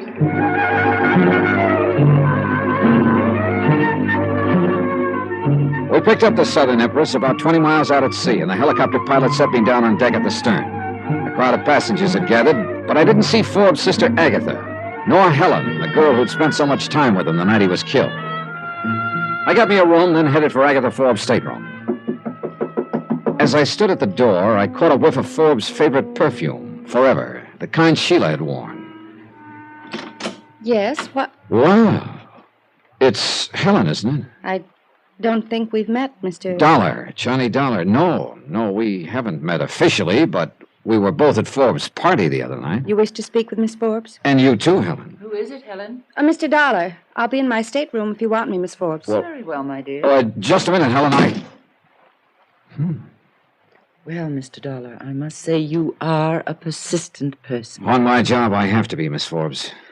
Well, as long as you're here, you might as well sit down. Thanks. I still would rather not talk about what's happened. I can certainly understand that. But if I can throw any light on it, which I doubt very much, then I suppose it's my duty to. One thing I must ask, however. What is it? That there be as little additional publicity as possible. Forbes' name has been dragged through the dirt enough as it is. I'll do my best. Very well. What is it you want to know? Well, several things. First, do you think your brother could have been killed for a motive other than the diamond? Why, I hadn't thought of that. After all, you must admit that a diamond like the Star of Cape Town would be motive enough to the kind of people my brother thought it amusing to consort with. Yeah, you're probably right. But I'm trying to cover all the possibilities. How about your brother's friend Sheila, for instance? I prefer not to discuss her. But do you think she could have done it? I don't know. I'm afraid I wouldn't put anything past her. All right, another thing, Miss Forbes. I was pretty surprised to find Helen here in your stateroom when I knocked. Why? I didn't know you knew her. I have engaged Helen as my traveling companion. Oh? Kind of sudden, wasn't it? As a matter of fact, it was. My brother had told me about her. For one of the few times in his life, he was right about someone. She's a thoroughly nice person. So you hired her? I think I told you before how exhausted I am by all this. I needed someone to make arrangements for me. At the last moment, she decided to make the trip, and I was delighted. Uh-huh. She made up her mind at the last moment, huh? May I ask why all these questions about her? Well, right now, she's pretty high on my list of possible... That's impossible. As far as we know, she was the last person to see your brother alive. And I refuse to believe she could possibly be involved. I hope she isn't. But I've got to run down every lead I can get. If I don't recover the Star of Cape Town, the company I represent is on the hook for $150,000. I have not filed a claim as yet, Mr. Dollar. Nor do I propose to until we reach New York. I shall give you every opportunity to recover the diamond. I appreciate that, Miss Forbes. but I'm afraid it still doesn't leave me much time. I went back to my stateroom. The door was open, but I was sure I'd closed it when I left. Inside was the same lingering smell of the same lingering perfume, Forbes' favorite forever. Sheila wore it, but as far as I knew, she was still in Capetown. Then I remembered her saying that Forbes had given Helen a bottle of it. I also remembered smelling it in my Capetown hotel room just before I got slugged. I thought then it was a carryover from Sheila's earlier visit. Now I wasn't sure. I started back out of my stateroom just in time to collide with somebody in the passageway. Oh, Sorry. Oh, say, partner, you sure took the wind out of my sails. Yeah, well, I'm sorry. I didn't know anyone was out here. Oh, I just passing by, partner. Stacy's the name. Ben Stacy. What's yours? Dollar. On the level? Cross my heart. Well, when I tell people I bumped into a guy named Dollar aboard a boat, I'll mean it, huh? See you around, partner. So he could have been just passing by, like he said. But if so, he moved awfully quietly for a guy his size. I locked my door and headed for the bar. Expense account item 9150, a double martini, which occupied me just long enough to get a couple of things nailed down in my mind. Namely, open stateroom doors and the smell of perfume. It had to be Helen. No two ways about it. At this point in my brilliant chain of deductions, I made a big mistake. I looked down toward the other end of the bar. And the person I saw sitting there made me realize in one big hurry that my train of thought had just gotten itself derailed. Hello, Sheila. Hi, Johnny. I thought you were back in Capetown. Why should I be? What's to stay for now? Good question. But you didn't tell me you were leaving. You didn't ask me. Sit down. You must have decided in a hurry. That's the only way I ever decide anything. Oh?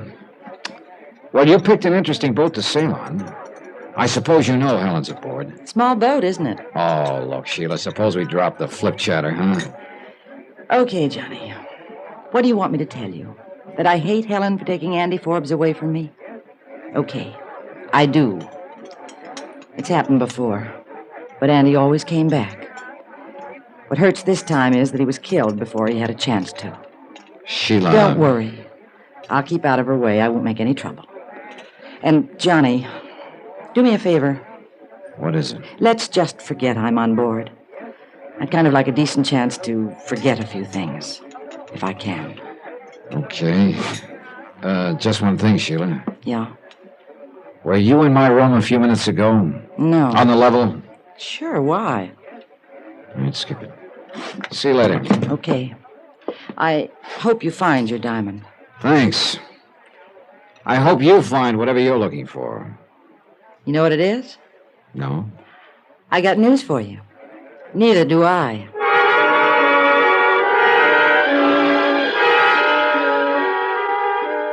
Well, one thing was clear anyway. If Sheila hadn't been in my stateroom, then the perfume I'd smelled must have belonged to Helen. She seemed to be getting higher on my list all the time. I had to have a talk with her, but by the looks of things, that wasn't going to be easy. She was doing a pretty good job of avoiding me. About half an hour later, though, I spotted her topside in a deck chair with Agatha Forbes. Next to them was my old buddy from the wide open spaces. Why, some of the things we got out west you just wouldn't believe. I am certain we wouldn't. I've never been there, but Oh. Hi, everybody. Well, sir, if it isn't Mr. Dollar himself. Now, I ask you ladies, if that isn't just about the most colorful name a fella Good can have. afternoon, Yes, sir. Mr. Dollar. Hope you're a little more rested, Miss Forbes. Thank you, I am. And Helen, I'm glad Miss to see Forbes, I wonder if you'd excuse me. Why, certainly, my dear. I'm afraid I have a headache. Why don't you go lie down for a while? Thanks, I think I will. Well, now, that's kind of a chilly reception, partner. Looks like the little lady doesn't like you much. Oh, well, you can't win 'em all. Yeah, thanks. I'm sure Helen's simply tired, Mr. Dollar.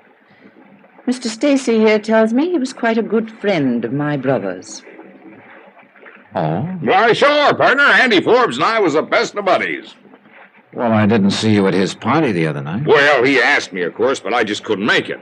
I tell you, though, dogged if I wouldn't have been there if I'd have known it was going to be old Andy's last party. Oh, excuse me, ma'am. That's all right.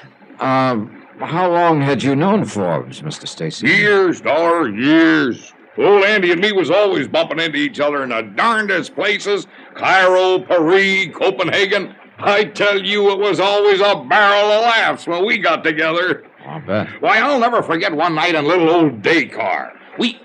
Say, we're going to be in Dakar in a couple of days, aren't we? I believe so. Oh, yeah. I suppose everybody will be going ashore for You that day. bet! Well, you don't want to miss Dakar. Why, I can show you some places you just wouldn't believe. Oh, yeah, sure. I tell you what, why don't we get up a little party and... Mr. Stacy, it sounds very pleasant, but I'm afraid you'll have to excuse me. I'm not quite in the mood for sightseeing. Oh, I understand. Sure enough, Miss Forbes. Well, Dollar, how about you? We'll see. Yeah. Well, anybody care to join me for a walk around the deck? No, thanks. I gotta keep up my appetite, you know. See you later. But don't you forget about Dakar. It'll be a ball. Yeah, it'll be a barrel of fun. Miss Forbes. Yes? Did your brother ever mention this character Stacy to you? No. Of course, Andrew had many strange friends that he didn't mention to me. Yeah, I'm sure he did.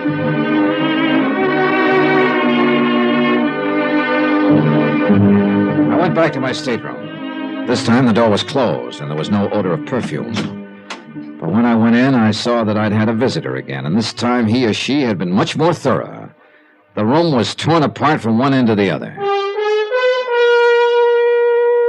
I sat down, tired and beat. I thought of that building tile somebody tried to drop on me in Capetown and the bang on the head I'd collected in my hotel room.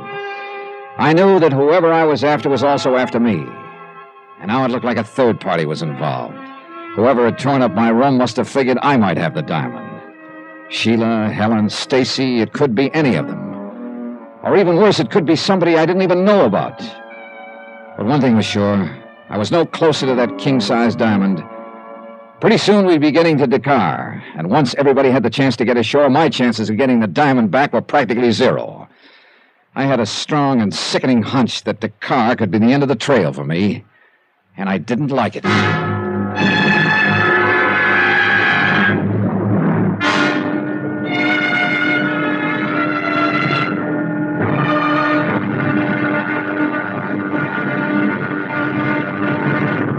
Now, here's our star to tell you about tomorrow's episode of this week's story. Tomorrow, my one good lead jumps ship the hard way. Join us, won't you? Yours truly, Johnny Dollar.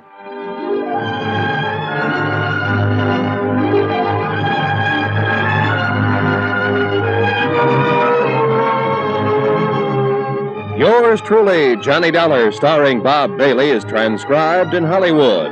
Written by Robert Reif. It is produced and directed by Jack Johnstone.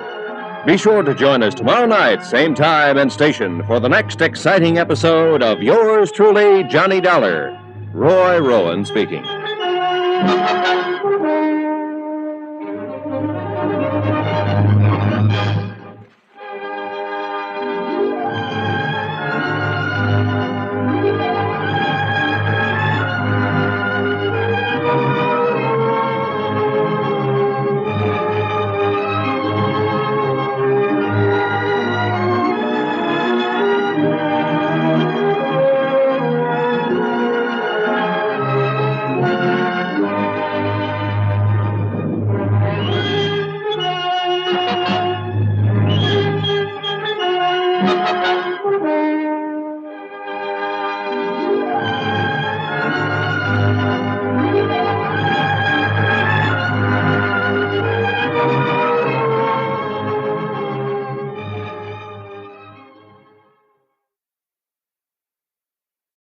From Hollywood, it's time now for...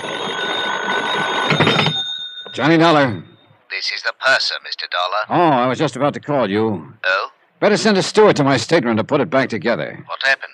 Somebody just tore it apart. But why? Oh, looking for something, I guess. The diamond?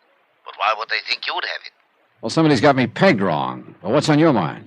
A cablegram was sent to Capetown about an hour ago, addressed to Julio Biak. Julio? Yes, isn't he the man who's being held on suspicion of murdering Andrew Forbes? Yeah, but the news hasn't been released, and obviously whoever sent the cablegram isn't aware of it. What did it say? Contact me, usual place, Dakar. Who signed it? Well, the name was Corner. I checked the passenger list, but there's no such name. A steward delivered the message to the radio room. I've sent for him. He should be able to tell us who sent it. Nice work, Purser. Could be you just helped me wind up this case.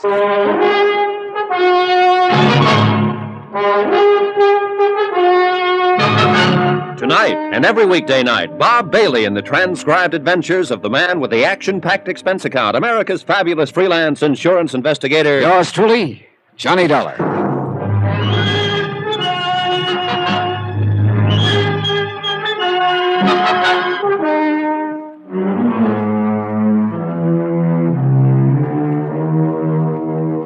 From Special Investigator Johnny Dollar, location at sea, en route Cape Town to Dakar. To the Home Office, Tri-Eastern Indemnity Associates. Assignment, the Star of Cape Town matter. Expense account continued. Item 10, $10. A token of appreciation to the purser for furnishing me the one good lead I've had in this deal. A cablegram to Julio Biak, who is being held in Cape Town right now as Andrew Forbes' probable killer. But Forbes' diamond, the Star of Cape Town, $150,000 worth, was still missing. The cablegram indicated that Julio hadn't been working alone on the deal. Whoever sent it was aboard ship and either had the diamond or was looking for it. Before long, I'd know who that someone was. I started for the purser's office. Mr. Dollar. Huh? Oh, Helen. I'd like to talk to you. Hell no, that's a switch. What do you mean? Ever since I got aboard this ship, I've been trying to talk to you, but you weren't having any. I don't know what this is all about, but you've gone too far, Mr. Dollar. Come again? Don't try to pretend. When I found my room all torn up just now, I realized... Oh, hey, wait a minute. Your room's been torn up, too? What do you mean by two? Mine got the same treatment a while ago. I don't understand. I thought it was you who... Look, Helen, I think you and I had better have a little talk right now. I steered her to the bar. Expense account item 11, $5, drinks. I still couldn't figure out which team she was playing on, but I had to find out, and this was the best way I could think of. May I have a cigarette, please? Oh, sure. Here. Thanks. I've been so confused, Mr. Dollar. Johnny. Johnny. Confused about what, Helen? Everything. It's all happened so fast. And then when I realized that somebody was watching me and following me... Look, I think you'd better start from the top. I suppose so. Maybe it'll make sense to you. I hadn't really known Andy Forbes very long. Longer than I had. That party he gave, it was so strange. All those people I didn't know. I mean, well, I guess it took me a little while to realize he was interested in quite a few people. Sheila? I feel sorry for Sheila. I guess she's pretty bitter about everything. But I didn't do anything to encourage Andy, and I didn't realize he was serious about me until the night of the party. And then he told me he was. And he gave me a bottle of very expensive perfume, forever. Oh. His usual gift? I'm afraid so. I don't care. He wanted me to have it, and it's lovely perfume. I liked Andy. He was completely irresponsible, but in his own strange way, he was nice. So? When they told me the next morning that he'd been killed during the night, I couldn't believe it. And then when the diamond was missing... Yeah? His attitude about the diamond was very strange. How do you mean? He seemed to regard it as an inexpensive trinket. He was so careless with it. Oh, you're telling me. That's why I was sent down to Cape Town, to try and talk him into being more sensible with it. But, Helen, you said something about being watched or followed. Yes. When I left Andy's house that night, I felt that somebody was watching me. Oh? And later I knew somebody had been in my hotel room, and now my stateroom torn apart. What does it all mean? That's a good question. One more thing. Yes? You decided to make this trip rather suddenly, didn't you? I wanted to get away from Cape Town. Miss Forbes was kind enough to offer me a job as her traveling companion for the trip, so I took it. Do you like working for her? Yes. She's really a very nice person, perhaps a little on the dignified side. Yeah. She's... I'm pretty concerned over the Forbes name. Wouldn't you be, after all that's happened? Maybe. Oh, Johnny, I've got to be getting back and see if she needs anything, but thanks. For what? Talking to you has made me feel a lot better somehow. Good. It's been a big help to me, too. How so? Oh, makes things easier for tonight. They're having a dance. And I've been figuring how to go about asking you.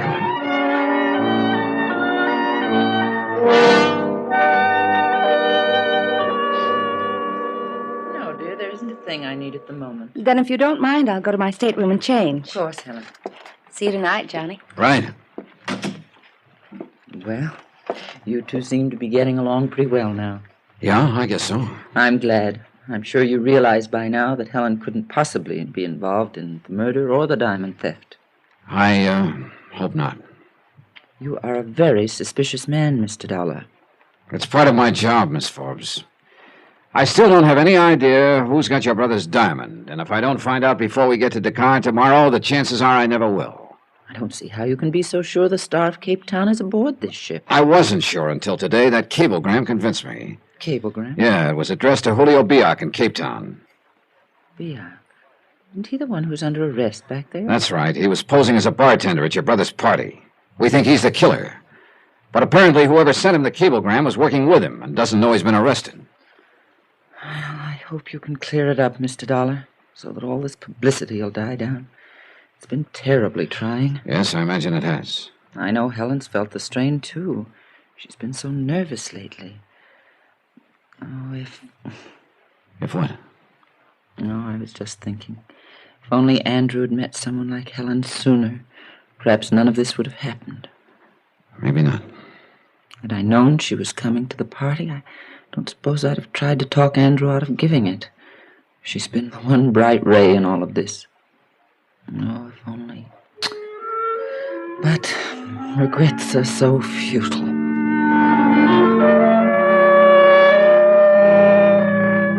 She looked old and tired and lonely. Sure, maybe she was too worried about the dignity of the Forbes name, but I could see now it was about the only thing she'd had all these years. And with a brother who'd kept tossing the name around like a cheap toy, I quit looking at the picture. It wasn't very pretty. Anyway, I had another picture in my mind. Helen. I couldn't quite figure her. Everything she told me could be the truth. Or it could be just one big lie. And there was something else bothering me about the whole deal. Something I couldn't quite put my finger on. A piece that didn't fit. A discord in the tune. But Helen kept pushing everything else out of my mind. And the feeling didn't change any that night. We danced. And then we went out on the deck. But all the while, one of my stock Confucianisms kept gnawing away at me. He who gets too interested in suspects is building up to king-size letdown. It's beautiful out here. The moon and the sea and the ship sliding along. It almost doesn't seem real. I know. I almost wish it could go on this way forever. No people, no places.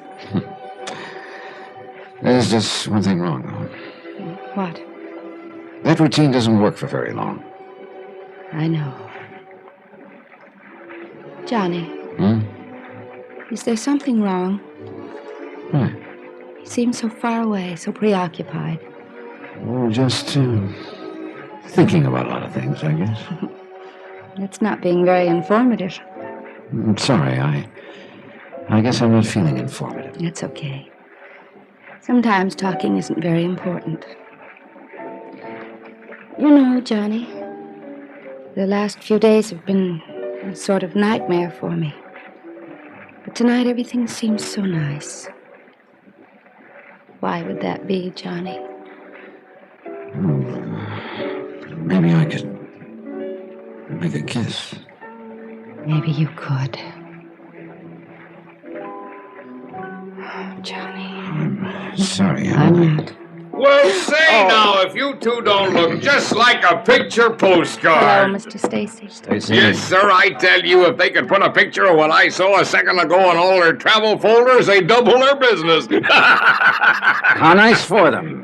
You want us to run through it again for the proper camera angle? Johnny. Oh, come on now, partner. Can't you take a little joshing? Oh, I'll try, partner. The reason I've been looking for you two, we get into Dakar in the morning. Yes, I know. And you can have a barrel of fun in that town. So you've told us. What do you say we set up a little party? I can show you some places you won't believe. It sounds like fun. How about it, Dollar? Yeah. You can count me in, Stacy. Good. I'll see you in the morning then, bright and early. He means well, Johnny. Maybe. You don't sound very convinced. I don't know. Half of my job has always been sizing up people. Suddenly, I seem to have lost my touch. Meaning me? I didn't say that. If it's any help in sizing me up, what happened a moment ago? I meant that, Johnny. Mr. Dollar. What? Oh, excuse me a minute. Sure. Be right back. Yeah, what is it, Percy? That steward I was telling you about, Mr. Dollar? The one who delivered the message for Capetown to the radio room? Well, where is he? That's just it. I don't know. You what? I can't understand it. I've looked everywhere. I'm worried. That's not good. I was counting on him to tell me who sent that message to Julio Biak. Whoever did is probably working with Biak and could have the diamond. Well, I'm sorry, Mr. Dollar. I'll keep looking and let you know the minute I find him. I turned back toward Helen, but she was nowhere in sight. I started along the deck to see if she... Johnny! What happened? What's the matter? I was walking along the deck. As I passed the lifeboat, somebody stepped out from behind it and grabbed at me. Who was it? I couldn't see. Well, come on, let's take a look. He ran away when I screamed. Oh, I see.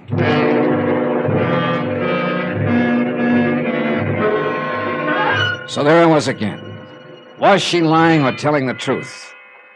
I took her to her stateroom and told her to lock herself in for the night. Then I went back to deck and tried for the umpteenth time to put the pieces together. But I didn't have long. Suddenly everything was noise and confusion. Almost by the time I got to the stern, the ship was circling, lowering a boat. 20 minutes later, they hoisted a body aboard. He was wearing a steward's uniform, and one look at the purser told me which steward it was. Yeah, my one good lead, gone.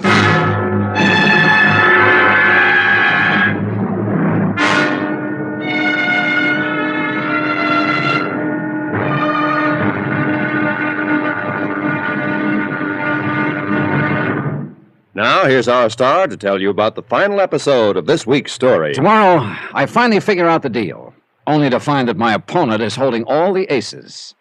Join us, won't you? Yours truly, Johnny Dollar.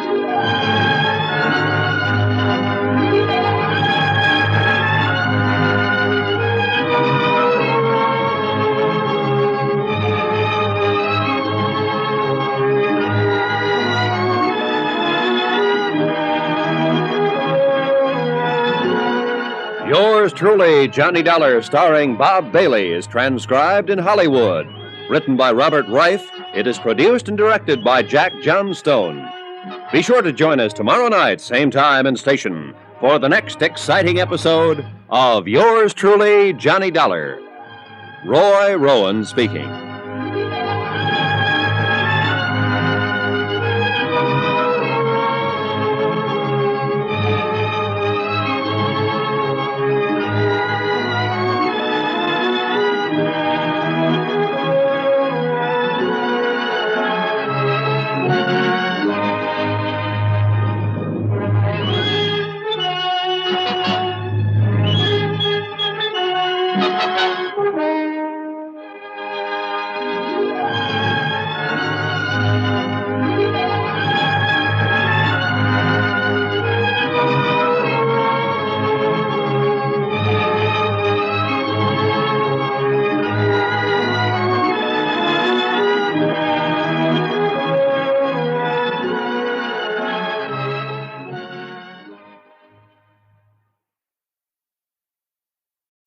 From Hollywood, it's time now for... Johnny Dollar. This is Ben Stacy, partner. Oh, hi, Stacy. We'll be docking a day car in an hour or so now. Yeah, I know. Don't forget, I'm going to show you and Helen around the town. Okay, I'll be ready. Say, Dollar, that was a little excitement we had aboard ship last night, huh? That steward who fell overboard? That's putting it politely. Oh, what do you mean? I think he got pushed.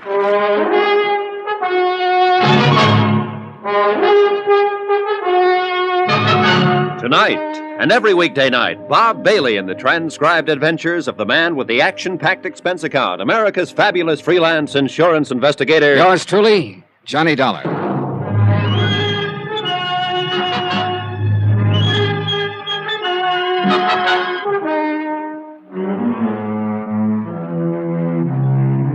From Special Investigator Johnny Dollar, location at sea on the Southern Empress, en route Capetown to Dakar.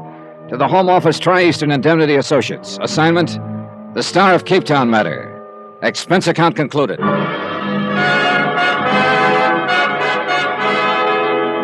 Item 12, 50 cents, room service on 2 aspirins. Right from the start, this whole deal had been a series of headaches. Headache 1, Andrew Forbes, international playboy and owner of the Star of Capetown, insured for $150,000. Forbes was tossing that stone around like it was a cheap toy. He wound up murdered, the diamond missing. Forbes' probable killer, Julio Biak, was in a Capetown jail at the moment, but his Confederate was still on the loose. The steward who could have told me who the Confederate was had been fished out of the drink, dead, last night. Now we were going ashore at Dakar, and whoever had that diamond could make it hard for me to find.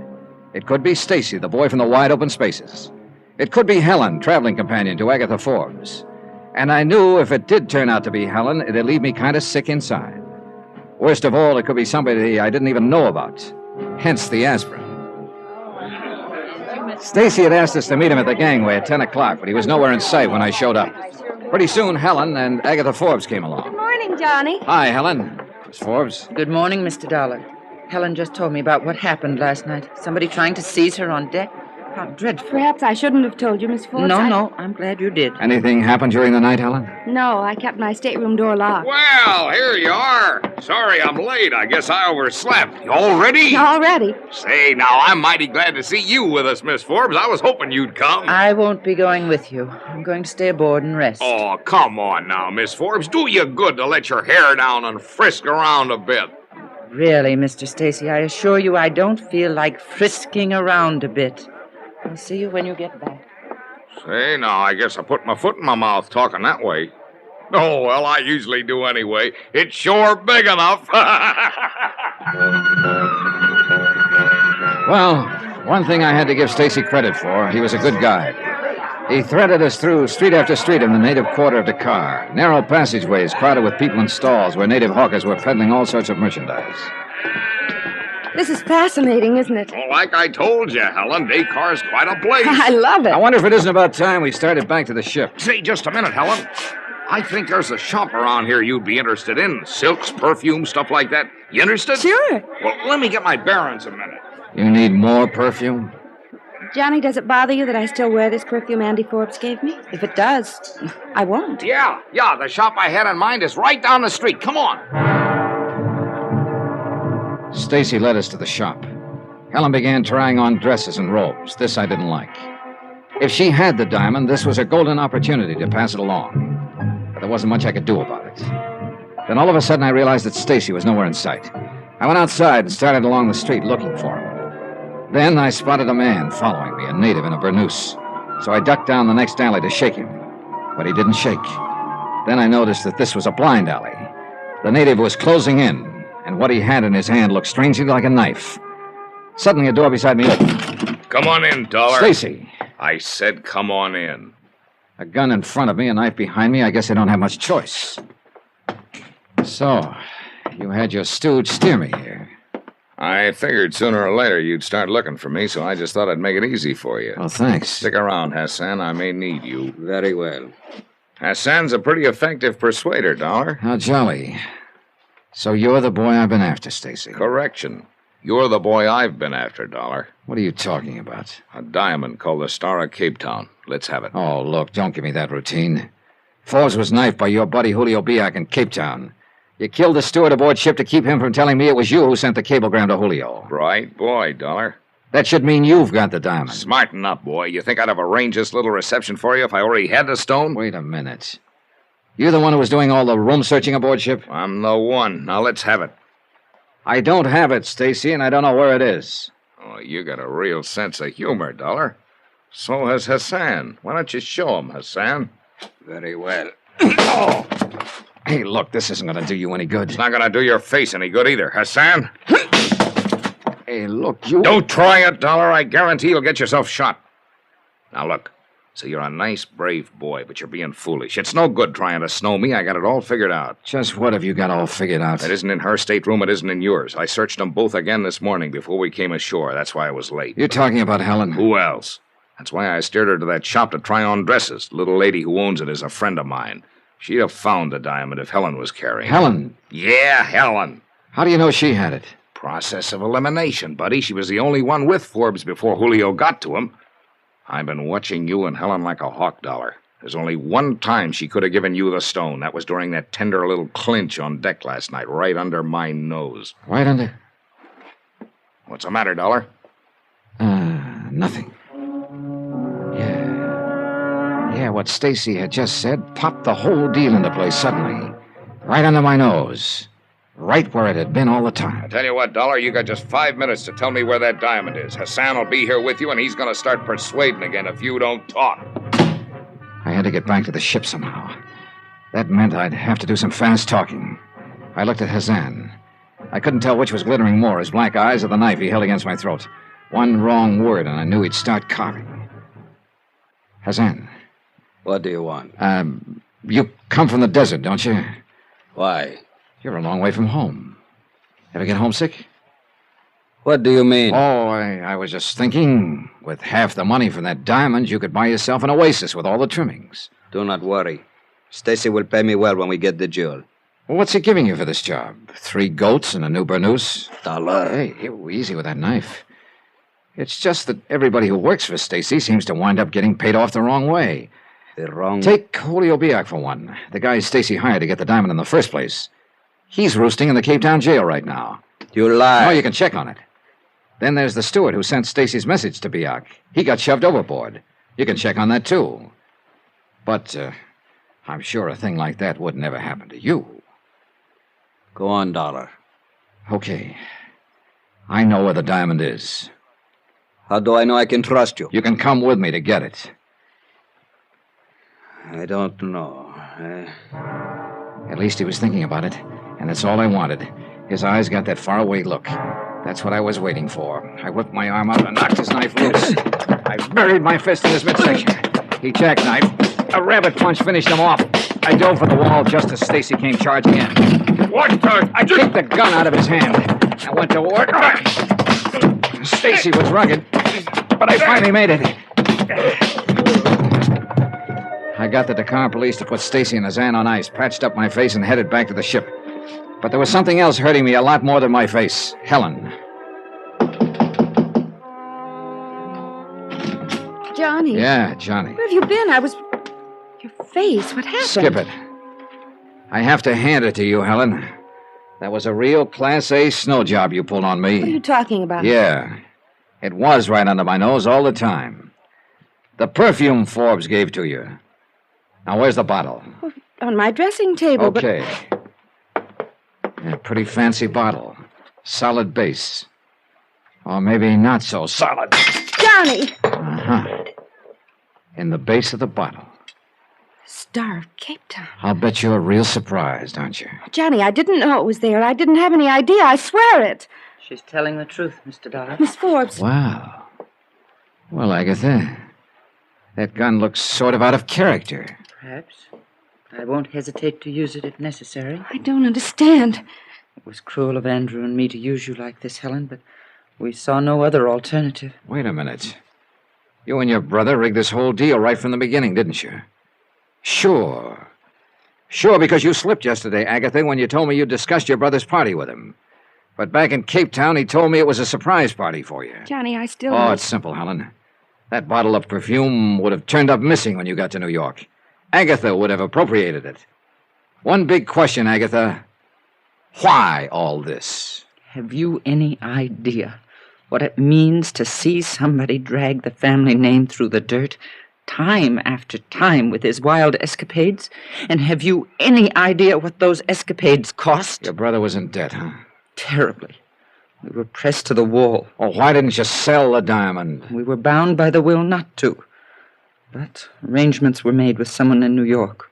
What we could get for the diamond, plus what we could collect from the insurance. It would be enough. Oh, nice little scheme. But you didn't figure on Julio Biak trying for the diamond in Capetown and killing your brother in the process. No. First, I didn't know what to do. But it soon became clear that more than ever I had to go through with a plan. My brother's creditors began to make trouble right after his murder. The diamond, please. Oh, now look. Don't you get it, Agatha? You're licked. What do you mean? You've done all this to protect the Forbes name. Of course. You failed. The story's out. No. It's known only to the two of you. How are you going to keep us from talking? I'll do whatever is necessary. Bribe us? Kill us? Sorry, neither one's going to work. Mr. Dollar, do not force me... You're trapped, Agatha, by the same thing that got you into all this, the Forbes name. Are you going to brand it with murder? No. No, I don't think you are. I don't think you could. I don't know. Please, Mr. Dollar. I'll take the gun, Agatha. Thanks. Oh, Johnny. It's okay, Helen. I guess I have failed, haven't I? All the way. Expense account item 13, $375.50. Transportation and incidentals from Dakar home. Expense account total, $1,283.60. I turned the diamond over to the authorities for safekeeping, and Agatha Forbes to face charges of fraud. Julio Biak and Ben Stacy were indicted for the murder of Andrew Forbes. Remarks? How about Agatha? I guess she did what she did because she thought the end justified the means, which is one of the oldest sucker traps of them all. How about Helen? Well, now that she's no longer a suspect, could be I'm no longer building up to a big letdown with her. At least it hasn't come yet, and I'm still waiting. And the waiting is real pleasant. Yours truly, Johnny Dollar.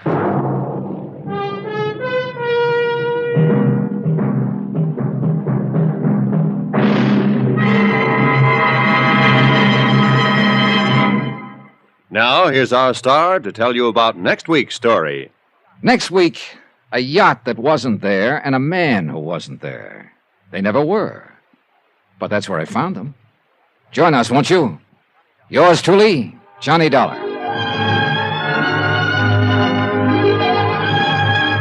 Yours truly, Johnny Dollar, starring Bob Bailey, is transcribed in Hollywood. It is written by Robert Reif and produced and directed by Jack Johnstone.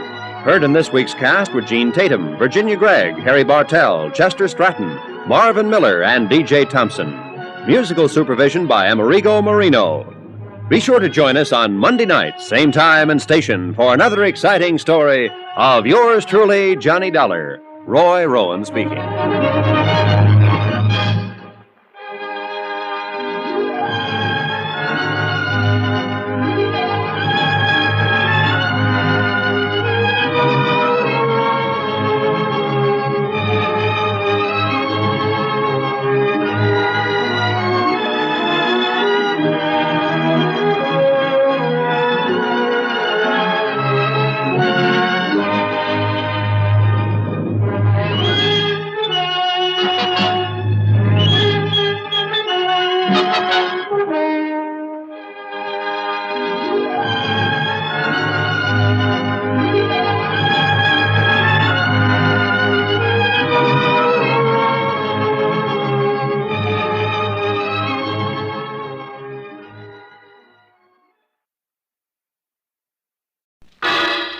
Personal notice. Danger's my stock and trade. If the job's too tough for you to handle, you got a job for me, George Valentine. Write full details.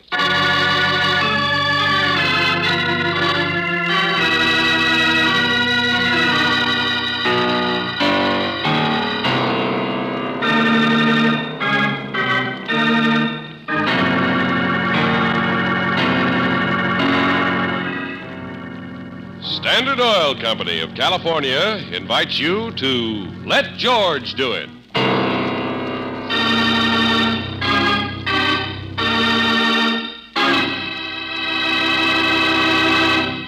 Before we join George Valentine, here's something to remember when you buy gasoline. Any gasoline can be made to stress one performance quality at the expense of others, but Chevron Supreme is balance blended to give you all 8 necessary high-performance qualities: power, mileage, starting, warm-up, anti-knock, vapor lock prevention, acceleration, and area blending. For the kind of driving you do, where you do it, your engine needs Chevron Supreme gasoline. Get a tank full tomorrow at your independent Chevron gas station or standard station, where they say and mean, we take better care of your car.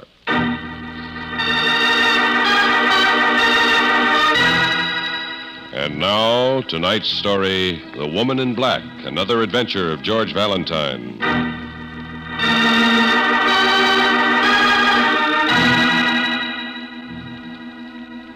Dear Mr. Valentine, I need your help. And coming from little Gladys, that's quite an admission. I suppose you've heard about Pygmalion, who barked his shins on his own statue. Well, I seem to be the same thing, girl type. You see, Mr. Valentine, in my vast wisdom and vaster love of money, I have created a monster. And since the monster is a good foot taller than I am, I'm sure you'll appreciate how much I mean it when I say, get here quick. The monster is slipping out of my control. Sincerely, Gladys Jenkins.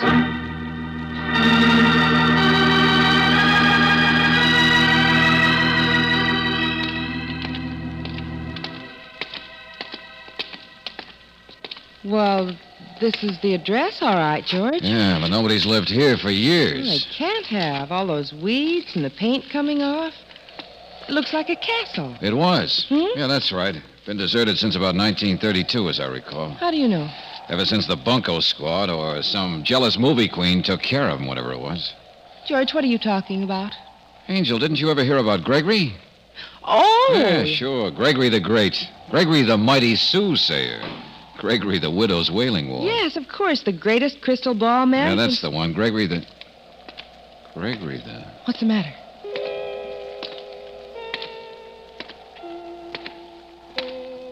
George, I don't... Gregory the Ghost. What? You mean that old man with the white hair that Not just... so old, I guess. Dyed his hair white when he was 20, they claimed. Increased his powers over women. Well, he was certainly attractive, if that was really the... No, it can't be. It can't be. I thought he was dead. Burned himself out. He drank too much. Well, who you think it Huh? was, Julius Caesar? Now, go on. Get out of here. This is private property. Well, not the sidewalk. Yes, I know. Forgive me, lady. I didn't mean to eavesdrop. But this is no tourist center. I get sick and tired of people standing there saying the same thing, that's all. Well, now, that's really too bad. And no smart cracks out of you, either. This is my property here, all of it. J.J. Cleary, Realtors. If you don't believe me, my house is just down the block. No, of course we believe you, Mr. Cleary, but you mean you own his house, too, Mr. Gregory? Where do you get that Mr. stuff? Don't insult the mighty G. No, I got an option on it, though. It'll be mine soon enough, don't you worry. And when it is, you can bet your bottom dollar there's nobody like that coming back to this neighborhood. Okay, but when did he come back? A couple of weeks ago. Visions of opening up his old temple. The master will once more comfort a long line of rich women. You sound a little bitter. Well, why not? He's a fraud. He always was. Ought to be locked up. Between you and me, I've just had a few words with Gregory. He clearly understands that when I get back from meeting with my lawyer tonight, I'll have the legal ammunition to do it. You mean you've got a big real estate deal on, and a crackpot in the middle of it doesn't help the desirability of property around here very much? Well, all right. I'm not ashamed of trying to clean this city up, and I'm going to. You can remember that. Sure. Come on, Brooksy. And when you see him, you can tell him I said so. Tell him I'll sing at his funeral.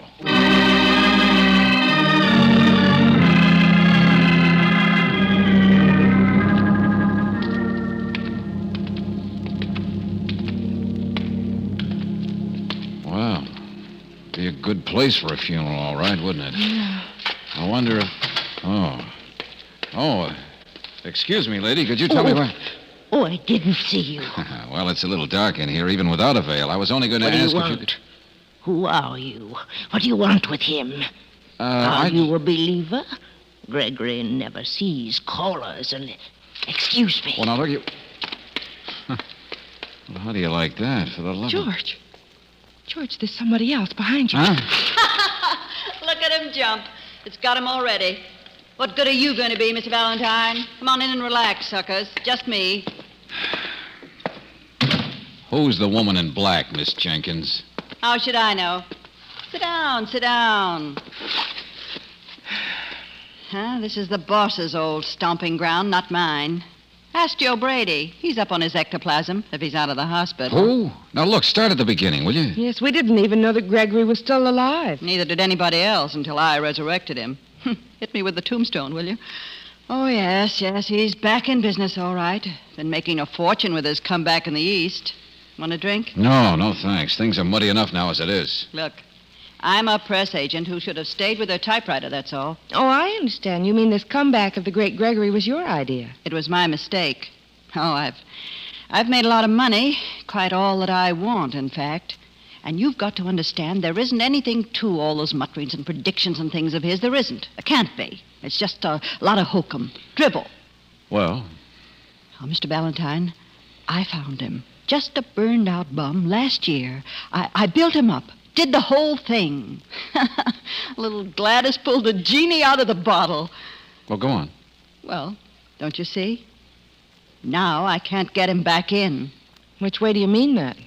I mean, I don't want to go to prison. Oh, I see. Party to a fraud, huh? Debunking his sentimental old clients of their dead husband's estates. No. He never does anything like that. Or I don't think he does. I just don't know anymore. That's the trouble. I don't even know why we came running out to this city. Oh, come on, lady. Try again. What is it you're afraid of? Him. I don't scare very easy, Mr. Valentine.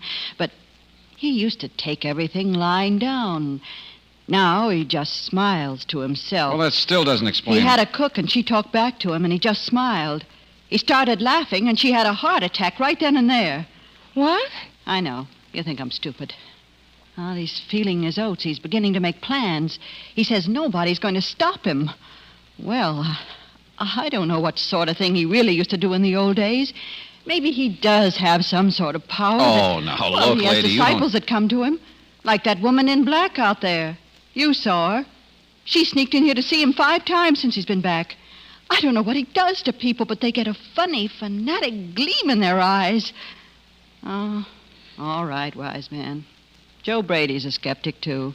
He writes bifocal articles exposing psychic frauds. The man in the hospital? Yes, he threatened to make Gregory look silly in a magazine article, to expose him. And the master laughed, I suppose. He said a man should never act like a cat. That night, Joe Brady, out walking across the lawn here, heard this awful screech. And that's all he remembers. When he came to, his face had been clawed. Okay, Gladys. I begin to get the idea. Mr. Valentine, I want to quit my job. But when I speak of it, he says, no, I'll never leave him. Well, what do you expect me to do? Spit in his eye?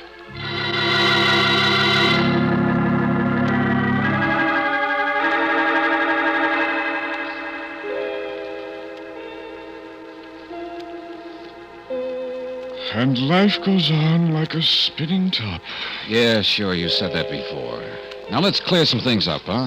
No, young man. No, don't turn on the lights. But what I have to say, Mr. Gregory, we don't need dim lights, nor incense, so we'll open the windows, too. No. No, many people before thought I was a fraud. And they were experts in expressing themselves. Now, look, I want to talk to you about Miss Jenkins. Life goes on like a spinning top. She seems to be afraid of you. No beginning. No end. Hey, just what are you up to? I see what the future holds. I tell it to him who listens. Uh-huh. What have you been doing lately that has brought you so much money? Truth. The cook who died of a heart attack. Truth. Now, don't go into a trance. I want to talk to you. Truth. The writer, Joe Brady, he had an accident. I don't know anything about that. What about the woman in black, your disciple? What kind of nonsense did you fill her with? Like a spinning top. No beginning, no end. Oh, come on, snap out of it, will you? No beginning, no end. Okay. Now get this. Miss Jenkins is going to leave here, Gregory, and I wouldn't try to stop her. No beginning. Gladys? Leave me? Oh, no. You heard me, Buster. Oh, she mustn't. I won't let her. Never. You have nothing to say about it. I would not meddle in things that don't concern me. Why not? Sometimes we're stricken down for meddling in things we don't understand. Now, what's that supposed to mean? Truth. I was talking to you, Buster, about... Truth.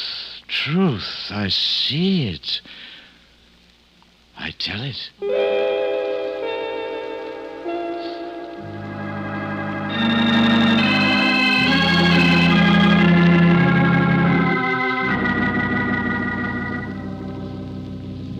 No, Gladys, I didn't get very far with him either.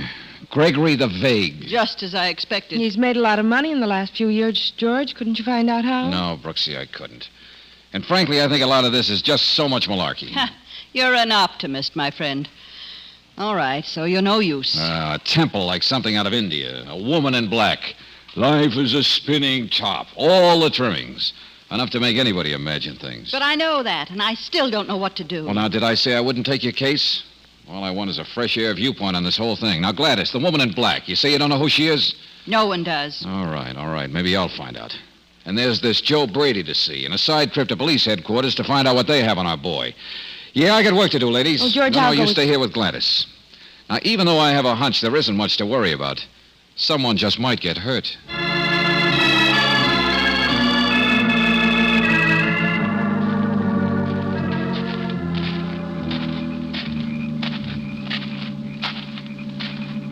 Life is like a spinning top. A temple overgrown with weeds. No moon. Oh, this is just fine.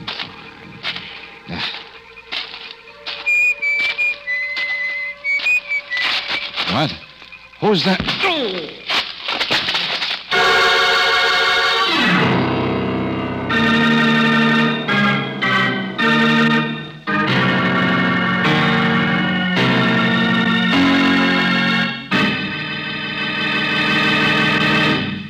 We'll return to tonight's adventure of George Valentine in just a moment. But right now, I'd like to remind you about something you may have forgotten. Something that is mighty important to your safety on the highway. Something that can save you money. I mean the tire switching service that is available at all standard stations and independent Chevron gas stations. Nowadays, it's important that you take care of your tires. Proper switching can mean longer life and more mileage. Car savers know how to take care of your tires. They know that rear wheels work harder than front wheels and right harder than left. So they recommend a scientific pattern of switching the tires, all four and the spare, at regular intervals. This distributes the wear evenly and keeps the rubber in the spare flexed and lively. Car savers will check your tires for cuts and bruises when they switch them, and they'll keep them properly inflated, too. So the next time you're at your favorite standard station or independent Chevron gas station, ask the car saver about tire switching. It's just one of the many services available to Western motorists at the stations where they say and mean, we take better care of your car.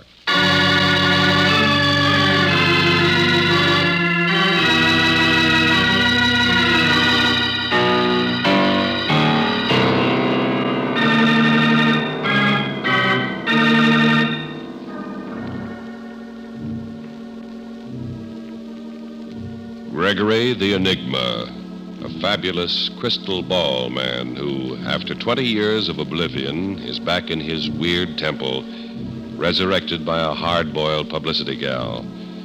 But now Gladys is afraid of him, doesn't understand what he's up to, and so she hires you. Well, if your name is George Valentine, you don't believe in all the trappings you find, except for one real, very real fact. Oh. It's all right, darling. Please don't move. I never thought I'd say it, but where am I? Right out on the lawn. I thought I heard you cry out. Oh. Did you see anybody, Brooksy? No, just a vague shadow disappearing behind those trees. Yeah, well, there's nothing very vague about this lump on top of my head. Oh, George, let's get out of here. Let me get you to a doctor. Whoever had this grudge against me sure used his strength with the right goodwill.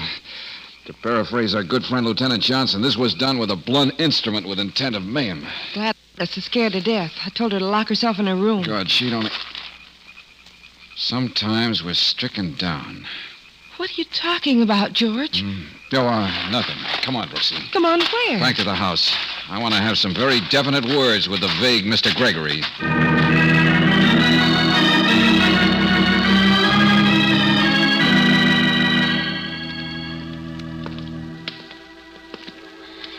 This looks more like a museum than a library, George. Wait, I'll find the light. Hey, the window's... George, look, out there, the lady in black. Huh? Hey, you, wait! She was peering in on us. Yeah. Maybe she was looking for Gregory the Elusive, too. She found him. Huh? Yeah, in the chair. Is he? I mean, just sitting there. Wait a minute now. Hey, Gregory. Gregory! George! Wait a minute. Gregory! Oh, he's alive. You mean dead to the world. He's been drinking, that's all. Uh-huh. The genie is back in his bottle. So that was the reason for his vagueness before. Oh, brother, he must have been working on this bun for hours. Then he didn't do it. Hey, maybe there is something more than we know going on. Brooksy, you can tell Gladys, the Pygmalion, that her statue is ossified. Aren't you staying here? No, I'm off again on my rudely interrupted journey. I want to talk to Brady.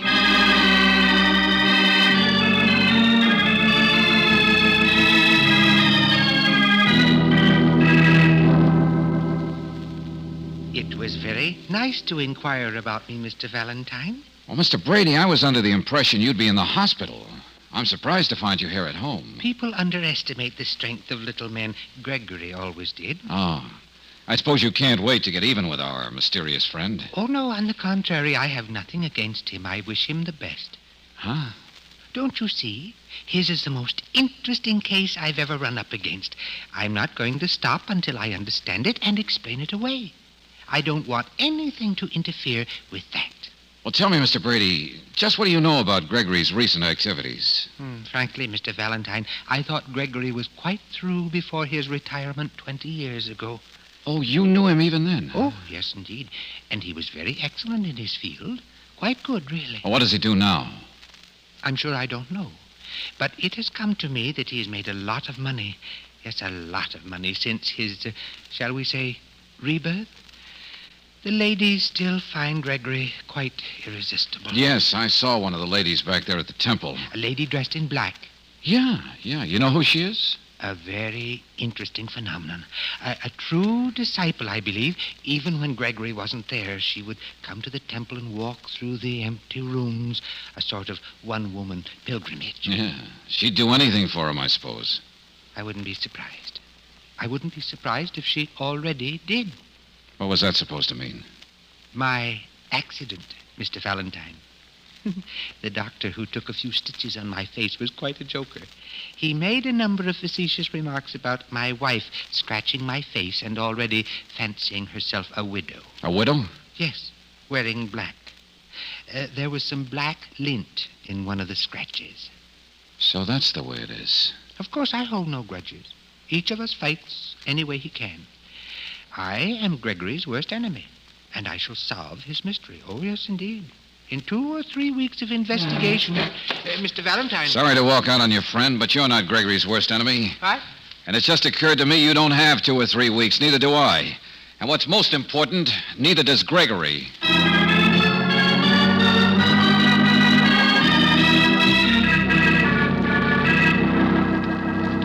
George, where were you? Where have you been? What are you doing out here, Brooks? I phoned you at Brady's from a phone booth. Huh? Why? Gregory, I'm afraid your diagnosis wasn't quite right.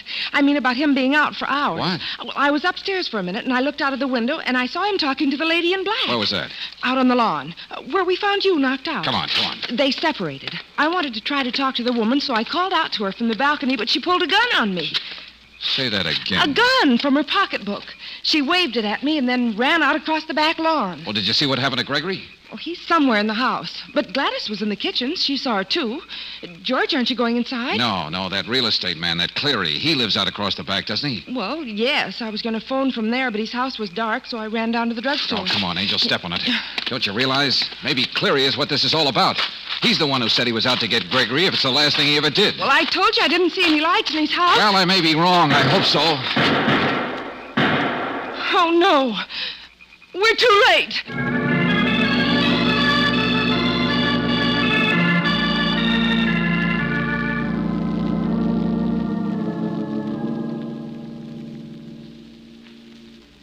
The woman in black. Dead? You're sure she's dead? She can't be. I could barely see her. But who are you? Yeah, your concern is a thing of beauty, Buster, whoever you are. Look. Her gun is still in her hand. Who do you think I am? I'm the one who shot her. What? There was somebody at the door, her. She didn't say anything. She was like in a sort of trance, and the minute I opened the door, she started shooting. What would you do? Well, what are you doing in Mr. Cleary's house? What are you doing with a gun? I got a license. I work for him. Private investigator. Oh. Sure. To see what I could get on a Gregory guy. That's what Cleary hired me for. Oh, poor crazy woman. She came here to kill Mr. Cleary, didn't she? Thought I was him, I guess. Well, that's it. Where's the phone here, Buster? Dan Ritchie. It's over there in the corner.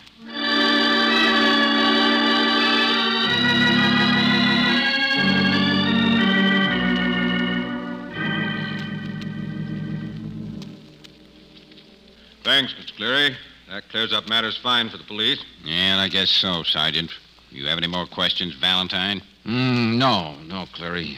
Since you hired Ritchie, and he very obviously shot our mysterious lady in black in self-defense, there isn't very much left to do. Yeah, it's all pretty clear. I did a fine job, all right. No doubt about that gun, is there, Sergeant? None whatsoever, Miss Brooks. As a matter of fact, I think we'll find it was the gun that was used to slug Mr. Valentine, too. I knew that Gregory guy was no good. I said so all along, you remember? Using a half-crazy woman to do his dirty work. We found out who she is. Laura Terrell. Used to be Gregory's secretary before he retired.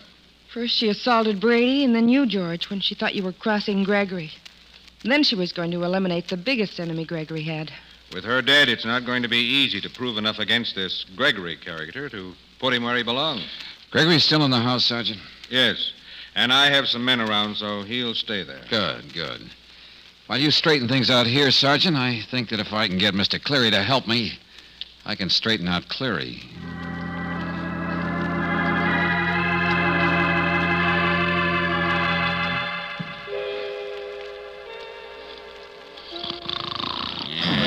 Doubt now about Gregory being no use to anybody until morning. The sleep of the innocent. He must be insane to do anything like that. He must be. And he'll get away with it. You want to bet? No, Gladys. Because he should get away with it. What? It's supposed to be a joke, Valentine? A very grim joke. Everything that happened here tonight would work just as well if someone wanted to get rid of the little lady in black instead of you. Maybe because she knew too much. Why, what could she know, George? Well, surely she couldn't know anything so important that she'd be killed for it. All right. Let's take a look at a couple of things that don't seem to jibe. Mr. Cleary, Gregory knew that you wouldn't be home tonight. You told us yourself that you warned him you were going to your attorney's house. Yes, that's right. I remember. Well, would Gregory then send his disciple to kill you tonight when he knew you weren't home? Hey, he wouldn't at that, would he? All right. Suppose then that the lady in black was sent to your house by someone who didn't know that. Suppose that was the one fatal mistake you made in an airtight case, Miss Jenkins. Oh, you're crazy. Am I? I'm pretty tall for a boy my age, and I was hit on the top of my head. So it was not by a woman, but by a man. A man? Yeah, a tall man. Not you, Clary, because you were at your lawyer's. And not Gregory, who was out on his feet. No, a tall, husky man like Ritchie. But what could Ritchie possibly... Yeah, Miss Jenkins' partner. Who made sure you hired him, Clary. He came to you and sold himself on the job, I'll bet, didn't he? Well, yeah. It's a lie. I don't know it. But if he was the one who sapped me, how did the gun get into Miss Terrell's hand? Only one way. Ritchie put it there, after firing a shot or two from it. And you, Gladys, played the part of the woman in black, not only when Brady got scratched, but tonight to make sure Miss Brooks saw you carrying the gun and headed for Cleary's. That's right. Gladys wasn't with me at the time. She could have done it. It's a lie. You'll never prove it. Sure of that? The only reason I can see for killing Gregory's former secretary is that she knew he wasn't in any shape to do anything, let alone anything crooked. That if he made money on this last year's comeback of his, Gladys, it was because you're a fraud. No, stop it. He only did what you told him to do, said what you told him to say, as long as you kept the genie and his bottle together. Yeah, there's your Gregory the Great. Look at him. Miss Terrell was going to expose you, Gladys, and you had her killed, presumably in self-defense. Probably held a prisoner over there by Ritchie until the act was all set up, with me as witness number one. Well, the police will find all that money you made out of Gregory somewhere, Gladys. Trace it to you, and then... I'll kill you. I'll scratch your eyes out. No, sister. You'll just come quietly and see the sergeant.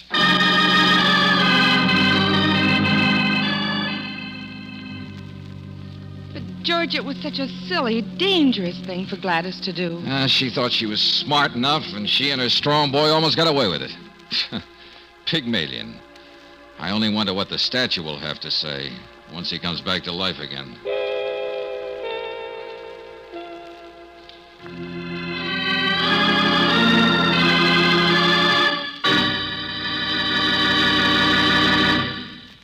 Several leading automobile manufacturers now recommend a heavy-duty motor oil to give top protection and lubrication for today's engines.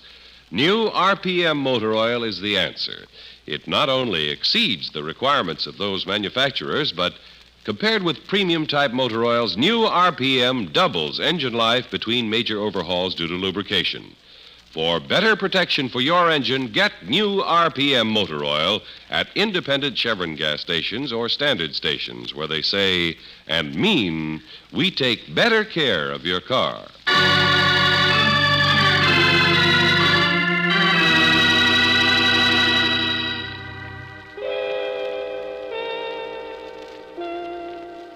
I'm sorry.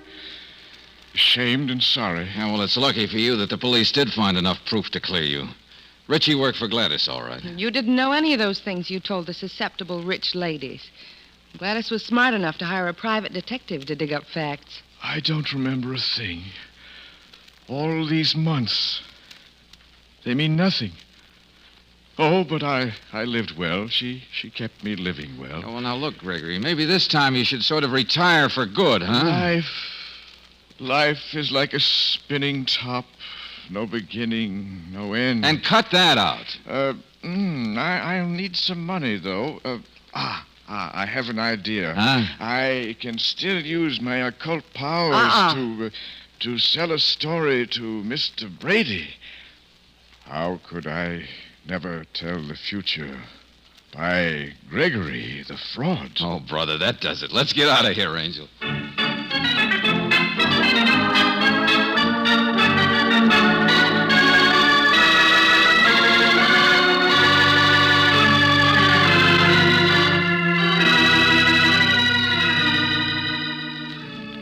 This is your FBI.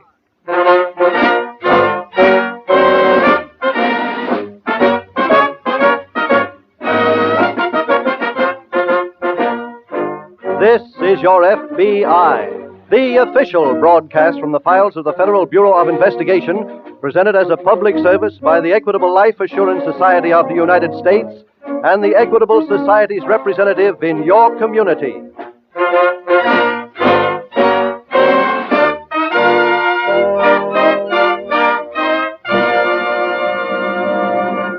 On Christmas Day, Dad's reward is not measured in the neckties he receives, but rather in the smiles of love and gratitude on the faces of his wife and children. Yes, this is the season when home and family come first. Perhaps that explains why, in the Equitable Life Assurance Society, December is the #1 life insurance month of the year, the month in which more fathers give their families increased protection than any other. How about it, Father? How about seeing your Equitable Life Assurance Society representative soon? There's still time to give your loved ones the finest gift of all, the gift of security through life insurance.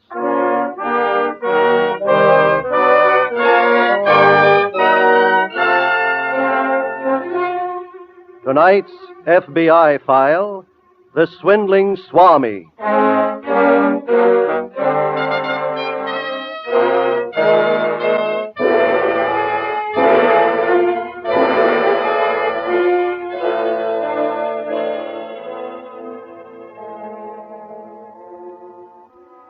The world has entered a new era, an era to be called the Atomic Age. For man has conquered the atom and bids fair to learn every secret that's been hidden from him since the beginning of recorded time. We are the wisest people, so far as science is concerned, that the world has ever known. But for all our learning, we are still gullible. Many of us still prove the adage that there's a sucker born every minute. There is one source of learning we refuse to heed. That source is experience.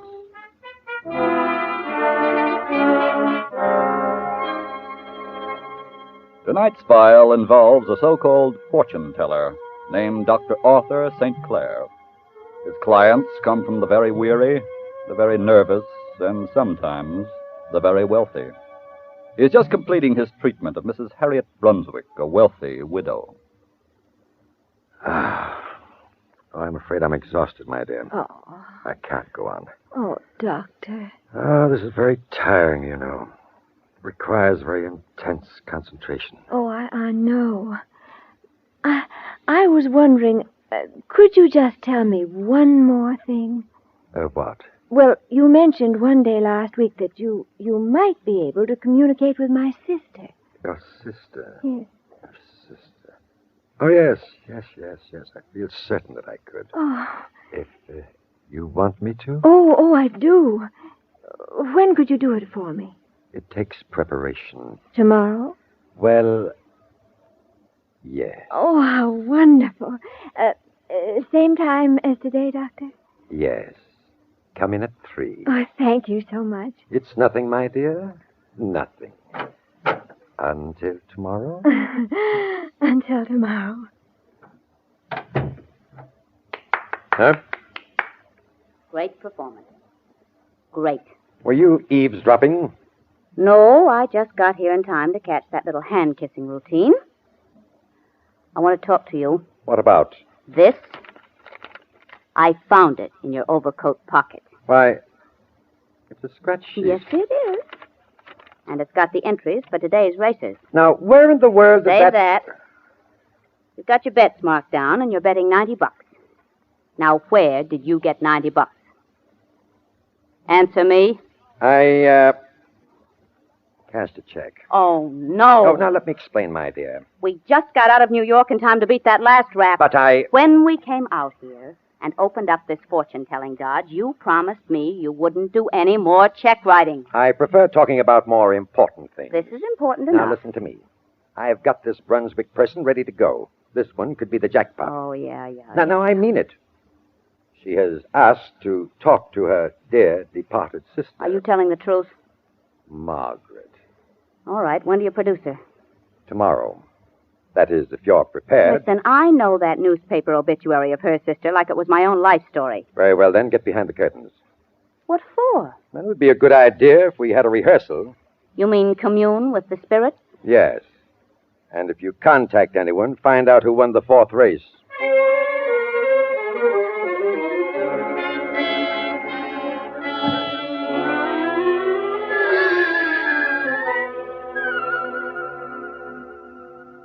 Meanwhile, in the Los Angeles office of your FBI, Special Agent Jim Taylor is seated with colleague Bill Madison. Taylor has just received a report from FBI headquarters in Washington. Bill, I've got a surprise for you. What's that, Jim? What do you think is in Los Angeles? Well? An old friend, Arthur St. Clair. King Arthur, the bad check man? That's right. St. Clair wrote a bad check that was passed at the Hotel Wollaston. Handwriting matched perfectly, according to this report from headquarters. King St. Clair. Mm-hmm. How long has it been since we missed him in New York? Oh, almost a year now. Wasn't he traveling with a woman in the East? Yes, a woman he introduced as his wife. Have we got a description of her in the office? Yes, we've got that circular New York sent out on him last year. When did he pass that check at the hotel? Let's see, here it is. 2 weeks ago today. How did the hotel happen to cash it? St. Clair had a counterfeit credit card. Oh. Bill's car outside? Yes, right in front of the building. Why? Let's take a little ride. Maybe we can get a lead on St. Clair over at the hotel.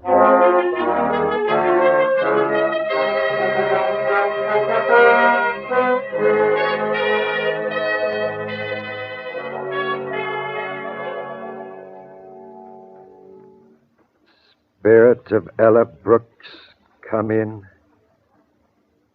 Spirit of Ella Brooks, come in.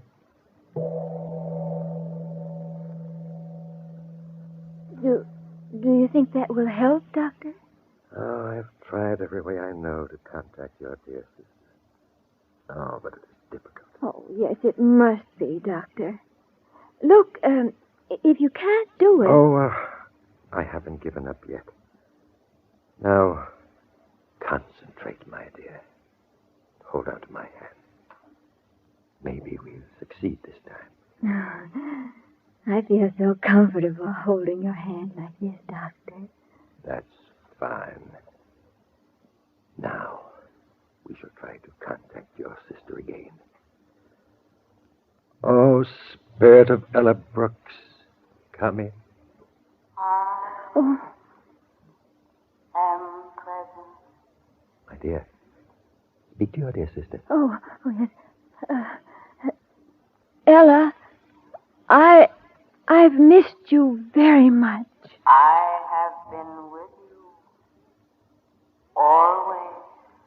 Well, I felt that, but I've been unable to speak to you until I met Dr. St. Clair. Dr. St. Clair is a great man. Oh, I know that, Ella. If you have any questions, Mrs. Brunswick, you'd better ask them now. Harry? Sometimes difficult to maintain contact over a long period. Oh, yes, I understand. Ella? Yes, Harry? I'm very lonesome. What shall I do? You should find a good companion. You are alone too much. Oh, you're right. You're so right. Can you suggest anyone, Ella, dear? Ella, come back. Ella. Mrs. Brunswick. Mrs. Brunswick.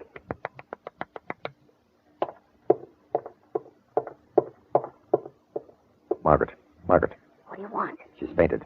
You got any smelling salts? I don't think so. Well, run down to the drugstore and get some. Okay. Make it as quick as you can. Mrs. Brunswick. Mm-mm. Mrs. Brunswick. Oh, where am I? Oh, perfectly safe, my dear. Oh, Doctor, I must have fainted. Yes, you did. I'm so sorry. Oh, now that's quite all right, my dear. Doctor, did you hear what my sister said? Very distinctly. I mean, what she said about my needing a companion. Yes. I remember that, Mrs. Brunswick. Please call me Harriet, Doctor. Thank you, my dear. I do so wish that I could find a companion. A companion like you. Harriet, I'm so glad you said that. Are you? Yes, my dear. When you fainted, your sister's spirit returned, and she had one more message. Oh, what did she say? Her one desire was that we become companions for life. Oh, if that could only come true. Do you mean that? Yes. Now I can tell you what is in my heart. I fell in love with you the first time you walked in that door. Oh, no. I never dared tell you. Oh, Arthur, I felt the same way. Really? Yes. Harriet, we must get married tonight. Tonight?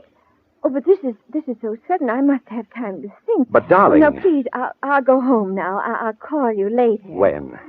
Tonight at 7? Very well, darling. I shall live in delightful agony till then.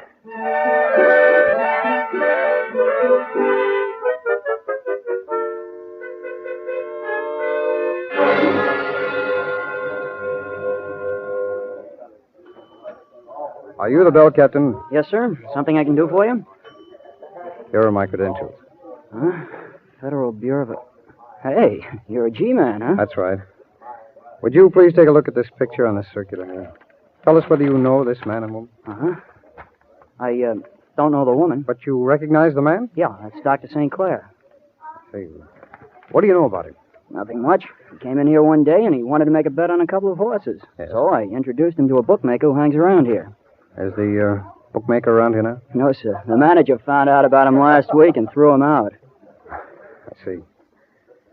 Well, I wanted to find out where St. Clair was living. Oh, I know how you might be able to get his address. Oh, how?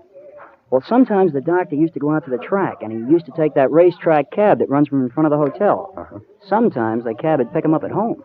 Do you know this cab driver? Uh-huh. His name is Al West, and he'll be here tonight at 8. So will I. Let's hope Mr. West has a good memory.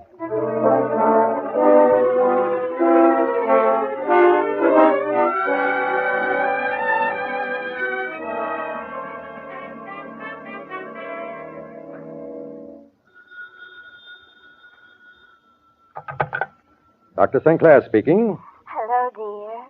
Oh, my dear Harriet. Have you decided? Yes. Which? I'll marry you. Wonderful.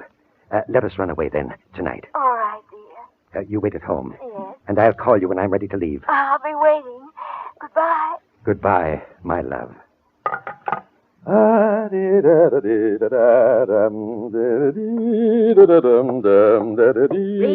happy, ain't you? Oh, hello, Margaret. Don't throw that phony charm at me. I was listening to your phone call on the extension. Eavesdropping again, eh? Now, look. Shut up and sit down. Margaret. If you've got any idea that you'd like to run barefoot over that dame's bank book, I've got some news for you. Our original deal still goes. We cut everything right down the middle. I'm just trying to make a score for us. I wouldn't believe you if you told me my name was Margaret. What are you going to do now? I'm going to call your girlfriend and tell her you can't make it. Put down that phone. Oh, no. Oh, yes.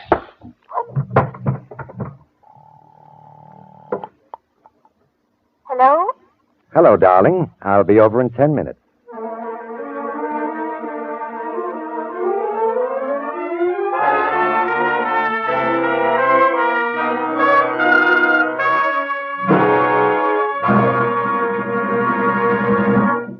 We will return in just a moment to tonight's file, which shows how your FBI promotes security for the nation. Now, a word to fathers about security for the family. Father, imagine for a moment that you're on the witness stand, waiting to be cross-questioned. In just a few seconds, we're going to shoot a tough question at you. It's a question that 9 fathers out of 10 spend most of their life dodging, a fact that most heads of the families don't like to face. Here it is. If you should die, how would your family get through the critical years before the youngest child finished high school?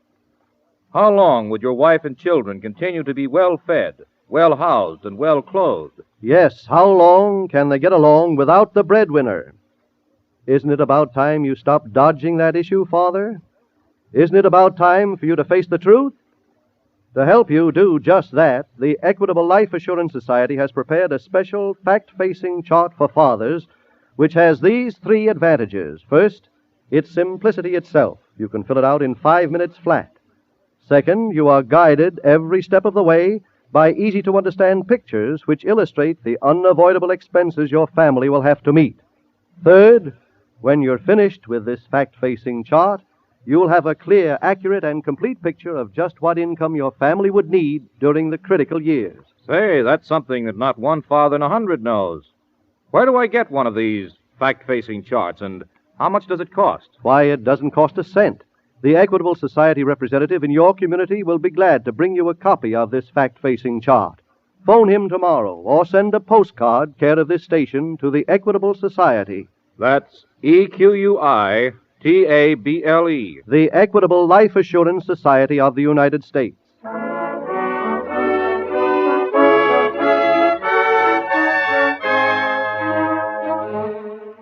And now back to the FBI file, The Swindling Swami.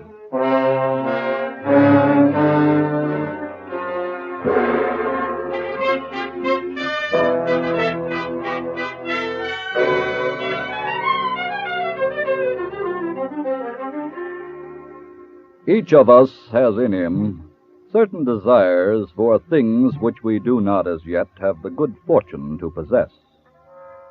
When the power of those desires to affect our life is kept within bounds, they add up to a characteristic known as ambition. But when the hopes and desires swell up and overpower us, then they become classified as greed. With ambition, any of us can achieve a measure of greatness, for there is greatness within the grasp of every one of us. But when greed takes the upper hand, then we start on the road to becoming a criminal. For greed in itself violates a law, an ancient law which says, "Thou shalt not covet."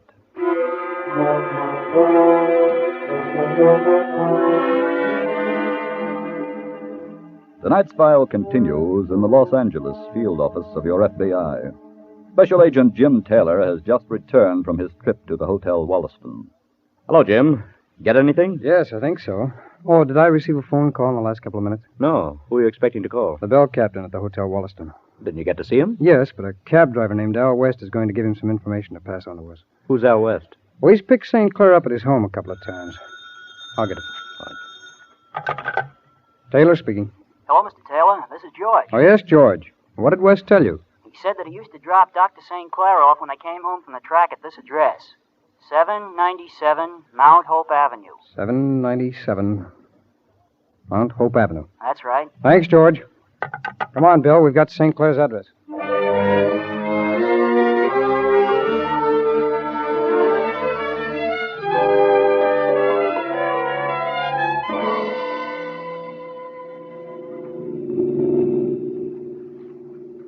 Arthur, my dear, are you happy? Supremely.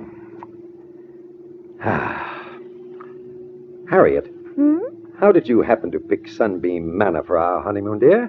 Oh, I was just looking through that magazine at the apartment, and I liked the picture so much I tore out the ad and decided we just had to go there. Arthur. Yes, dear? Could I ask something of you? Name it, my love. Well, I'd like to speak to my sister Ella again. That will be difficult. I don't think I'll be able to get her voice up here in these mountains. But tell me. Yes? Do you remember Ella's handwriting? Oh, not too well. Why? When we get to the hotel, I just might be able to get Ella to write you a note.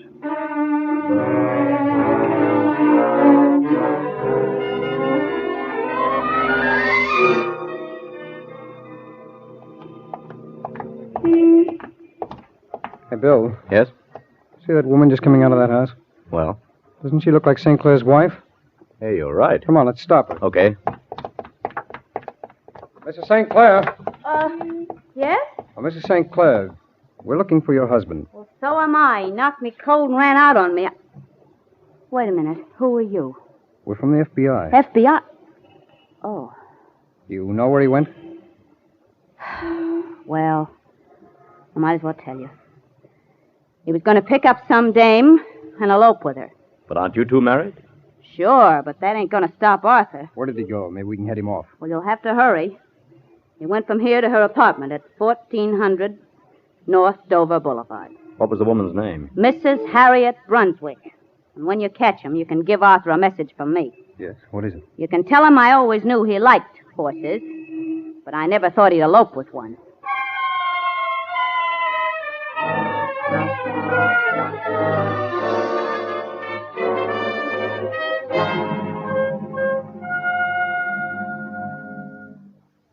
Arthur, Yes, dear? now that we're all settled, would you mind terribly Would I mind what?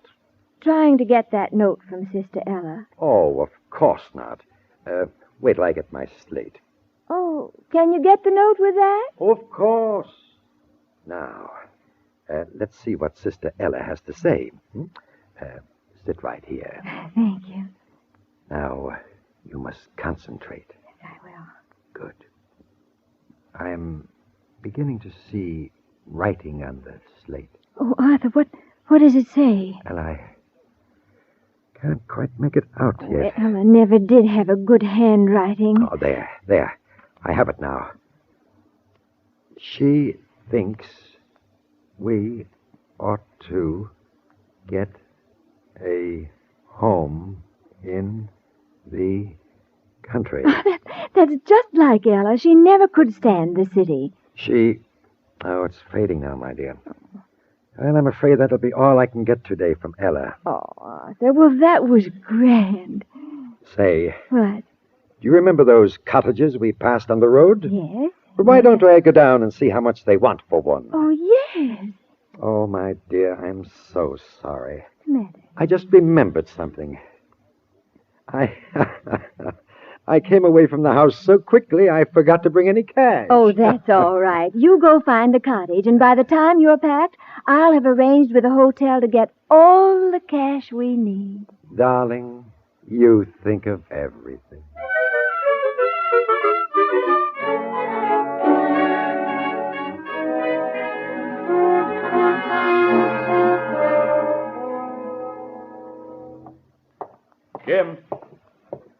Jim? Oh, I'm in here, Bill. This Mrs. Brunswick's apartment? That's right. How'd you get in? Superintendent opened the door for me. Did you find anything? Well, I've just been going through this desk. What are those papers? Bills from a grocer, department store, and one from a garage. I'm going to call them now. The garage? Yes. Oh, St. Clair was here, all right. How do you know? The circular on St. Clair said that he smoked a special brand of Turkish cigarettes. There's some stubs of that brand in that ashtray over there. I see. Hello? Hello. North Street Garage? Yeah? This is Special Agent Taylor of the FBI. Do you have a car there belonging to a Mrs. Brunswick? She took it out. Could you give me the license number of that car, please? Don't know it. Well, do you know the make? 46 Caddy. Have you any idea where she was going? She said to get it ready for a long trip. I see. Well, thank you very much. Well, it wasn't much. Car's out. All the attendant knew was the woman had prepared to go on a long trip. I think I have an idea where she might be going. Really? Yes. Come here a minute, Jim. I want you to take a look.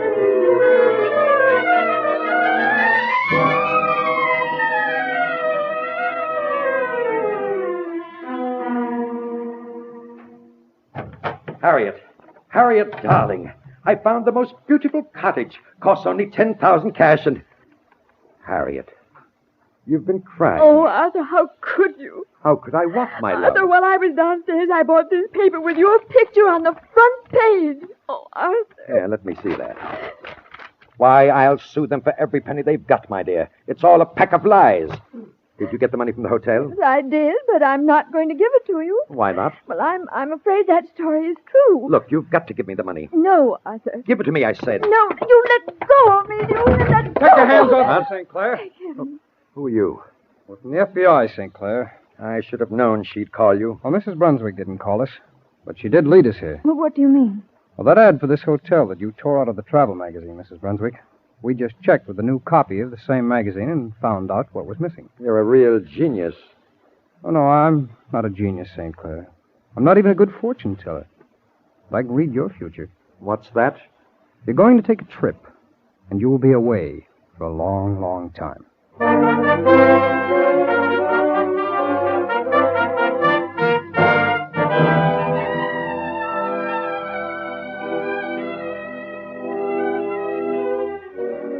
Arthur St. Clair was tried and convicted for his crimes and was sentenced to a long term at a federal penitentiary. His original wife, Margaret, was turned over to local authorities for complicity in his crime. You have often heard that crime does not pay. And while there are no truer words in the English language, the criminal does not always pay immediately. Sometimes, and is in tonight's case from the files of your FBI, he escapes punishment at first. But that is no escape. For neither your FBI nor any other law enforcement agency admits defeat. Their business is catching criminals. And they perform their duties 24 hours a day, every day in the year. Though he may gain a momentary advantage at first, the criminal soon learns the inherent truth of the adage that crime does not pay.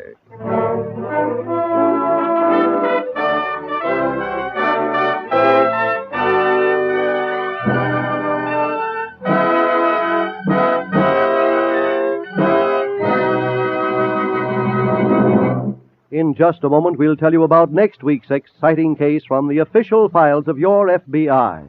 But first, let me answer a question. When the breadwinner of a family dies, what are the critical years for his wife and children? The critical years are the years before the youngest child finishes high school, years in which the home must be kept together.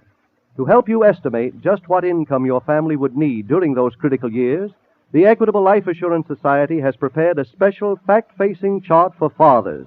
Your Equitable Society representative will be glad to bring you a copy of this fact-facing chart. Phone him tomorrow or send a postcard care of this station to the Equitable Life Assurance Society of the United States.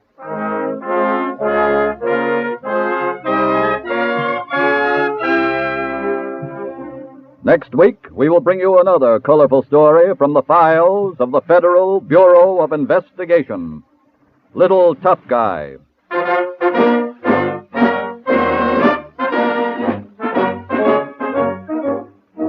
the incidents used in tonight's Equitable Life Assurance Society broadcast are adapted from the files of the Federal Bureau of Investigation. However, all names used are fictitious, and any similarity thereof to the names of persons living or dead is accidental. Tonight, the music was composed and conducted by Frederick Steiner. The author was Jerry D. Lewis, and your narrator was Dean Carlton. This is Your FBI is a Jerry Devine production.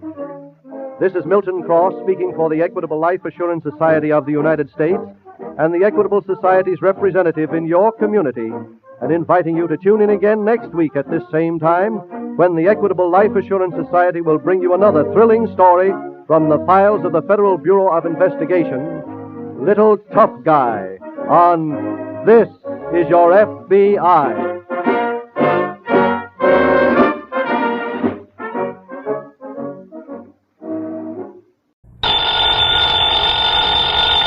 Johnny Dollar. Well, it looks like one of our important clients is in pretty serious trouble. Oh, who? I don't know.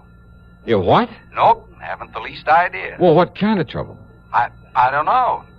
Oh, now, wait a minute, Johnny, Earl. I don't know who, what, where, when, or why. But, Earl... So you'd better come on out here and give me a hand. Somebody better. Well, no, look here, According Earl. to this timetable, you can get down to New York just about in time to make a 6:30 jet flight. But unless I know what it's all I'll about... meet your plane at the airport here in L.A. What? Now, look... huh? Earl? Hello? Okay, baby, you're paying for it.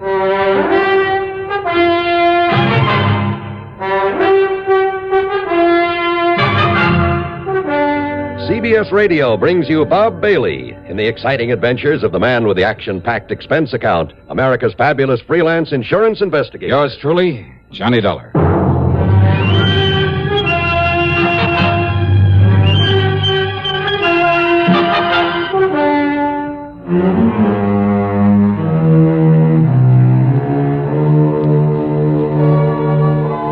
Expense account submitted by Special Investigator Johnny Dollar to the Tri-State Life and Casualty Insurance Company, Los Angeles office.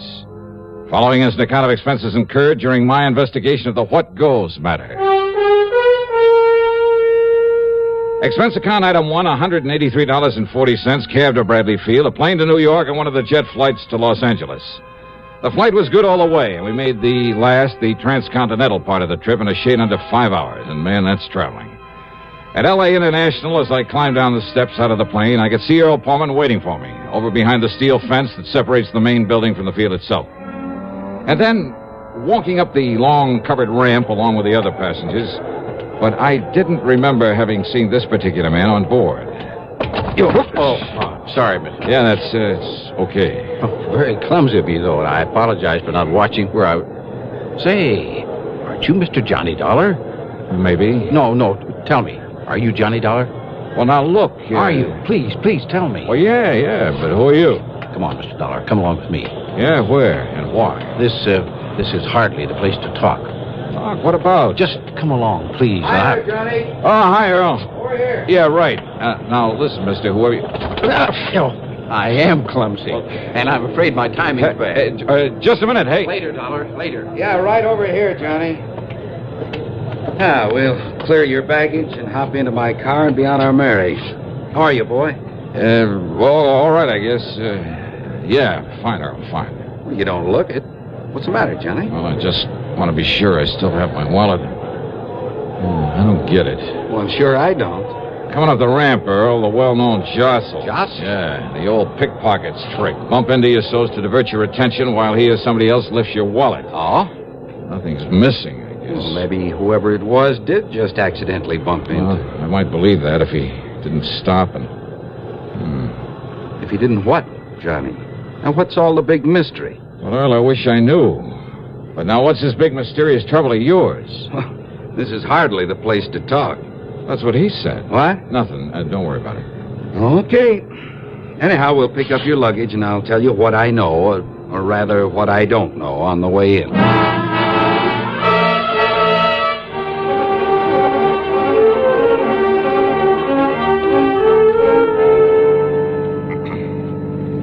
Oh, yeah, we'll love it out here, Johnny. Bought ourselves a nice new home out on Bundy Drive in West L.A., actually Brentwood. Yeah, but what and goes my with office this, is right in nearby Westwood. It's really another section of West L.A. So tell me what And, goes. of course, Mike said to tell you that she'll expect you to park yourself in our guest room. Unless you have other plans? Well, it depends. It depends on what it is you've called me out here for. Well, I really don't know. Huh? Johnny, I got this phone call early this afternoon. Now, he wouldn't give me his name. But he swore by all that's good and holy that he's a client of ours. He? Said that we wrote his life insurance policy. That was before I came out here, of course, for $350,000. Oh? Yes. And he was so sincere and so worried about something that I was sure it wasn't just a gag. Well, I guess that's pretty obvious since I wasted no time in calling you and asking you to come all the way out here. Yeah, well, what else did he tell you? Cigarette? No, thanks. I have some of my own. Oh, here, smoke one of these. Oh, okay. Thanks.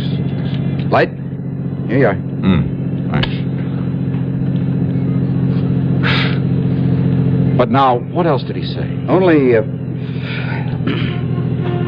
that if I didn't send for you immediately, have you come out here and see him, we might very shortly lose him. You mean he expects to die?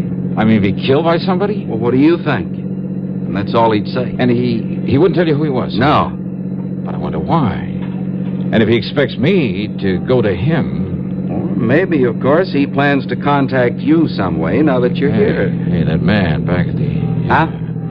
But look, if his life is in danger, something like that, well, what if I hadn't come? Or what if I'd come too late? Now, look, what goes, Earl? It just doesn't make any sense. Okay, so maybe it was a gag. Maybe I did fall for a gag. Well, it's not a very likely sort of a gag, and if that man at the airport, I mean, if whoever this client is does know that I've come here... What? And yet, if he is in danger, I mean, if he was the man who called you...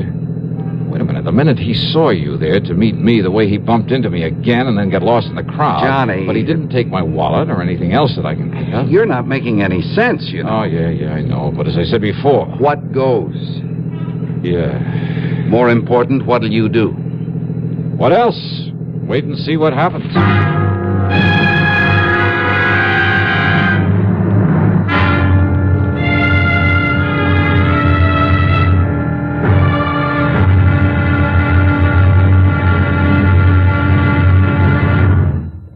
How are your children going to dress up this Halloween? As clowns, ballet dancers, skeletons, hobos, cowboys? Whatever their costumes may be sure you snap their picture before they go out as well as when they're making their rounds through the neighborhood. But be sure you have lots of Sylvania Blue Dot flash bulbs on hand, because only with Flash can you catch all the fun, color, and excitement of Halloween. Only with Flash, both inside and outdoors, even after dark, can you get all the sharp, clear details. Then, too, flash bulbs work with any film, any time, anywhere, with any camera. Pick up several packs of Sylvania Blue Dot flash bulbs, the world's largest selling brand today. Also, ask your dealer for Sylvania's lavishly illustrated 32-page flash guide book that's yours free with the purchase of just one pack of Blue Dots. But hurry, the big night to howl is next Monday. Have your camera and Sylvania Blue Dot flash bulbs ready and waiting. Now, Act 2 of yours truly, Johnny Dollar. Earl and his wife, Mike, that's right, Mike, have a mighty nice little house there on Bundy Drive in West Los Angeles. As usual with the Pormans, I felt completely at home, especially after cocktails, conversation, and a late but very good dinner. But I still wondered if I'd come out here on a wild goose chase. What goes? Yeah. Well, now, wait a minute, Johnny. You mean that you think I made all this up just to get you out here to see us? Well, I wouldn't put it beyond you, either of you. Well, if he did, he certainly didn't tell me. Yeah, but if he did, Mike, so help me, I'll hand him an expense account that'll stagger him. No, really, Johnny, I swear to you. And listen. Yeah. If this unknown client of ours actually is in some kind of trouble... Yeah, well, why didn't he tell you on the phone? And why didn't he give you his name? Why insist that only I get on the job? I don't know, but now listen. Oh, I'm listening. If somebody is out to kill him, well, maybe that man who bumped you out at the airport, who tried to get you to go along with him... Until he spotted you in the crowd when you called to me. But if he's one of your own clients... Look, I haven't met 1/10 of our clients since I took over the office out here. And besides, what I'm trying to say is that maybe the man you saw out there isn't. Huh? Isn't what, dear? Isn't the one who called me on the phone. Oh? What if he's the one who's out to get our client, who somehow knows you've come here to protect him, whose first job, then, will be to get you out of his way? Oh, Johnny, if that's true... Brother, what an imagination. But, Johnny, it is a possibility. You too, Mike. Well, all I have to say is I hope you got a good look at that man out there. Well, I did. Because if he is gunning for you, Johnny... I'll get it. Excuse me. I'm perfectly serious, Johnny. Well, don't be. Hello? What? Who is it? What? Huh? Well, yes. I said yes. Yes, he is on... Is that for me? Just hold on a minute. Well, who is it, Mike? Well, it's for you, Johnny. Okay. But it's the funniest... Like he's trying to disguise his voice. Johnny Dollar. You're sure? What?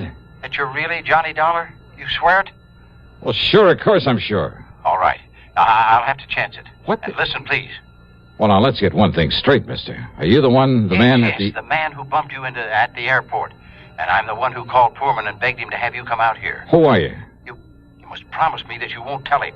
Why? Because he doesn't know me. He doesn't know about me. And if he calls the police... Well, now, why would he do that? Because of my connection with the... No, listen, there isn't time. Oh, wait, look, listen. I thought that you'd be over here to see me before now. Yeah? Yes. Well, you mind telling me how when I haven't the least idea who you are or where you are? But when I bumped into you out there, Well, you see, I had anticipated that you might be met by someone, that I wouldn't have time to tell you why you... Well, when I bumped you that second time just before leaving you... You mean you haven't looked? What? You haven't looked in your... Hello? Hello? What is it, Johnny? Yeah, what Well, goes? this just doesn't make any sense at all. Or maybe it does. Huh? He didn't hang up that phone. It didn't sound like an ordinary disconnect. If those wires were cut... Yeah. And you thought I was kidding you. Well, and did he tell you who he is? Same one who phoned you. Same one I met there at the airport. I mean his name. No, he didn't. Johnny, don't you think we ought to call the police? That's the one thing he doesn't want. He doesn't want the police in on this whatever it is. Any ideas, Johnny? I mean, about where to go from here? Well, how can I when I don't even... give me a cigarette, huh? Yeah, sure. Oh, no, wait. I have some in the pocket of my top coat. Oh, here. Smoke these. Okay, thanks. Hey, Earl. Yeah? There's something very wrong here. Because if that phone line was cut... Well, I have a hunch that mysterious client of yours, unless we can somehow get to him first, isn't going to be long for this world. But how to find out who he is? Well, look, let's go on down to your office, go through your files on people who carry a lot of life insurance. There may be hundreds of them, Johnny. Well, if you do, wear your top coat, Johnny. I'll get it for you. Yeah, Show sure. it out there tonight. Thanks. You said $1/3 Earl? Well, that's what he told me. Also, in spite of the fact you didn't write the policy, he was apparently afraid you might know him, or at least his name, who he is. So? So he was afraid you might call the police. But if he is in danger now... Well, come on, let's get to your office. So we went, and I poured through the files. Finally finished up about 2 in the morning. And there was nearly a dozen of Earl's clients in the $1/3 policy class. And the only way to find out which of them was in danger, needed protection, was to call them up, rouse them out of bed if they were at home, and talk to them. You know something? We could have saved a lot of time, maybe kept a killer from doing his work. If only I'd realized I'd been carrying the clue to our man's identity all the way from the airport. And if only I'd stopped bumming cigarettes from Earl Poorman. Yeah, figure that one out.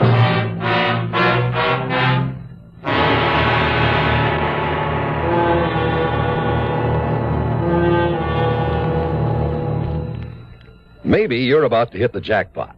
Maybe you're on the point of inheriting $500,000 or finding oil. Chances are, though, that none of these lovely things will happen. Chances are, if you want a bonanza in the future, you'll have to save for it. Now, there are a number of ways to do that. Some people stuff their mattresses, stash their cash behind a loose brick in the fireplace, or slip it under a floorboard. None of these methods make sense, because that kind of money isn't making a cent for you. Not only that, it may get lost or stolen. Wouldn't you like your savings to make more money for you? Wouldn't you like to have them theft-proof, loss-proof in every way? Of course you would. And you can the United States Savings Bond way. Through the payroll savings plan where you work or the bond-a-month plan where you bank, $3 will get you $4 on maturity every time. Nicest thing of all, it's literally impossible to lose your money. If Baby tears your bonds into confetti and drops them out the window, you can recover your cash plus interest in United States savings bonds. Now, Act 3 of yours truly, Johnny Dollar, and the What Goes matter.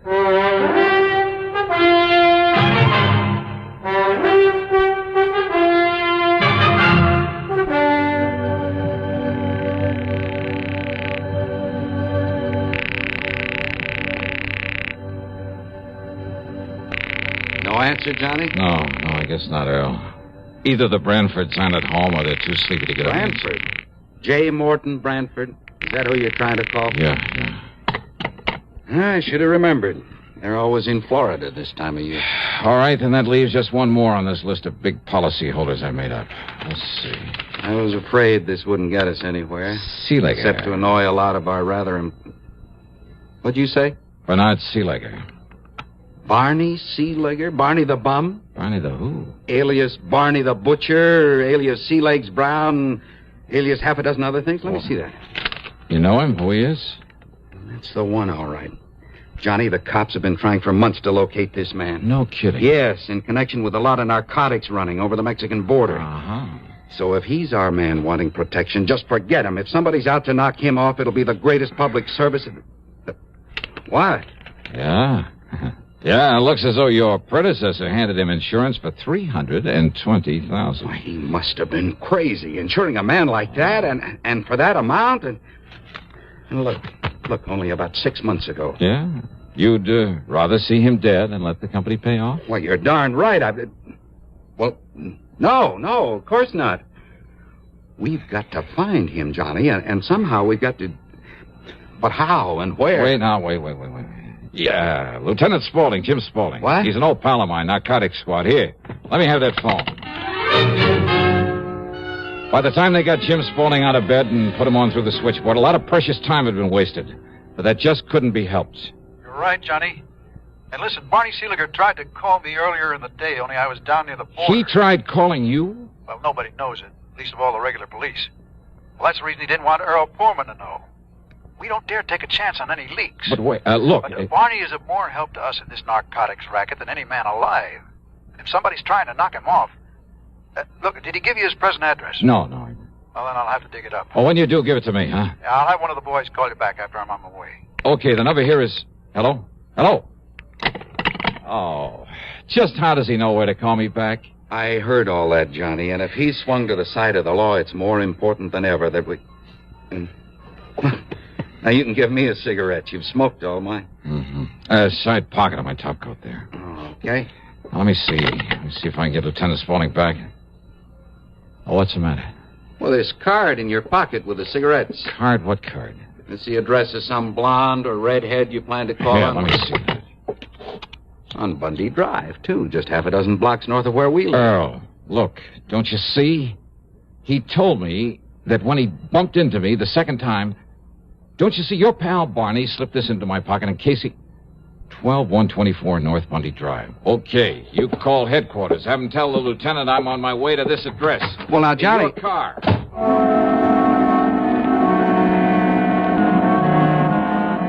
12124 North Bundy was a small, solid-looking house almost hidden by the remains of a neglected orange grove. There were no lights on, but I went up to the front door and knocked.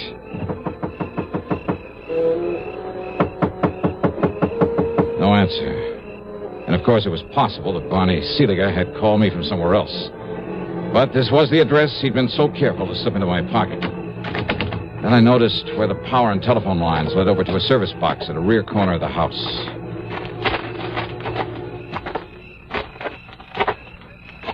Yeah, that's right. No, don't move. So who's moving? So I cut the phone line so he couldn't call for help in case he seen what I was... A gun, huh? Thanks. Maybe I can use an extra one. Maybe on you. So, who are you? Oh, I'm just out for a moonlight stroll. You care to join me? Wise guy! Just keep them hands up over your head. All right, sure. You a copper? No. Huh? I asked you. Oh, maybe you are. Maybe I'll give you the same treatment that Stooley's getting inside there. You want to see? You want to see what you got coming after I'm sure he's dead? And just walk. In front of me. Yeah. To the corner window there. And he showed me one of the most ingenious and diabolical instruments of murder I've ever seen. In the window was a small, compact air conditioner. But instead of pumping air in through it, he blocked it off, except for a small aperture. And leading to this was a piece of pipe, a pipe connected to a gas line. So instead of taking in air, it was pumping raw gas into that room. That's right. He's sound asleep. The other window, I seen him take a couple of sleeping pills like he always does when he's scared. When he's dead. I disconnect this line and nobody knows the difference. No. The air conditioner cleans out the air, and by the time they find that Sully's dead body, nobody knows how it happened to him. Locked up there inside his own... Oh, no, you don't. I try, baby. I'll kill you.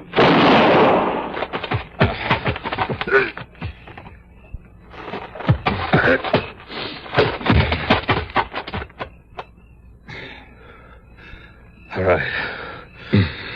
All right now, mister. You should have known better. Yeah? Well, you just listen. Yeah? Because now I'm going to kill you with your own gun. Now!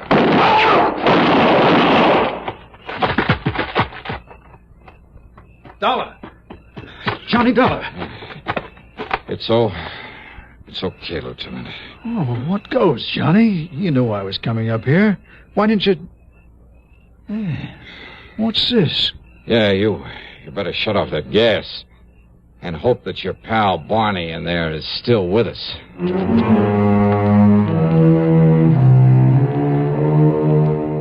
Yeah, Barney was still alive, but barely. Which is more than you can say for his would-be assassin. One of the lieutenant's bullets had caught him square in the head. So, that is that. Expense account total, including incidentals, and the trip home to Hartford, $368.50. Yours truly, Johnny Dollar.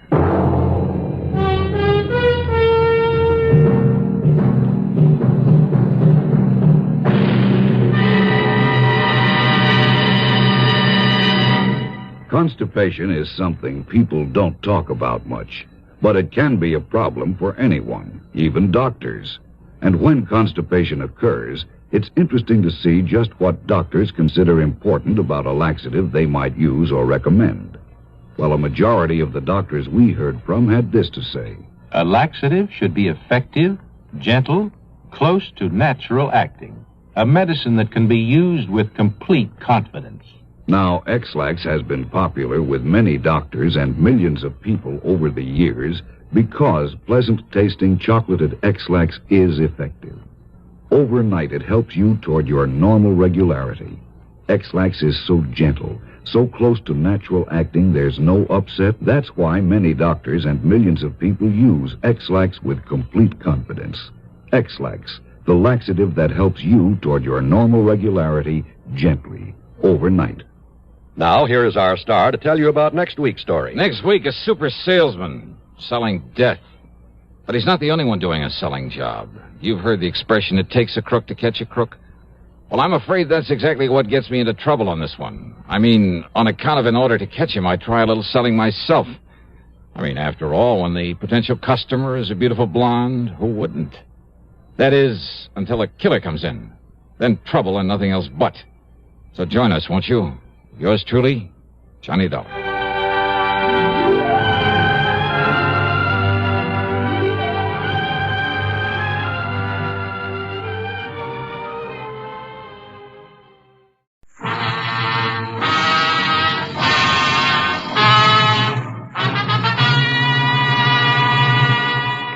I heard the door softly close behind me.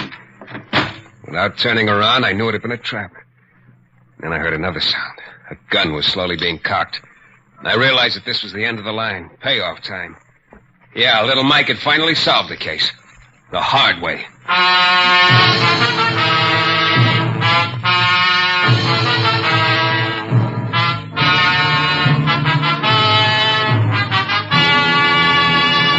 The New Adventures of Michael Shayne, Private Detective, starring Jeff Chandler.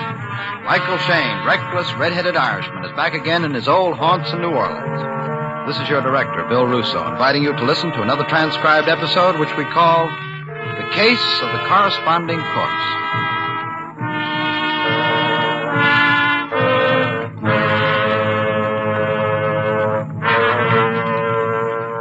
Have a seat, Mr. Lima. Oh, thank you, Mr. Shayne. It was good of you to wait for me in your office this evening to see me. Oh, you sounded pretty upset over the phone. Oh, I am, senor, I am. It is all so bewildering, I do not know what to do, where to turn. Then the thought occurred to me that perhaps someone like you could help me. Well, you're not the only one who's bewildered, Lima. Senor? I'm in the dark, too. You still haven't told me what this is all about. All you said over the phone was you wanted to see me right away. Ah, but of course. You must excuse me, Senor Shayne. It is just that I have been so upset. You see, I flew up from Havana this morning. Oh, is that your home down there? Yes, it is. I have extensive holdings in and around Havana and have lived there for a little more than 2 years now. You up here in New Orleans on a vacation? Oh, no, indeed, senor. I came up because of my friend Julian. His last letter sounded so urgent, I felt I must... Look, Lima, do me a big favor, will you? Why, of course, senor. What is it? Start from the beginning. I'm way behind. Oh, but of course, senor. Now, you live in Havana. Yes. You have a friend here in New Orleans named Julian. Yes. What about him? I have not seen Julian since I went to Havana. And then I have not heard from him. And then suddenly yesterday I received a letter from him saying he was in danger. He wanted me to come up here right away. Uh-huh. Is he in danger? Julian? Well, that's what we're talking about, isn't it? Oh, but of course, senor. Now remember, I received this letter from Julian only yesterday. You said that once. When I arrived here, I went at once to Julian's address. And, Senor Shayne, it is impossible. I cannot believe it. Can't believe what? Senor, they told me Julian has been dead for 2 years. In a moment, we'll return to the new adventures of Michael Shayne and the case of the corresponding corpse. Well,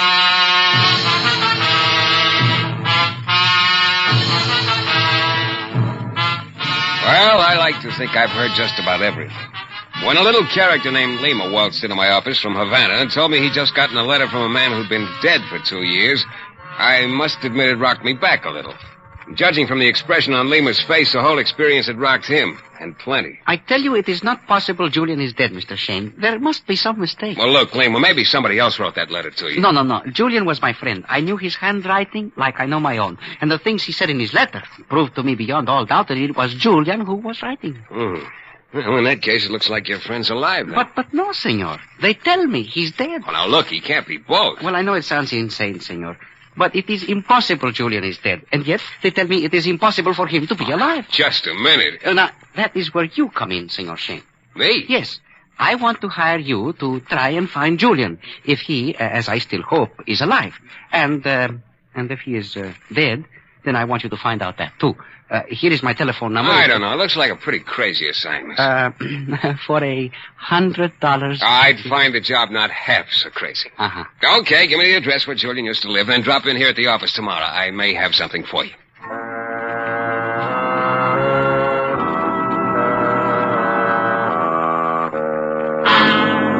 Of course, I wasn't nearly as sure of that as I sounded. The next morning, I went to the address Lima had given me, the place where his friend Julian had lived. It was a little ramshackle 2-story building near the waterfront. On the first floor were 2 shops, and up above them were a few furnished rooms. One of the shops had a sign over the door which read, Yi Fang, Tropical Fish. Not a very nice thing to say about yourself. I went in, and a chubby little gent with horn-rimmed glasses and a broad grin waddled up to me. So, good morning. You like buy some fine tropical fish? No. What I want's a little tropical information. Yes, have many good guppies. See, all tanks to left, guppies. Yeah, lots of guppies. Now, Yes, everybody buy guppies. Not quite. Now, look, a guy named Julian used to live up over this shop. Yes, you like guppies? Well, I haven't anything against them, but about this Julian... Yes, joint ancestors. Yeah, how long ago? Yes, you like buy some guppies? No, I don't like to buy some guppies. How long ago did Julian die? 1-2 years ago. What happened to him? Yes, do not know. One day they tell me he is dead. So. Mister, you sure... No guppies.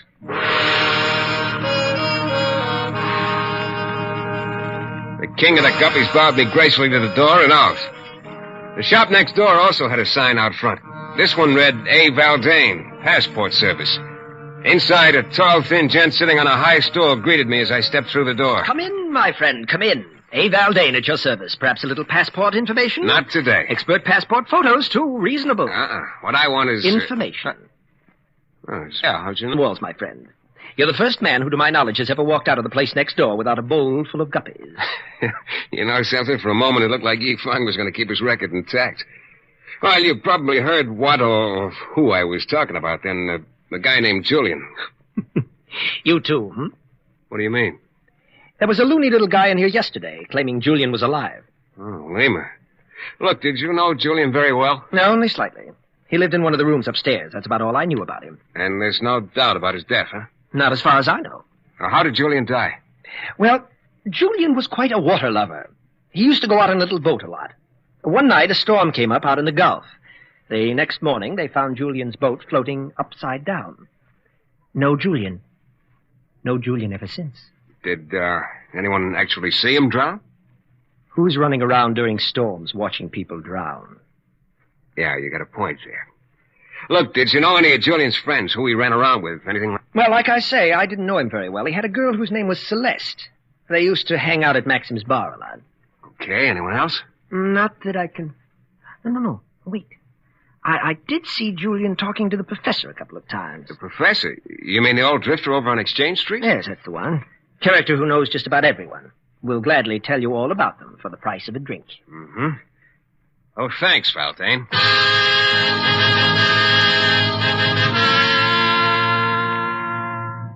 I headed for Maxim's bar where Valdane had said Celeste and Julian used to spend some time. On the way, I got the feeling I was being followed, but I couldn't spot anyone. I don't know, maybe it was just my imagination. When I got to Maxim's, I asked the bartender about Celeste. Found out she dropped in almost every day. So I sat down at a table and waited. About an hour later, a girl who answered the bartender's description of Celeste came in and sat down. I eased over to her table. Hello. Hello. Can I join you? Why not? Thanks. You used to be Julian's girlfriend, huh?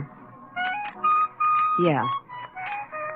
All right, go ahead. Have your fun. Well, I'm afraid I don't get it. What are you trying to do? Make me feel like a big heel or something? Here, look, Celeste. Sure, I play up to the boys now, you and the others. A girl's got to get along. But I was Julian's girl. Don't you forget that. Sure, I was his girlfriend. What do you think I've been trying to forget for 2 years? Him, Julian. Now you come along and throw his name up to me. Look, Celeste, I'm not trying to make you feel like a heel, and I'm sorry if mentioning his name's made you feel bad. Julian's not alive, man. Are you kidding? Of course he's not alive. He's been dead for 2 years. That's all I wanted to know, Celeste. Thanks. I was beginning to think Valdane knew what he was talking about when he said Lima was slightly off his trolley for thinking Julian was still alive. But I still had that other lead Valdane had given me, the professor over on Exchange Street. I found the professor at his usual corner, sitting on a packing crate, holding forth to a few bewildered floaters. He was a scarecrow of a man, dressed as always in a dilapidated cutaway coat, open-toed shoes that weren't designed that way, and a wing collar with no tie. And so I say, gentlemen, that the curse of our age, our civilization, is our mechanistic, high-speed, materialistic approach. Aesthetics is a forgotten word. The love of beauty for its own sake has paled before the ruthless march Hello, of... Professor. Mr. Shayne, how do you do, sir? Indeed, it's been quite some time since you last visited this humble thoroughfare. Yeah, still educating the masses, huh? Yes, trying in my own feeble way to impart some small yearning for the higher things into the unfortunate souls. A discouraging task, to be sure. Look, could I talk to you a minute? Certainly. We will discuss this subject further at some later date, gentlemen. I must now grant a private audience to my friend here. Will you join me on this humble crate, Mr. Shayne? Or shall we adjourn to more comfortable surroundings where we may, perchance, partake of some small but cheering... I want your answers to make sense. We stay here. I question greatly the merits of your decision, but will yield temporarily to your puritanism. What is it you want? You remember a guy named Julian? Julian? Of course I do. Charming scoundrel, and a generous one. In the old days, he used frequently to purchase cheering libations for me in return for small but useful bits of information which I was able to deliver. Yeah. Look, what did Julian do for a living anyway, Professor? Mr. Shayne, it was not what Julian did for a living, it was whom he did. Oh, I see. Julian was quite a boy to work all the angles, huh? His talents along those lines were tremendous. He had a small but efficient organization and based a very successful career on assorted projects such as blackmail, connivery, forgery, and an entire line of bunco enterprises, which showed Julian to be a man of great imagination. Any of Julian's old outfits still around? I have heard one of them is. I don't know. And Julian? My dear sir, Julian died 2 years ago. Yeah. You don't have any reason for thinking otherwise? Certainly not. Okay, Professor, thanks. Not at all, Mr. Shayne. I'm always glad to help, even if at some discomfort to myself. What do you mean? Simply that I suffer from a peculiar condition of the throat. Excessive conversation, particularly when helpful information is involved, dries out the delicate membranes and causes... Yeah. Okay, Professor. Here you are. I accept your voluntary contribution, sir, not merely for myself, but in the name of all disconsolate and thirsty humanity. And I thank you. So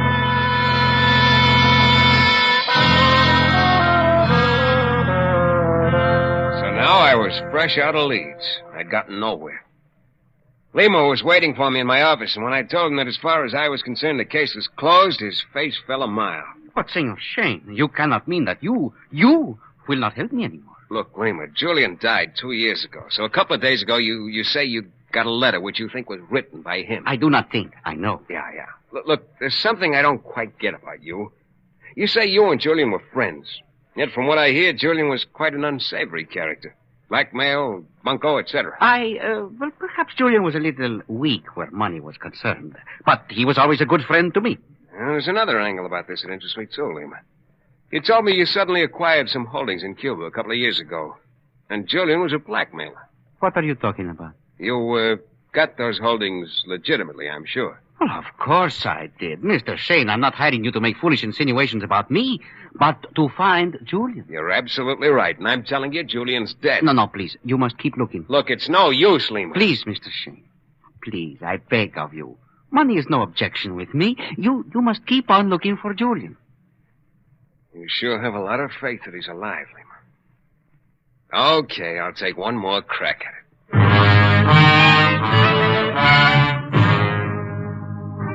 I went back to the waterfront and into Valdane's passport place. I was hoping there might be some other lead he could give me, something he'd forgotten before. He just laughed at me. So I left.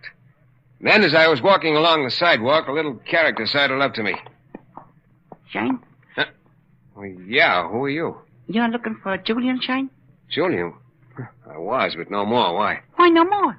Because it's sort of silly to look for a dead man. You're wrong, Shayne. Julian's alive. He's what? I'm telling you, Julian's alive. I saw him with my own eyes, only yesterday.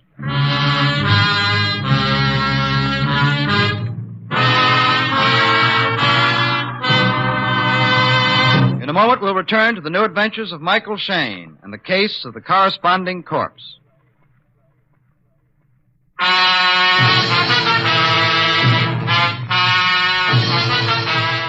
It all started when a little guy named Lima from Havana told me he'd gotten a letter from a friend of his, Julian, here in New Orleans, saying he was in trouble and asking Lima to come up. When Lima arrived in New Orleans, they told him Julian had been dead for 2 years. He didn't believe it, so he hired me to find Julian. I went to the address where Julian used to live, a 2-story building with 2 shops downstairs and some rooms upstairs. Yi Feng, who sold tropical fish, said Julian was dead. So did a gent named Valdane, who ran a passport service next door. Celeste, Julian's girlfriend, and the character called the Professor were also unanimous that Julian was dead. So there I was, walking along the sidewalk, ready to give the whole thing up when a little guy sidled up to me fast. I'm giving it to you straight, Shayne. Julian's alive. Look, who are you anyway? What's your angle? Well, just call me Joey, and put it down I'm a pal of Julian's.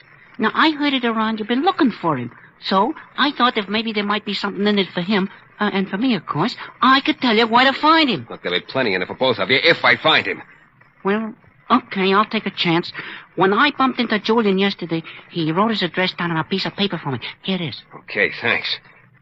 Incidentally, have you by any chance been following me around the last day or two? Me? No. Why? I'll skip it. Thanks for the information.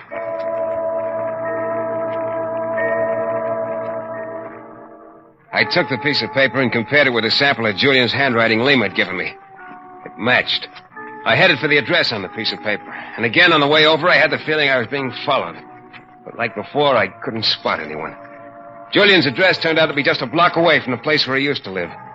The door to the room was ajar, so I pushed it the rest of the way open and went in. Yeah, there was someone in the room, all right. But it wasn't Julian. What are you doing here? Well, Julian's girlfriend, Celeste.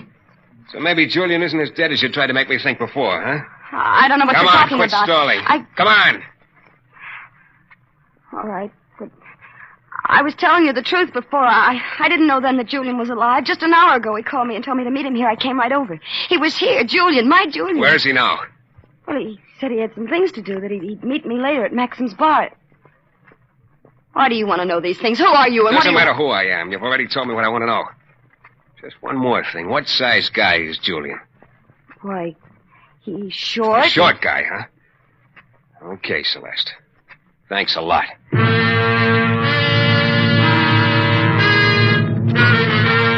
And all of a sudden, the trail had gotten very hot. I went down the stairs and outside, and as I started down the sidewalk, I was thinking about what Celeste had told me, that Julian was a short guy.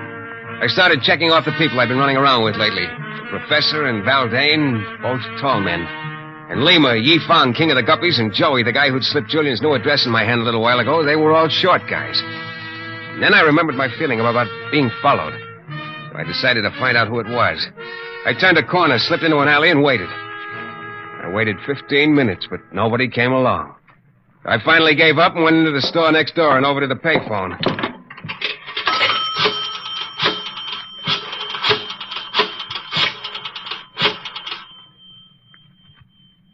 Lima, this is Shayne. Well, looks like you were right after all. Yeah, about Julian being alive. Now, look, calm down, will you? Look, meet me at my office in 15 minutes, and I'll tell you all about it.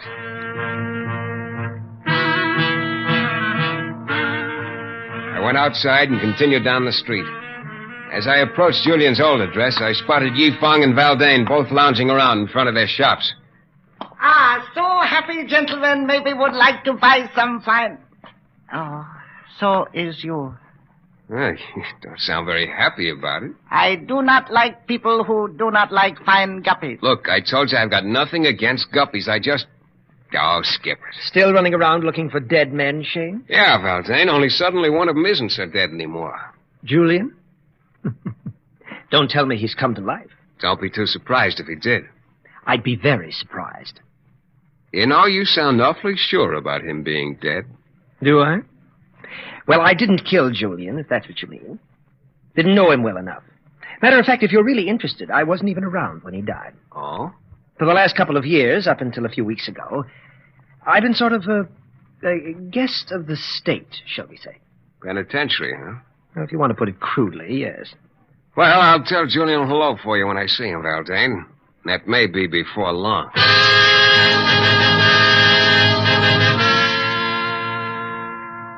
15 minutes later, I pulled up in front of my office. I climbed the stairs and went in. I was expecting that Lima would be waiting for me, but he was nowhere in sight. Then I spotted it on my desk. A little slip of paper. I picked it up and read it. Shayne, I've learned that you are looking for me, and I want to talk to you. Come to my old address at once and wait for me there. Julian. Yeah, Julian at last. I slipped the note in my pocket and waited a while for Lima, but he didn't show up. So about 9 p.m., I went over to Julian's old address. Both Yifang and Valdane's places were closed for the night. I went up the rickety outside stairway, in the door, and down the hall to the door at the end, Julian's old room. He'd told me to wait for him. That meant he wouldn't be there yet. The door was unlocked. I opened it and went in. The room looked lived in. Not like it had been vacant for 2 years. Then I heard the door softly close behind me. Without turning around, I knew it had been a trap. Then I heard another sound. A gun was slowly being cocked. And I realized this was the end of the line, payoff time. Yeah, little Mike had finally solved the case the hard way.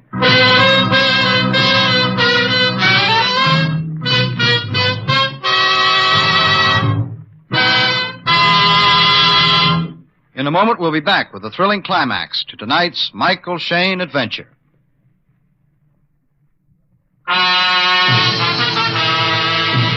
Well, there I was in Julian's old room with a gun at my back and a pretty strong hunch as to who was holding that gun. One look over my shoulder told me my hunch was right. Hello, Shayne. You can turn around now. Hello, Valdane. So you're my boy, huh? I'm afraid it's the other way around, my friend. You're my boy. Yeah. Well, it was beginning to add up to you, Valdane, once I got all the figures together. Huh? Just what were the figures, Shayne? Figure 1.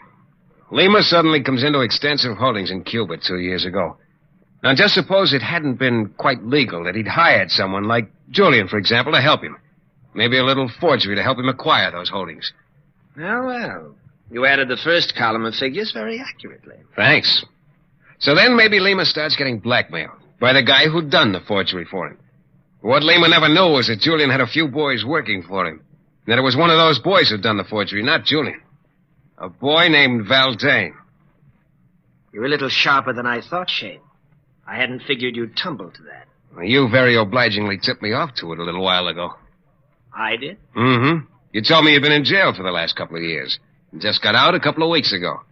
Lima told me he hadn't heard from Julian for 2 years until he got that letter a few days ago. So it added up that the letter supposedly from Julian was actually written by you, just as you'd written the other blackmail notes before you went to prison. Well, I can see I did the right thing when I decided to put you out of the way, Shayne. You were getting too close to me. It was pretty neat, too, Valdane, the way you... And you're getting too close to me now. Get back, Shayne. The way you hired Joey to tell me Julian was alive. And you even got Celeste to help you. Yes. Yes, I've been keeping her consoled in the absence of Julian. She very obligingly left that note in your office telling you to come here.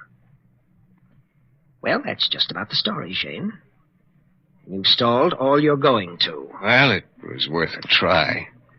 Incidentally, was it you who was following me while I made the rounds looking for Julian? No, it was I. Lima! Hey! Drop that gun, Valdane. Drop it. Now. Lima, how'd you know to come here? Very simple. When you telephoned me to meet you at your office, I went there and found the note signed Julian, telling you to come here. I came over right away, and I've been waiting in the next room. Oh, look, Lima, Julian really is dead. I know that, senor. Huh? I killed him 2 years ago. You what? Lima, don't move, Valdane. I thought Julian was the one who had done the forgery for me and was blackmailing me. I did not know there were men working for him. I killed him, and the blackmail note stopped. Then when I got another one last week in the same handwriting, I realized it had not been Julian after all. I came to New Orleans. You hired me to find Julian and then followed me, huh? Yes. I hoped that in your investigation you would uncover a member of Julian's organization, the real blackmailer. And you did. It is Valdane. Lima, I won't blackmail you anymore. I swear. It is too late for that, Valdane. It is too late for you to do anything but die. I started trying to circle around toward Lima, but I never got there. Valdane dove at him about then, but too late. The slug caught Valdane in midair and flopped him down on the floor. He lay still. Lima stood there for maybe 30 seconds, alternately looking down at Valdane and then up at me. There was a faint suggestion of a smile on his face, not a very pretty smile. Then finally he turned to me and took a step toward me. So? Now look, Lima. You are next, Senor Shayne. Your job is done. And mine will shortly be finished also. Now, wait a minute. I will not wait. It will be now. Who is making noise and frightening guppies, please? Get back. I said get away from me. Thanks, Chief-Funk. Thanks a lot. I do not understand, please. What is commotion all about? You know, you just did me a big favor, Yifang. You took Lima's eyes off me just long enough for me to clip him. But I do How'd not... you happen to come barging up here anyway? I live back of shop downstairs. Suddenly, I hear big noise from upstairs. I do not like guppies to be frightened. I run up to see what causes big noise. You got here just in time to stop another big noise, too. I have become very enraged when guppies are frightened. Well, you know something? I'm glad you do. Look, Yifang, do me a favor, huh? Sell me about a dozen of those guppies of yours first thing in the morning. Ah, so very happy to hear, Sam. You finally decide you like guppies. Oh, you converted me, brother. Yeah, from now on, I'm an ardent guppy fan. Believe me.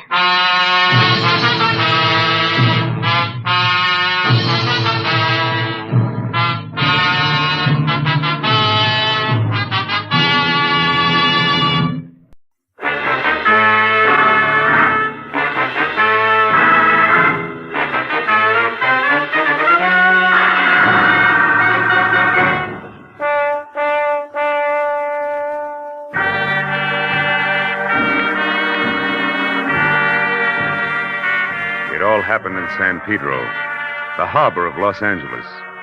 The lights on the ships were fuzzy through the wet mist that creeps up out of the ocean every night.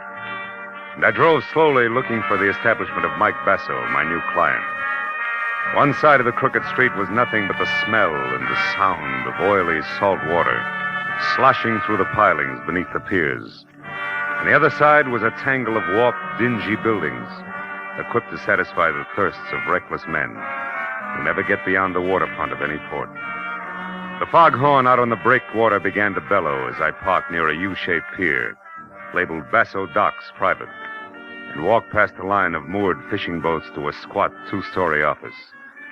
The bottom floor was dark, but the second floor had lights on. So I started up the steep wooden stairs and was halfway to the top when I caught the voices. I don't want dumb excuses, Sharp. One I'd already heard over the phone when I was hired. It was my client, Mike Basso. But you'll make them jump or I'll get somebody who can. These boats got to be handled faster. Why, even the crook Johnny Dyke was better on this job than you are. Johnny Dyke? Why, I ought to... nuts. Get out of my way. The big guy with the Latin jaw shoved past me and stomped down the stairs. So I went on up into the office. Mike Basso looked like a block of concrete, his 220 thick pounds hunched over a scarred, roll-top desk. And as I walked in, he swung a heavy bulldog head around and glared at me. You never heard of knocking first, I guess. You Marlowe? That's right. The moose that just left here got me all out of the mood for courtesy. That's Sharky, my crew pusher. Yeah. Good man, but slow. Come here. Sit down. We got other business. Have a drink cognac. Thanks. Okay? Now, there's a hothead punk by the name of Johnny Dyke. I sent him to prison 3 years ago for stealing money from me. I made it as tough as I could for him. Any special reason why? Sure. Because I trust a fellow who works for me. Uh-huh. Johnny Dyke used to have Sharky's job, but he took advantage. When the police grabbed him and found my money in his own house, he squealed like a pig and said he was framed, like all cheap punks do. How does this get around to you wanting a private investigator? Because Johnny Dyke is out of prison. Got out yesterday on parole. And he's back in town now. Hey, you. What you looking at? Your clock. How come it says 11:30 at 20 to 8? It's electric. It was turned off last night, and I didn't start it yet. Now, look. I was here with Ed Giles when he heard some noise on my private launch out there. He went down to see about it, and... Who's Ed Giles? My general manager. While he was gone, the lights went out in here. That's when I got clubbed on the head. And when I went down, I got kicked around. Plenty. I'd be killed right now, but Sharky happened to come along, and the guy was scared off of me. Did you happen to see who it was? No, Ed Giles did. He got a good look. He admitted it. Only he claims he don't know who it was. He lies. On account of he's an old friend of Johnny Dyke's. Maybe Giles isn't lying. What makes you so certain it was Johnny who slugged you? They found this. Just a book of matches, huh? Mm-hmm. But see how the edges are crimped. Johnny Dyke always did that. He's nervous, all the time fidgeting. Sure. He might as well have left his calling card for me. It was Johnny all right. Okay, Basso, but before you get too far in, I'll tell you something. I don't go in for bodyguarding. Who wants a bodyguard? Here's what you do, Marlowe. Find that punk, see what he's got in mind. He beat me up once. Maybe that's all he wants. Or maybe he's coming back to put a knife in me. Just find out and let me know. That's all.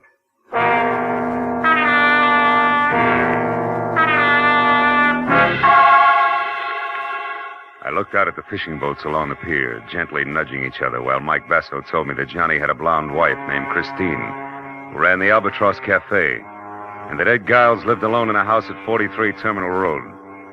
It was enough for a starter. So I said I'd keep in touch and left. As I walked off the pier, the blinking neon light from the sign across the street made a swirling green veil out of the mist between me and my car. So I almost got up to it before I saw her, leaning lazily against the door on the driver's side. A girl in a tight black silk dress, cheap fur jacket, and double ankle-strap spikes. She smiled with one corner of her red mouth as I walked up to her and stopped. Hello, sugar. Hiya, sweetheart. The name's Ginger. Oh, that's too bad. Ginger always gives me hives. Don't be like that. What did Mike Basso have to say? We were talking business, baby, that's all.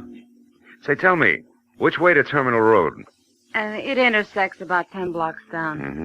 What's the number? 43. Oh, you want to turn right then. Ed's place is a cozy, secluded one by the water. Oh, thanks. You know Mr. Giles, huh? Yeah, he's around Mike all the time. He's nothing. Well, I'll see you around. So long, handsome.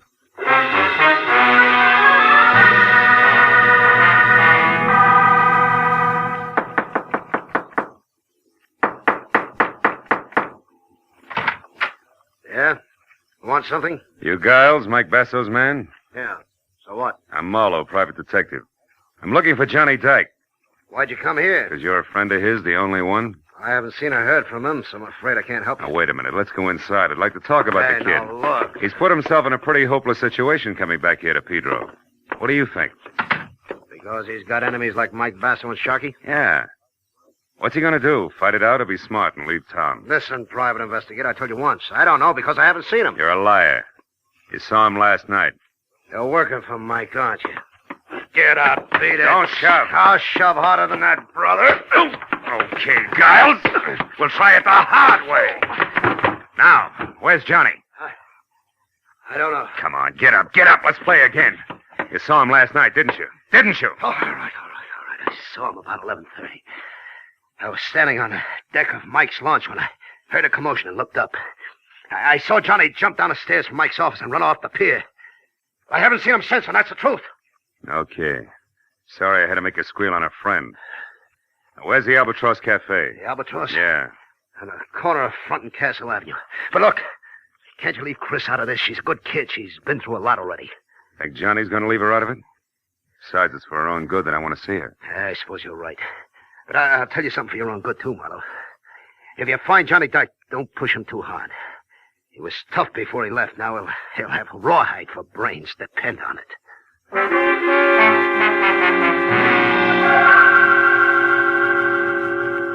At the corner of Front and Castle, I spotted the Albatross Cafe. Half on land, half teetering on a set of spindly stilts, ringing the high water mark with jagged lumps of barnacles. I parked down the street and started back when the door swung open and the lantern-jawed moose Sharkey lumbered out. I watched him cross the street without seeing me and disappear between two buildings. I waited a couple of minutes and then I went in. Took a booth near the front. Place was neat and clean, even to tablecloths. A soft, brown-eyed blonde in a crisp peasant dress picked up a menu and came over. Good evening, sir. Chris? Yeah? Oh. Well, Chris, it's probably not on the menu around here, but how about a double order of plain facts, straight? What are you talking about? Johnny. You remember Johnny Dyke, your husband? Who are you, mister? Private detective named Marlowe. All I want to do is talk to him, Chris. Just talk. Is he here? No, I haven't seen him. He hasn't even called me. How do you feel about this bird known as Sharky? He's a lout. Oh? Gotta get back. He always crowded Johnny, and now he's got his job. I hear he knows something. Have you seen him lately? No, I haven't. That's funny. He just left here. Okay, so I'm a liar. Maybe you're just blind. I've heard that love does that, baby.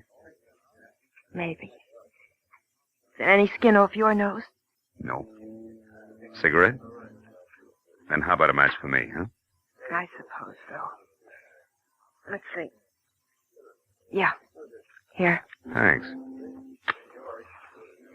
Hey, these are cute. That crimp border around the edge, especially. The one put there by somebody's jittery thumbnail, huh? Listen, Maybe your eyes are bad. Maybe not, Chris. But you better do something about your nerves. They're shot. Good night, baby.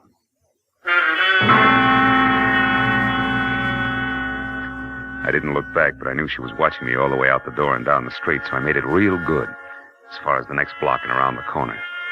Then I doubled back fast and stayed in the shadows until I got within sight of the Albatross Cafe again. And in time to see a man ease out a side door and slip out of sight among the pilings under the building. I moved in closer and found a rickety trail of greasy planks that led out through the forest of slimy pilings under the piers. I felt better on a tight rope, but it was home ground to Johnny Dyke. I felt my way slowly along the slippery planks. And from behind a piling, an arm like steel springs snapped under my chin while a hand pressed the point of a long, thin knife with a curved white handle up against my throat. You said you wanted to talk to me, Marlowe, so talk. But fast, because I don't have much time. Ease up on my throat, will you? Okay. There. You're a sucker. Why don't you try to give up? Trying to even the score. Get out of town and forget it. Yeah, sure. Sure, to you, that's easy. You didn't spend 3 long years in the cooler for something you didn't do. I'm going to get even, all right. I don't know how for sure yet, but I will. Wind up right back in the coop, sucker. If it keeps this time, is it going to be worth it? Could be. I was a good boy up there. Every time I wanted to slug a guard, I said, Mike Basso to myself instead. Now I got it all bottled up inside me. I'm not going to carry all that hate around forever. I'm going to get rid of it, and there's only one way to do it. Ed Giles was right. You've got rawhide for brains. You better put the knife away, Johnny. I think we got visitors. Sure we have, Marlowe. Rats. Big ones. The piers are full of them. You should feel right at home, Just punk. don't sleep too long, pal. Oh!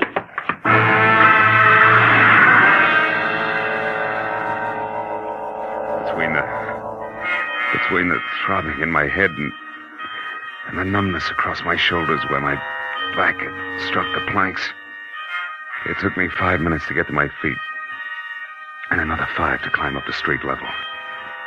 By then, the pier was deserted. So I headed for the Basso docks on the double with the unpleasant answer to my client's question, plus the added attraction that I'd even seen the knife Dyke intended to use. I still had a block to go when I saw a hulk that had to be Sharkey stride off the pier and turn in my direction. When he got close enough, I hailed him. Yeah, I'm Sharkey. What do you want, bud? Is Mike still in the office? Who wants to know? Come on, this is no time to stall. Heavy on Marlowe. I'm working for him. I got a message you won't keep. Is he there or no? No. The office is locked up. He's gone. I'm looking for him myself. Why? What do you want him for? Because I'm pretty sure that Johnny Dyke is holed up in the back room of the Albatross Cafe. Yeah, I only wish you were right, Sharkey, but you're about a half hour too late. Hey, what was that? Came from up the street there. Yeah, let's go, Sharkey. Maybe we're both too late. Let's find out. Yeah. Hey, what? The dame by the guardrail. That's Ginger, a pal of Mike Basso's. Yeah, you're right. Ginger? Ginger, what's the matter? What happened? Go down there. Take a look, will you? I'm scared. Down where, Ginger? In the water. I think maybe I'm going to be sick. Marlowe. Hey, Marlowe, come here. Look. Holy smoke. That's Mike down there with a knife in his back. Yeah. A long, thin knife with a curved white handle. Belongs to a guy named Johnny Dyke.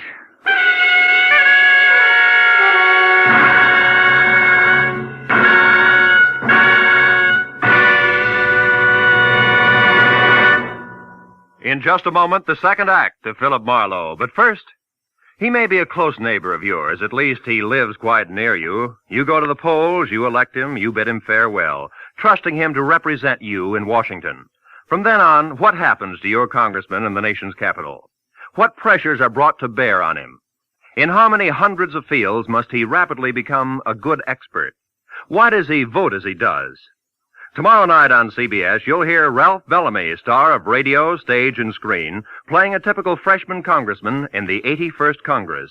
His story will be a drama taken from interviews and talks with many regular congressmen, with Washington experts, with politicians, with voters like yourselves. This CBS documentary unit drama, The People's Choice, starring Ralph Bellamy, will come to you over most of these same CBS stations.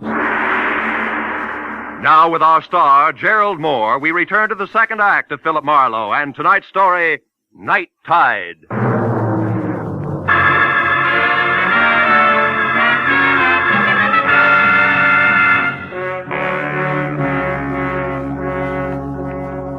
Lying with his face muzzled into the sand and the rest of him half submerged in the shallow lapping water, Mike Basso was violent death at its ugliest. Ginger turned and walked slowly away from us, trembling like a wino caught in the morning sun. But I told Sharkey to go get the police. And I headed for the Albatross, where I figured I might get a lead on Mike Basso's murderer. When I got there, I skipped the formality of the front door and quietly moved around to the back, where I entered without knocking and made my way along a narrow, dusky corridor as far as a half-open door labeled Private, where I met Christine Dyke talking on the telephone. She looked up and gasped at the sight of me and then slammed the phone down abruptly. I was willing to bet that the party on the other end had been husband Johnny. Nobody else. What do you want, Marlowe? Most of all, one Johnny Dyke in handcuffs. Don't bother with the my man pitch, honey, because at the moment the lyrics will make me sick. I just left a corpse that used to be Mike Basso. Basso. Dead, Marlowe. Yeah. All because of Johnny's knife that's sticking in his back, Chris. No. No, Marlowe. Johnny wouldn't do a thing like that. He couldn't. You're wrong, Chris. He did. Now, where is he? I don't know. You're lying, baby. You were just talking to him on the phone. You gotta know. No, I don't. He didn't say where he was Oh, what? or anything about Basso being dead, so... Don't move, Marlowe. Well, husband with knife, wife with gun. Charming couple. Never mind that. I'm not going to see Johnny in trouble again for something he didn't do. So get in that closet, Marlowe, where you'll be out of the way. Now. All right. In it is. But first, baby, a word of advice. He isn't worth it, believe me. I don't. So get in and keep your mouth shut. The closet in Chris's office, which doubled as a storeroom for the restaurant, had no window and a 3-inch thick oak for a door. So I was 20 minutes as a one-man mob scene bouncing the inventory around before I was heard. And a little man with a big meat cleaver who belonged in the kitchen opened up and demanded to know what I was doing in there. I heaved the number 10 tomato juice can at him for an answer, started running, and didn't stop until I was outside, in my car, and pointed for Ed Giles' cottage. The only other place I knew where Johnny Dyke might go for help.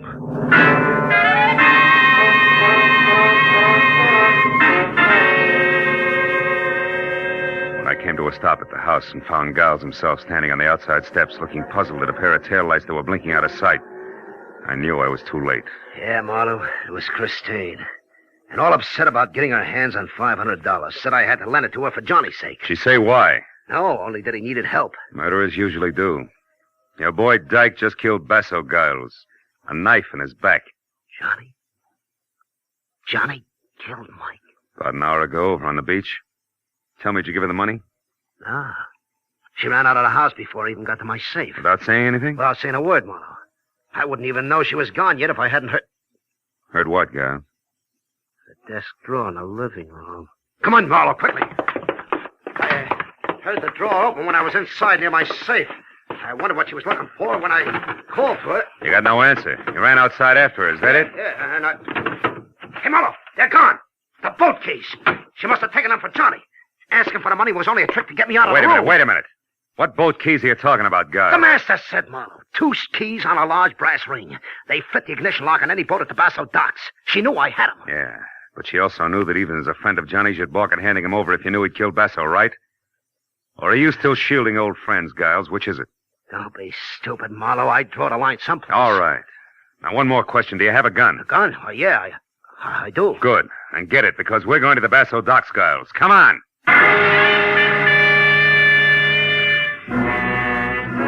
Both piled into my car, and in something less than 10 minutes, ripped through the wide, empty streets to the Basso docks, which were 2 parallel piers set about 100 feet apart and jutting out deep into the bay with more than a score of boats moored to the inward side of each.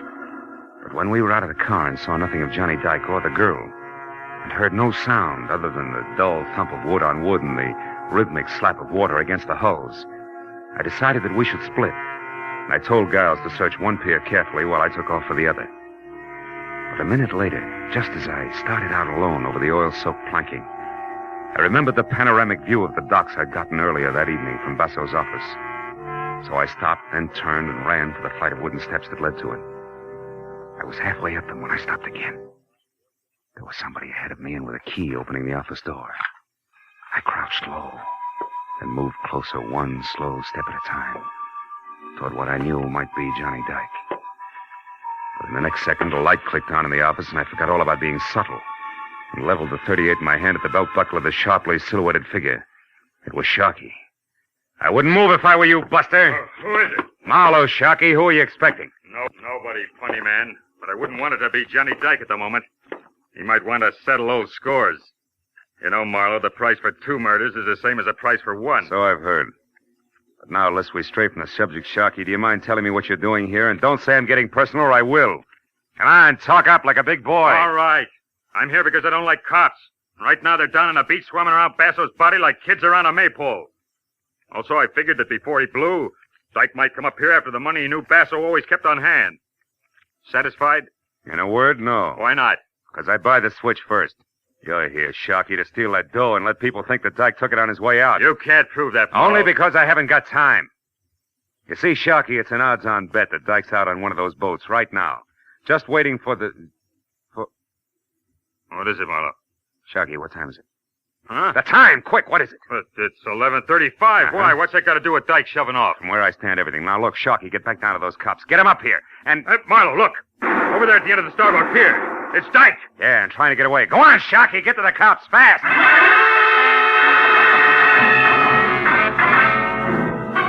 I took the wooden steps back down to the docks 3 at a time and then raced across the starboard pier and out on the length of it until I was close enough to the end, where I could see Johnny Dyke climbing over one of the boats. I was about to call to him to stop when I saw something else. Standing almost opposite me in the shadow of some nearby rigging, gun in hand and taking careful aim at Dyke, was Ed Giles, his fingers slowly closing on the trigger. It was too late for words, so I followed suit and fired before he did. Got him high in the shoulder. You fool, Marlowe. It's me, Giles. Dyke is out there. I know. The man who murdered Basso isn't. He's right here, Giles. Huh? What do you mean, Marlowe? But I just found out you're a liar about seeing Dyke last night from the deck of Basso's launch. You couldn't have. So what? So you weren't shielding him, Giles. You were framing him. Framing him so that you could get rid of Basso and pin his murder on Dyke, who you'd also get rid of while playing public citizen who's helping the private detective apprehend a killer. But what do you say, Giles? Is that it? You're a smart guy. Figure it out for yourself. Come clean, Giles, or I'll blow your head off. All right, Chris and I framed Dyke. Chris? Yeah. What are you giving me? Honest, Marlowe. We figured that we'd be in the clear with the money we took from Basso. And with Johnny well tucked away in a big, strong prison. You dirty louse. Keep talking. So we took advantage of Johnny's loud mouth and incidentally you as well. With Basso gone, I was going to step into his spot. You're the one with the loud mouth, Giles. Well, Little Red Riding Hood. And I went for your line. Funny what a sucker a smart guy can be. He wasn't the only sucker, baby. Johnny! Stay back, Johnny. Shoot if they move an inch. She's got a gun. Shoot him, Chris. Shoot. Come on. Get away, Johnny. Get away from me. Shoot him. You wouldn't shoot me, Chris. Please get You away wouldn't from shoot me. your own Shoot husband. him. Shoot The him. man you talked into running away until things quieted down. Shoot! The man you'd move heaven and earth to help so he could be shot in the back. But you can't shoot me while I'm facing you, can you? You cheap, filthy, double-crossing little scout. That's enough, Johnny. Cut it out. Okay, Marlowe. Okay.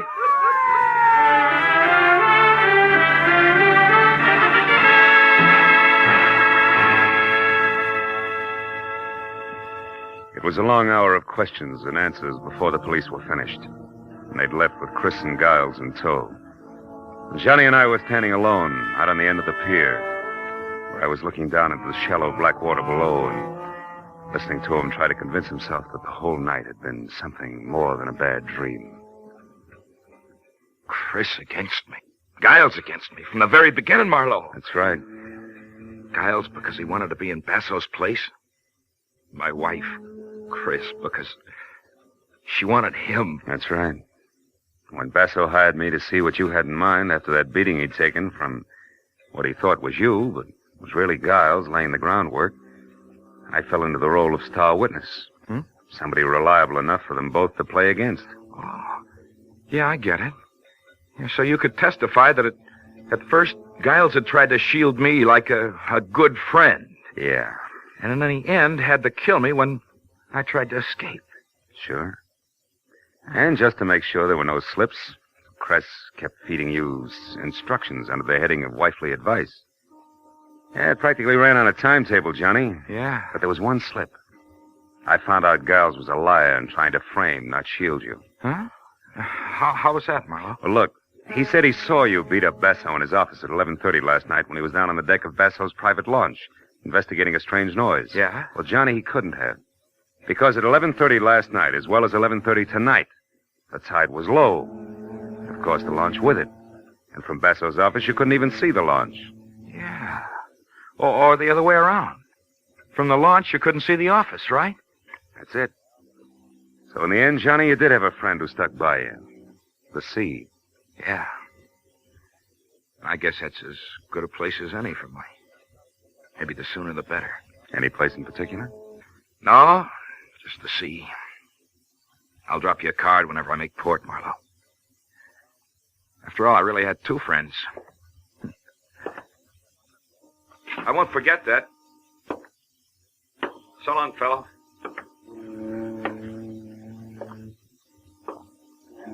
I watched him walk away until he'd gone the length of the empty pier and was swallowed up in the emptier night. Then I turned back to the shallow black water beneath me, which, where the sea and the land were close to meeting, was coated thick with oil and dirty and almost stagnant. And I thought a lot about Johnny, people like Chris and Giles he'd mixed with and trusted. I felt sorry for him. But then I looked up a little, away from the water at the pier and out toward the open sea where it was deeper, cleaner. The further I looked, the cleaner it seemed to be. Then I remembered that was where Johnny Dyke was heading. And I felt better.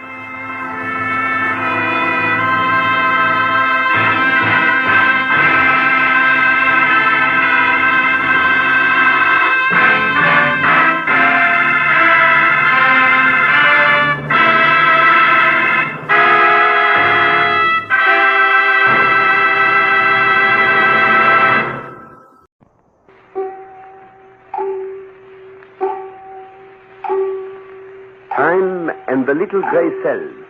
These will always catch the criminal. Agatha Christie's Poirot.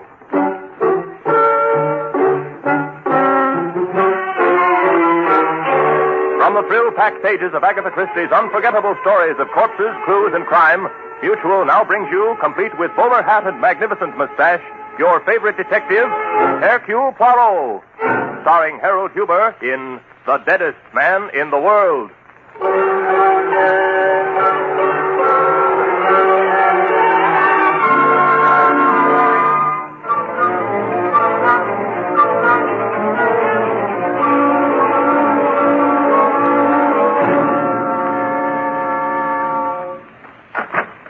Mr. Poirot. Oh, thank heaven you're in. I was afraid that... Please close the door quickly. That's better. Thank you. He may have followed me if he knows that I came to you. Mademoiselle, you have the advantage of me. You know my name. I do not know yours. But no matter. You seem to be in trouble. I have found that a cup of tea is... Oh, no, I mustn't stay. We haven't time. Mademoiselle... Shepherd. Shepherd. Mademoiselle Shepherd, what you have said is intriguing, but confusing. If you want my help... I'm sorry. I haven't made anything clear, have I? You see, Derek killed my dog. Mademoiselle, are you asking me to investigate the death of a dog? Oh, no, you don't understand. I know I'm telling this badly, but... Perhaps it is my fault, Mademoiselle, for being impatient and hastening to conclusions, eh? You see, I live at Manor. You've probably never heard of it. A small suburb of New York, about 37 minutes by train from the Long Island station. Oh, you know it then? No, a small hobby of mine. I read timetables. Oh. Well, I live there with my Uncle James. Pardon, Mademoiselle, but if my memory does not betray me, James Shepherd is a famous name. Is he not called... The luckiest man in the world. Yes, that's Uncle James. I have often asked myself if the newspapers were not wrong to call him lucky. I myself would have them change it to the shrewdest man in the world. What makes you say that? A simple deduction.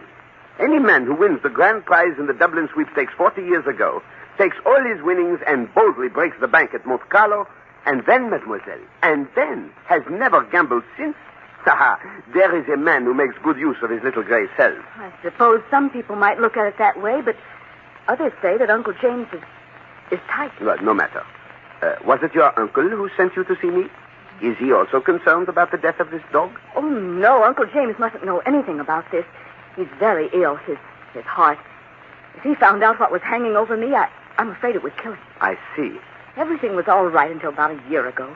Uncle James was raising his roses, and we were all very happy, and then Derek Redfield took the house next to ours.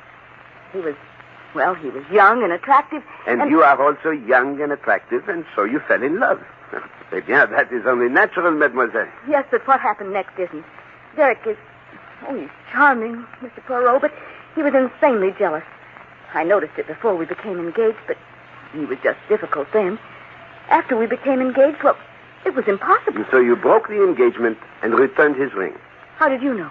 Mademoiselle, that is obvious. You tell me you are in difficulty. You tell me you were engaged. And yet I see no ring on your hand. Voila, you have given it back. You're right, but that's what started all this. Derek Derek is going to kill me. Oh, come now, mademoiselle, you are not serious. I was never more serious in my life. Ah, mademoiselle, if we were to suspect every young man who threatened to kill his loved one when the affairs of the heart went badly, poof, half the population would be in jail. And what about the dog? What about Taffy? He said he'd kill Taffy, and he did. But, mademoiselle, what makes you so certain your dog was killed? This. I knew you wouldn't believe me, so I brought it along. This is the meat, or part of it, that poor Taffy found in the garden last night. He ate it and died. It's horrible. Just smell it, Mr. Poirot. Yes, it is unmistakably poison. I confess this puts a different aspect on the affair. Then you will come down to Manor and help me. No, mademoiselle? But why not? Surely you believe me. He told me he'd kill Taffy as a warning. He knew I loved Taffy with all my heart, and he poisoned him. I'm frightened, Mr. Poirot. You must protect me. Mademoiselle, I am not a guard for the body. Oh, but you must, I tell you, you must. Could you not go away for a little while? It's no use. He'd follow me. Anyway, I can't leave Uncle James. Oh, Mr. Poirot. Have you spoken to the police about this? No, they wouldn't help me. I was depending on you. I thought you'd do something. Seems funny that somebody can be killed. Somebody can know she's going to be killed. Nobody will help her. Doesn't that seem funny to you, Mr. Poirot? Excuse me, mademoiselle. I had to do that. Hysteria is not only unpleasant, but it also accomplishes nothing. I'm sorry. Would you mind raising the shade? I'd feel better if there were a little more light. Not at all.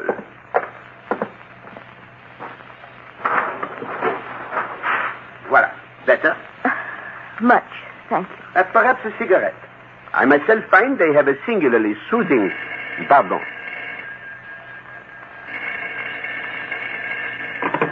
Hello? Mr. Hercule Poirot? Speaking? This is a warning. If you know what's good for you, stay away from Elaine Shepherd. Who is this? Mademoiselle, Hercule Poirot has changed his mind. You may expect me at Manor this evening. Oh, thank you. Thank you, Mr. Poirot. No thanks, mademoiselle.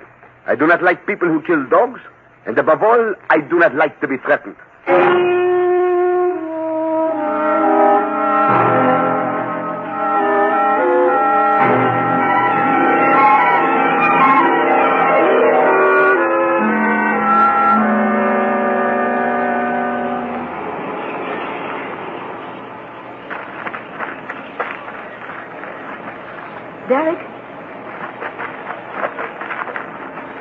Derek?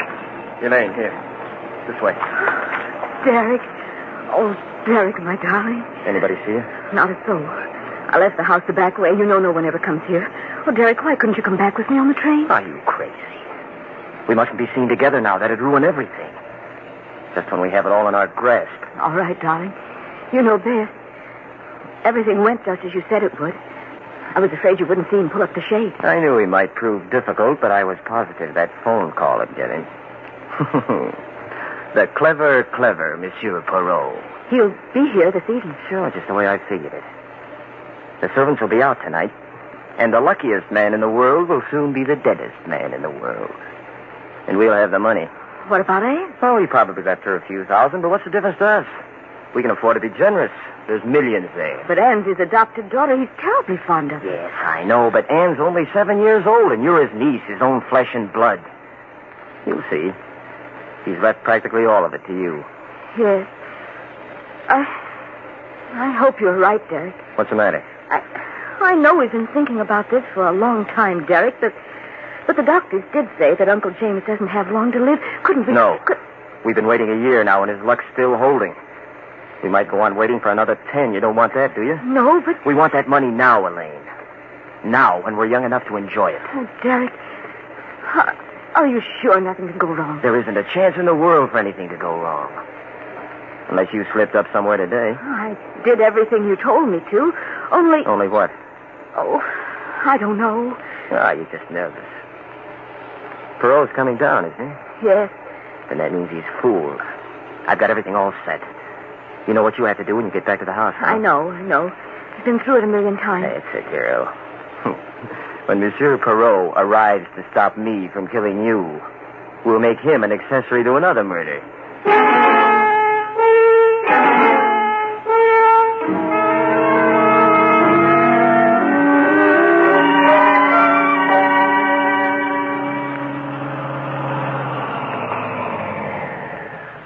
right. Here you are, buddy. The shepherd joint.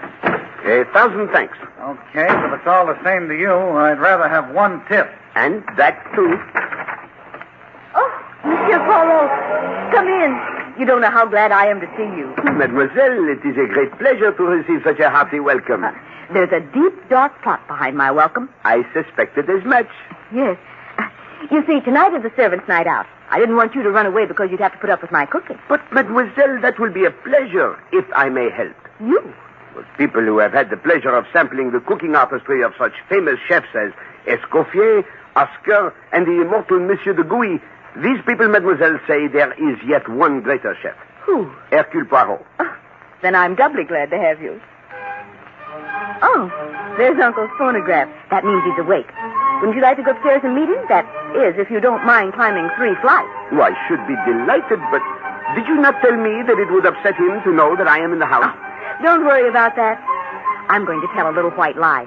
Now, don't you be surprised at anything I might say. On that score, be at ease, mademoiselle. I have come to expect extraordinary things from you.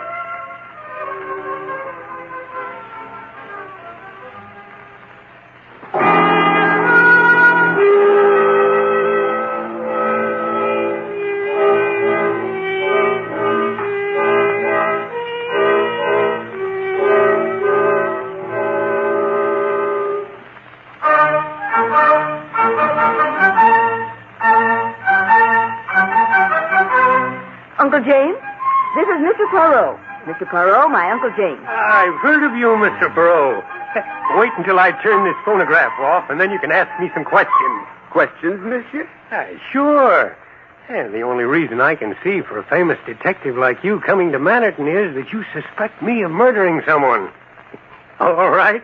Fire away. No. I assure you, monsieur, my visit has no such purpose. And then you are here to find out how I broke the bank at Monte Carlo. You'd be surprised how many people want to know. Well, that of a surety I would love to know. But I am certain that that is something beyond my poor powers of discovery, eh? You're just as smart as they say you are, and I like you. So I'll tell you how I did it. I was just lucky as the devil. Now, Uncle, Mr. Poirot really came down because he heard about your roses. He's interested in gardening. Oh, of course he is. Any smart man would be. I tell you, Mr. Poirot, the roses are all right. Of course, not as fine as they used to be when I was able to get out and tend to them myself.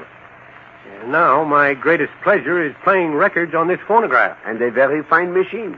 Mr. Poirot is also a good cook, or so he says.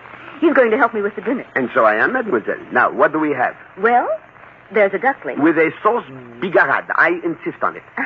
If you know how to make it. But of course. And some string beans. But I can take care of those. You just boil water and... No. It is a sacrilege. You must not destroy the flavor. They must be steamed gently, mademoiselle. And... All right, you win. Come along and show me. I will indeed, mademoiselle. Directly after I have my bath, I will make a sauce bigarade that would make Escoffier himself jealous.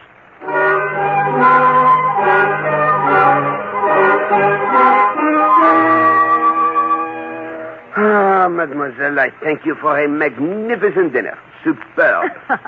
I'm glad you enjoyed it. And the sauce bigarade? A masterpiece. I have never prepared it better. I hope you didn't mind my asking Derek over after dinner. No, I did not mind, but I do not see what you hope to accomplish. I know it's probably silly, but if Derek sees that you're actually here, he'll realize that I'm serious and leave me alone. Well, I shall not threaten him, mademoiselle. Threats are useless. No, there he is. Oh, no, don't bother. I'll let him in. Elaine, I got your message. I came right over. Does it mean you forget... Who's this? May I present Mr. Hercule Poirot? This is Derek Redfield. Poirot? Well, if you did this to impress me, Elaine, you've certainly succeeded. I've heard of you, Mr. Poirot. And I of you, monsieur. Yes, I know. I can just imagine what Elaine's been telling you. You must think I'm a pretty bad sort of guy, but, you really got me in a spot, Elaine. How about a little drink to sort of help me out, huh? Would you like something, Mr. Poirot? A little sherry or port or something stronger? Port will do excellently, mademoiselle. Then if you'll just press that button next to your chair, the maid will bring it. I'm too lazy to move. This one? Mm-hmm. I suppose Elaine has told you how I made a complete fool of myself and scared her half to death, Mr. Poirot. But I hope you can realize how it is when a fella's in love. Mademoiselle, it has just occurred to me. There is no maid to bring the port unless she has already... Of course, I completely forgot how stupid of me. It's only a little after 9. Servants won't be back until 11. I'll get it. Hey, what did you ask me over for? To ignore me? I was hoping that maybe we could straighten everything out tonight. I'll tell you exactly why I called you when I come back. The danse macabre, eh? Monsieur Shepard seems to have a rather morbid taste in music. Look, Mr. Poirot, you can ask me any questions you like, but I've got to convince you that I don't mean any harm to Elaine. Tell me, monsieur, you did kill her dog? Well, yes. Here we are. I hope you'll find the port to your liking, Mr. Poirot. Elaine, I just admitted that I killed Taffy, but I only did it because I love you. You know, sometimes you want to hurt the person you love. Derek, I asked Mr. Poirot to come down here to show you that I'm serious. When I tell you I never want to have anything to do with you again. I can never forgive the way you've acted. And if you make any more threats, Mr. Poirot will know how to deal with it. But, Elaine, if you'll only listen... I have nothing more to say to you, Derek. Oh, Uncle's turned off the Victrola. What time is it, Mr. Poirot? It is 9:15, mademoiselle. I'd better run upstairs and see if Uncle wants anything. Good night, Derek. But, Elaine... I said good night. Mr. Poirot, I'm desperate. Maybe you can understand the way I feel. Would you talk to her and put in a good word for me? I am afraid, monsieur, that I would find it slightly ridiculous for me to plead the suit of a man who terrifies a lady to such a degree that she seeks my services to protect herself from him. But I... Sacre bleu! Mademoiselle! Mademoiselle! It's Uncle James. He's fallen out of the window. He's dead.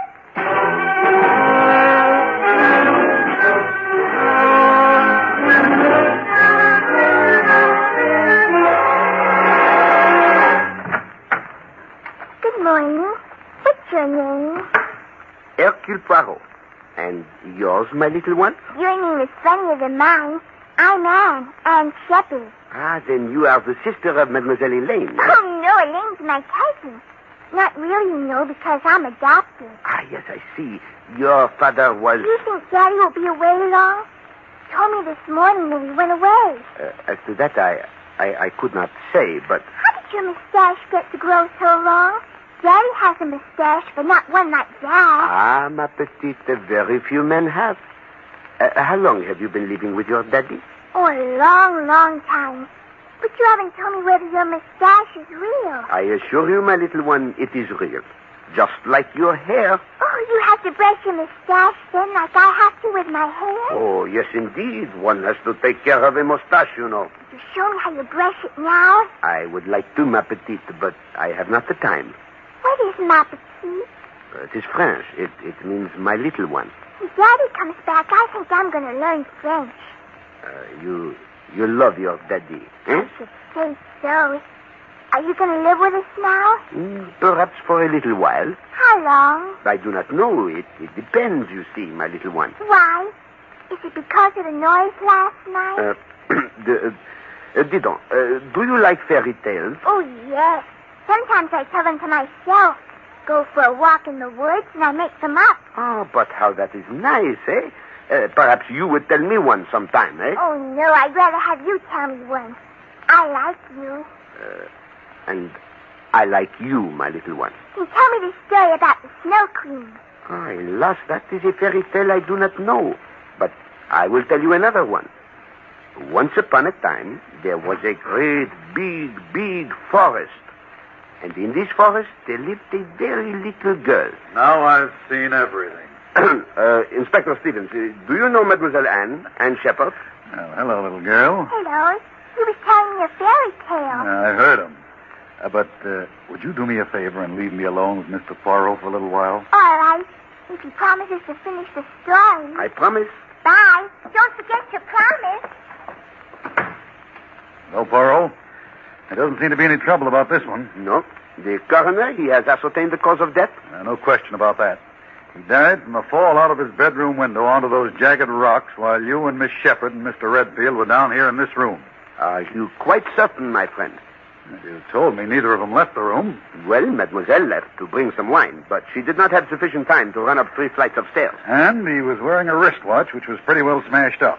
The hands had stopped at 9:15. There was a medicine bottle and a spoon on the floor near the window. Now, what I figure is that he must have felt sick, got up, tried to get the medicine, and he fell out of the French windows. Perhaps. Yeah. What do you mean, perhaps? Me, I have an idea it was no accident. You mean you... Yes, my friend. Murder. What? Murder? A particularly vicious and carefully planned murder. Do you know who did it? I think so. Well, what are we waiting for, Poirot? Let's get going. Gently, my friend, gently. I think it was murder. I even think I know how it was done. But alas, I could not prove it. The murderers would get clear away in a court of law. You mean you're going to let them get away with it? No, that I will most certainly not allow. But we must annoy them, Stevens. That's the first time I've ever heard of annoying murderers. I generally arrest them. I do not like murderers, my friend. And when we arrest these, we will make certain they are not set free. Ah, the little gray cells, Stevens. The little gray cells have found a way. What do you mean? Murder breeds murder, my friend. And a murderer always repeats. If he poisons once, he poisons again. If he stabs once, he stabs again. If there is an accident once, there is an accident again. What are you going to do about it? Me, I shall help to create an accident. I am going to telephone a lawyer.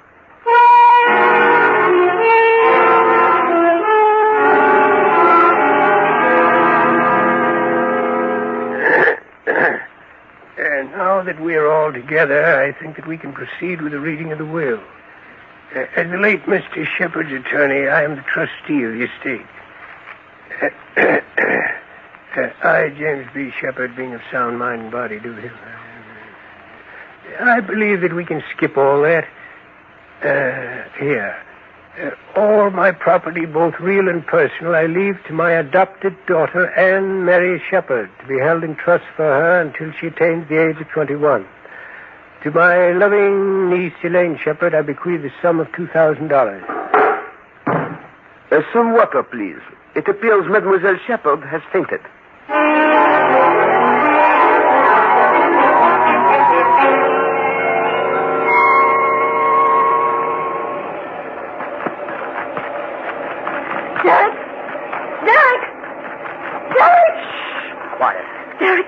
The will. The will. What about it? What happened? Will you stop shaking and tell me? Uncle James left everything. Left it all to Anne. What? All of it. I don't believe it. It's true. We were all there. McBride read it to us. But it's impossible. Didn't he even mention you? Yes. He left me $2,000. $2,000. That's good. That's very good. What are we going to do with $2,000? I don't know. Oh, Derek, it's all gone wrong. I knew it would. I knew it. I'm sorry we ever started. We never should have done it. Hey, wait a minute. I think I have an idea. Sure, that's the solution. It's easy. What? If you'd only stop and think, you'd see the way it has to be. Derek, I don't know what you're talking about. Who inherited the money, Elaine? Why, Anne... No. No, Derek. I say yes. Derek, you mustn't. Listen to me. Remember what you said about planning things? The people who didn't think things out made mistakes. Never mind that. I know what I'm doing. No, Derek, we planned something, thought it all out. Look what happened. Even if we do something to Anne, I still won't get the money. Don't be a fool. You have to get it. You're the only living relative. Now, listen, Elaine. Inspector Stevens has gone back to New York. We're perfectly safe. I won't help you do anything to Anne. What makes you so soft about Anne all of a sudden? A bride who doesn't even belong to your family. Where does she come in for anything? Oh, Derek, I'm frightened. I won't do this with you. Oh, yes, you will. That's one thing I'm sure of now. We're together, Elaine. Together for life. Don't forget you were with me on one murder. And you're going to be with me on another.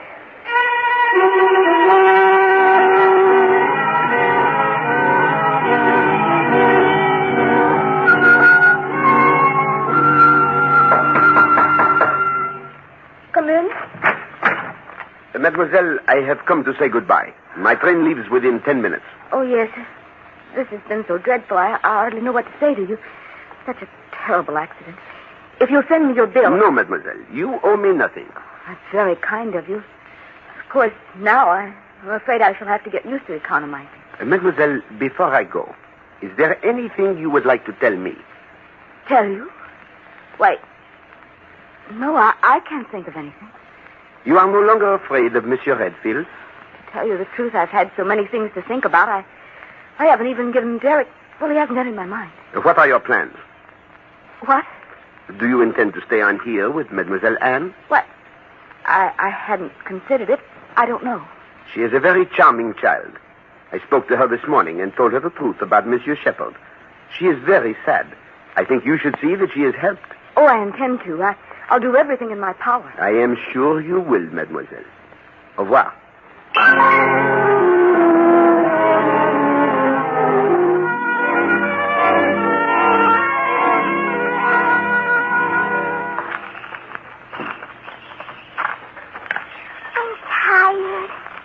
Walk much more, Elaine. Oh, you've got to grow up to be big and strong. Remember, I promised you ice cream. Don't think I'd like it now. Can't we play Indian? I didn't know little girls played Indian. I didn't make it up. Roy taught me. You know Roy, Uncle Jerry? No. Do so. He's a boy who lives in a big house down the road.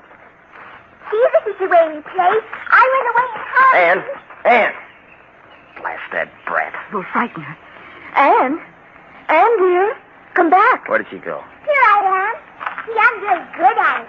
Sometimes even Roy can't find him. He's a scout. Anne, I don't want you to do that again. Yes, you might get hurt.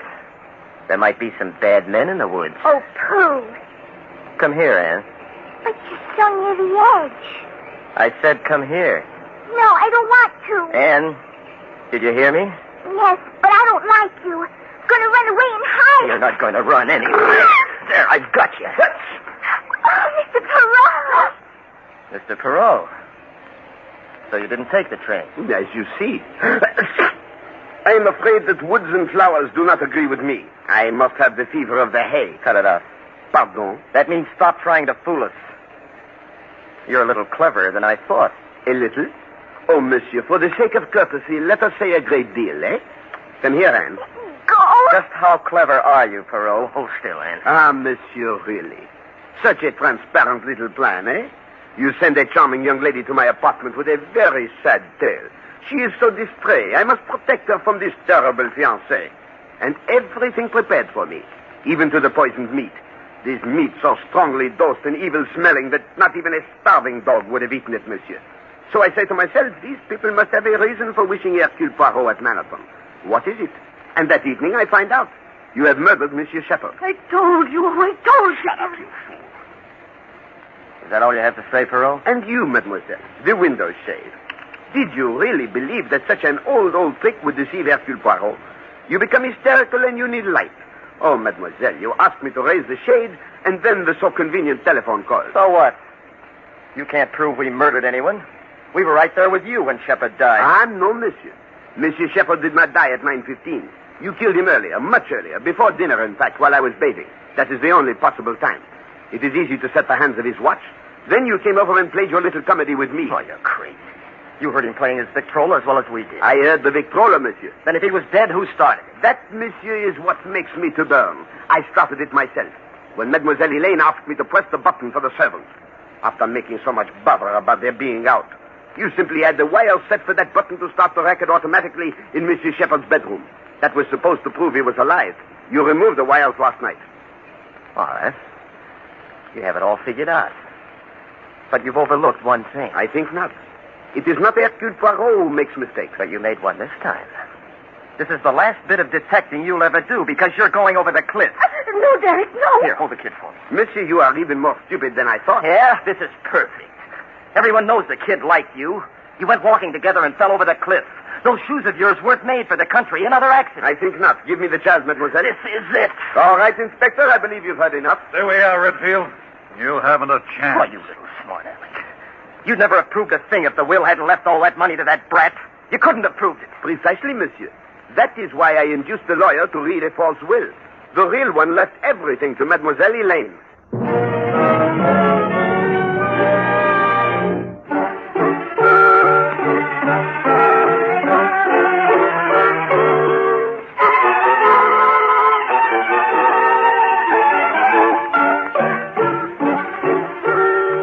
Be sure to listen again at the same time next week when Agatha Christie, America's favorite mystery writer, brings you her favorite detective, Hercule Poirot, starring Harold Huber in The Book and the Corpse. Agatha Christie's Poirot is directed by Carl Eastman. This is the Mutual Broadcasting System.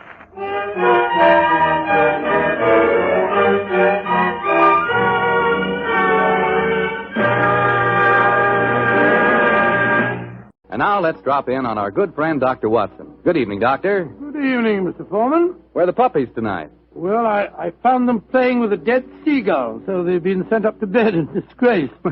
You certainly look comfortable yourself, Doctor. What's that small blue book you're reading, the latest bestseller? No, indeed not. This book was never a bestseller, my boy. It's entitled Practical Handbook of Bee Culture, with some observations on the segregation of the queen. Quite a catchy title. Who's the author? A fellow by the name of Sherlock Holmes.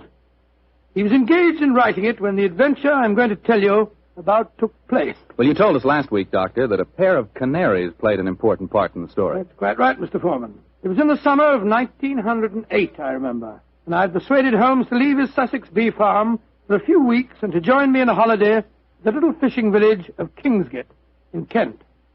We were staying at a charming little inn called the Fisherman's Arms, and for the first few days, our holiday was a delightful one. And then, I suppose, Doctor, strange things began to happen. They did indeed, Mr. Foreman, they did indeed. Very strange things. One afternoon, we just finished a late tea, I remember, and were sitting outside on the lawn sunning ourselves and enjoying our pipes. Holmes lay back with his long, thin fingers clasped behind his head, gazing thoughtfully at the multicolored fishing boats bobbing at anchor in the harbor. After a moment or two, he spoke to me. Watson, you're really a splendid companion. I can't think of anyone else who would let me smoke my pipe in silence for half an hour without asking me what I'm thinking about. That's not very surprising, Holmes, after all the years that we've been together. Well, nevertheless, the gift is a rare one, old chap, and I appreciate it. Oh, thank you, old fellow. By the way, since the half hour's up, what have you been thinking about? The lack of enterprise of a modern criminal. Audacity and romance seem to have passed forever from the criminal world. Read this note I received this morning, old fellow. See for yourself how low I have sunk. Oh, let's have a look. Mr. Holmes, I am staying in the same inn as yourself, and as I have had a very frightening experience, I thought perhaps you would help me. Please do. It's signed Mary Victor. An exciting document, isn't it?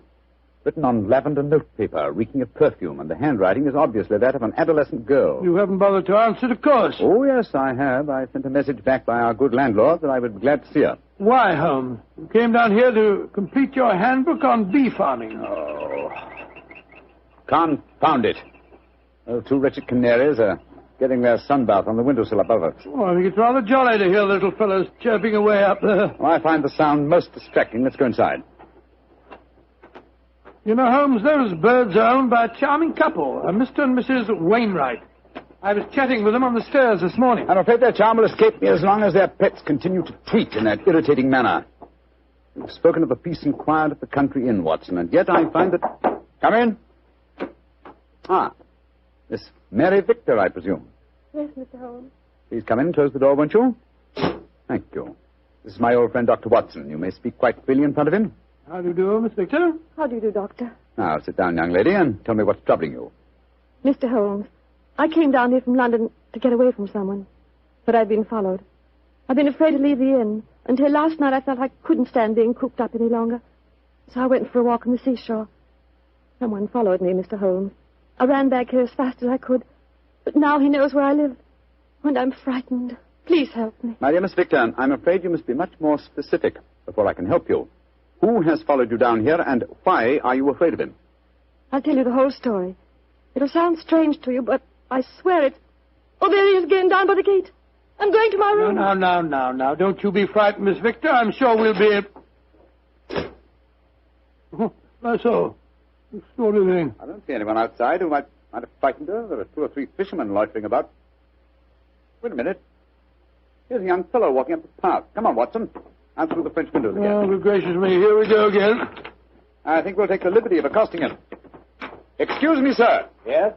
Are you looking for Miss Mary Victor? Is she young and pretty? Yes, sir. She is. Extremely so. Then I'm looking for her. Where can I find her? I can see you're being facetious, sir. Well, there's no harm in that, is there? By the way, who are you gentlemen, may I ask? My name is Holmes, and this is my friend Dr. Watson. I'm Basil Carter. You're not Sherlock Holmes, are you? That is my name. I thought you seemed familiar. I know your brother, Mycroft. Oh, indeed. Then I presume you're connected with the Foreign Office. Yes, I'm in the consular service. Are you staying at the inn, young man? For a few days. It's funny that I should run into the great Sherlock Holmes. Why, may I ask? I was planning a murder. Oh, really? But with you gentlemen here, I see that I shall have to be very discreet. Who is your intended victim, may I inquire? There are two of them. The two canaries in the room next to mine. Canary. For a moment I thought that you were really serious. But I am serious. The wretched creatures have been driving me mad. Yes, I quite sympathize with you, sir. I've been thinking of committing a slight case of mayhem on them myself.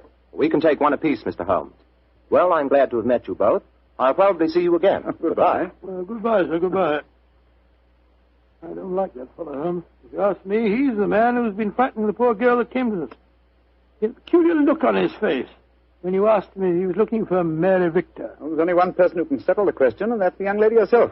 Come on, old fellow. Let's go back indoors. Shh. Here comes Wainwright, the owner of the Canaries. Good evening, Mr. Wainwright. Good evening, gentlemen. This is my friend, Mr. Sherlock Holmes. I'm honored to meet you, sir. How do you do, Mr. Wainwright? Beautiful evening, isn't it? I just took a stroll down to the store to get some more birdseed. By the way, Mr. Holmes, I hope our canaries don't bother you. Little fellows are such a comfort to my wife and me. Oh, no, not at all, sir. I find their chirruping very soothing. Oh, I'm so glad. Good night, gentlemen. Good night, sir. Good night, Mr. Wilson. Not Wilson, Mr. Holmes. Wainwright. Oh, I beg your pardon. I'm so sorry. I thought you said Wilson. Good night. Not like you to mix up names, Holmes. I didn't mix them up, old fellow. I never forget a face. Mr. Wainwright is in reality Wilson, the notorious canary trainer, whom I had the pleasure of sending to prison for a 7-year stretch in '95. Some years later, he made one of the most spectacular escapes from prison in the history of crime, and has since managed to evade all efforts to recapture him. Great Scott, he seems such a sweet old fellow. Well, possibly he's reformed, but I doubt it. Our stage is set for an intriguing problem, old chap, and our cast is an interesting one.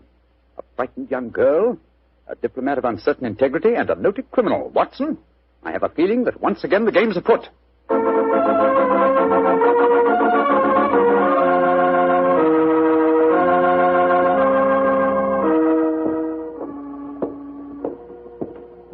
Holmes, why are we strolling along the pier instead of staying at the inn? I thought you said that you were expecting trouble. I am, old chap, and I'm sure it will find us out. You know, Holmes, I'm still completely mystified by the behavior of that girl, Mary Victor. I knocked at her door last evening, again this morning. I couldn't get any answer. And the landlord told me that she was not seen at dinner last night, nor at breakfast this morning, and yet her room has not been vacated. Curious. Hello, there's the village constable sunning himself at the end of the pier. Yeah. Good morning, Sergeant Blake. Mr. Holmes, Dr. Watson. How are you, gentlemen? Well, splendid, thank you, Sergeant, and very appreciative of the weather that you've provided for us. Oh, think nothing of it, sir. We always arrange that for our really distinguished visitors. Oh. By the way, Mr. Holmes, I was reading one of your friend's stories about you last night. The one called The Adventure of Mysteria Lodge. That was, Wisteria Lodge, you foolish fellow. Well, maybe it was. Anyway, I was reading it aloud to me old woman. And if you don't mind my saying so, Mr. Holmes, we both thought you made a bad mistake. Oh, really? Though, of course, you come out all right in the end. Dear me, Sergeant, I stand reproved. Excuse me, Sergeant. Holmes, look. Look at that figure standing by itself right at the end of the pier. Mm-hmm. Our friend Wilson, the canary trainer. He's got a revolver. Here, we don't want any of these goings on in Kingsgate. Come on. Here, you. What are you doing waving that revolver about? Keep back, the three of you. I'm the law here. Don't you tell me what to do. Keep back, I say. I'm not afraid to fire. Better do as he says, Sergeant. You don't want to trifle with. Just exactly what are you up to, Wilson? You caught up with me once again, Sherlock Holmes. But this time you're not going to send me back to a prison again. And maybe the gallows. If I can't escape you, then I'll take my own way out with this revolver. Wilson, what in thunder are you talking about? The murder at the inn last night. I did it. Murder? I'm confessing in front of the three of you. So you leave my wife alone. She didn't know anything about it. Now, I hope you're satisfied, Mr. Sherlock Holmes. He's pointing the revolver as he heads. Wilson, you fool, stop it! Strike me pink. He done it. Over the pier and into the sea. Get help, Sergeant. It's possible he isn't dead. Right, sir. Come on, Watson. We're going back to the inn, I suppose. Of course we are. We've just heard a murder confession, but we don't know who has been murdered.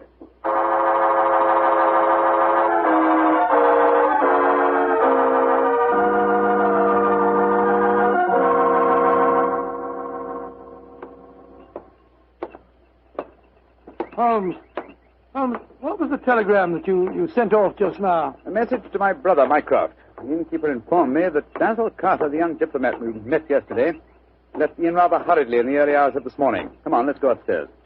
Well, we'll have to break the news to Mrs. Wainwright, I suppose. Before we do that, I think we'll see if Miss Victor's in her room.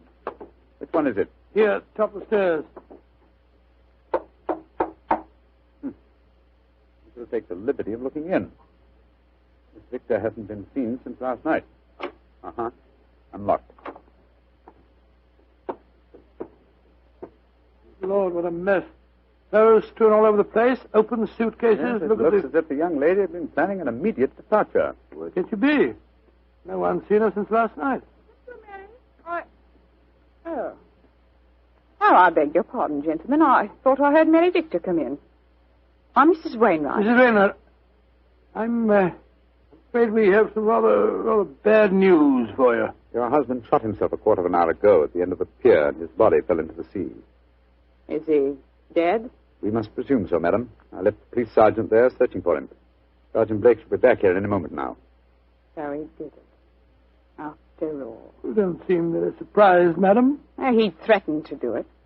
Mrs. Wainwright, before your husband shot himself, he confessed to committing a murder in this inn last night. A murder? Whose murder? At the moment, we're not quite sure. Oh, he must have been out of his mind. Mrs. Wainwright, I'm afraid I must ask you some rather painful questions. Are you aware that your husband was a criminal, that he served a prison sentence under the name of Wilson? Yes, I knew that. He told me when we were married 2 years ago. But he said that he'd gone straight ever since he'd come out of prison. That's why he changed his name. He was trying to make a fresh start. You know no reason for his planning to kill anyone at this inn? None. And unless you find someone murdered, I wouldn't give too much thought to it. Yes, if you'll forgive my saying so, madam, you seem remarkably unmoved by your husband's tragedy. Why should I pretend? We were very unhappy together. This might be the best way out of it for both of us. Oh, my soul. My husband carried quite a large amount of life insurance. In the event of suicide, would that be payable?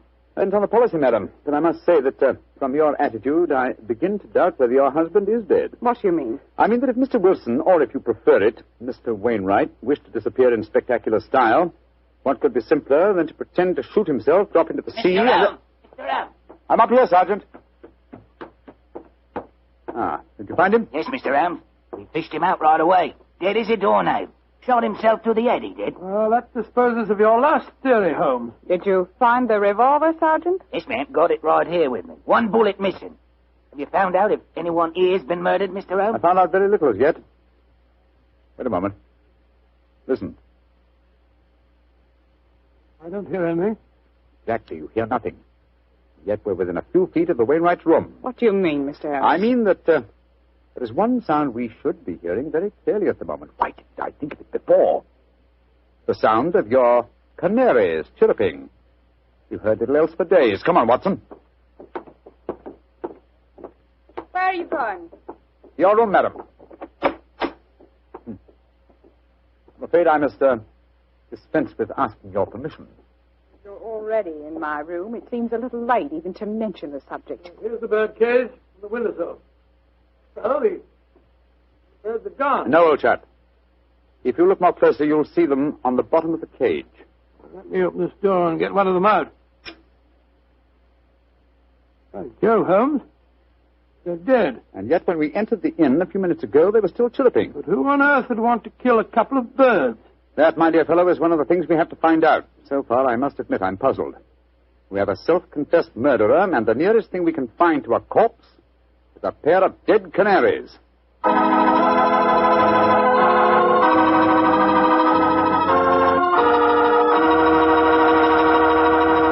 We'll bring you the rest of Dr. Watson's story in just a second. A second I'll take, if you don't mind, to ask you if you've ever had a glass of Petri California Sherry. Because if you haven't, boy, you want to remedy that situation pronto. Try that Petri Sherry before dinner some evening. Look at its clear amber color. Smell the fragrance of those luscious grapes. And get a sample of that Petri flavor. That Petri Sherry can turn the usual before-dinner lull into a main event. And say, if you like your sherry dry, as I do, wait till you taste Petri Pale Dry Sherry. Is that ever good? But after all, when it's a Petri wine, it's always a good wine.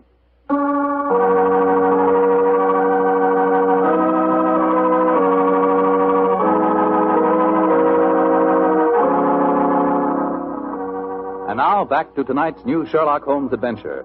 Strange events are taking place in the Kentish fishing village of Kingsgate. A self-confessed murderer has committed suicide, but his victim cannot be found. As we rejoin our story, the great detective and his old friend Dr. Watson are once again examining the room of Mary Victor, one of the missing guests. You know, Holmes, the murder that Wilson confessed to before he committed suicide might have been the killing of those two canaries. I think not, old chap. Wilson obviously loved the creatures and kept them in spite of the fact that they were dangerously apt to identify him with his criminal past. Uh-huh. Interesting. Very interesting. Huh? What have you found? This note lying on Miss Victor's dressing table. Here. Have a look. You think you can hide from me, Mary, but you can't. Wherever I go, I shall follow you. So why not get wise to yourself and stop running away? Sounds as if the poor girl was in danger, all right. Possibly, but the writer of that note was certainly obliging. Though the letter is unsigned, he at least gives us a clue to his identity. Oh, what clue? The phrase, get wise to yourself, is very un-English. It's American. Come on, old chap. Well, where are we going now? The envelope to this letter has the Kingsgate postmark on it. I should be surprised if that fount of all knowledge, the village postmistress, can't help us find an American visitor.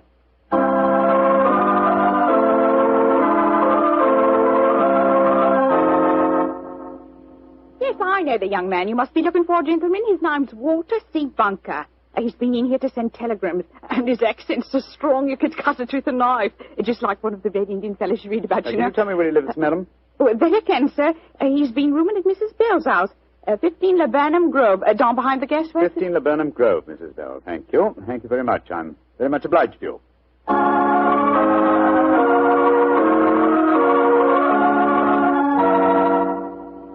Mrs. Bell? Yes, sir.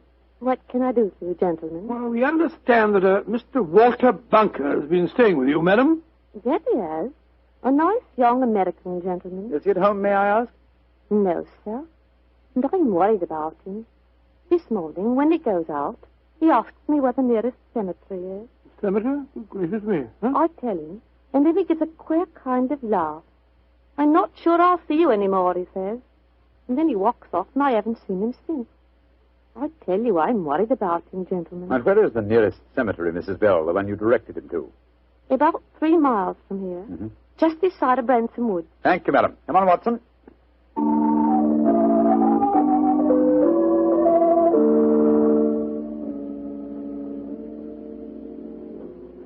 The cemetery seems deserted. The music comes from the church. Oh, Lord, it's a funeral. Or a wedding. Come on.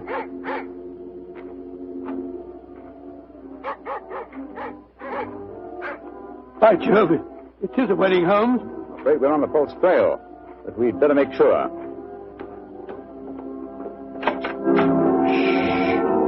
Quiet, gentlemen, please. The ceremony is just ending. Just one question. Can you tell me the names of the couple who've just been married? Miss Mary Victor from the inn, and a young American by the name of Bunker. Thank you.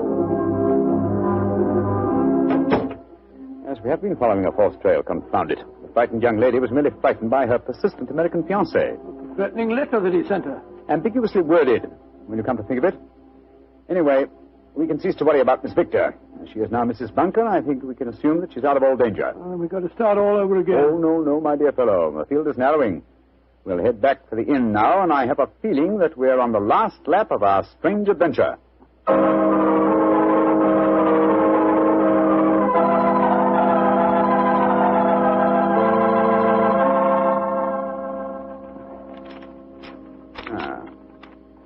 Yes, here's another suspect eliminated. This telegram is from my brother Mycroft. I telegraphed him earlier on today to check on the movements of Basil Carter, the young man who left the inn so mysteriously in the early hours of this morning. His answer informs me that the gentleman in question was recalled to the Foreign Office suddenly and arrived quite safely a few hours ago. Well, now I'm completely puzzled. And I, old fellow, at last see daylight. Wish I did, Mr. Holmes. Sergeant, go upstairs and get the dead man's widow and bring her to my room, please. Right. And then I think I can give you the solution to this problem.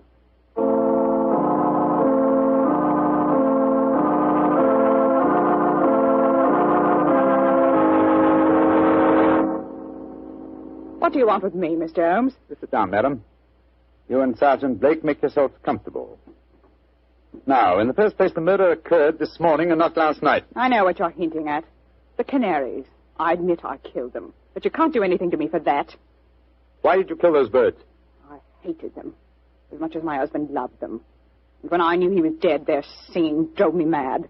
And so I killed them. But they must have been already dead when we told you of your husband's suicide. True, Watson, but the lady was fully aware that her husband was dead when we informed her of the fact. You see, she murdered him. You're talking rubbish. Yes, Mr. Holmes. How could she have murdered him? We saw him shoot himself before our eyes. Because when Wilson raised that revolver to his head, he was convinced that it contained blank cartridges. Unfortunately for him, his wife had deliberately replaced the blanks with live cartridges. But great heavens, why? How? Let me reconstruct the case for you. Wilson, with the connivance of his wife here, had contrived a disappearance plot. He knew that I had spotted his real identity, and so he planned this rather dramatic exit. Confessed to a non-existent murder, and then, well, had his plan materialized, he was to shoot himself with a blank. Fall from the pier, and apparent suicide. What a fantastic scheme, but how did he plan to get away? Well, he would have swum under the water, safe distance, and so made his escape. Oh, his plan couldn't work possibly. No, probably not, not. But at least it was ingenious. He would have destroyed his true identity, and have had his revenge on me by making the search for a murder that had never been committed. Unfortunately for him, his wife was his accomplice, and saw in the scheme an excellent way of killing her husband. You think you're so very clever, Mr. Holmes, but even if it were true, how could you prove it? Observe this revolver, Mrs. Wilson. It's the one your husband shot himself with. What can you prove from that? Ever hear of fingerprint tests? I've heard of them. But that revolver's been underwater. True, quite true. But thanks to the researches of my excellent friend, Dr. John Thorndyke, an infallible test has been discovered for recording fingerprints even after immersion in seawater. I applied the test to the prints on the revolver and the bullets and compared them with some that we found on the water glass in your room. They are the same, Mrs. Wilson.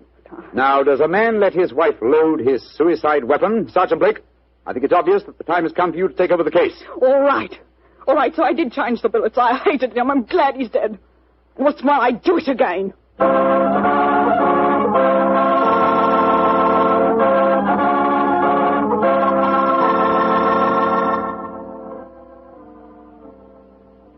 Mr. Holmes. Yes, Sergeant Blake? Well, now that I've taken Mrs. Wilson to the station and booked her on a murder charge, I wonder if you'd mind answering a question. With pleasure. This fingerprint test. I'd like to know about that. I never heard of being able to take prints after a revolver has been handled 2 or 3 times and soaked in salt water. Yes, Holmes, and I'd like to know when you performed the test and took the prints off the glass in her room. I thought that I was with you all the time. You were, my dear fellow. Well, then, I can give you the answer in one word. Bluff. What? There is no such test, my dear Watson. It would be almost impossible to expect clear prints after so much handling, and totally impossible after submersion. Fortunately for us, though, Mrs. Wilson was gullible enough to believe me and give me a confession. And there's no such person as Dr. John Thorndyke? Oh, yes, indeed there is. A great success last year in the case of the red thumb mark. You didn't tell me about that case, Holmes? No, I didn't. It was deliberate, old chap. With your taste for writing sensational stories, I was afraid you might publish the affair. Oh? Would it have mattered if I heard? Oh, yes, it would. Hmm? You would have given away, what shall I say, professional secrets. You would have provided the public, and in particular the criminal public, with a complete education on fingerprints. And when that happens, my dear Watson, we shall have no tricks left. That will be a sad day for detectives.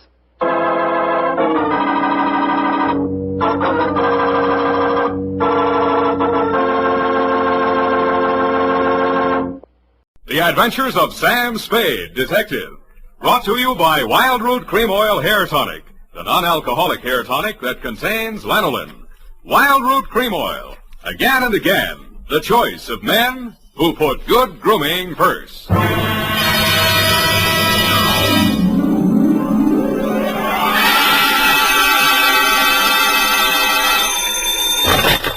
Spade Detective Agency. They offered me a cool $1.5 million, but I couldn't be bought. Oh, Sam, all the time fooling. Straight goods, Abby. Oh, really, Sam? Why didn't you take it? Oh, but you couldn't, of course. That's right, Angel. Taxes. Oh, you mean it would put you in a bracket? The girl's name, in case you were going to ask, was Sugar Kane. Was she sweet? Oh, Effie, you made a joke. Oh, not much of one, no. That is true, but even though you do seem to be, as you would say, in a jugular vein, I shall be right down, serious and frowning, to dictate a chronicle steeped in the bitter tea of general confusion, brewed in a witch's cauldron of murder, greed, and avarice, That's what gives it that nutty flavor. What, Sam? Silly girl, I refer to the sugar cane caper on which I will forthwith my report be down to dictate on, goodbye.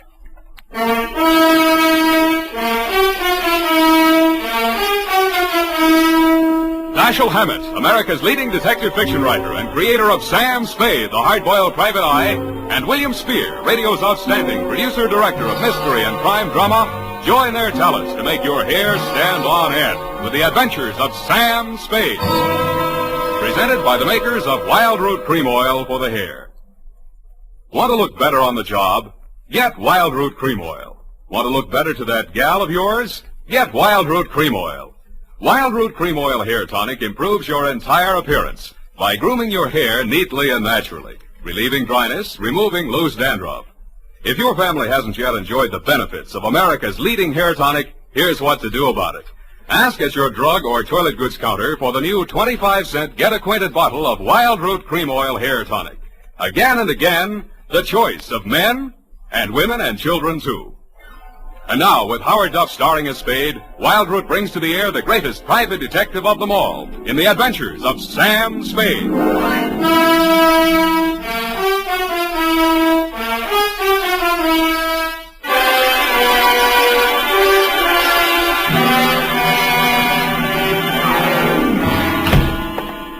Hello, Sam. How are you, Sam? You were so lugubrious over the phone. Sometimes you're so bucolic, but tonight... What am I? When? Lugubrious tonight. Just bubbling over. Do you possibly mean I'm being lush with my verbiage? There, you see? Well, that's because I've been at work in the environs of Snob Hill, where they never use one word if 12 will do. Are you ready for the dictation, I guess it is? I plan to be most amusing tonight. Already I am yet. Look, I haven't even started. Oh. Really, I haven't. All right. Now, pencil. Date. Alan should have such an audience. Date.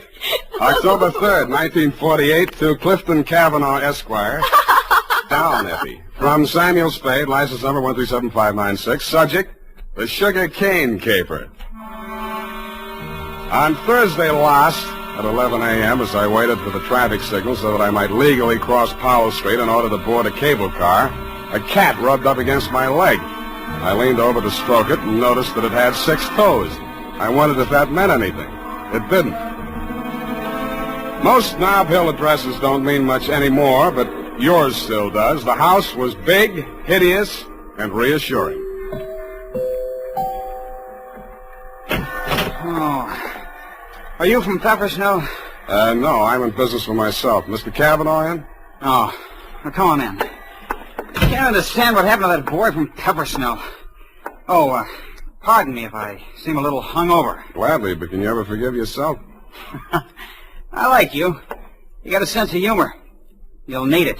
You trying to tell me you don't approve of Mr. Cavanaugh? That perfume pothead. What did he do to you? He married my mother. Oh. Stepfather? Yeah. I'm Fred Blair. Spade's my name. Where do I find him? Detective? Check. I'll give you a clue.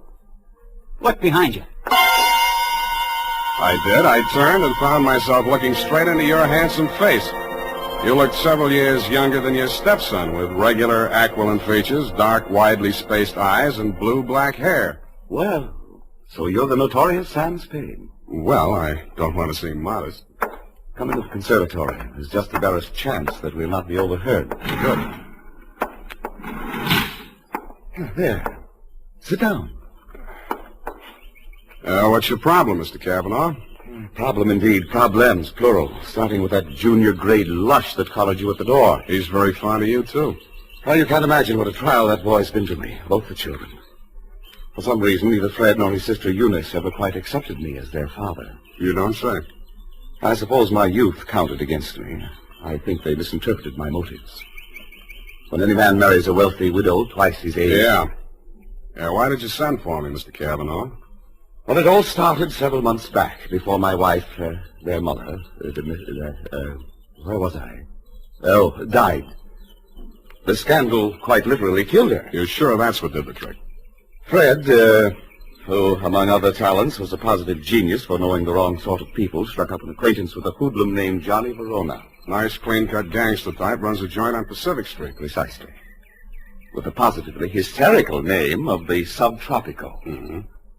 Well, there was a sordid brawl of some sort. A man shot. Obviously, this Johnny Verona shot him. Fred had to give testimony before the grand jury. It was all we could do to keep it out of the paper. But you did. No, and old Eleanor, my wife, that is, dropped dead when the butler brought in the Chronicle. But the worst was yet to come, Sam. Well, don't keep me hanging, Cliff.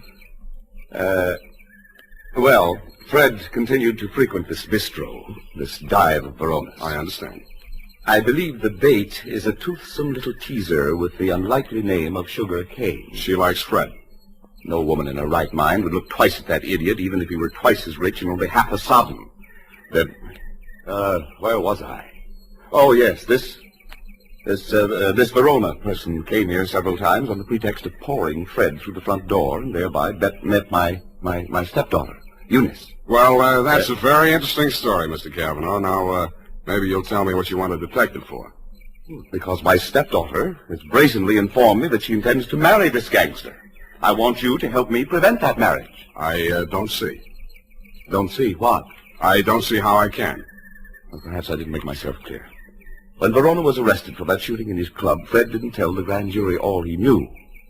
Now, if you could prove that Verona is guilty, then we'd be rid of him for good. Is it Verona you want to get rid of, or your stepson? Good Lord, you don't think Fred did it? Do you? Why, no, of course not. Okay, supposing Verona did it, then Fred goes up on a perjury rap, maybe accessory. Oh. Well, I have no overwhelming desire to injure Fred. Look, why don't you tell me what you have an overwhelming desire for? Well, under the terms of her mother's will, Eunice will inherit $3 million as soon as she marries. When? When what? When do I meet her? Be serious, man. Now, I will pay Verona $50,000 in cash if he'll stay away from her. Would you take $50,000 as the payoff in a $3 million caper? In this instance, yes. Eunice is not very well, and you may quote me on that, book, chapter, and verse. To Johnny Verona? To Johnny Verona. Okay. Water's mighty cold this time of the year at the bottom of the bay, but if you don't care, I don't. Thank you. Let me know how it comes out. Don't give it a second thought. You'll know. Don't get up, Mr. Cavanaugh. I know the way out. Hey, Spade, wait up. Well, you look a little better. Listen, there's something you ought to know. He was my sister's boyfriend before he married my mother. He did it out of revenge because Eunice threw him over. He still wants to marry her. Any particular reason? Oh, my mother put that crazy marriage clause in her will. He's been systematically getting rid of every man who's been interested in her. Bought him off, threatened him off any way he could. Why? He thinks Eunice will eventually marry him to get her inheritance. But she won't. She'll kill him first, and if she doesn't, I'll do it for her. Fred. Huh? Oh, yeah? Fred, what on earth are you saying? Who is this man? Well, he's the detective. Sam Spade. You're Eunice Blair? Yes, I want to talk to you. Fred, go and... Yeah. See you later, Spade. I know why my stepfather hired you, Mr. Spade. If you need the money, go ahead. But this time it won't work. You look as if you'd like to be a nice girl. How did you happen to settle for a cheap grifter like Johnny Verona? Because we understand each other, and he can't be scared off. Any message I can take him from you? Tell Johnny I'll meet him at the usual place. And tell him I still like my coffee black. No sugar.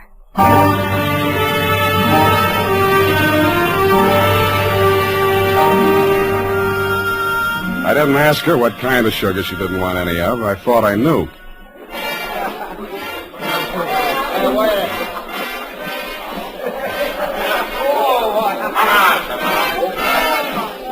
The only thing wrong with Sugar Kane's dance was her dancing, but the customers didn't seem to mind, and I didn't either. It was a pleasure to size her up carefully, as I would have felt obliged to do anyway in my professional capacity. She was a black-haired number with aquiline features and widely spaced dark eyes. It was a beautiful combination, and I wondered where I'd seen it before quite recently. I decided to find out.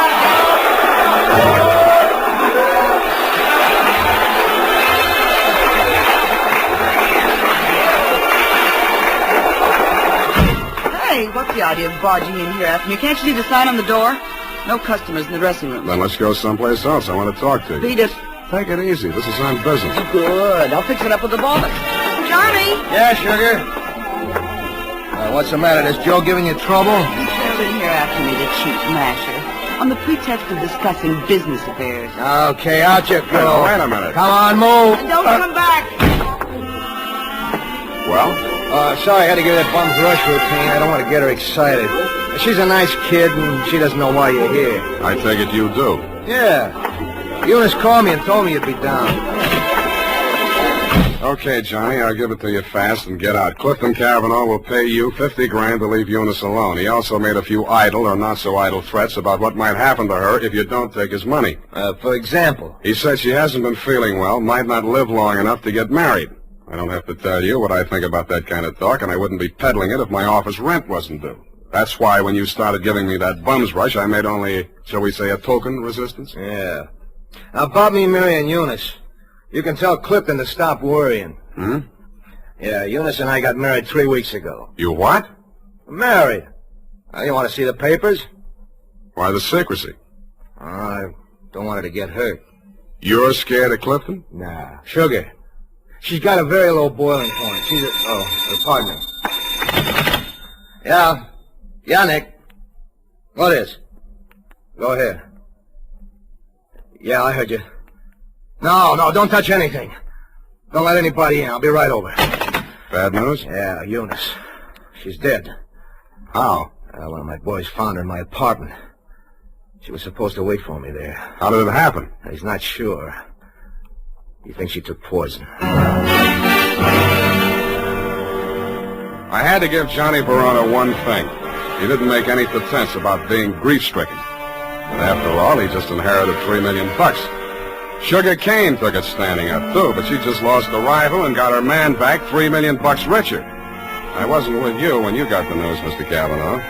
But the one I really wondered about was Eunice's brother, Fred. What brought that on was something I picked up in Johnny Verona's apartment where we found Eunice's body sprawled out over a tray of coffee things. It was a medicine bottle with a doctor's prescription number on the label. The name of the druggist that had put it up was Pfefferschnell.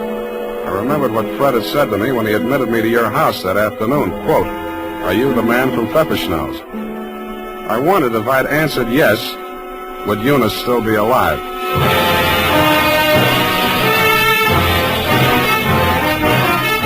The makers of Wild Root Cream Oil are presenting the weekly Sunday adventure of Dashiell Hammett's famous private detective, Sam Spade.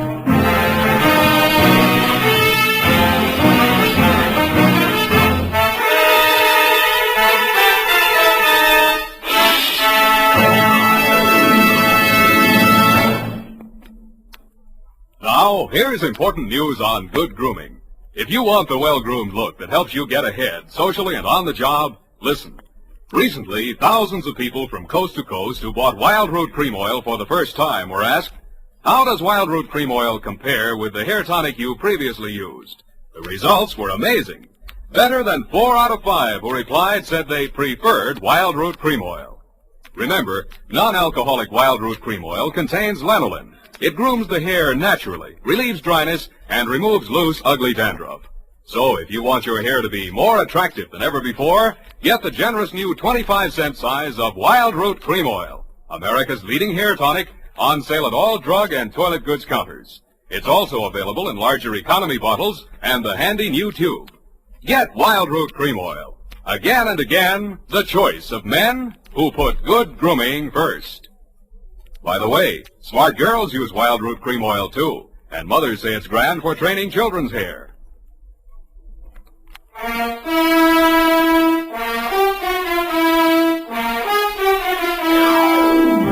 And now, back to the Sugar Cane Caper. Tonight's adventure with Sam Spade.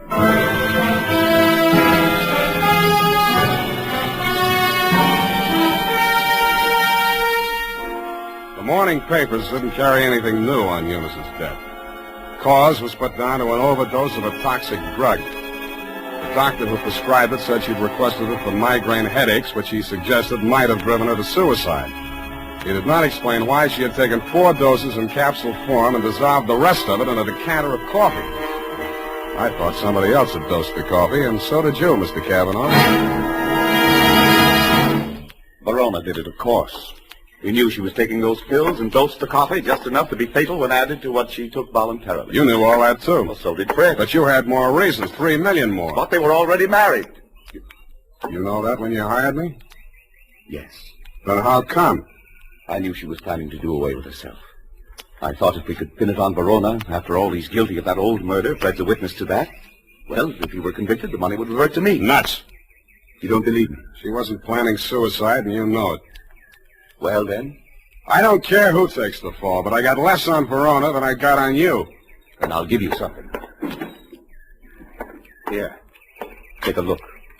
Verona's lawyer sent this around before her body was cold. A claim for $3 million, notarized yesterday while Eunice was still alive. Well, Mr. Spade? Pardon me while I drop dead. You did and waited hopefully, but I managed to stay on my feet. I even managed to make it down the hall to the bar where I found your stepson ambushed behind a row of empty bottles. Fine detective you turn out to be. I warned you. Stand up like a man. It's all right. I'll take on both of you. Come on, sober up. Makes sense. Where's my drink? Who took my glass? Here it is. Give me it. Sure. You spill it. Ooh, ice on my shirt. Listen to me. This is very important. Important? You were expecting a delivery from a drugstore when I arrived there yesterday morning. Who ordered it? She did. Eunice, she told me to watch for it and bring it to her. Did you do that? No, she wasn't here. What did you do with that bottle of medicine? I'm sleepy. I gotta get some rest. Wake up! No! I said wake up! Leave me alone! Now, listen. You took that bottle with you when you went out. Where did you take it? I tell you when you let me go to sleep. You took that bottle with you, didn't you? You're guessing. I know you're third degree. You went to Verona's apartment, didn't you? Two gentlemen of Verona. Willie Shakespeare. You doped that coffee, didn't you, with the poison that killed your sister? I didn't mean it for her. I didn't know she was going there. Go on talking. I want a lawyer. I know my rights. Listen, I'm not a cop. I'm not taking a statement. You're too drunk for it to hold anyway, so you can tell me. Okay. Here's how it happened. She took her 4 pills and went to bed. Yeah? I sneaked a bottle out of the medicine chest and I went over to his place. His boy Nick was there making coffee for the boss, he said, when he got home. I hung around talking for a while and I stripped some of the stuff in the percolator while he was getting out the cups. And that's all. Why did you want to kill Johnny Verona? So Eunice wouldn't have to marry him. What do you mean, have to? She was doing it for me, so he'd keep quiet. About that brawl in the club, that old killing they tried to nail Johnny for?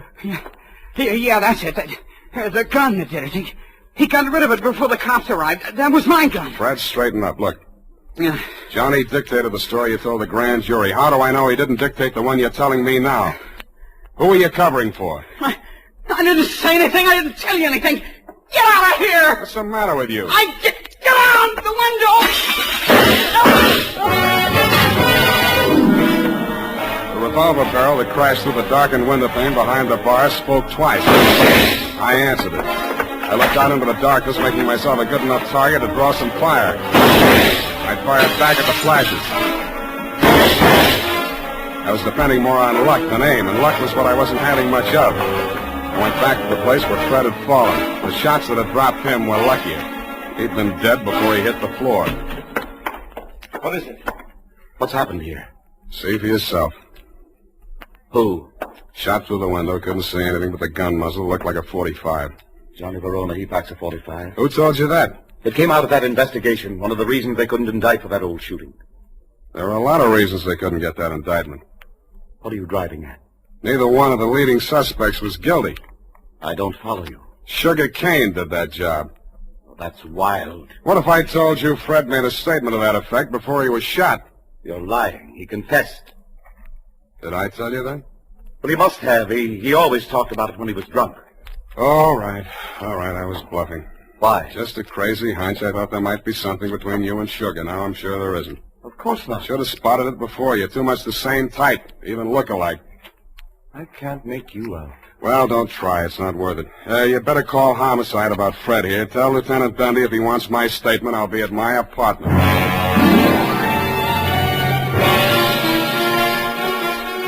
After I pretended to leave, I came back and did a little eavesdropping of my own. You didn't phone homicide, but you did spend an hour filing out the barrel of a .45 automatic. Then you went out. I tailed you to an address on Sloat Boulevard. A short time after you went in, Sugar Kane came out alone. I followed her to, you know the answer, my apartment. I went in the back way via the fire escape and arrived in time to answer her buzz. Oh, Mr. Spade, thank heaven I found you at home. So am I. Come in. I know it's terribly late. Forget it. Won't you take off your coat or something? Can't stay very long. It's not safe. I may have been followed here. Oh, surely not. Sam, you don't mind if I call you Sam? No. I'm so frightened. It's about Johnny Verona. I don't know what he may do. He's convinced that Fred killed Eunice, and he's out gunning for him right now. We've got to stop him before he does anything rash. You come to the wrong party, Sugar. I'm working for the enemy. Enemy? Kavanaugh. Oh. It's no skin off his nose if Johnny Verona drops Fred Blair or if you all drop. All he does is sit back and collect. Oh, he can't be as cynical as that. You ought to know. Has he told you anything about me? I'd rather hear it from you. Maybe sit down. Well, there's not much to tell. I played along with Johnny for one reason and one reason alone. To save Fred from that old murder rap. Were you figuring on marrying into that family, too? Oh, a regular pincers movement, was it? Johnny and Eunice, you and Fred. All right. It's true I wasn't in love with Fred, but it wasn't all the money. I was sorry for him. Money's not what I really want. I know that now. What do you want? Someone. Someone I can trust. Me too, Sugar. Oh, Sam, you're what I want. Say you want me to. Please say it.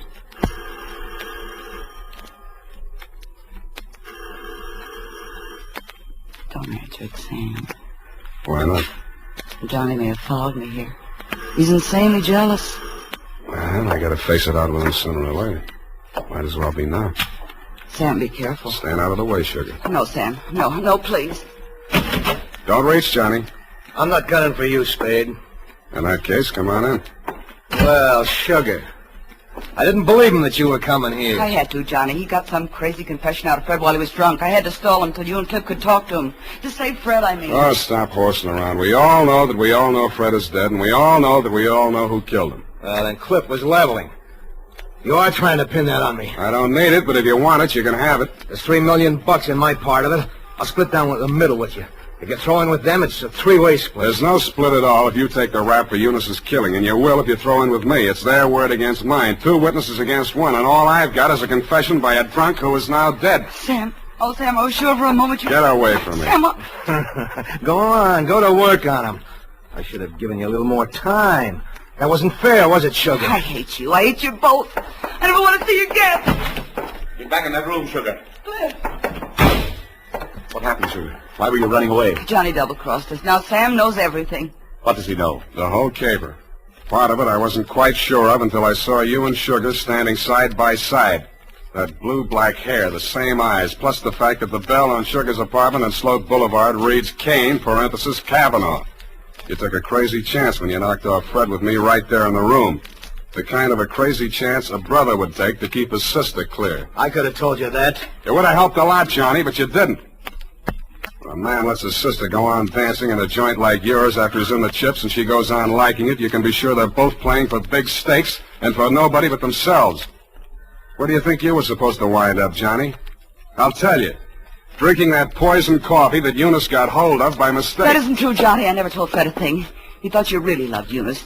I don't know how he found out you were forcing her into that marriage. Did you also neglect to tell him that he was innocent? That you pulled the trigger in that old killing and shoved a gun into his hand when he was too drunk to know what he was doing? I've heard enough. Watch it, Johnny. No!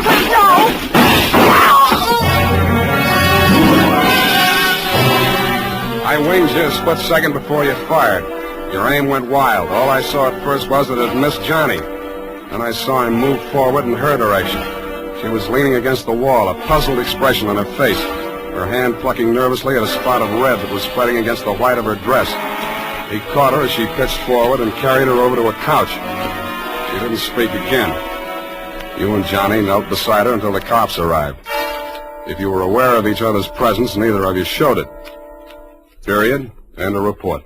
That was a sad ending, Sam. Yes, it is. I'm sorry it ended so sadly. Well, it was bound to, one way or the other. There wasn't anybody in the whole gallery that thought about anybody but himself.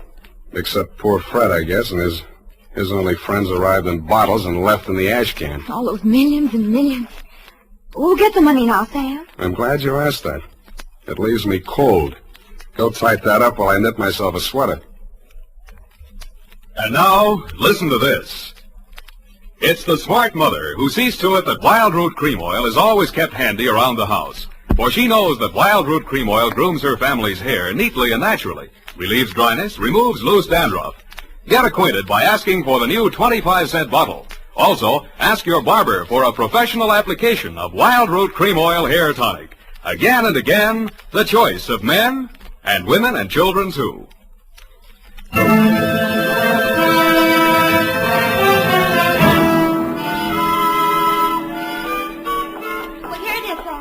Goodness, what a terrible group of unfortunates.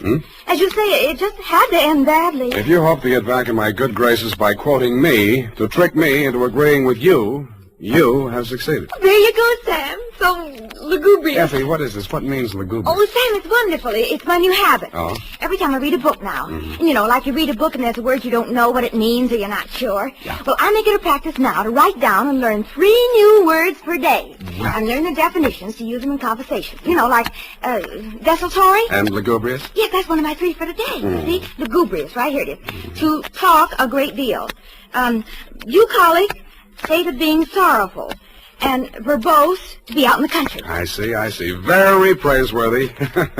Enlarging your vocabulary. Yes, Love it. I am. But I don't expect to be really lugubrious for the knob. Look, Effie, why don't you go verbose for the weekend? It's the best cure for the bucolic. Oh, Sam, look what I've done. What have you done? I've clipped the wrong definitions to the right words. Well. For instance, lugubrious, well, it isn't that at all. And bucolic, oh, Sam, I've learned them wrong. I wasn't going to tell you, Effie. It's better to find out for yourself. It's more, efficacious.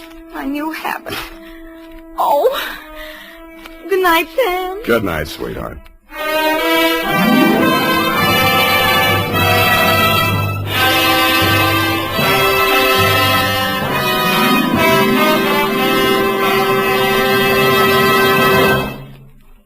Now, I want you girls to tell me what you can about this Indian club. I won't look at it again. I won't. Murder is not very pleasant, but we can't have a killer on the loose, so you've all got to help me. Okay? Okay, Lieutenant Silvers. All right. Now, about this Indian club, Miss Hallam. I checked, as you asked me to, Lieutenant Silvers. There is one Indian club missing from the bottom rack. When did it disappear? I don't know when it disappeared. I'm so used to seeing them there day after day, I suppose I just don't notice them anymore. Nobody notices them. They've been there since the year 1 when Miss Kennedy started this school. And we never use the dreary old things. Miss Hallam coaches us in tennis. We never use such antiquated things. All right, hold it, kids. I want to sort out this time business Angela was talking about, this 10, 11, 12 routine. What about it, Angel? What did you mean by that? Can you explain it to me? Well, you see, the 3 of us, we lost our Sunday, Uncle Greg. How? Well, due to Miss Conway, that old sourpuss. Angela. I don't care if she is dead, mean old cat. It was her fault. Our only fault was getting caught. And her punishments are so mean. Now, one at a time, kids. Go ahead, Angel. What happened? Well, we cut biology lab last Friday, Uncle Greg. Yeah? We went and played tennis instead. And old Cat Conway said we had to make up our work this morning. And she doesn't think anyone should have any fun except herself. Her idea of that is messing with dead frogs. She said you had to make up your lab work this morning. That's right. That's Angela at 10, Pamela at 11, and Gwen at 12. Yes, Miss. Excuse me, but Huh? it was at 9 o'clock when I am working in the Rose Garden that I hear the ladies very angry together. They quarrel, you know. What ladies? Oh, the Senorita Conway and the Senorita Hallam here. They shout in anger. Is that true, Miss Hallam? What? Yes. Yes, I did lose my temper with Anne Conway. I think it's about a man they shout. That is what you women usually fight over, no? That's a lie. And what was it about, Jane? This Sunday assignment. It's the girls' only free day to sleep late, to fuss with their nails and hair, to relax. Go on. Well, I went to see Anne to ask her to let the 3 girls off. At what time? As Jose says, 9 o'clock.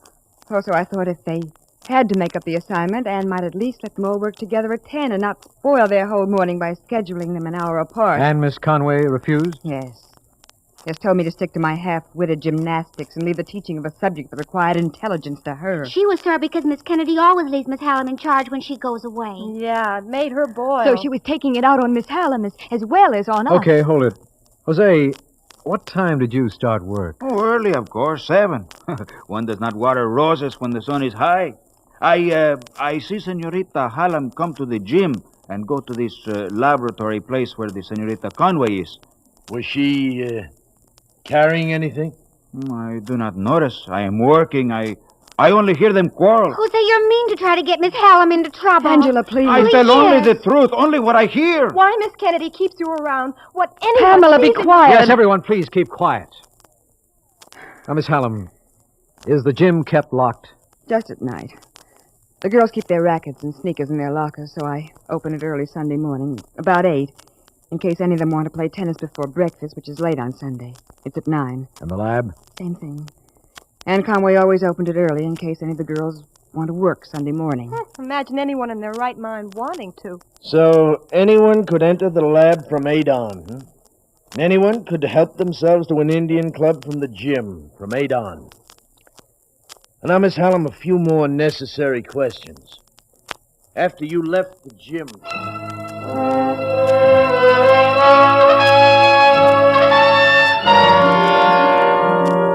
Lieutenant Silver's questioning went on. They sat there, the 3 scared kids, Jean Hallam and the young gardener. Their tenseness grew. Even Jean Hallam's calm deserted her. Only the handsome Mexican gardener seemed indifferent. But his dark eyes were wary as they slid from Angela to Pamela to Gwen to Jean and then back to Lieutenant Silver's. That lad was hiding something, of that I was sure. And Silver's questions weren't getting the right answers.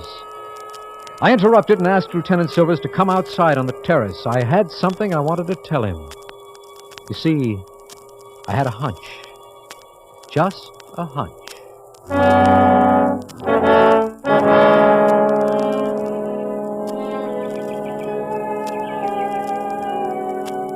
But, Greg, it couldn't be. What you've just said makes no sense. None at all. Look, Stan, I'm trying to save you trouble. I'm trying to get this thing finished before the kids' parents descend on you like avenging furies. And, brother, they will. Nice. They'll have your hide plus your shield if you take their kids downtown for questioning. Not to mention what my sister will do when she gets back. Okay, Greg. It's your niece. If you want to chance it, go ahead. But I still think it's impossible. I want to chance it.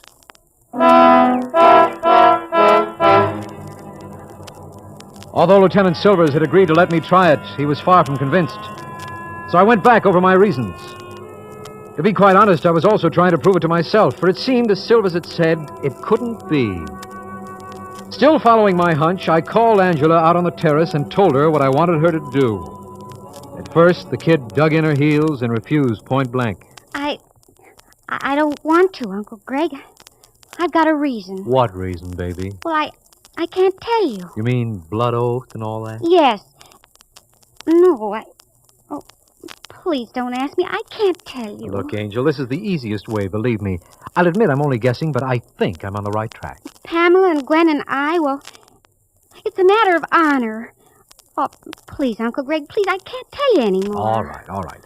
But look here, take my word for it. The sooner this murder is solved, the better it'll be. But when you give your word of honor, and Miss Hallam I suppose says... you let me do the worrying about Miss Hallam. What you want me to do is... Well, it's snide and mean. So is the murder of Anne Conway, Angela. Even if you did all hate her, she had a right to live.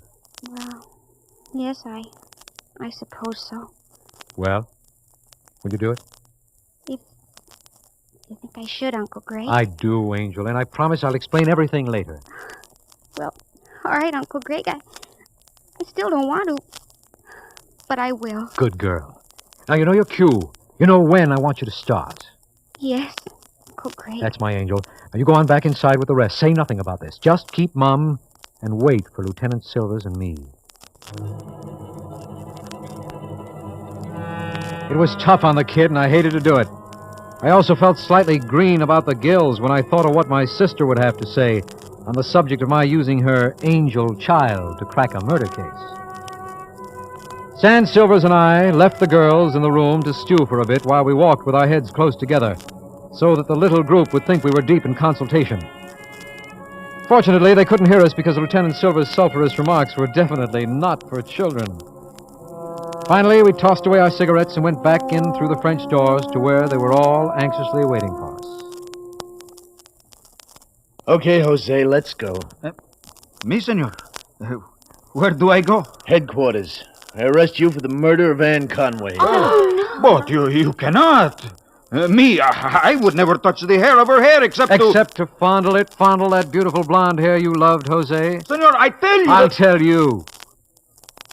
The cold and beautiful Miss Conway was in love with you and you with her. You used to meet in the lab, very convenient, the lab, right behind the rose garden where you work. You were in the garden this morning and she was in the lab. You slipped through the back door and you killed her, Jose. No. She was alive when I left. Then you do admit you were with her. Angela. Angel, stop it. Stop. All right, Gwen.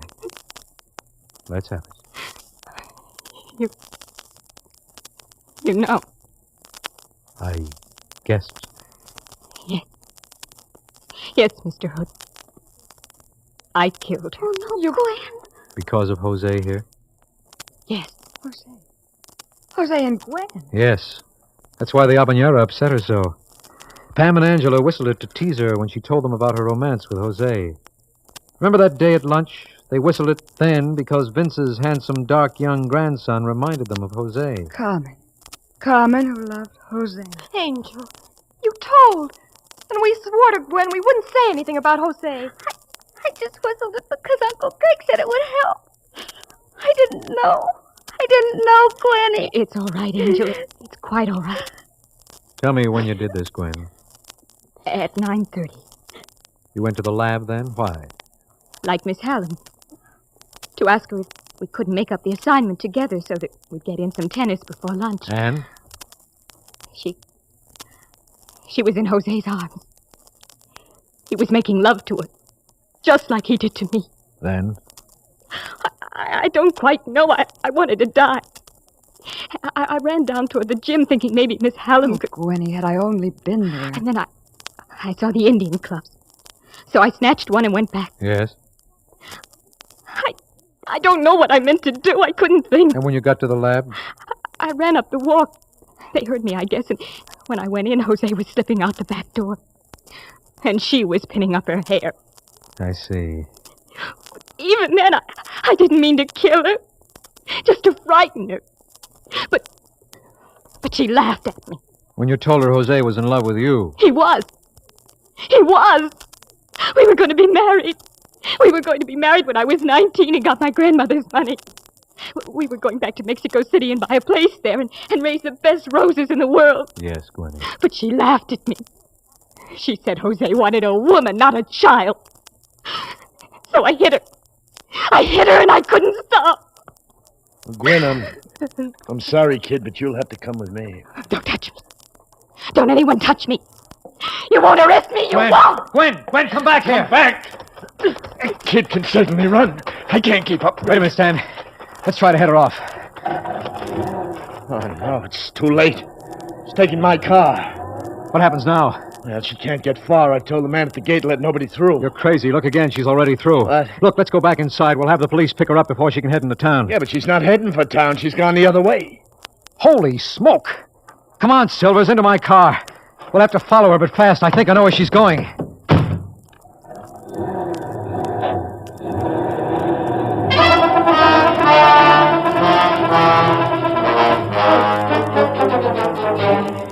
For the next 10 minutes, my speedometer clocked 85, and Gwen, driving Lieutenant Silver's car, was still far ahead of us. There was a dangerous curve ahead, a curve that marked the beginning of a steep hill. That would be our only chance of catching up with her.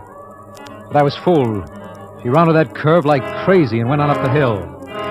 I wasn't quite so crazy. I slowed a little, and that was fatal. We lost all hope right there. At the top of the hill, she was well out front, but then her car started slowing down. Hey, look, she's stopping. She's got to stop. That's the end of the road. What's ahead? A cliff that drops right into the bay. Well, then we've got her. I knew she couldn't get far. I'm afraid she'll get farther than we think. Here we are.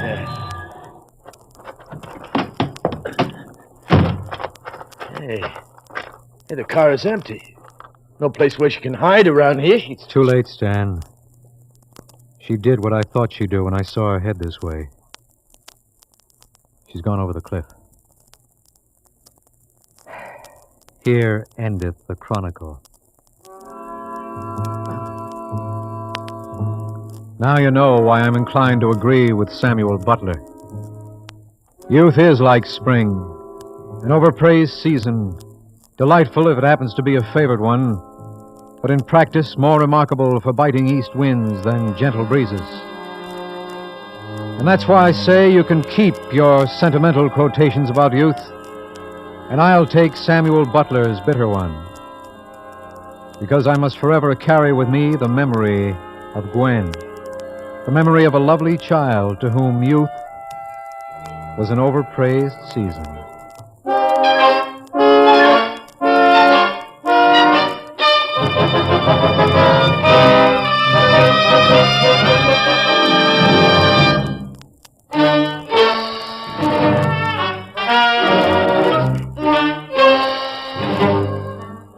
You have heard the case of the overpraised season, an adventure from the casebook of Gregory Hood, starring George Petrie. The program was directed by Roy LaPlante and produced by Cy Fisher.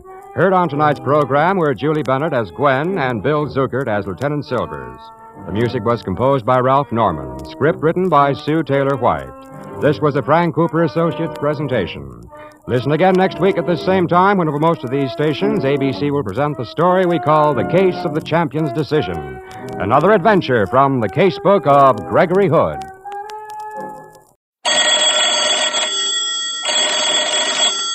Calling all detectives. Suppose you plucked what you thought was a worthless ornament from a discarded Christmas tree and found a priceless gem. What would you do? That is the problem on this page from my casebook, the casebook of Jerry Browning, private detective. Believe me, Jerry Browning, private detective. Criminals sometimes get caught in the strangest ways. It was about 10 o'clock of a cold, crisp evening in mid-January, and I was taking a walk through the quiet, snow-covered streets.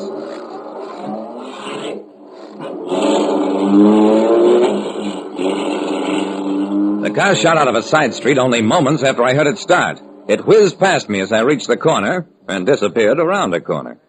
I looked back down the street from which it had come, saw nothing unusual. I was about to resume my walk when, halfway down the street, my eye picked up a tiny glint of light. What I saw as I drew nearer was a shriveled Christmas tree that some careless householder had tossed out into the street. The glint was coming from one of its branches, evidently from a forgotten ornament that had been discarded along with the tree and was catching light from a street lamp. I smiled, reached up to pluck the ornament, and found myself holding a gold necklace from which hung a big pendant diamond. And as I glanced down, I saw something else at my feet. The empty cartridge from a .32 caliber shell. What I thought was an ornament on a discarded Christmas tree turned out to be a diamond pendant necklace. And on the ground there was an empty cartridge. There was no possible way of telling from which of the houses along the street the tree and the necklace might have come. I walked back to the corner, hailed a cab, and went home.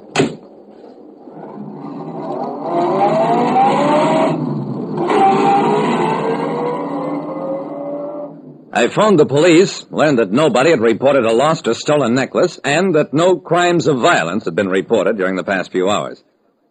The next morning, I took the necklace to George Delman, the jeweler. Magnificent, Mr. Browning, a superb stone matchless.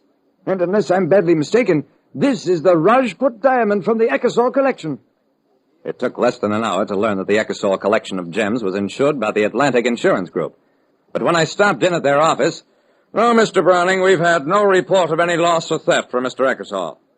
This was getting interesting.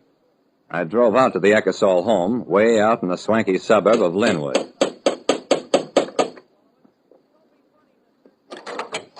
A butler opened the door for me, ushered me into a small waiting room.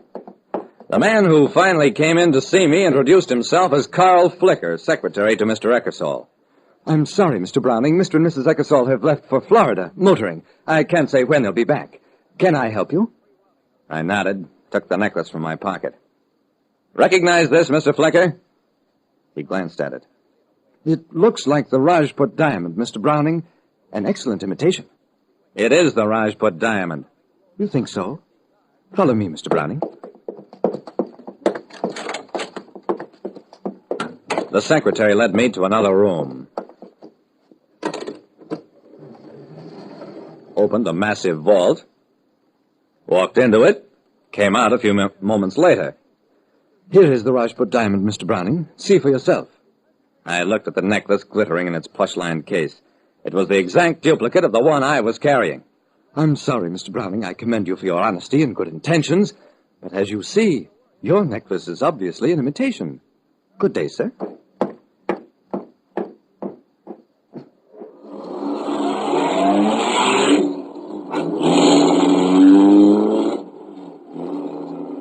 I went back to Delman, the jeweler. Quit kidding me. Is this hunk of rock a real diamond or isn't it? The jeweler fixed the glass in his eye. Who is kidding who, Mr. Browning? The stone you showed me this morning was the Rajput diamond. This is a piece of glass. Nothing.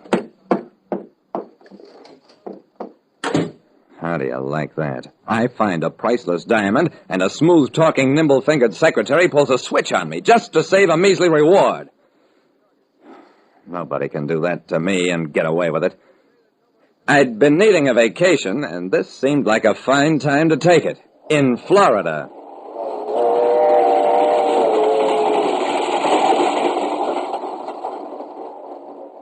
Getting to see Ronald Eckersall at the exclusive Gulf Beach Club was almost as difficult as breaking into the White House, but I finally managed it. My secretary did that to you, Mr. Browning. I'm astonished. He took out a wallet. How much reward do you feel you are entitled to? Just a second, Mr. Eckersall. I don't care about the reward anymore. I want to know why Carl Flicker pulled that switch on me, why the loss of the diamond was never reported, and how it happened to get lost in the first place. Eckersall frowned, put his wallet away. Browning, I'm now inclined to think that Flicker was right after all, that your necklace was an imitation, and that you are a rascal up to some kind of game. Will you leave, or must I call the police? I left and forgot all about a vacation. Instead, I made a lot of inquiries and discovered that Mrs. Eckersall was not registered at the Gulf Beach Club. Her husband was there alone. I took my story and the .32 caliber cartridge I'd found near the necklace to the police, and they invited Eckersall in for a few questions. Yes, my wife did start on the trip south with me, but we quarreled. She left. When did this quarrel take place, Mr. Eckersall, and where? It was